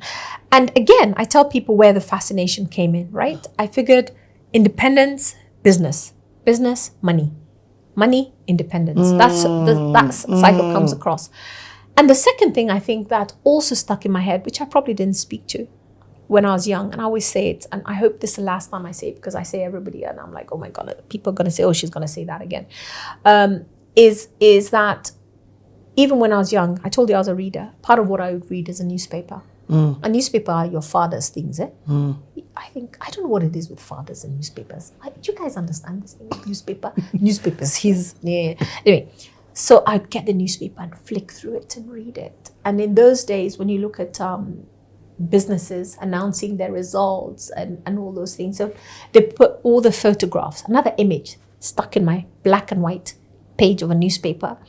All the directors' photos would be in the newspaper when they're announcing the results. Not like now where you sign chairman or secretary, whatever. And I'd ask myself, why is it just men? Fuck, I was going to ask you that. Why? And old men. You know, when you're 10, 11, everybody's old. It's true. So I mean, these old men, old, all of them. And I asked myself, how is it in business and boards? And I think that's why I purposed.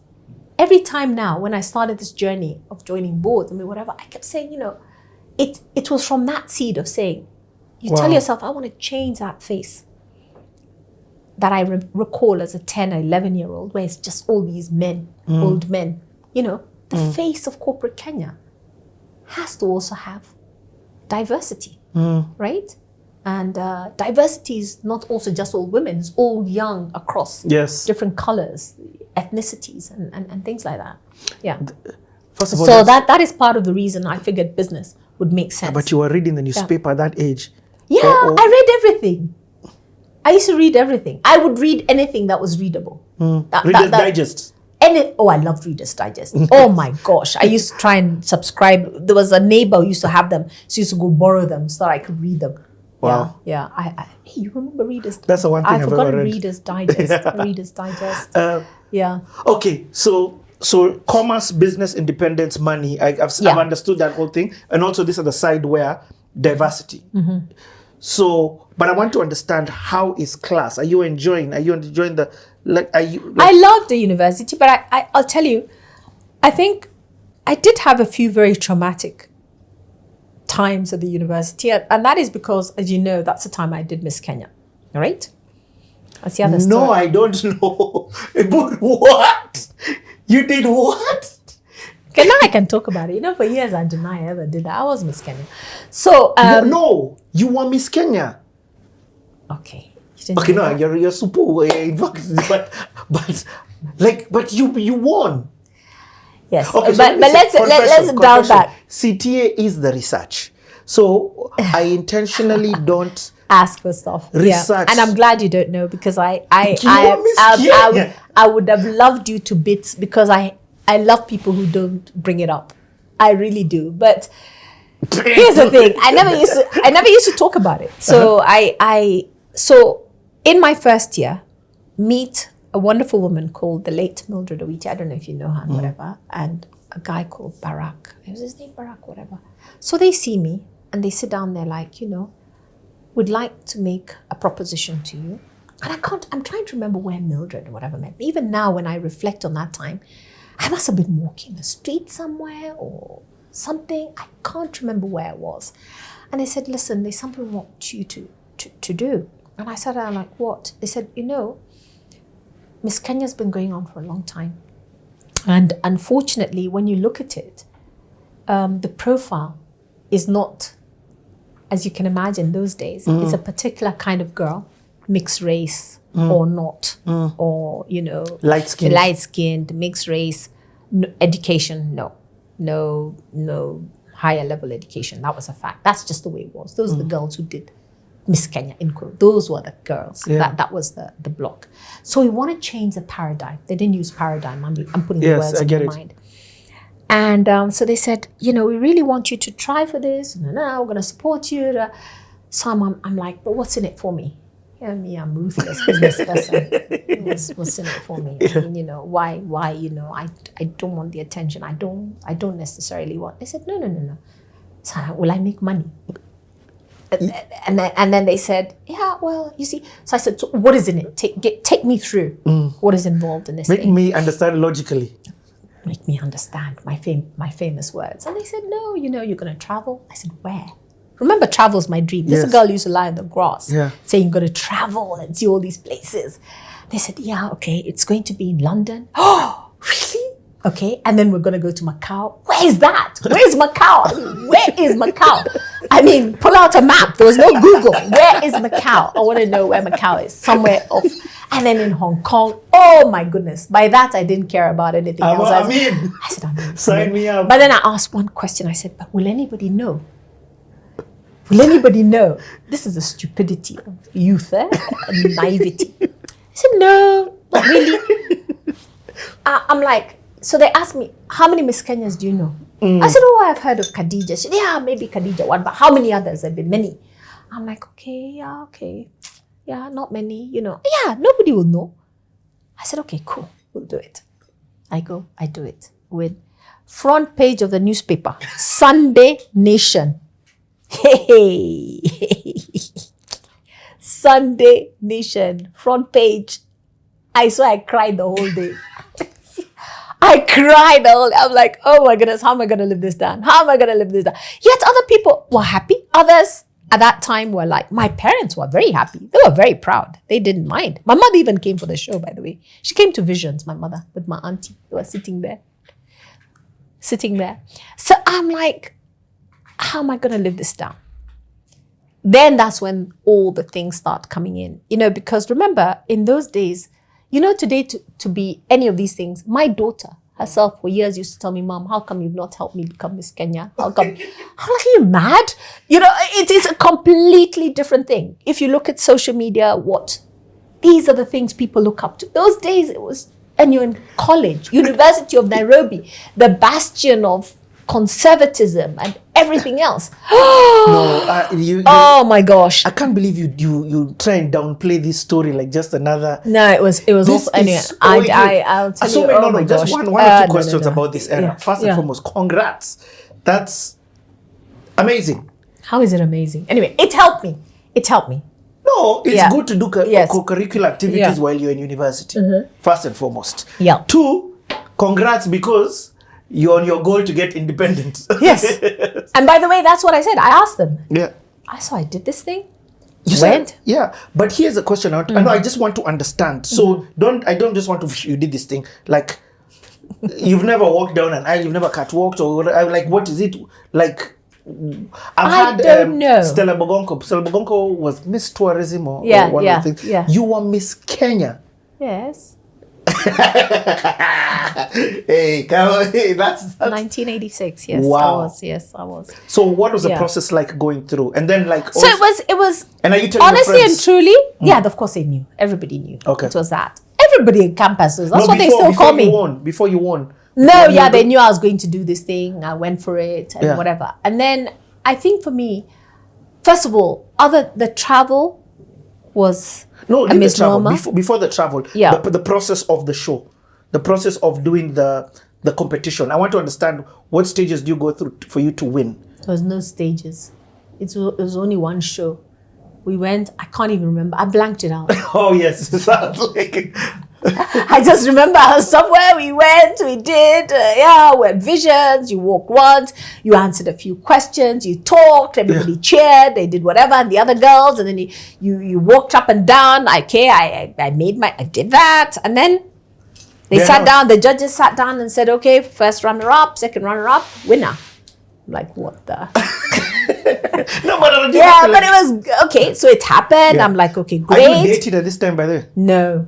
No. Boys? No. Boys no. is like- No, boys. Me, boys, I don't talk about. This is very traumatic. My university days were very traumatic when it comes to boys. I don't even, when I said that, no, but, not a blanking out phase. photographic memory now. The photographic memory is there. It's as clear as day, but I blank it out.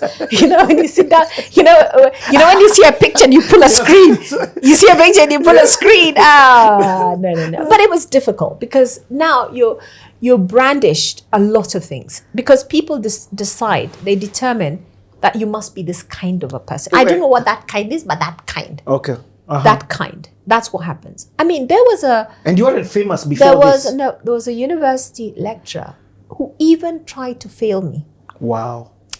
And the reason, and the person who saved me, till today, he laughs about it, was a dean of commerce. He was our neighbor, family friend, and Professor Kimura was brilliant. He just says, I said, I protected you right through those years because of victimization. Wow, okay. Yeah, because you see, because people assume you're dumb. You're idiot, you're dumb, Yes. why would you do this? But also there's lecturers who decide you must be loose, you must be attached to have done this. So do we, and then they decide you just think you're very proud. I was called proud, actually. Half the time I was just some proud, snotty person, that type of thing, which also you become victimized and vilified for. Was there sexual harassment? I mean, sexual harassment, you know me. Can you harass me? Just look at this person. Try. You know, my friends used to hold me back. I used to slap guys. When I look back at myself, I saw I'm mad. One time we nearly got beaten in the street. You're walking, a guy slaps my butt. I turn around, I slapped him. The guy was coming to beat us. Like, Patricia, you've got to stop doing this. I said, it's reflex. I'm sorry. That's a good reflex. It is reflex. Yeah. I'm sorry. You don't touch me if I don't want you to touch me. Yep. I'm sorry. Yep. You see a guy saying, do you want to kiss you? Oh, pop! Who asked you? Who told you I wanted to be kissed? I was so stupid. Honestly, I reflected. I say, and I taught that, and I've taught my girls the same thing. They laugh and they sit down and say, yeah, mom, you travel with us. By the time you allowed us to go downstairs when you're upstairs, I said, yeah, once I've shown you the values. Yeah. If anybody does this, you punch them, you tell them, nobody should do anything to you. Exactly. Yeah, so harassment for me, yes, it was there, but maybe it was there, but I sit down. I know one particular lecturer, the one who failed or tried to fail, and then the dean had to intervene, whatever. Idiot of a guy, and I sat down and I was like, okay, I think it doesn't help the way I also look at you. I think he must have felt you failed. Yeah, but yeah, those kind of victimizations happen. Wow. But I think even the toughest thing, that's why I sit down and say in life, there are people who come and root for you, right? And I sit down and say some of my best friends who, when I look at college, who I worked with, very powerful people. I had an incredible class. Our BCom class had Was Caroline took in your class? No. She wasn't? No. Okay. Caroline didn't do BCom, did she? No. Was she in your year? No. She's much younger than me. Oh, okay. Caroline wasn't in me. So some of the best people who I'd hang out with, Aidan Mohammed, for example. Whoa. Till now, Okay. Aidan, I could call him, he was my classmate.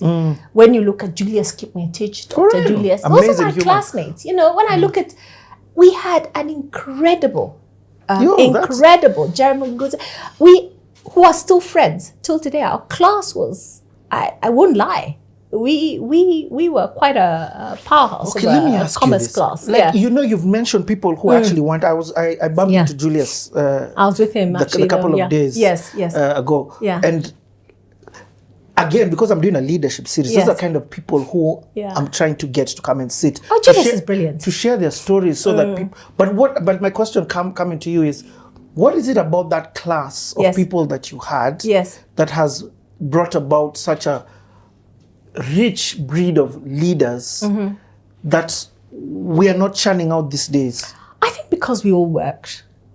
We all knew what we're there for. We all worked.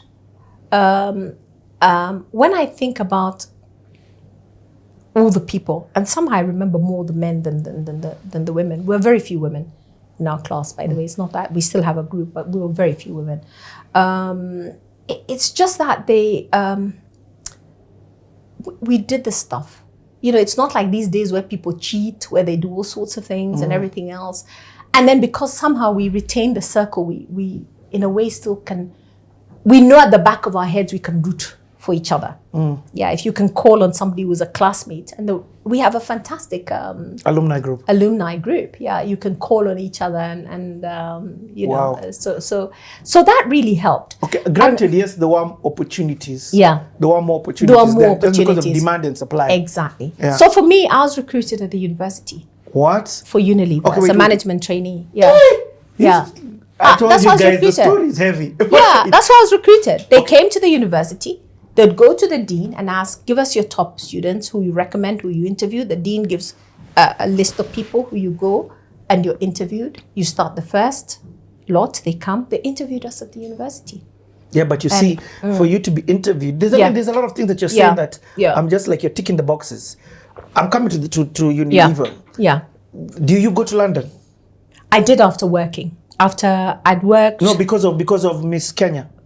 Miss Kenya, I did first year. I went to London, went to the House of Commons. I can show you those pictures. I can show you those pictures. You know, with those all those dodgy old ministers. Like, tell us. You know, they're looking at you and they're eyeing you, and you're like, "Hey, this is sexual." Today, I would say it's sexual harassment. You know, you're trying to sit like this. That you're kitenge because you want to be the African queen, and these characters are there. And you're having peas and lamb. Had you go to? Yes, I'd flown, but not to. I'd been to Israel. I'd never been to London. Okay, you know those days, Kenya, we didn't need visas, anywhere. You know, Kenya was a different country, but I'd never been. Wow. It was my first time there. Went to Macau, incredible island. Never been back there again. Macau is off China coast, which is a gambling. That's where we did all the swimsuits, shots and everything else. They went to Hong Kong. We were on a TV show. I mean, now I look back, I'm like, do you know who was my roommate? Who? In Miss Kenya? Halle Berry. Come on. Like, what the heck? I always show my girls, look at this book that I've signed, that you know, the card when we left, and they say, oh, Mama, you know, I say, yeah, I mean, you know. I tried to message her on Instagram, but she ignored me. I said, it's fine. It's okay. No way. That time she was Miss America. She was Miss America. So you know, you are running away from this Miss Kenya story, but you're doing some life-changing, pivotal life things. Yeah. And when you come back, okay, how do you do? Because the reason why you were meeting as Miss Universe, Miss World, Miss World, Miss World was now to crown the Miss World. Yes, to crown you were Miss World. Kenya. Miss World was Miss Iceland, I think, is the only one in our year. How did you do? How could I do? Come on, I was black. I'm African. When didn't tick the boxes? Even when's the first time a black girl won? No, but when's the first time an African woman won? You guys, it's just the other day. The other day. Yeah, it's just a few. There's no way. Blonde. Yeah. You either had to be South American. Yeah. White. Or white. Blonde, blue eyes, those types. You did? Yeah, but there's no chance. Come on. But anyway, I hated it. Honestly, the experience, I hated it. Oh my God. That parading, walking up and down, I hated it to bits. Yeah. Because for me, if there's something I'll tell you, independence for me is also being free to do what you want. People think it's fun. You know, you're locked up half the time. You are controlled. You go here. Here I am thinking I'm traveling to these places. I'm going to see things. You didn't see Jack. You went where they wanted to. You're in a bus. You're bussed here. You're bussed there. First of all, don't ever take me on a holiday where there's a bus and you come out in. Those are the sorts of things I will not do. That's not a holiday for me at all. Freedom. Remember I told you? Yeah, I have to have the ability to change my mind. I'm spontaneous, whatever. But to go and sit somewhere where you're in a room, our floors had security. Yeah. So you couldn't. And in my year, actually, it was even more complex because we had Miss Israel, Miss Lebanon, right? Oh. And those countries were at war. Yes. So it was a nightmare. So they had to be on different floors. That was being managed. I look back now, I'm like, oh my goodness, this was a nightmare. Then you go for meals, you're bussed there, you go there. whatever you're doing was controlled. It's not like you are going to live it up and you're going out in the town. No, you could not just go where you wanted. You just couldn't do it. So, but then when you come back, you see in this place you are unknown, no one, you're locked in this life. But here you're on. Yeah, I tried to forget it. I tried to hide it. Oh my gosh, when I came back, I didn't want anybody. But then you see it's part of that whole thing. But that is where the moment came in. Okay. I realized the businesswoman in me kicked in. I said, okay, if I'm going to pick up flack out of this, I'm going to make money. Actually, I was a very wealthy girl by the time I was in college. Listen, I bought my first car, which all my friends used to use. So I had a car on campus. Everybody else is borrowing, doing whatever. Independence. I told you the story of independence. And not your parents who bought you the car? No. I bought my mini Clubman myself, right? Wow. So what deals did you get? KQ 151. No, 151 was the second one. KQ, oh gosh, I want a Actually, mini. was there? Blue. Was there? The blue little Clubman. Wait. Was there? The guys who give these jobs to Miss World and Miss Universe. Yes. Is agency. Yes. Was there agency at the time? No, there was an agent, but he was a hustler agent. Not agent. Where do you work now? You work your. So let me give you the story. So I came back. Actually, part of the money I made, full circle, life. That's what I'm trying to ask. Is an agency I'm running today. They gave me the most. No the way. Contracts that I do now. Yes. So I did the Lux commercial. I did another one for a lotion called, what was it called? Young and Lovely or something like that. So that's why I made money. I mean, Young and Lovely. I'm talking about 30 years ago, being paid $250,000 for 1 year. So when I look at it now, I realize it was a lot of money. Because when I first started my first job, my pay slip was 11,000 shillings. Right? So I sit down and I say that the business person, me, sit down and say, you get lemons, make lemonade. And that's what I did. So you're giving me flack, but I'm busy. And I modeled a lot. That's the only time I modeled while I was in college. So I used to model a lot for Little Red. I'd model a lot for, the biggest brands I did was Little Red. Who else did I work for? And African Heritage. Remember African Heritage? So if you go to African Heritage, you see a lot of the old photos of me. Dongo here. Yes. So African Heritage for Alan Donovan. Yes. He used to do all the African whatevers. So those are the two big things I used to model for. So I was never broke. Never ever broke. You were and I listen now to my daughter modeling sometimes and people telling her they're paying, in Kenya, people want to pay you 8,000 or something to do a modeling. I said, McKenna, I was getting paid 2,000 35 years ago, whatever. How could it be 8? I mean, how could it be, Things haven't moved on here. So Alan Donovan, in fact, I keep saying I have to go back to the house. I got some of the photos, but I need to go and just get a few more of the photos from that time. And then Little Red, a lot of the stuff for Little Red. So you're working? Yes, I worked. Do you get what I mean? Yeah. You're in school, but you're working. And even here, you see, your whole story, there's one thing that you sound like, and I'm glad that I didn't, you sound like there's a group of people here and you're here. Yeah, I always was like that. You're always sounding like you're here, and not even in terms of alone. It's just that you're thinking, you're acting. There's something I don't different. see it, by the way. There's something it's funny different. how you don't think about it. Now when you call it out, I realize my brain has always, that thing called independence has always driven me. Independence, resilience. It's funny how a particular desire you have drives everything you do.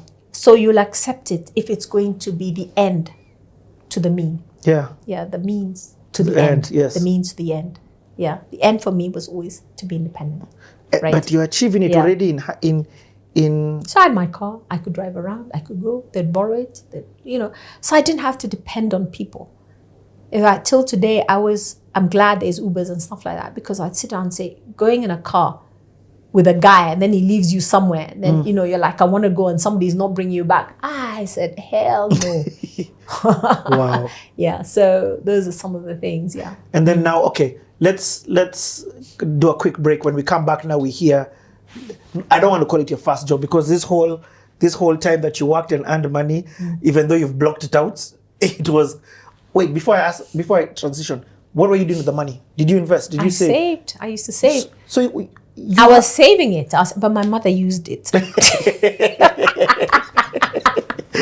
Every now and then she'll come and say, "Oh, Patty, you know, I have a bit of this problem. Maybe just give me that book." So she'd come and those withdrawal slips. So I'd sign a withdrawal slip with the amount. She said, "No, just sign a few more so that I don't keep disturbing you." And so the story went. My God, you are doing so well. And so the story went. Okay, we're taking a quick break. We're coming back. Oh, what? So then graduation, 1995, my parents come. Wow. My auntie comes as well. My brother comes. Just a wonderful, wonderful time. And I've graduated from Cornell Law with a degree, a JD. And so now it's to think about what's next. Mm-hmm. Yeah. So now it's 95. Yeah. So why this and is... you've told your dad, I'm not going back home. No, because now what I'm going to try and do is get a bit of work experience that now I can take back to Kenya, right? Okay. So this is what the plan is. And now I think I'm going to work in this area of human rights and democratic development. So now I can't afford to go home in 95 after that. Now we have to recover from all of that expenditure, right? And remember, I've probably passed through home after South Africa. Yes. So now my brother, who is now coming up behind me, 2 years behind me, has gone to Dartmouth. And at this school, he's done computer engineering. So this summer, he's there on doing an internship in the DC area. So I go and I live with my brother for the summer as I'm now trying to think about what to do next. And of course, very broke. One thing I do remember is that now completely tapped out. Like he's feeding us, you know. So we spent the summer there. But that's when one day my brother I'll tell it from my point of view because there's other players who have their own versions now. But one day my brother tells me, "Oh, the 4th of July is coming." And we were going to go downtown to look at the fireworks, and he says that he's met some guy who he met at a party some weeks before, who's just come from Kenya, and he's going to invite this guy to join us, and we'll go and look at the fireworks. I said, okay, fine. And then we'll have to pick up the guy, and then we'll go with him and spend the day with our other friends. I had a cousin with us and other people. Yeah, so that's how that happens. And then we end up, picking up this guy who is a friend of his, who ends up being my husband several years later. Several years later. So I met my husband in Washington, D.C. on the 4th of July, which we all joke. I say it's his Independence Day. He says it's mine. Where I found my freedom. And your husband but this story evolves much later. Okay.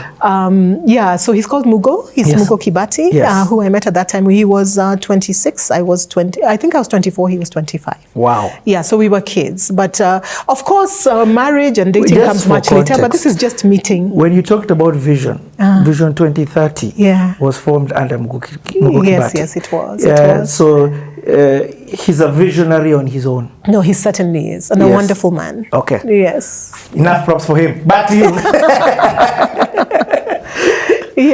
So we then start trying to figure out how we're going to make a living, because what I'm doing is looking for work.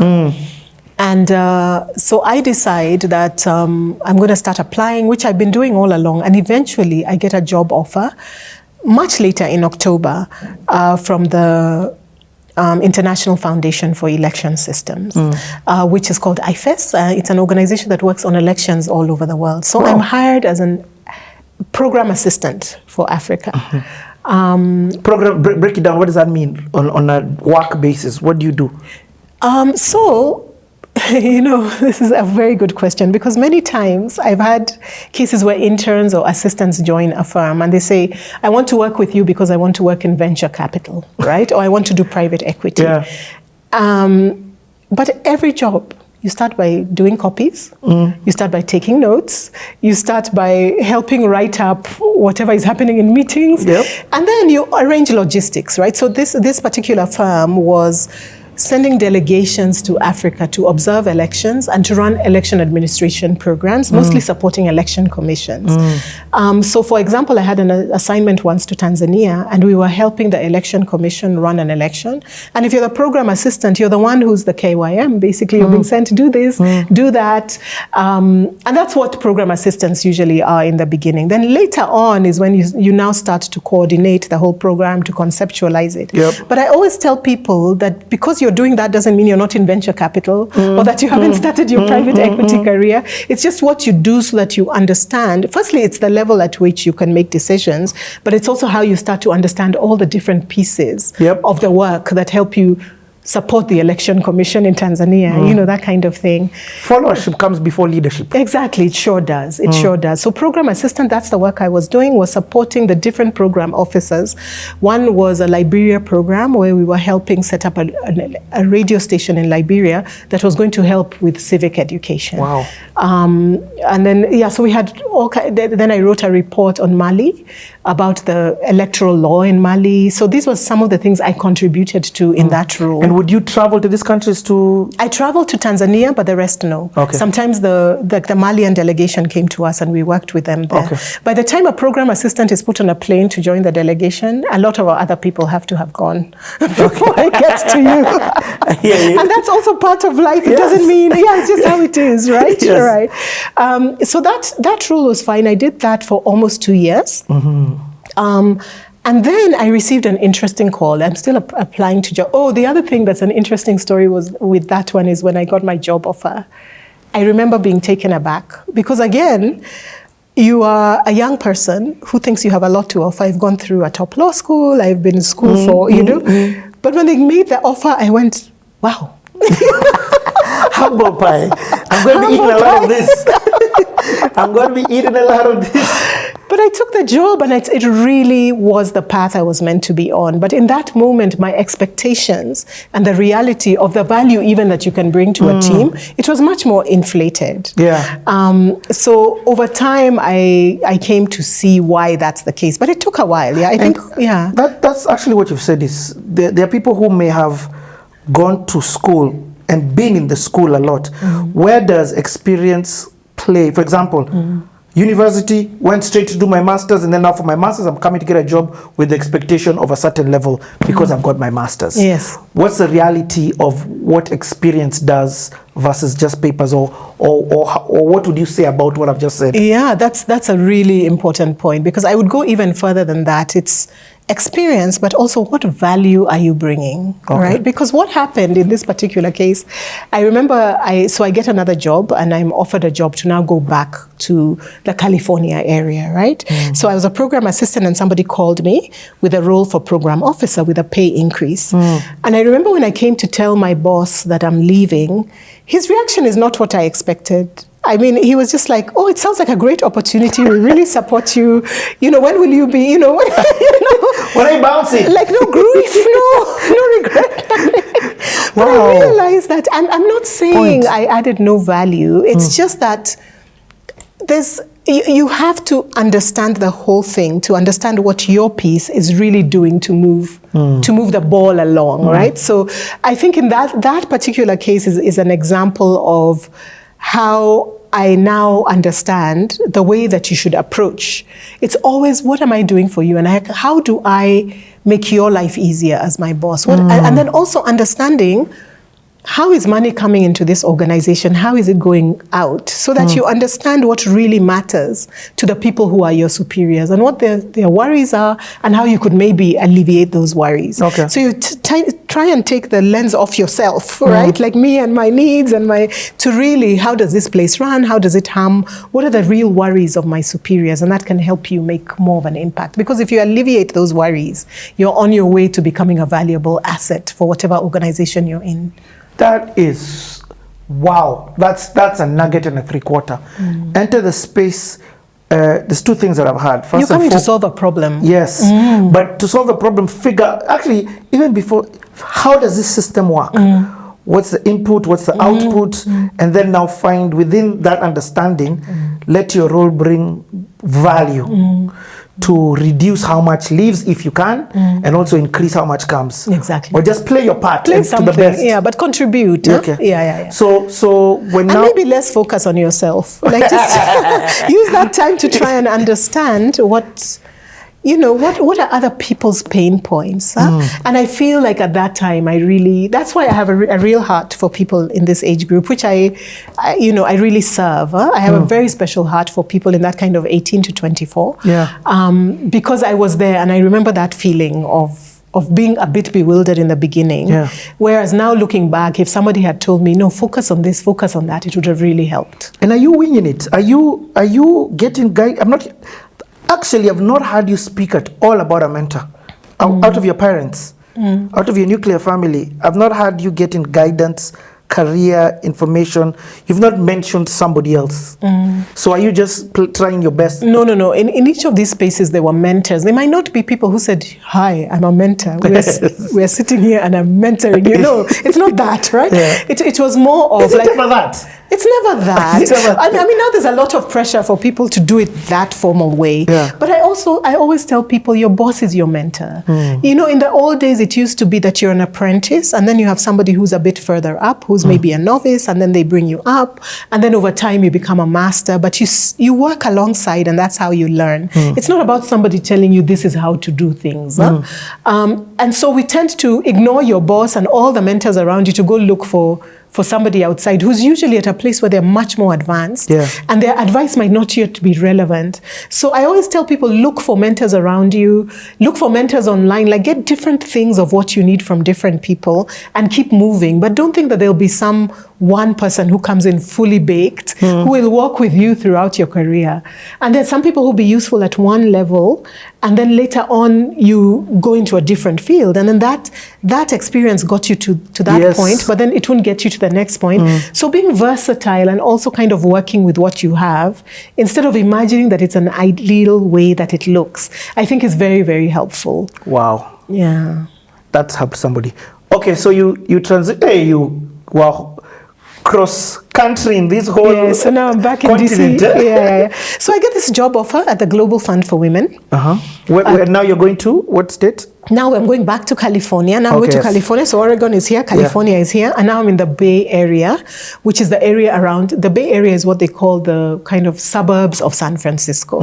And I'm in Palo Alto, and Palo Alto is the town where Stanford University is, and it's the town where, when you think of Silicon Valley and where all those investors are, that's the area where now I've gone. Stop! Yes. I want this one in its own video. We're coming back.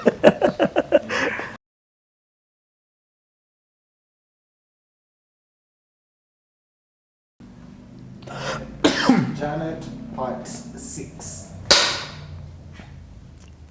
The tagline on CTA is you never truly know people until you take time out to get to know people. I've seen Pastor Janet for the last 15 years on and off. Me seeing you, not you seeing me. I've been seeing you. Singing and all. From when I was carrying 1 GB, all the way to 2 GBs with kids now. Yeah, I tell you. And I say that because in this room, we have Wamai, who was one of the first interns at Mavuno. We have Aizo, who was serving at Chapel. Yes. We have myself, who was at Mavuno Church and then even Chapel. I didn't understand what pivotal role you played in opening up doors for us. You're the one who has gone with the, what's the Swahili word for it? It doesn't sound nice in English. Yeah, with the slasher. Okay, let me call it a slasher. Yeah. And cleared the path for all of us to come after. We are so grateful to you. We honor you. And I'm so glad that I just didn't introduce you as Pastor Janet, because I don't think that even holds the weight of all the other different things. I've stopped introducing people on CTA by their titles. And I really like when you talked about titles. And as they share their life journey, people can then deduce who they are and what role that they have played.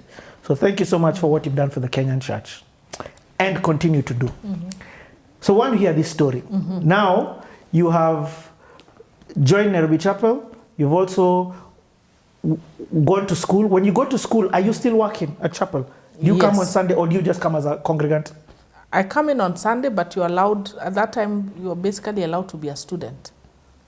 So I come in, if I want to come in as a congregant, if there are things I want to be involved in, that's fine. But no, you're given 100% freedom to be a student. And these guys have sent you for 3 years with the intention that you come back. Yes.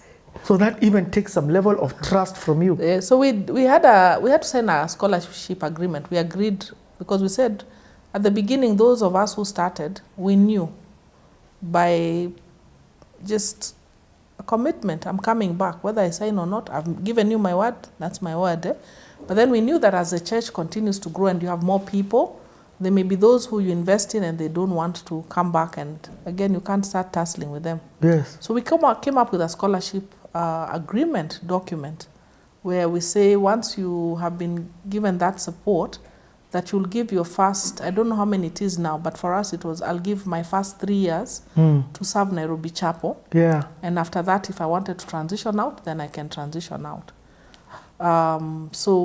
But then for me again, when I came back, it was very clear God had called me. So I came back as a youth pastor. And again, it was What year is this? Graduated in 2000. I graduated in 1999. Then my husband and I had decided we were going to tag team in terms of school. We didn't want to be in school at the same time. And Tim wanted to do an MBA, and he knew he wanted to do it in South Africa. It had always been his goal. So when I was doing my final semester, Tim went to the Graduate School of Business, Cape Town. And so for 2 terms, I think, when I was here, Tim was there. And let me throw this one here. I remember when he went, the idea was he'd come back for my graduation. But after being apart from one term, I thought, I really miss my husband. I want to go. I didn't have money. And this time, Pastor M is still there.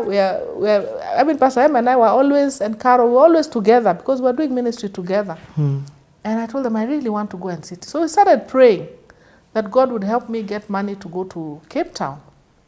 So I praying, started saving some money, raising some money, doing little things. And then one day, Pastor M comes and tells me, I think we are praying the wrong thing. I said, what do you mean? Is it money you want, or is it a ticket to Cape Town?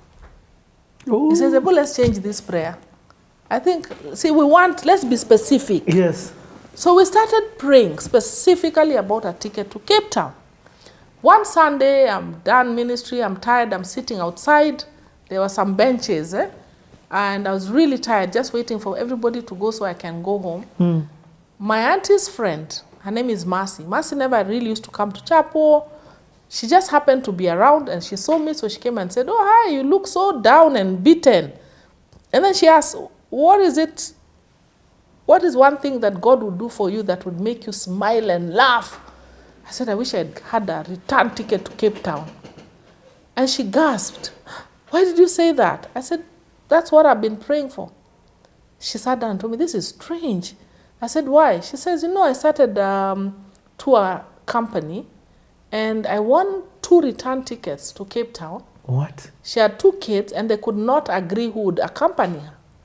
The tickets were going to expire. She had been trying to sell it. She couldn't sell it.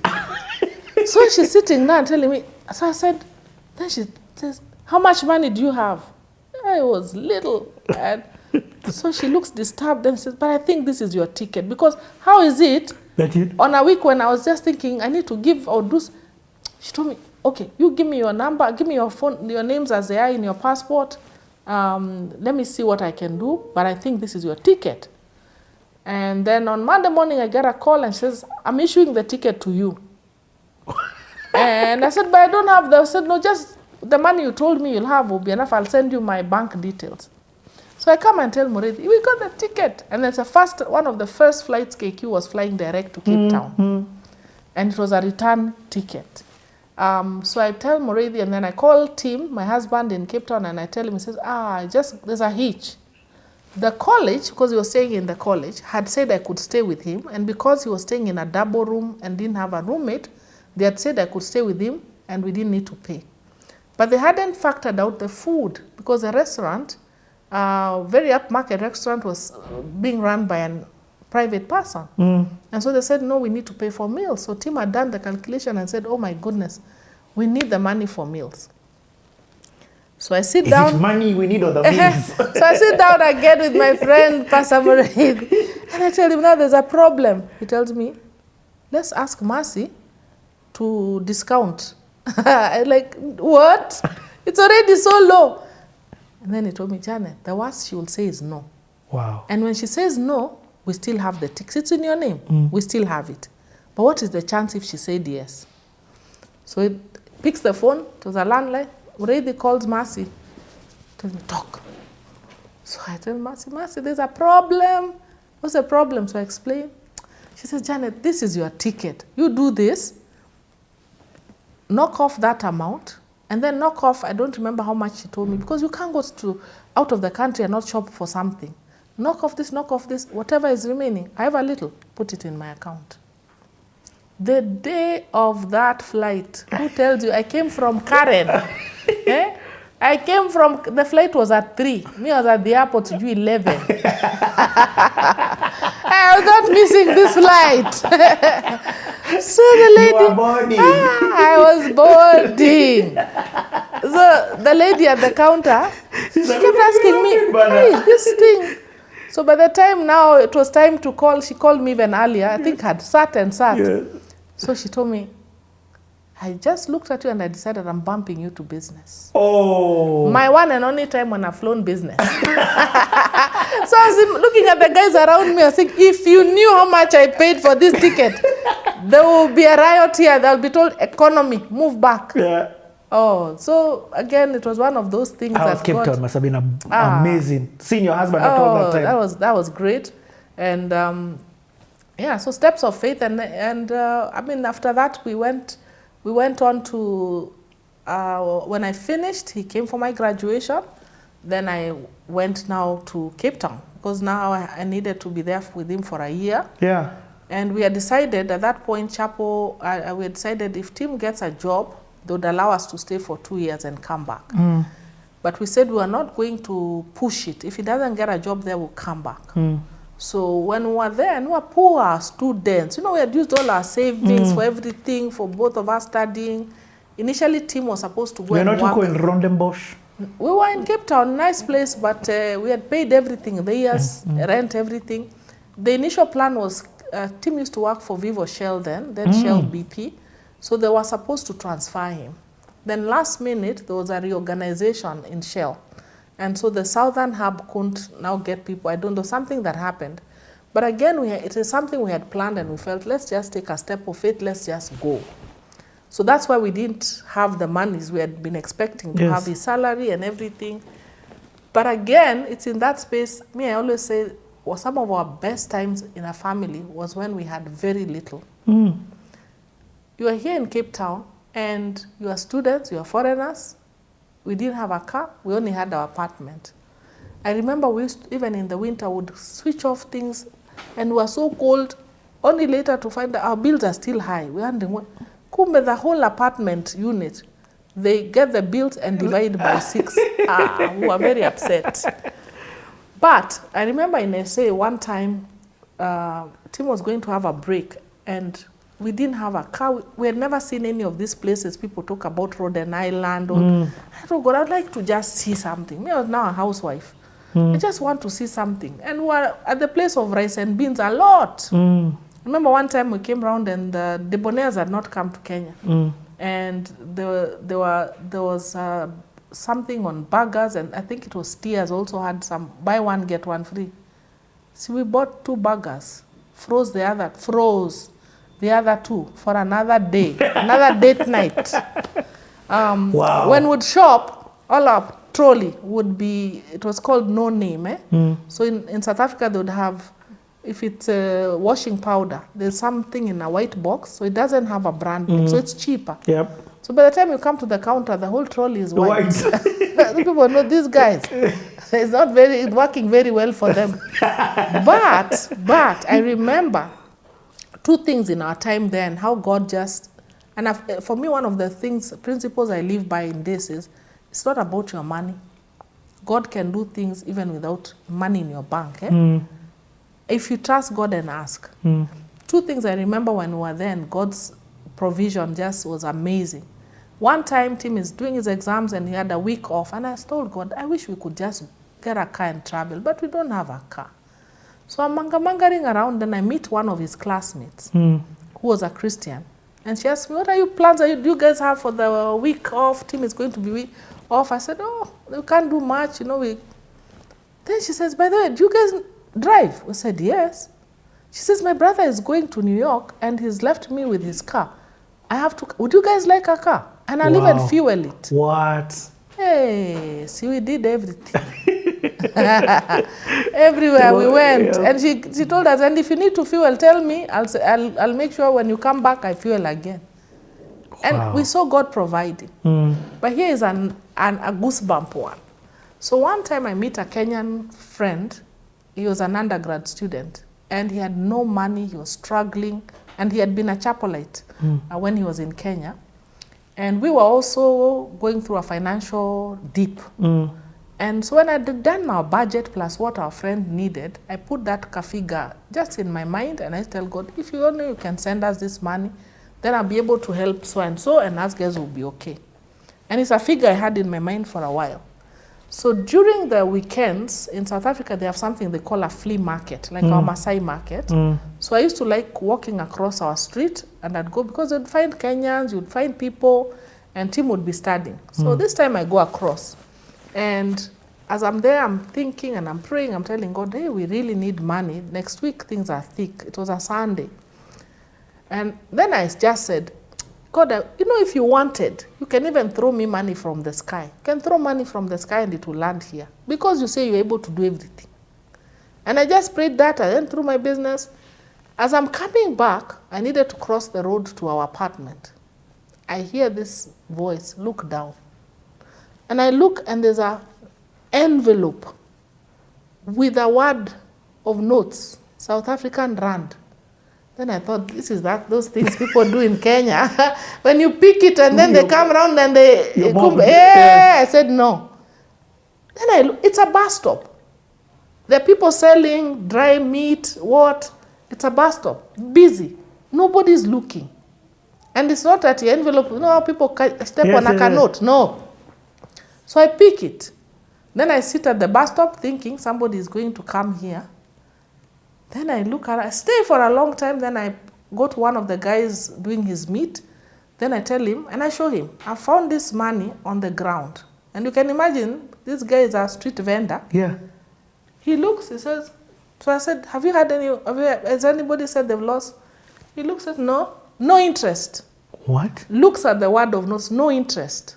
So I sit, I wait. Then I tell him, I need to go home and I live across on those flats. I'll come back.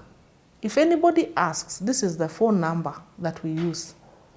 I go home, I tell him, look at, then we count. To the shilling of what I had written. No way. So I come back after 30 minutes. I ask the guy, did you find? No. I go home a second time. Then I come back. Then the guy, almost very impatient, says, Sisi, which means sister. Sisi, maybe that's your money. Maybe God threw it for you from the sky. You know, the exact same words I had prayed about. Yeah. And then it's exact amount we needed between us and our Kenyan friend. So I went home and asked, so I tell him the story. I said, let's wait for 3 days and see if somebody will come. And I remember I'd given this guy my number. Yes. And I imagine this guy maybe needed the money, not even bothered. A lot of money. So me, I said, okay, God, after day 3, when Jesus resurrected, and nobody has come, called our Kenyan friend, you are sorted. Come get your money. To the shilling what we needed. That season, when we came back, was amazing. Just hold on. God. I wouldn't mind $1 million shillings today.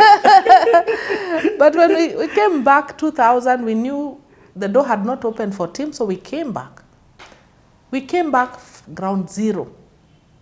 We didn't have a home. We didn't have any savings. What year did you come back? 2000. Oh, 2000. And yeah, almost end of 2000. we didn't even know where we were going to spend the night. But in our last meeting with our Christian group, they said, God is saying, it will be well. We didn't know we were coming when we land. We land at the airport. My parents, Tim's parents, mom says, me, I know you people are always hooked up, you are sorted, you are friends, but we've missed you so much. We've prepared a place, please come and stay with us for at least 2 weeks, we catch up.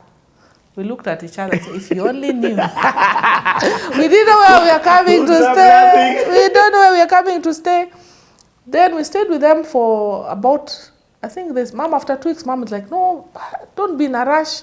We had moved our things to Shags. We'll get the things stay. So we stayed a month. And then during that time, one of our uncles comes by. Where are you guys? And we'd been looking, we were going to stay in an SQ. Because we didn't have money. We had basically used our savings.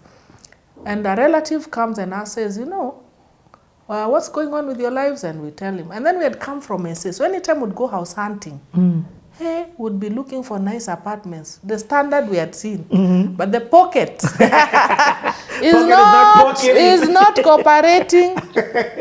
So we come one afternoon and we meet this Rela and he says, where are you? And we look deflated. We said, we went to look at apartments and they're so expensive. Then he says, I have a proposal. That's the word he says. I think I have a proposal for you. I have a few houses, and there's one house where it's rented to a pilot who's stuck in Angola. It's paid up for the year, and the pilot doesn't want his house empty. It's on Riara Road, and he's been asking me, can I get somebody to stay there? And what he'll do is basically locking his private things in his master bedroom, but you can use anything else. What? We went to see that house. We stayed there. Free. Fully furnished. Fully furnished. Pilot life. All we needed to is just buy our food. Yes. Then the gentleman, after a while, I think he decided while he was still out, got another job out of the country while we were still in the house. So told the landlord he's not coming back, but he doesn't want the rent back.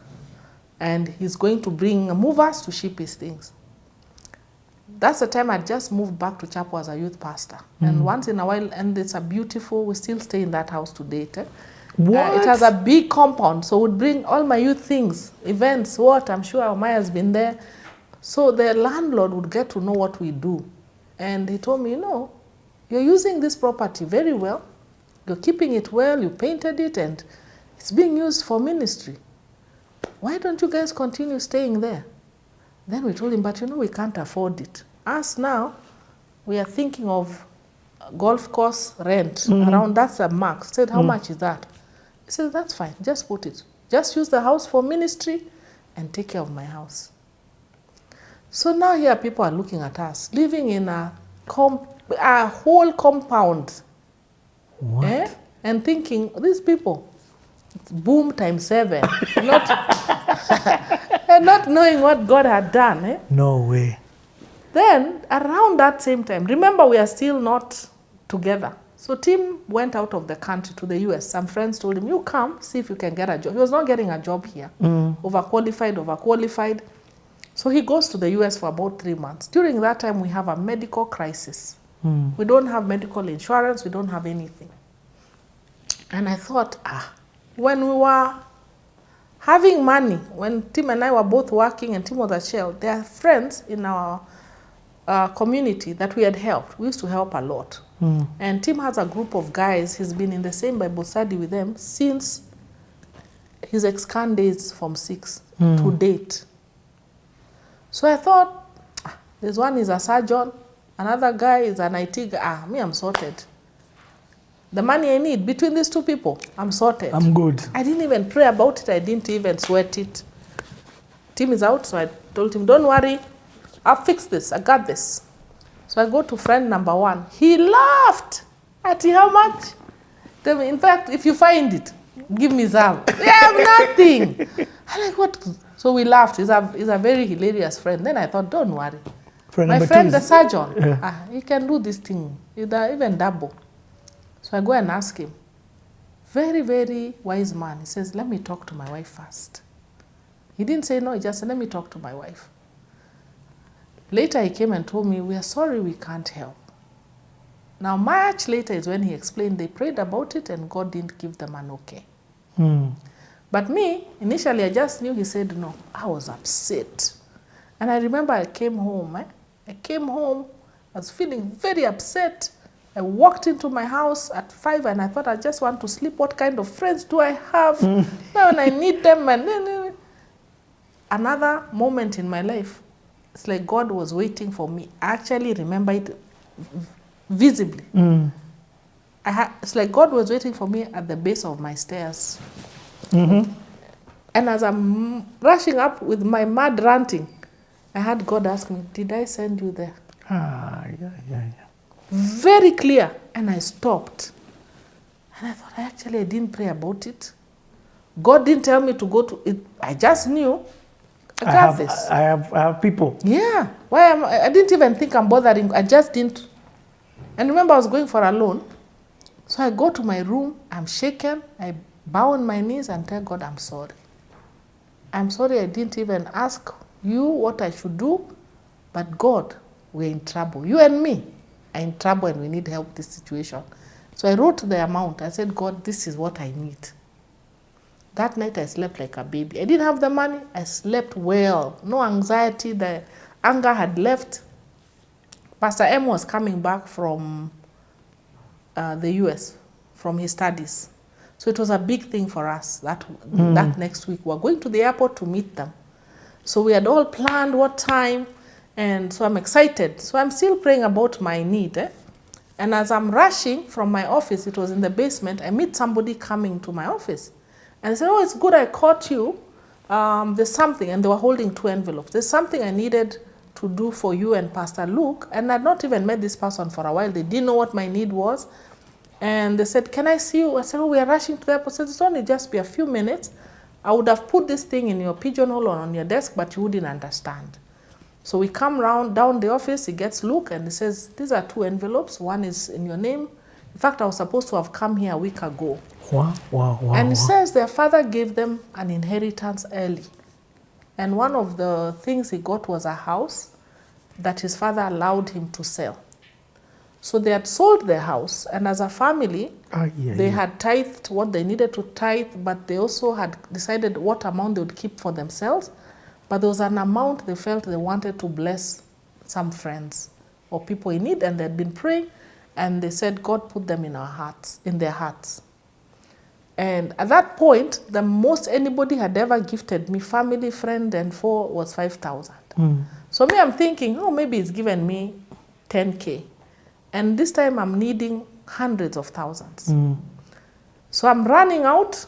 Then I had Luke gasp. Luke opened his envelope as I was there, but me, I said, thank you, and I was running out. I had Luke gasp. So I stopped on the steps, and I thought, hey, what did he get? So I opened my envelope, and true to God, the exact amount we needed for that medical crisis was in a check. So I stopped, I'm crying, I go back, and I'm saying, thank you. I'm telling you, not even thank you, it's God first, thank you. Then I told him what was going on, and he says, actually, God put this in our hearts last week or 2 weeks, but I just wasn't able to come. This was even before I went asking. God already knew what I needed, and me, I'm here with my plan B. And then remember, my plan B was a loan. And I didn't have money. So maybe it would even have messed up our relationship. But when God checked in, it was cash. No. And I remember going to that airport with that envelope. I kept thinking I'm imagining. So even when Pastor M came down, I pulled him aside and said, read this. Because he didn't know the story. What does this check say? So he reads, says it's in your name. How much? And the date? I asked me, what's the problem? I remember when going to the bank, I was thinking, it's good about He went through. So it was I think for us, that season was just amazing. And for me till now, nothing stops me.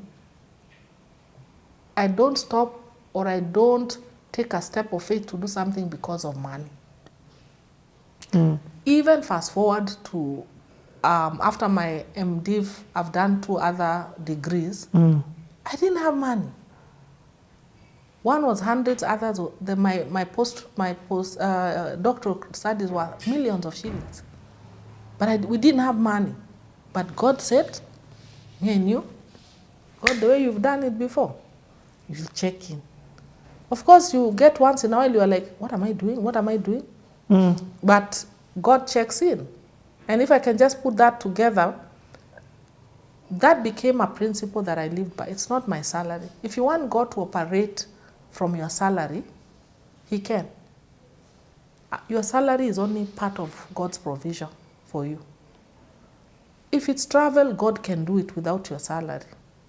If it is even building a home, God can help you. It's nothing to do with your salary. It's just trusting God and taking, not being foolish, but trusting. And if God says do it, it's up to Him how He'll provide for that. When I did, when I was transitioning out of chapel, I felt I'd studied as a theologian, but I felt there's something theological school doesn't do. When you come to a church, and especially in the early days, you come in, there's no HR manager. So one of us becomes HR manager. And you have no training. You come in, and the most would get was maybe the accountant. But you have to do projects. You have to do all these things. And I kept feeling there's something was not planted in us. So when I did my third degree at USIU, I had no money, not even a shilling. There was something, again, it was after I left chapel, and it was something that, again, I felt God saying, in fact, that one God told me, apply. You will go to school, you will have no debt, in fact, they'll have your change. And sure enough, when I finished, I went back to USIU, I said, my account, hey, you have 32 bob change. Keep change. I told them, keep change. Then I went out and told God, I should have been 32,000. And we had a laugh moment out there. When I went to do my doctoral studies, again, it wasn't that I was not planning to do it. Again, it was God saying, I want you to do this. It was in the US, millions of shillings. So I come home and I tell my husband, I go look at this school and look at. So Tim looks and says, me, I don't know about you. You've just answered a question. Me, I'm going to this school. I'm doing my doctor. He saw it and he saw it. He even applied before me. He was taken before me. Me, I'm thinking. So by the time I'm applying and I get in, so we're in the same class for about 3 years. What? First, we got in is when now we looked at the fee structure, and then with times 2, we said, what did we just do? Then I meet Tim Wangi, the one at AILU, the same friend I told you about. Tim went to Regent University and did his PhD there. So several people told him, why don't you meet other people who've been at Regent and see Kenyans and how did they do it?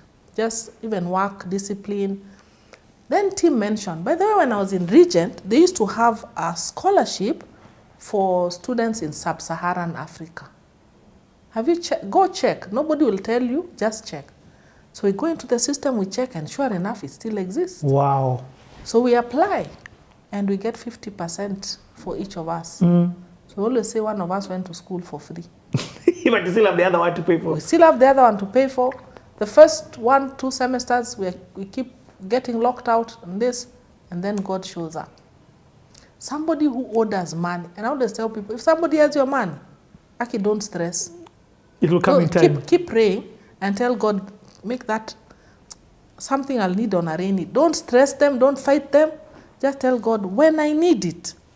Somebody who had owed us money for a while, and it had initially been stressful and we had walked away, decides to pay. So we pay that. Then somebody through New Life, which is an organization that I'm in now, which we'll talk about extensively. Which we'll talk about, yes, says, you know, we've always wanted to support the leaders. Anybody wants to train. So they land me $1 million. Not in my name, I write it to the school. I don't even want it to touch my account. And things started going on. Pastor Oscar tells me, it's a Christian school. I will find out if they have something called a church match grant, where if your church gives you money, they match it. Then Bishop tells me, actually, there's some money here we had put. So we're not going to give it to you in a lump sum. We'll give it to you every term. That way they match every term. So by the time we finished, I still don't know how that. So for me, coming from 2000 and seeing how God has provided, that became, we don't stress too much. Because I ask, have I really prayed about it? Have I asked God? The same way your kids ask, and they'll tell you, Daddy, we need this. It's in your head, you're walking around with it. And if it's something that is good and not harmful, you are doing everything to provide. How much more our God? So for me, and I guess from that pawpaw tree, remember when I was talking about how the birds were eating, and God had said, I'll provide. I learned from an early age, ask God. Yes, sometimes I forget I'm stressing, especially when it comes to my work now. Sometimes you stress, but I've learned God is able to provide. And don't limit what you want to do because of what's in the bank account. God will provide. And it's not Christiani, it's not just saying that in a spiritual way. Yes. Me, I've seen that. Even to silly things. You know, there are times when things are low and I'm like, hey God, I would love a nice perfume. And then I learned, don't hint at people. Don't come, you know how you can hint? I don't do those. I just say, God, I just need something. Out of the blue, whether it's my mom or somebody, hey, I've sent you a perfume. I saw something on sale and I said, I've seen that over and over and over again.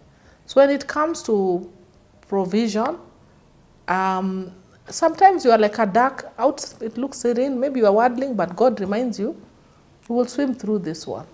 Yeah, so that's more my life between 2000 and coming, and just what God did for us in that season.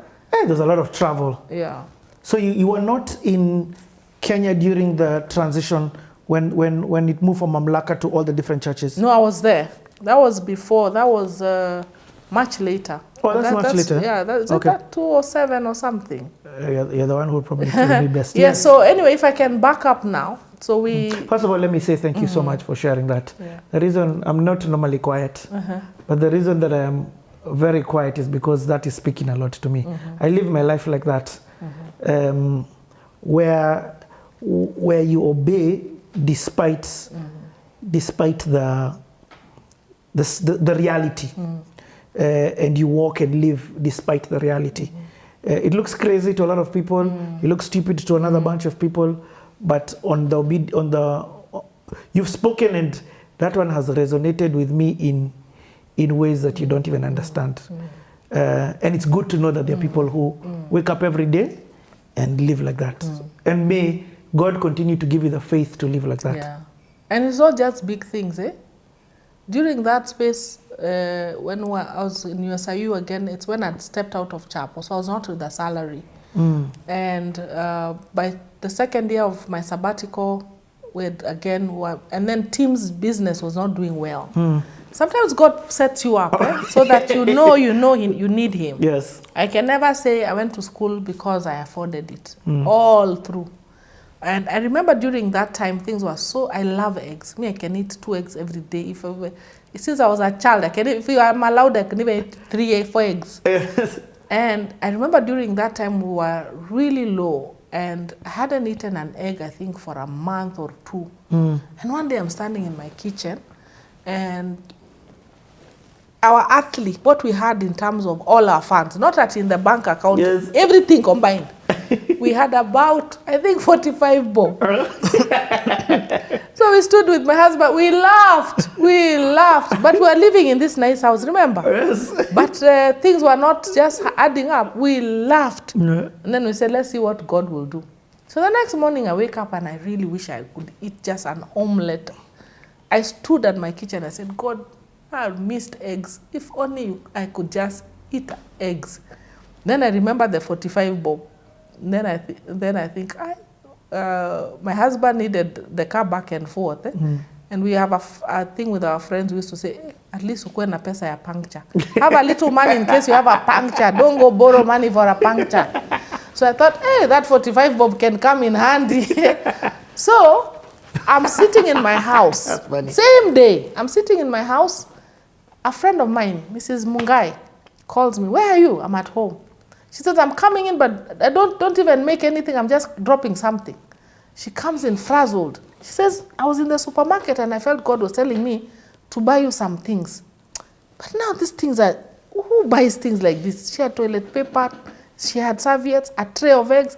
You know how you go to somebody, you buy milk, you buy sukari. So she was like, what kind of shopping? Everything she brought, we were running out, and my tray of eggs. So I tell her, Ebu, sit down. I have a story. Before I even start telling her the story, we have a foster son that we brought up as an adult. And of course, he had stayed with us, he knew the situation. I don't know where he had gone. Somebody gave him some money. He meets somebody, he buys a tray of eggs. So he walks in and says, hey, Mom. Oh, this guy, oh, hello, you. He says, come. She says, I know how you like eggs and we've not had money. I've just bought you a tray of eggs. Tray number 2. So I'm there with him in the kitchen. Kidogo, somebody, the bell at the gate. Somebody has been sent from, I think, my mother-in-law's or something. I've come. I was told to bring you a tray of 3 trays of eggs. Remember, Mrs. Munga is still sitting there. I've not even told her the story. She's still waiting for me. So she tells me, I need to go. What is it? Then I tell her, you will not believe what happened. This morning, I told God, I would love to eat eggs. Then you came with one. Henry has brought a second. Then this third one. Then she told me, tell him it's enough. They'll still come. They'll keep coming the whole day.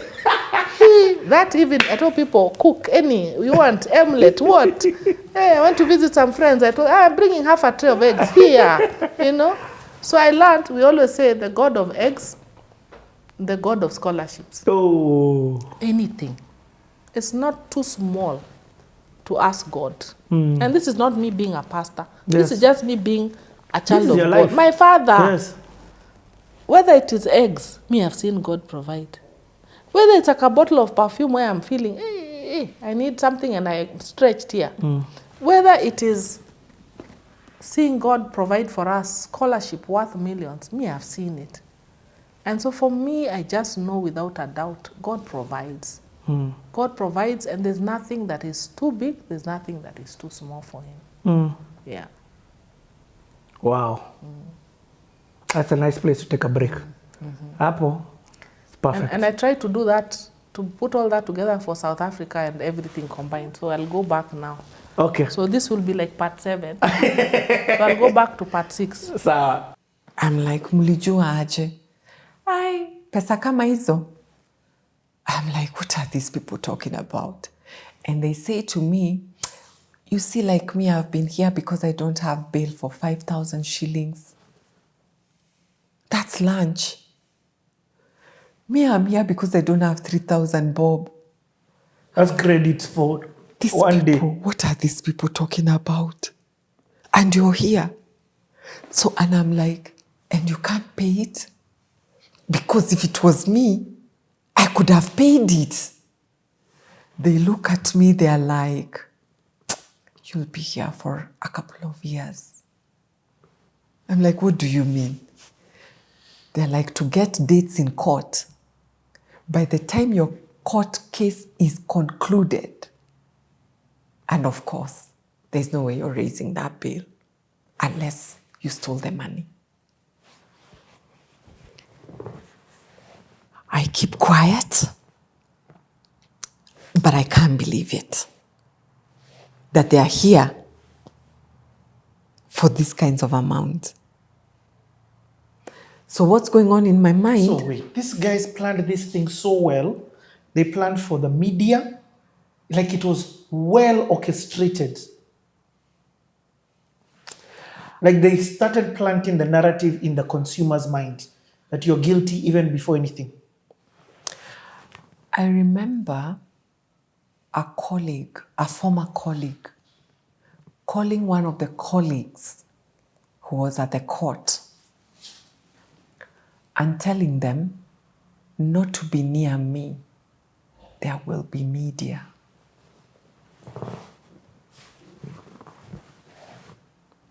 But at that time, because of everything that's happening, do you know that sentence just passed me? Later is when I added 1 and 1. They even had organized for the media. So the narrative had to flow. So I was adding pieces backwards now. Because when it's happening to you, they use the distress as their weapon. Yeah. And your confusion. You cannot make the right decisions in such a distressed, in a traumatic, when your mind, you need a sober environment to make a good decision. You need that silence. You know? So I was soon given the prison uniform as we wait. It was late in the evening, so my parents were not allowed to see me on that day. So they came the following day. Do you know that's when now I got a lawyer? I didn't have a lawyer all this time. So I get a lawyer while I'm in remand. So now my parents are running up and down. They have stopped everything. My siblings dropped out of school to come and support. They're not in uni now. They're here helping with this case. Everything is at a standstill to try and save their sister or their daughter. The lawyers come, my family come, and there are all these rules and regulations in prisons. I mean, it's not a party place. This is prison. If you think you're going to be sitting, I don't know. Woo! Anyway, the lawyer opens the file and begins very quickly to do whatever needs to be done. They're in court, getting a date even to pay for that bail. You can't just go any day? No. There are rhythms of bail payment. You need to go to the registry, get the file. There's order. So it's not like you will go, get the file and just pay. You know, there's a process. It took 4 days before they paid that bail. And in those 4 days, what's happening with your mind? Because now are you aware I've been set up square? Not yet. Or you're just like, I need to get out of here? Yes. It's still not sunk. It's a setup. It's still at the point of, and this is the level that your mind absorbs betrayal. I think the heart cushions betrayal. And it went accepting the level of betrayal as I got deeper into it. Wow. At this level, my heart can only fathom betrayal to the point of the arresting officer and the people I don't know. Yeah. The people I know, my heart cannot yet deal with the fact that they too have betrayed me. I can't deal with the heart. I think it cushions you because that level of betrayal is so deep. Also, you're refusing to see it. You're refusing to see that these strangers could not have betrayed you without the permission and information from the people who know you. You know, my mind has not even gone there until now you've said it. Exactly. So what more you? Exactly. That the closest to the closest is the one who betrayed you. But how did a stranger get the information if not the closest to you who gave it to them? So at the point of remand, for me, it's these arresting officers, prosecution, and this system. But where did they get the information from? Yeah. You know, that one has just smacked me now. I can't even believe what you felt. The betrayal. Me, in fact, I'm just like, you must just be feeling like a misfit. What am I doing here? Exactly. Like this is not for me. The lies, the bed bags, the indecent way of lifestyle. No way. Plus, I have now the newspaper that has reported my story bank manager thief. I was on the headlines, front page of the newspaper. Yeah. You're looking at the news and you're reading yourself. I'm even looking, I'm like, they've exaggerated the amounts because they had said something like 20 million. They have exaggerated the amount even that was involved in this transaction. And I go home with my newspaper. So your bail is paid. You're there for like 4 nights. Once the bail is paid, my family comes for me and I get a call from my employer. Ah, my God. When it rains, it really pours. To go and sign my termination letter. Because at that high level of banking, with all that limelight in the media, and they were like, when it's cleared, we can reconsider, but for now, we can't have you. So from remand, signed my termination letter, did my exit, my everything cleared. That day? That very day. That second, we were not having you come in again tomorrow. Cleared everything, signed everything I needed to sign. Cleared my locker. The guy's looking at you. Of course. All your colleagues are looking.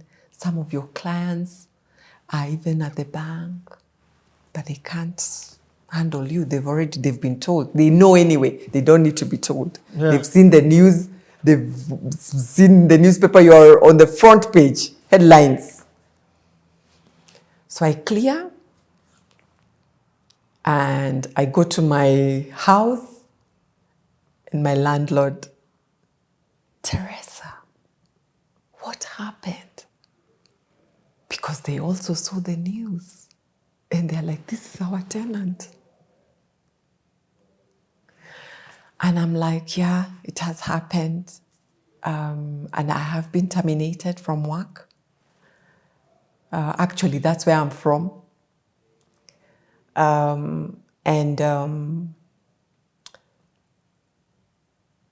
He didn't even wait for me to finish. He just told me, do what you need to do. Take care of yourself. I'm here. You never forget the people who come through for you. He did not care about his rent. That was not his go-to. He cared that I'm okay. And he said, whatever discussion you want to have, I'm here. And then the few friends who came to now ask how they could be of help.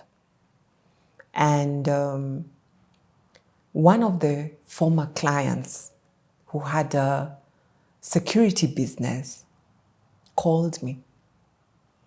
And he just said, I'd like to have lunch with you.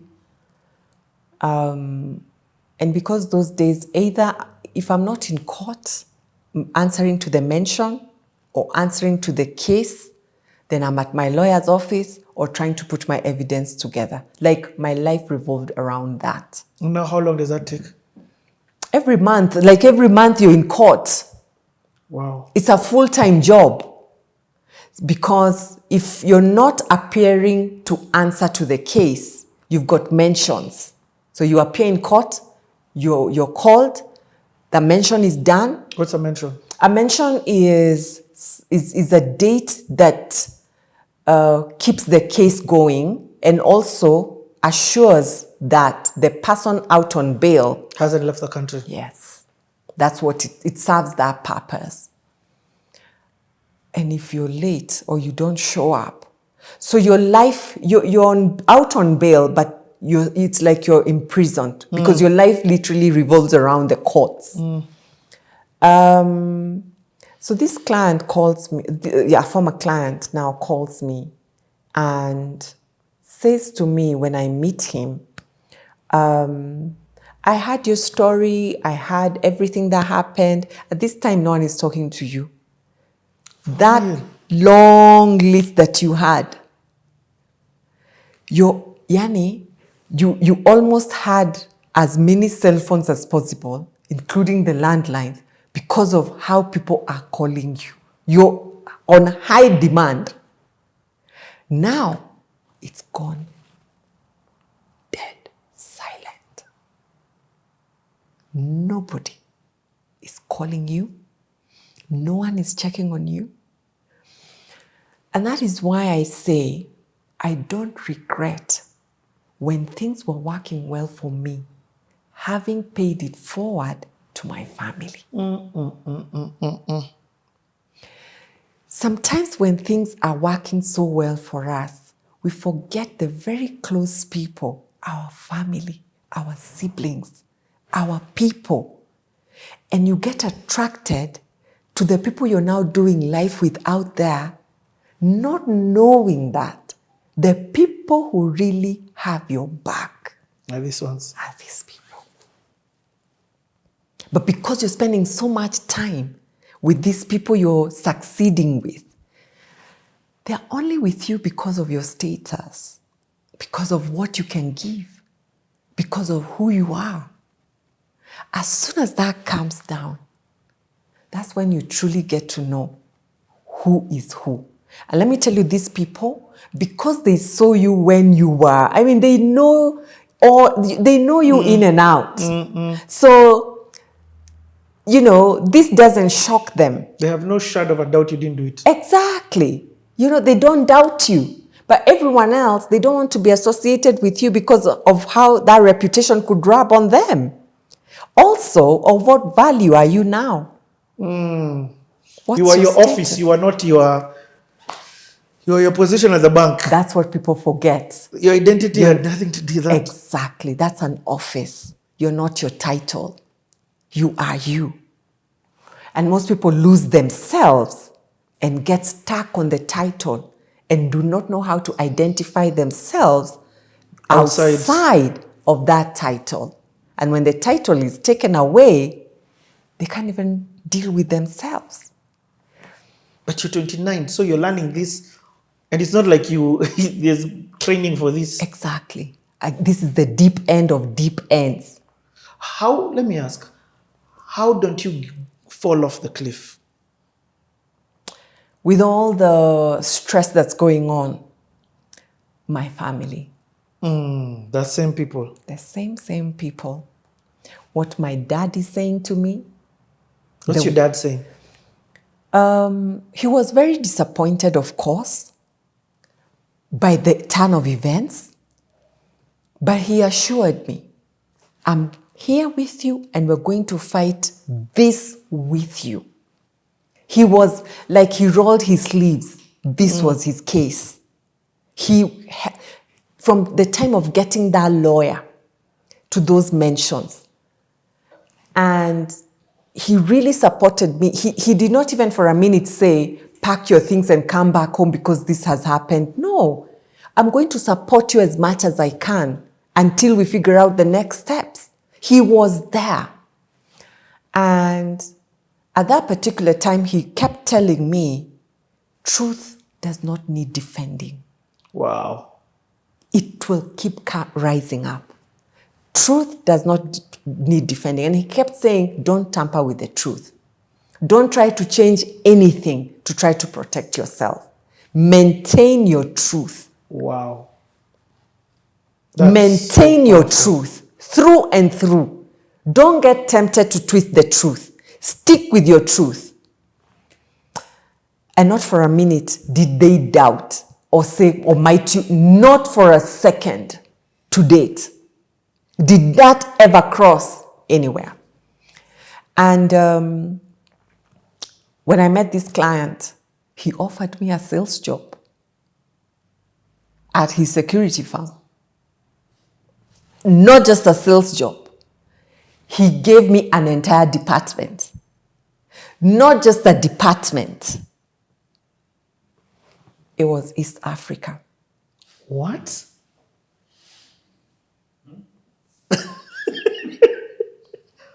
I was in charge of Uganda. Hold on, you threw us all. That's insane.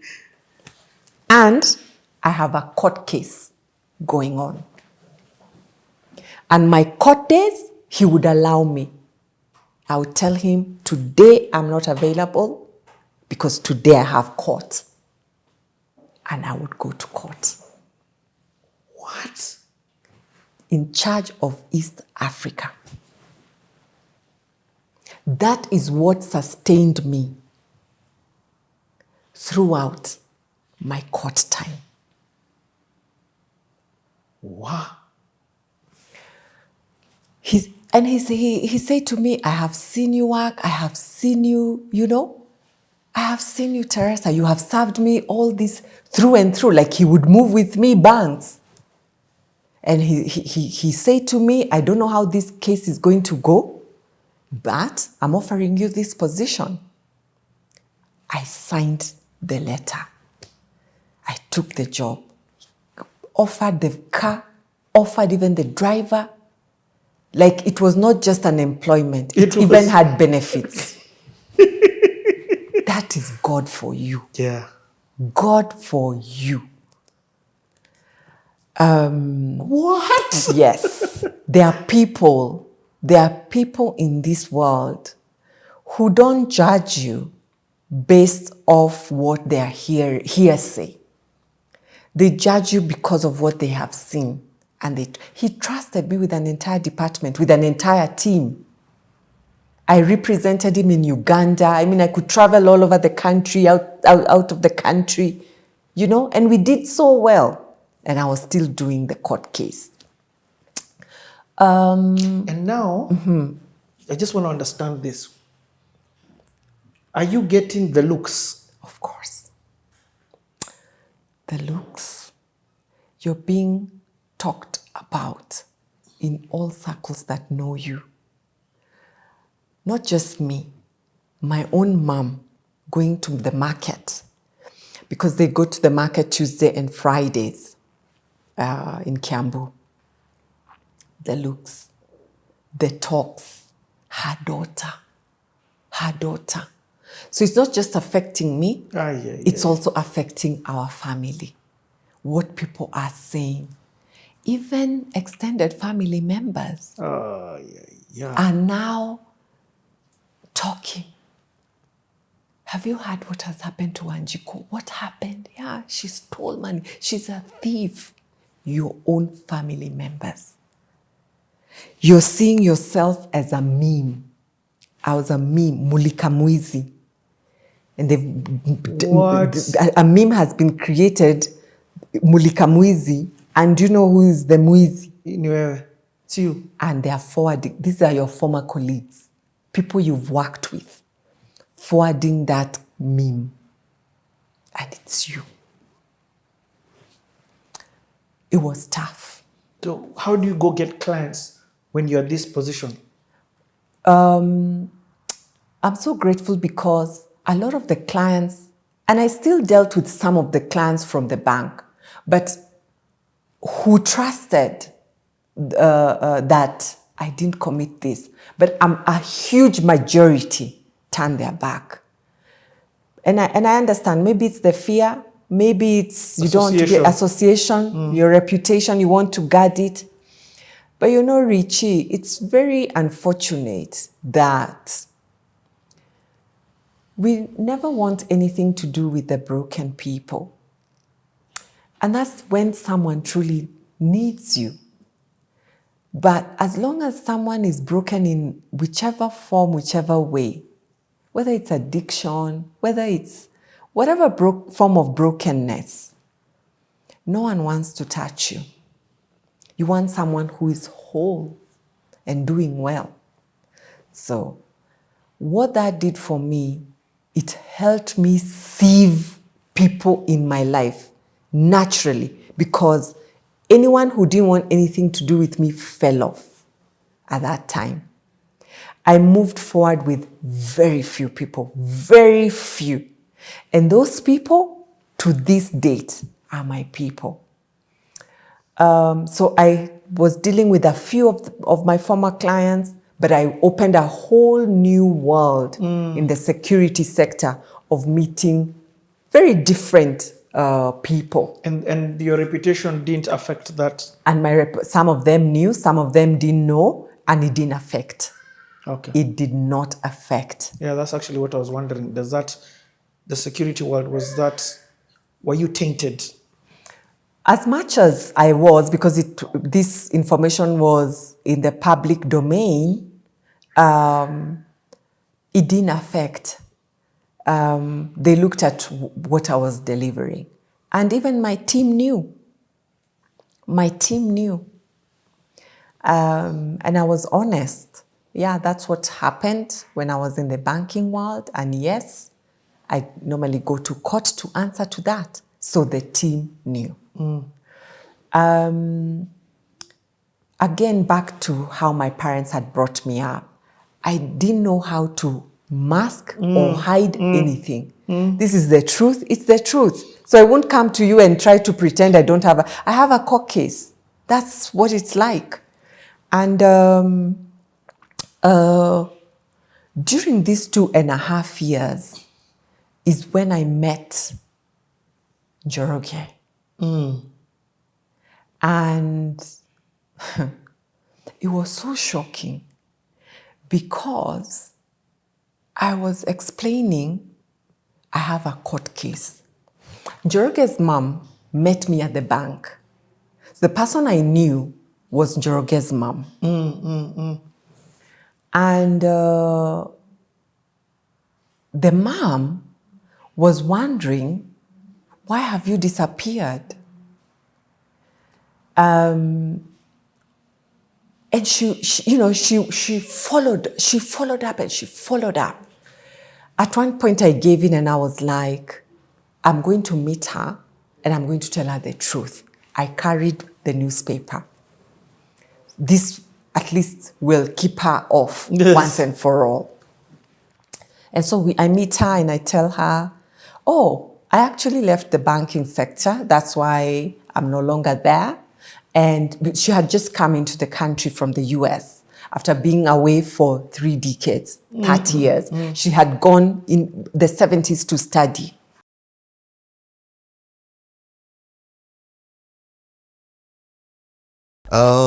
When now your life is now getting serious. Life is getting serious now. Things are starting to get serious between people. People are starting to have relationships. People are starting to have kids. People can't just be driving around to different states or showing up every weekend. Like, life started really becoming serious. I started a separate business. What business was that? It was an autism clinic. Why did you start an autism clinic? I'm a proud autism dad. And it was a passion I really had. Dad? Yes. So I really didn't like all the clinics I used to go to. So I hooked up with a Kenyan doctor called Dr. Lincoln. And we started our own facility. Like, we rented out a building, we created a socialization facility, we started creating home care facilities, and that was actually my first big business. That was like the first time, like, I'm not hustling. Okay. In fact, by the time you said dad, that means there's somebody you're with and you've gotten a kid. Yes. That's a huge jump from a hobby. Yes. So life has to now become real. So before, if that's even, we'll get there, but I'm trying to hear the slow transition. So you do this studio thing for like how long? I think almost, I would say 2 years. 2 years, eh? Yes. So now after that, people, do you also now, you're dating at this time? Yes. Kenyan? Yes. Okay, you're dating a Kenyan. Met, of course, there. Yes. Have you come home at any time? I came home because at the same time I was planning to start Bitiakega. I was planning to start Bitiakega. I was like, I liked Jobless Corner. I love every single person in that crew. Everyone is just amazing. I always have love for them. We spent so many hours together. Yeah. But then I wanted to do something else. I just felt selling flash drives and making beats for people who are half dead in the studio, like lazima umbebe umweke kwa microphone because they're high. I was like, this is not my life. Like me, I'm done with this. And then now life has become a bit serious, so I'm like, I really have to change Make ends meet. focus. And then at the same time, the business grew so fast, the autism clinic. Okay. I was providing services in 7 states. Okay. Let's transition into this autism business. So you get a son or a daughter who's got autism. So how old are you at this time? Oh my God, I'd say 23. Yo, that's young. Yeah. That's young. That's a whole. I keep saying being a father is a responsibility. And a half. But I say responsibility becomes an emotion. You wake up in the morning and you're like, how are you feeling? I'm feeling responsibility. You know what I mean? Yeah. Because of the weight that comes with, and like this life depends on me and what I do. So I can imagine now. My sister has got a son who's autistic. Yes. So I'm trying to understand it from your perspective. How did it weigh on you? It was honestly one of the hardest things I've ever had to deal with. Mm. It was one of the hardest things I had to deal with. But then one of the things I will say honestly, if one thing I have done in this world is I've made autism less puzzling. Like I honestly do as many events as possible. I do as many campaigns as possible in Kenya. I try to get as many schools involved. I try to get as many clinicians to come to Kenya to help. What? So that's the one thing I always try to accomplish. You've been, man, okay. Again, we're still coming there. There's so much we're coming to with your story, but I love it. I'm just trying to hear the progression of your story. So now, this happens to your daughter. So you start going to hospitals across the states. It's totally horrible. Like you have to fill 300 forms every single place. Like they had no automatic system to do it. It was just horrible. So I met with a doctor and we came up with a business plan and started our own. So, okay, how then do you even go about starting your own? You have a green card. What does a green card allow you to do? Everything. Okay. Apart from traveling outside the country for, I don't know, I think 6 months or something. So otherwise, you're just like a citizen. The only thing is, if you get in trouble or do a crime, deportation is an option. So if you do specific crimes, actually, let me be more specific. If you do specific crimes, deportation is an option. I hear you. Or they'll just not give you your citizenship. I get it. And tell you to wait another 5 years. Try again. I get it. Okay, so you guys, in fact, let me just first touch about that. So had you seen many Kenyans who didn't have green cards, who were there illegally at the time? Yes. And how was that affecting their lives? You know, the saddest thing is when you see a landlord saying, I need to see your social security in order to give you a house. You go to a job, they're like, I need to see your social security in order to give you a job. You go to a insurance agent, they're like, in order to fill for you this policy, I need a social security. And you go even to electric, even just paying your electric bill. They're like, social security number. I want to see that number. So explain to somebody who may not understand this. Let's say there's a Kenyan watching this wanting to go to States. What is the social security number and how does it operate? Because they may be thinking ID. Sasa, naweza isema nika ID ya Kenya, the same way your number iko for your ID. It's the same thing. But then everyone is assigned one number. And if you don't have that number, there's nothing you can do. Like it's needed for everything. It's what Kenya is trying to do with the Huduma number. It's the same thing as Huduma number. Yeah, but I think here it's going to I think it's not. The computer is not. It's not working very well. The system is kind of slow. So, but explain to somebody, if you don't have this social security number in Stato, you literally can't do a lot of things.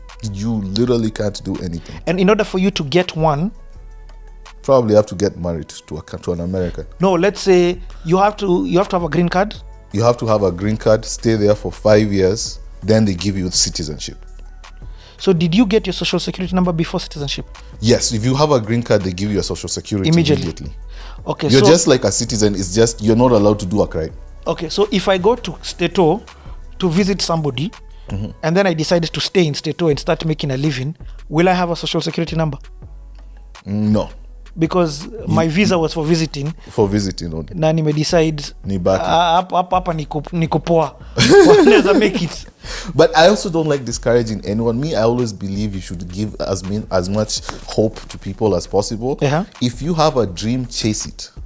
Like if that's what you are dreaming and you think you can do it, go for it. Yeah, but it's also good to give them the reality of this is what you're going to face. This is how the system. So from a systematic perspective, tell me about, does America work as a system? I always say people who failed in Kenya and they go to America and succeed only succeeded because they are working within a functional system. It's not that they could not have succeeded in Kenya. But now they are working within a functional system. Like a friend of mine was telling me that she was trying to renew her passport and someone misspelled her birth certificate and she now has to go to a lawyer, sign an affidavit, go to a court, get a letter to change that birth certificate. It was not even her error. And then go now to get a new copy of a birth certificate, then compare the two to that I get a passport. You know how I renewed my state's passport? I literally downloaded a form online, put it in an envelope, signed, put a money order, and I sent it. 2 weeks later, it was sent to you. It was in my mailbox. I get it. Even something small as a PO box. Yeah. Is something, like when you say chukua ukifika hapo uende left alafu uende right alafu uende which is what you're talking about system, the advantages of living in a States. Functional system. Yeah, I'm not trying to downplay Kenya. I'm just trying Kenya to show is actually doing really good and is really improving. I'm trying to show advantages of what we can attain if we add things like this. So let's go back to this autism clinic that you open up. So you and your Dr. Pal. So when you're opening it up, what is the business agreement that you guys are getting into? He's the lead clinician and I run administration. From a capital perspective, how are you doing this? I had really saved up. Aha, you had saved up. Yeah. Was your business but no, you called it a hustle, so you must have been saving. I don't want to ever call it a hustle though. That was something I really did from my heart. It was making enough money for you to live with, or you needed more, or life demanded more? We're clocking over $3 million a year. What? Stop, rewind, come again. What? No. Which business are we talking about? It was the autism clinic. Okay, no. I thought you were talking about the studio. No, the studio. I was hungry, man. The studio was hungry. I was like, why did you leave that? Okay, the studio was hungry. So now let's talk about the autism clinic. This is insane. You are equal shareholder. Yes. You and what's his name? Just to give him some props, cause Mr. Dr. Lincoln. How you doing, my best friend? Dr. Lincoln. Yeah. He actually comes to Kenya to do seminars all the time.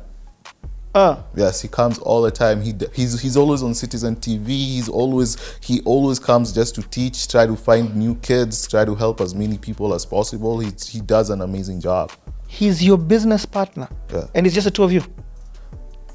There was one other lady who later on got involved. Okay. But at this beginning moment, it's just the two of you. Yeah. And this came across because of a problem that you faced with your daughter. Yes. And then now the American hospitals weren't giving you a proper solution. Yes. I wanted to create an all-inclusive care center. Like instead of having to drive 10 miles for speech, 10 miles for PT, another 300 miles to do ABA therapy. Like I wanted to create like an all-inclusive center that provided every single one of these services, so that parents don't really have to suffer and like go to 10 different places. Hey, now this one I'm being greedy and asking for this for my own personal benefit. Explain to people what autism is and how is autism, especially within kids, and then now what needs to happen for them. Just demystify this. To make it, I'll say it in the most simple way. It's a behavioral disorder, which occurs on a spectrum. Basically, you could have a child who's low functioning or a child who's very high functioning. And when you mean low functioning, what are you talking about when you mean high I'm functioning? talking about fine motor skills. I'm talking about gross motor skills. I'm talking about simple things like potty training, shoe tying. I'm talking about sensory issues. Okay. And from a high, I hear people say that sometimes autism kids are just geniuses. That Totally, yeah. From a high functioning personality, I would say I would equate. I actually saw a child playing the piano and he played it really badly. Then he pressed replay in reverse. He had played the Beethoven symphony backwards. What? There was this child whose hearing was so amazing. He could hear he could know who's coming from his family 5 minutes away. It's unbelievable. You see things that will just amaze you. Okay, so emotionally, as a dad, how do you move from why me to let me become a yes. Personally, all my life I've never had that time to cry about things.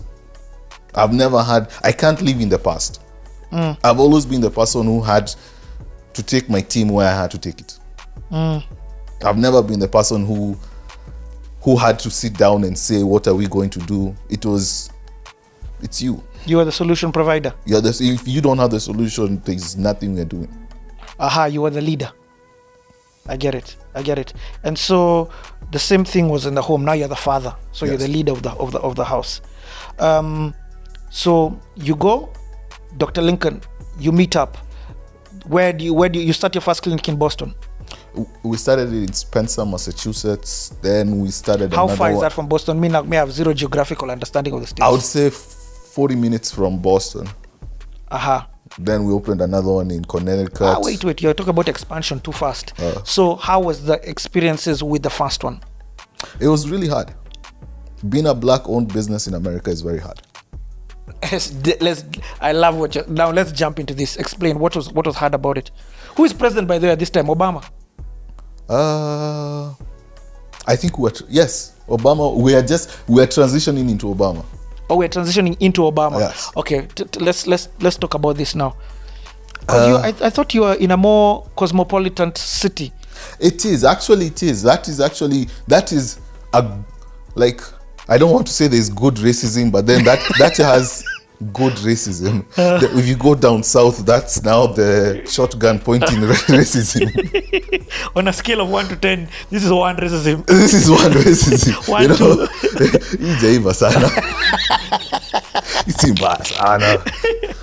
2. Okay. So this place that you went, explain to me why was it difficult as a black-owned business? First of all, Spencer is a town with a population of 90% white people. Opening a business as a black owner, I was the only black-owned business. So why did you go to Spencer? At that time, that's what I could afford. And at that time, remember, I'm transitioning from the studio. And I really wanted a really huge office. I needed a lot of space. To create socialization facilities, to create therapy tables, to create specific areas for therapy. I needed a very huge space. How had you learned all this? This is something I really took into my heart. So you put your whole everything into it. Research. The same way you went for learning to mix and master. Yeah. The same way you are learning about autism. Yes. Okay, so you get this space, and the reason why you get this space because you can afford it. You don't have another job. No. This is it. I'm all in. You're 23. Bruh. Okay, now tell me about the challenges that you face. Well, first of all, to be the face of the company, that would have been a total disaster. I remember niggers. Niggers in the area. I remember a situation where one of my black clinicians went to a house and literally the parent shut the door and I was like, I don't want to deal with him. Bring me anyone else. So we actually had to send the same clinician with a lower level therapist who was white. So a doctor, it's like I would say a surgeon with a nurse. Jeez. So that she can open the door. And then we were like, just let the nurse talk to her, and then the doctor is going to just sit there and play with the child. And he's actually the one doing everything. But you didn't be like, stuff you and your racism, I'm out. You still wanted that money. I don't want to say that. I still wanted to help that child. Oh, you wanted to help that child. But, man, so... Because some other companies had waiting lists for like 6 months, 10 months. So I know this is 10 months, this child will not get any help. I get. So as much as, yes, I understand you have a problem with my skin color, I still want to help you. Okay. There's something I want to ask about systems and whether this helped your business in any way. I know in other, for example, London, European countries, if you open up a facility like this, the government finds a way to facilitate for you guys, people to be coming, if you are certified to a certain specific place. Yes. So was that the same in the States? It's the same. We got a lot of referrals from a lot of insurance companies. Like a lot of schools would be sending clients to us. Would get a lot of people who'd actually come and literally volunteer to literally help us. Or I would get people who'd just be on Facebook sharing every day that, yo, if you know a child affected with autism, please call this company. Oh man. Yeah. Okay. Yeah. Dude, you know, I didn't know this side about you, which is, I love it. And it shows a different negative thing that has been turned into a positive thing. So let's talk about the building of this business. So you guys start, how many employees are you in the beginning? 4. So you? 4 in a basement. 4 in a basement. 4 in a basement. What does a day-to-day work look like? I wake up, I call my software programmer in India, because I realized everything is manual. Like, it was such a new industry, like there was no computer system for it. So I call a computer programmer in India and I tell him, okay, I have this Excel file that I have to be making every day, and I need you to turn it into an automated spreadsheet, or you turn it into an automated program. And what was that Excel sheet? Like, it was either billing, it was either data sheets, it was either behavior plans, it was things that had to be manually done. So inputting of your data patients every day. Okay. So it's very data inclusive. Okay. So we literally would be building this software every day, like 4 guys in a basement with like laptops. Who are the other 3 guys? That was Lincoln and 2 other programmers. But I hear the programming. So how are clients coming in? Or have I just explained it? So now we've already gotten one person who stays in the office. Her name is Ashley. And Ashley was really nice. She really knew how to get along with people. So our jobs would be like literally to create training manuals. You need to do this, you need to do this, you need to say this, you need to say this. And she would be doing that every single day. But then our main job was trying to automate the company. And I think that was our biggest success. It's because we had like the first automated system to run this company. Okay. But just forgive my naiveness. What exactly were you guys doing in terms of what solution was this company providing, and how was this working? Because remember, I mean, I'm thinking it from the perspective of your daughter. Yes. So did you want guys to bring their children to you? Were you guys the guys going to them? It was us going to them, and that's why we needed to automate it. Because if, let's say, you have timesheets coming from Murang'a, Nakuru, Kayole, Nairobi, and people are filling it on paper, and then they have to bring it to the main office and fill it out. Then we have to get the data from the field, bring it to the main office, fill it out. It's madness. It's just madness, and it's just everything gets lost in the process. So by automating the whole system, I get it can be done everything anywhere. Can be done literally on your phone. You just log in, you do your work, and you're done. And then who were the people going to see? They were trained therapists. Okay, so you guys now started employing therapists? Yes. Or you became... We started employing therapists and sending them to different houses in different states. Cool. I get the solution now that you provided. Yes. You are the connect. I will not say the connector. I was the healthcare provider. When we are no, but no, don't. I get what you mean by connect. Yes, you connected. I was the plug. We may as well go all the way. And I don't Why stop there? I don't mean hey, you guys provided such an amazing solution. Me, who's looking for a solution for a therapist for my child, a caregiver for my child, I have no idea where to start. All I have to do is go and plug in those details, give my details of where I live, how old my child is, give all this data, the kind of symptoms, whatever. You guys already have somebody at the back end who's taking care of everything. Who's inputted their skills and all of these other things. So you guys become the connection. I see what I said. I said the connection. First of all, big ups. This is amazing. So you have one central point right now in this 1 out of 10 racist city. It was least racist. It was the least racist town we could find. So where do you go to next? I think our next. And what kind of turnovers are you doing at this time? Beginning. Are you paying your bills? Do you have a salary?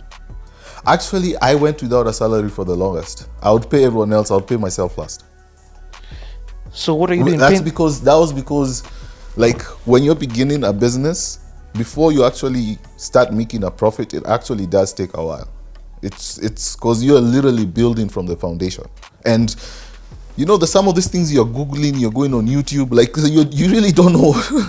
You're literally experimenting. Hey, they get this. So and Dr. Lincoln, he's got, of course, he's also he full-time. He has to be full-time. So he has to be in a proper salon. Yeah. I'm not telling a doctor you got tea when you're at nitakulipa next month. Ati check imechelewa. So did you have downtimes? Did you have times when there was no demand, or you guys just started, you provided such a solution that the demand came high? It became really high. What kind of speed are we talking about this automated system coming in?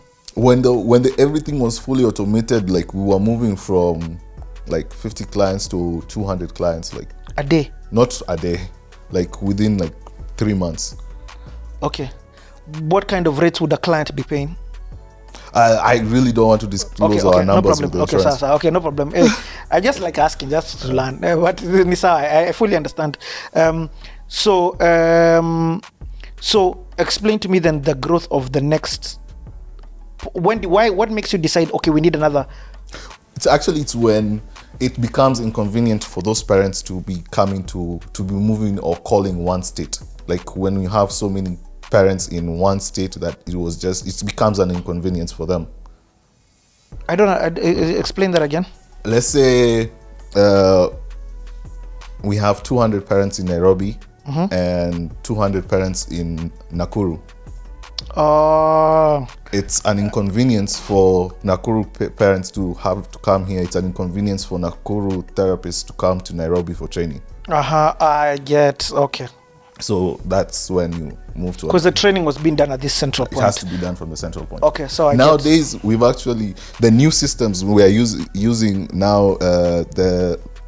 Everything is online. Yeah, because of COVID. Of COVID. Okay, so you then move. What's the next state that you grow to? Where did you have the next demand? Connecticut, then Vermont, then Rhode Island. So you grew. You're telling me you moved from 1 to 3? Yes. You didn't move from 1 to 2 to. You moved 1 and then you moved 3. Opened up 3 immediately. Yeah. Simultaneously. Started serving those all. I think we ended up serving the whole of New England.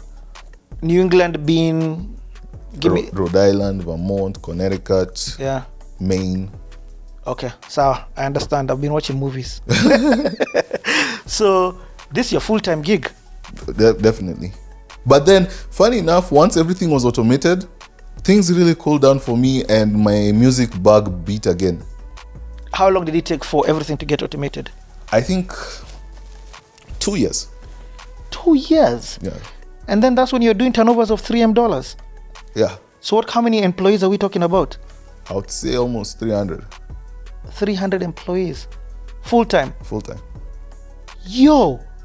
Did you think this was possible? I mean, Never. when they say this is the land of the, what's it called? Opportunities, it's true. Yeah. When Alicia Keys is saying if you can make it here, you can make it anywhere. Okay, that's... So, but was it hard work? Was it hard building this thing? I think it was the hardest thing I've ever done in my life.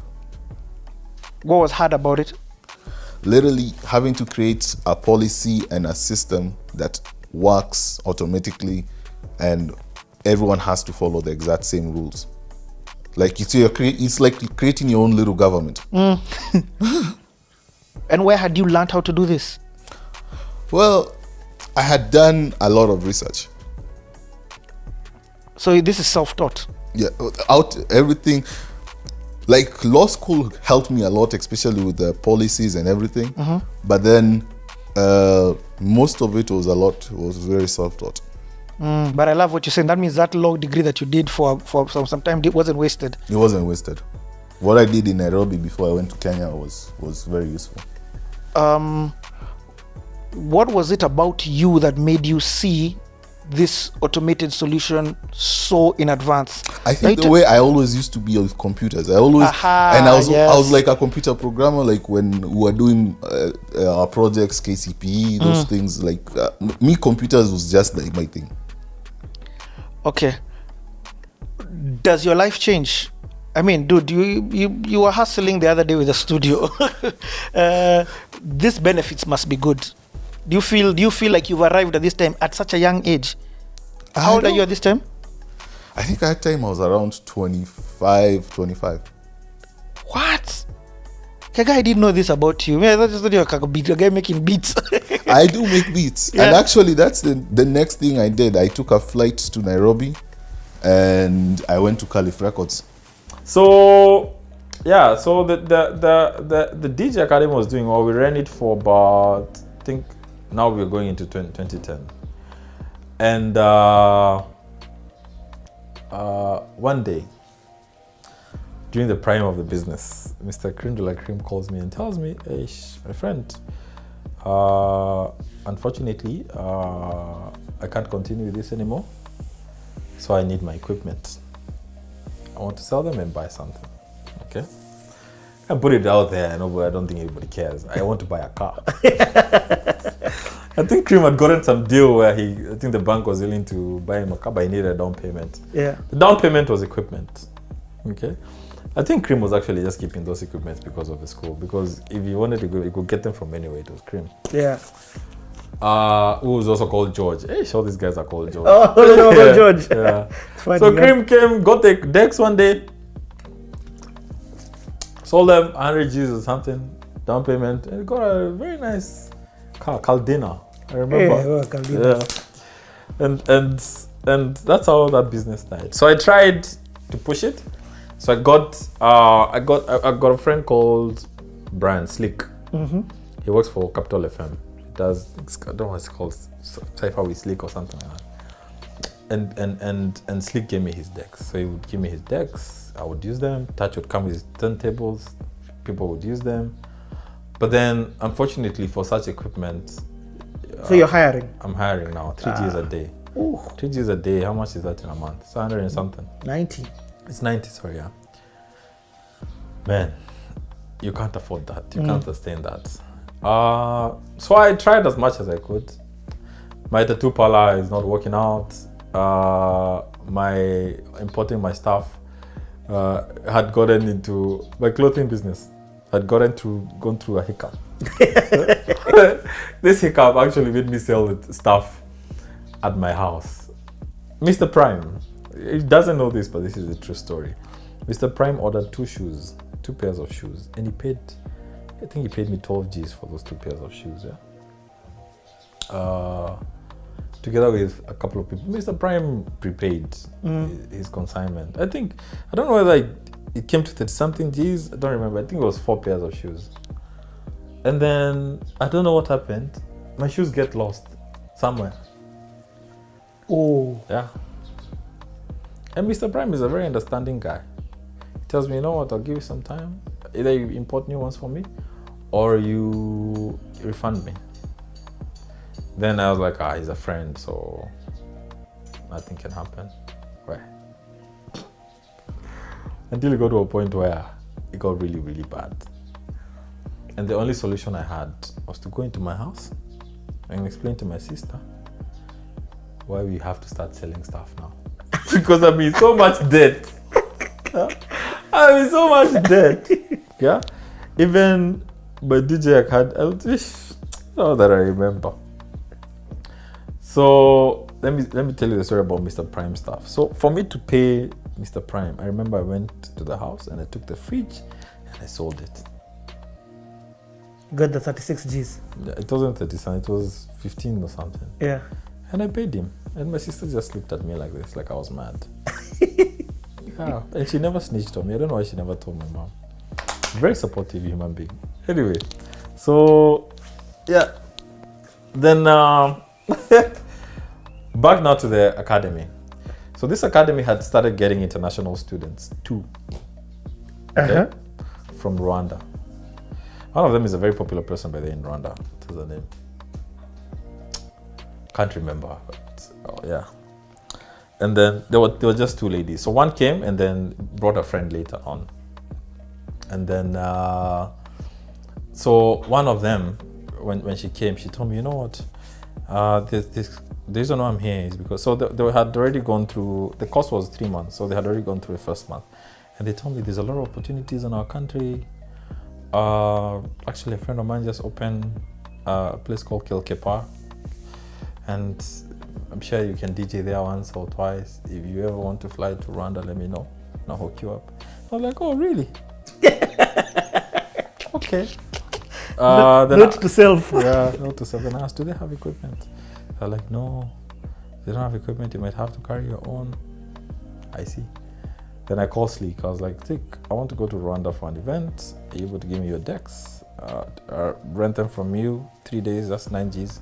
So that's Friday, Saturday, Sunday, I'll be back. So I booked a flight one way. And one way? Yeah, I couldn't afford two way. So I booked one. I don't even know how I booked it because I didn't have no money. My mom was no longer giving me cash. So yeah, and that's how I went to Rwanda. But you're going to someone's decks. Yeah. I was going to bring them back. But no, he didn't believe that because I stayed there for a week. I was supposed to come back after 3 days. So when I got there, I did my event and I forgot to tell you how I learned how to DJ. Yeah, first of all, how did you even get that event? So I just told her, connect me to you guys. They said they'll pay me small money, it's like $50 or $100, and I went. How I learned to DJ is through this. Yeah.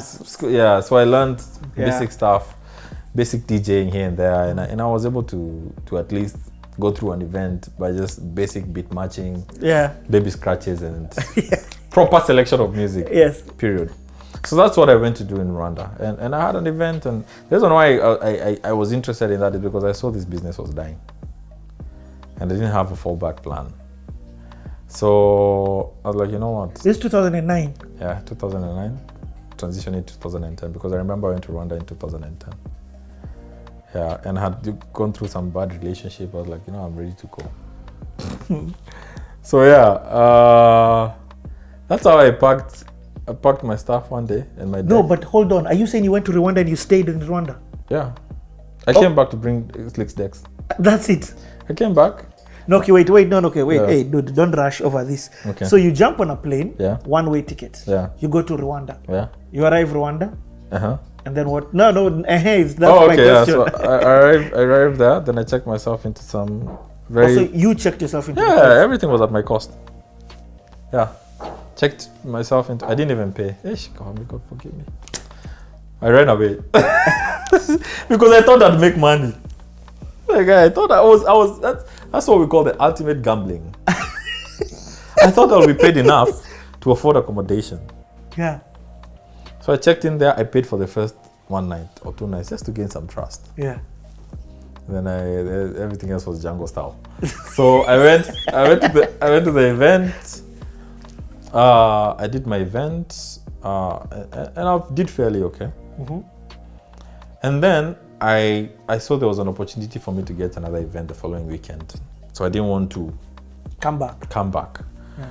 But I wasn't sure whether they had equipment where I was going to go the next weekend. So that's why I stayed with Slick's equipment. Yeah. So I kept them for a week in my hotel room, and I would set up nicely. Had a MacBook. Shit, I didn't even finish paying for this MacBook, man. From Kenya. If this guy is, if this guy says his name was Ken, if you see this interview and I still owe you that 10 G's or whatever, please call me. Yeah. So the guy, because bro, you are a gangster. because I needed to go with the right equipment. I get it. First of all, I needed to do video mixing. You can't do that with basic. Yes. You need a proper computer. So I told the guy, I'll pay you down. Oh, I traded my computer. So I had some Windows. So take this, I'll top up the rest. I never topped up. So yeah. So you get to Rwanda, you do this event. You're still living in a hotel. Not still living in a okay, hotel. Something. Lojo, call it whatever it is. Lojo, yeah. Yes. Yeah. So you do this event and then you realize, oh man, there's an opportunity next week. I have slicks decks. Let me stay here longer. Let me just chill here because I may need these decks for the next and gig. Slick panicked. Because he thought I wouldn't come back. Okay. So at this particular time, the school is temporarily closed. Yeah. Yeah, it's not, even those guys, they didn't even finish their courses. Yeah. It's closed because the dude is abroad. Yeah. Yeah. And then now, I can't even do anything because rent is outstanding balances. So the landlord will not allow me to make any move. Yeah. And so I remember at some point, the time I tried to take something from the office and the guard said, no, we can't. This property belongs to us until you pay us. So I was like, okay, then they fungo, I'm out. So when I left for Rwanda, I think I shut the school in your down. mind, it was over. It's gone, yeah. Oh yeah, I remember. I left a friend of mine called Walker, who I later went to Rwanda with, to finalize, to shut it down. And he's the one that said, oh, everything we have here now belongs to the landlord. He will sell it and pay his arrears. Yeah. But there were no decks, so it's... There were no decks, yeah, it's just some tables and some trash here and there. Yeah. Like, cool. So, okay, back to Rwanda. Yeah. So you're in Rwanda, you do this first gig, there's a potential second gig. Potential. Yeah. It happened eventually, yeah. So, and you have slicks decks. Yeah. You are this hotel that you've realized you can't pay. Yeah. Like this are such critical things, especially as somebody who flies out. So what happens? So so once so after I do the event, the following weekend, I got paid like 20,000 Rwandan francs, which is like... Okay, so you did that event? I did it, yeah. Okay. And that event changed my life, yeah. Tell you why. Did you use your decks? No. They had decks? They had decks. Ah, okay. Yeah, they had decks. Okay. And that's the point I decided I don't need slicks decks anymore. Uh-huh. Yeah. And that's when I also decided I'm coming back to Rwanda for good. Aha. Yeah. This was a life-changing moment. Yeah. Because why? Okay, explain to me why. What happened at that event? Okay, so those two events meant a lot. Number one, I learned a few things. My skill in Kenya it was very substandard, but it was really good in Rwanda. That means I could export what I had. You were cream in Rwanda. Yeah. My guy. But you're a nobody at home. Yeah. Even in Kenya, I didn't have the confidence to MC. There I could say, hey, put your hands up. The guys will put them up. And I was speaking English. You don't know. But during my second event, I met one of the most important people in my life. His name was Cedric. Cedric is a francophone, he's a French national. And so Cedric had come in and he was working for a company called Tele10. So he was brought in as a business development manager to revamp the radio. That was the first private radio station. Okay. Yeah. So they were trying to revamp it because it was dead, completely dead. And Cedric had to start everything from scratch. When Cedric happened to be in the club that I was at that day. And Cedric had my playlist. And he came to me. And he came to the DJ booth and we started talking and he was like, oh, I said, I'm from Kenya, I'm doing this and this. And he was like, would you be interested in helping me revamp this radio? But I won't pay you. I'm like, yeah, sure. Cool. I'm like, let me just go home, take a few things, and I'll come back. The guy thought I was just playing around. And I actually, so the event was on Saturday. On Sunday, I went and I booked a bus. Got on the bus, okay, and I took slicks decks. without paying the room. Or you came back to Kenya by bus? Yeah, I came back by bus. Uh-huh. So I told those guys that, oh, I'm coming. Dex. I left and I never came back. To that place, but you did come back to Rwanda. That place, yeah, I came back to Rwanda. You know the funny story? Have you ever seen the way you meet someone? Somewhere, and you're like, oh, you look familiar. You're like, oh, you look familiar. What have we met before?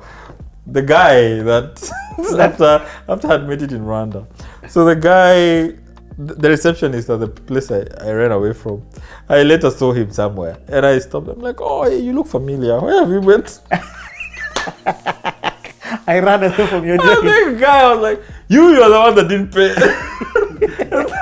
And that conversation ended there very fast. I was like, oh, I'll be back. And that's where I went. Anyway, yeah. Okay, so you come back to Kenya. Come back to Kenya. But now you're sure, I'm coming just to give this guy back his decks, and I'm out. Yeah. I went and I used to wear, man, let me tell you, there's some things that I went through I didn't even notice. First of all, I always used to wear the same jacket. Okay. So I went to Kenya, dropped the decks, okay, and 3 or 4 days later, jumped on a bus back to Rwanda. This bus we're talking about, that is a 24 hours journey. And you are freezing at night. Freezing. It's not even close to a joke. It is wild. But I was so determined that I never saw that as a challenge. Modern cost. Jump on a bus. Passport stamping like 6 times. Yeah. My passport was full of border stamps like this. So hold on, you've just left USIU. Yeah. You're like, forget I'm school. done. I'm out. And it's just because you've been told, what made you go? All he's told you he's not paying you. Yeah. You have no money, you have no, were you running away from Kenya? No, I wasn't. There was nothing for me to run away from. So what made you go then? What opportunity did you see? First of all, you're not a DJ. Yeah. I mean, of course, you've seen here you're a DJ. Yeah. You're not a DJ in Kenya, but in Rwanda you are a DJ. Yeah. Okay, what made you go? I don't really know, man. I really don't. But I think I saw the potential of being big there. Okay. Yeah. Okay. And I really used to admire that life. I really used to admire that life. Coconut Cream were your heroes. Yeah, they were. 100%. Cream Prime. And I didn't want to be the front man, the businessman. You wanted somebody. I wanted the attention, and I also believed, and also looked at it like this. Even in Kenya, I was ready to work on the art and become big, but being a businessman, why would I take myself to a place where it's full of competition? Why? I mean, Africa, the minute you recognize that Africa is one small nation, you can work anywhere. And that's based on that, that's how I easily decided to move from Kenya. Were you scared? No. Not at all. Okay. Not at all. Hey. I was not scared. Even after the little bit that you had been through Rwanda, where you realized you didn't have money to pay for this. Yeah. And even when I went to Rwanda, I didn't have money. You know how I survived my first 1 month or 2 months in Rwanda? I called my best friend's mom, and she sent me 12,000 shillings. What? Yeah. I told her, I don't have cash, because at that point, my mom and I were not talking. Yeah. Told her, I'm here, I'm stuck, I need something. She sent me money. I don't know whether he's aware of that, but that's how she sent me cash. M-Pesa. Well, you have a story and a 3/4. So you get to Rwanda, things are thick. Yeah. But do you go back to meet this other guy? You have his number? Oh, yeah. That's where I was going to. Okay. So first of all, Cedric made sure that where I was working, that place we met, I got at least a Saturday there, a weekend there as a DJ. So you had an income stream. Income stream of 4,000, 2,000 every weekend. How much is that in Kenya? Okay, 2,000 shillings every weekend. 2,000 shillings every weekend. So $20. $20. I didn't have anywhere to stay. Okay. So you know what I did? I remembered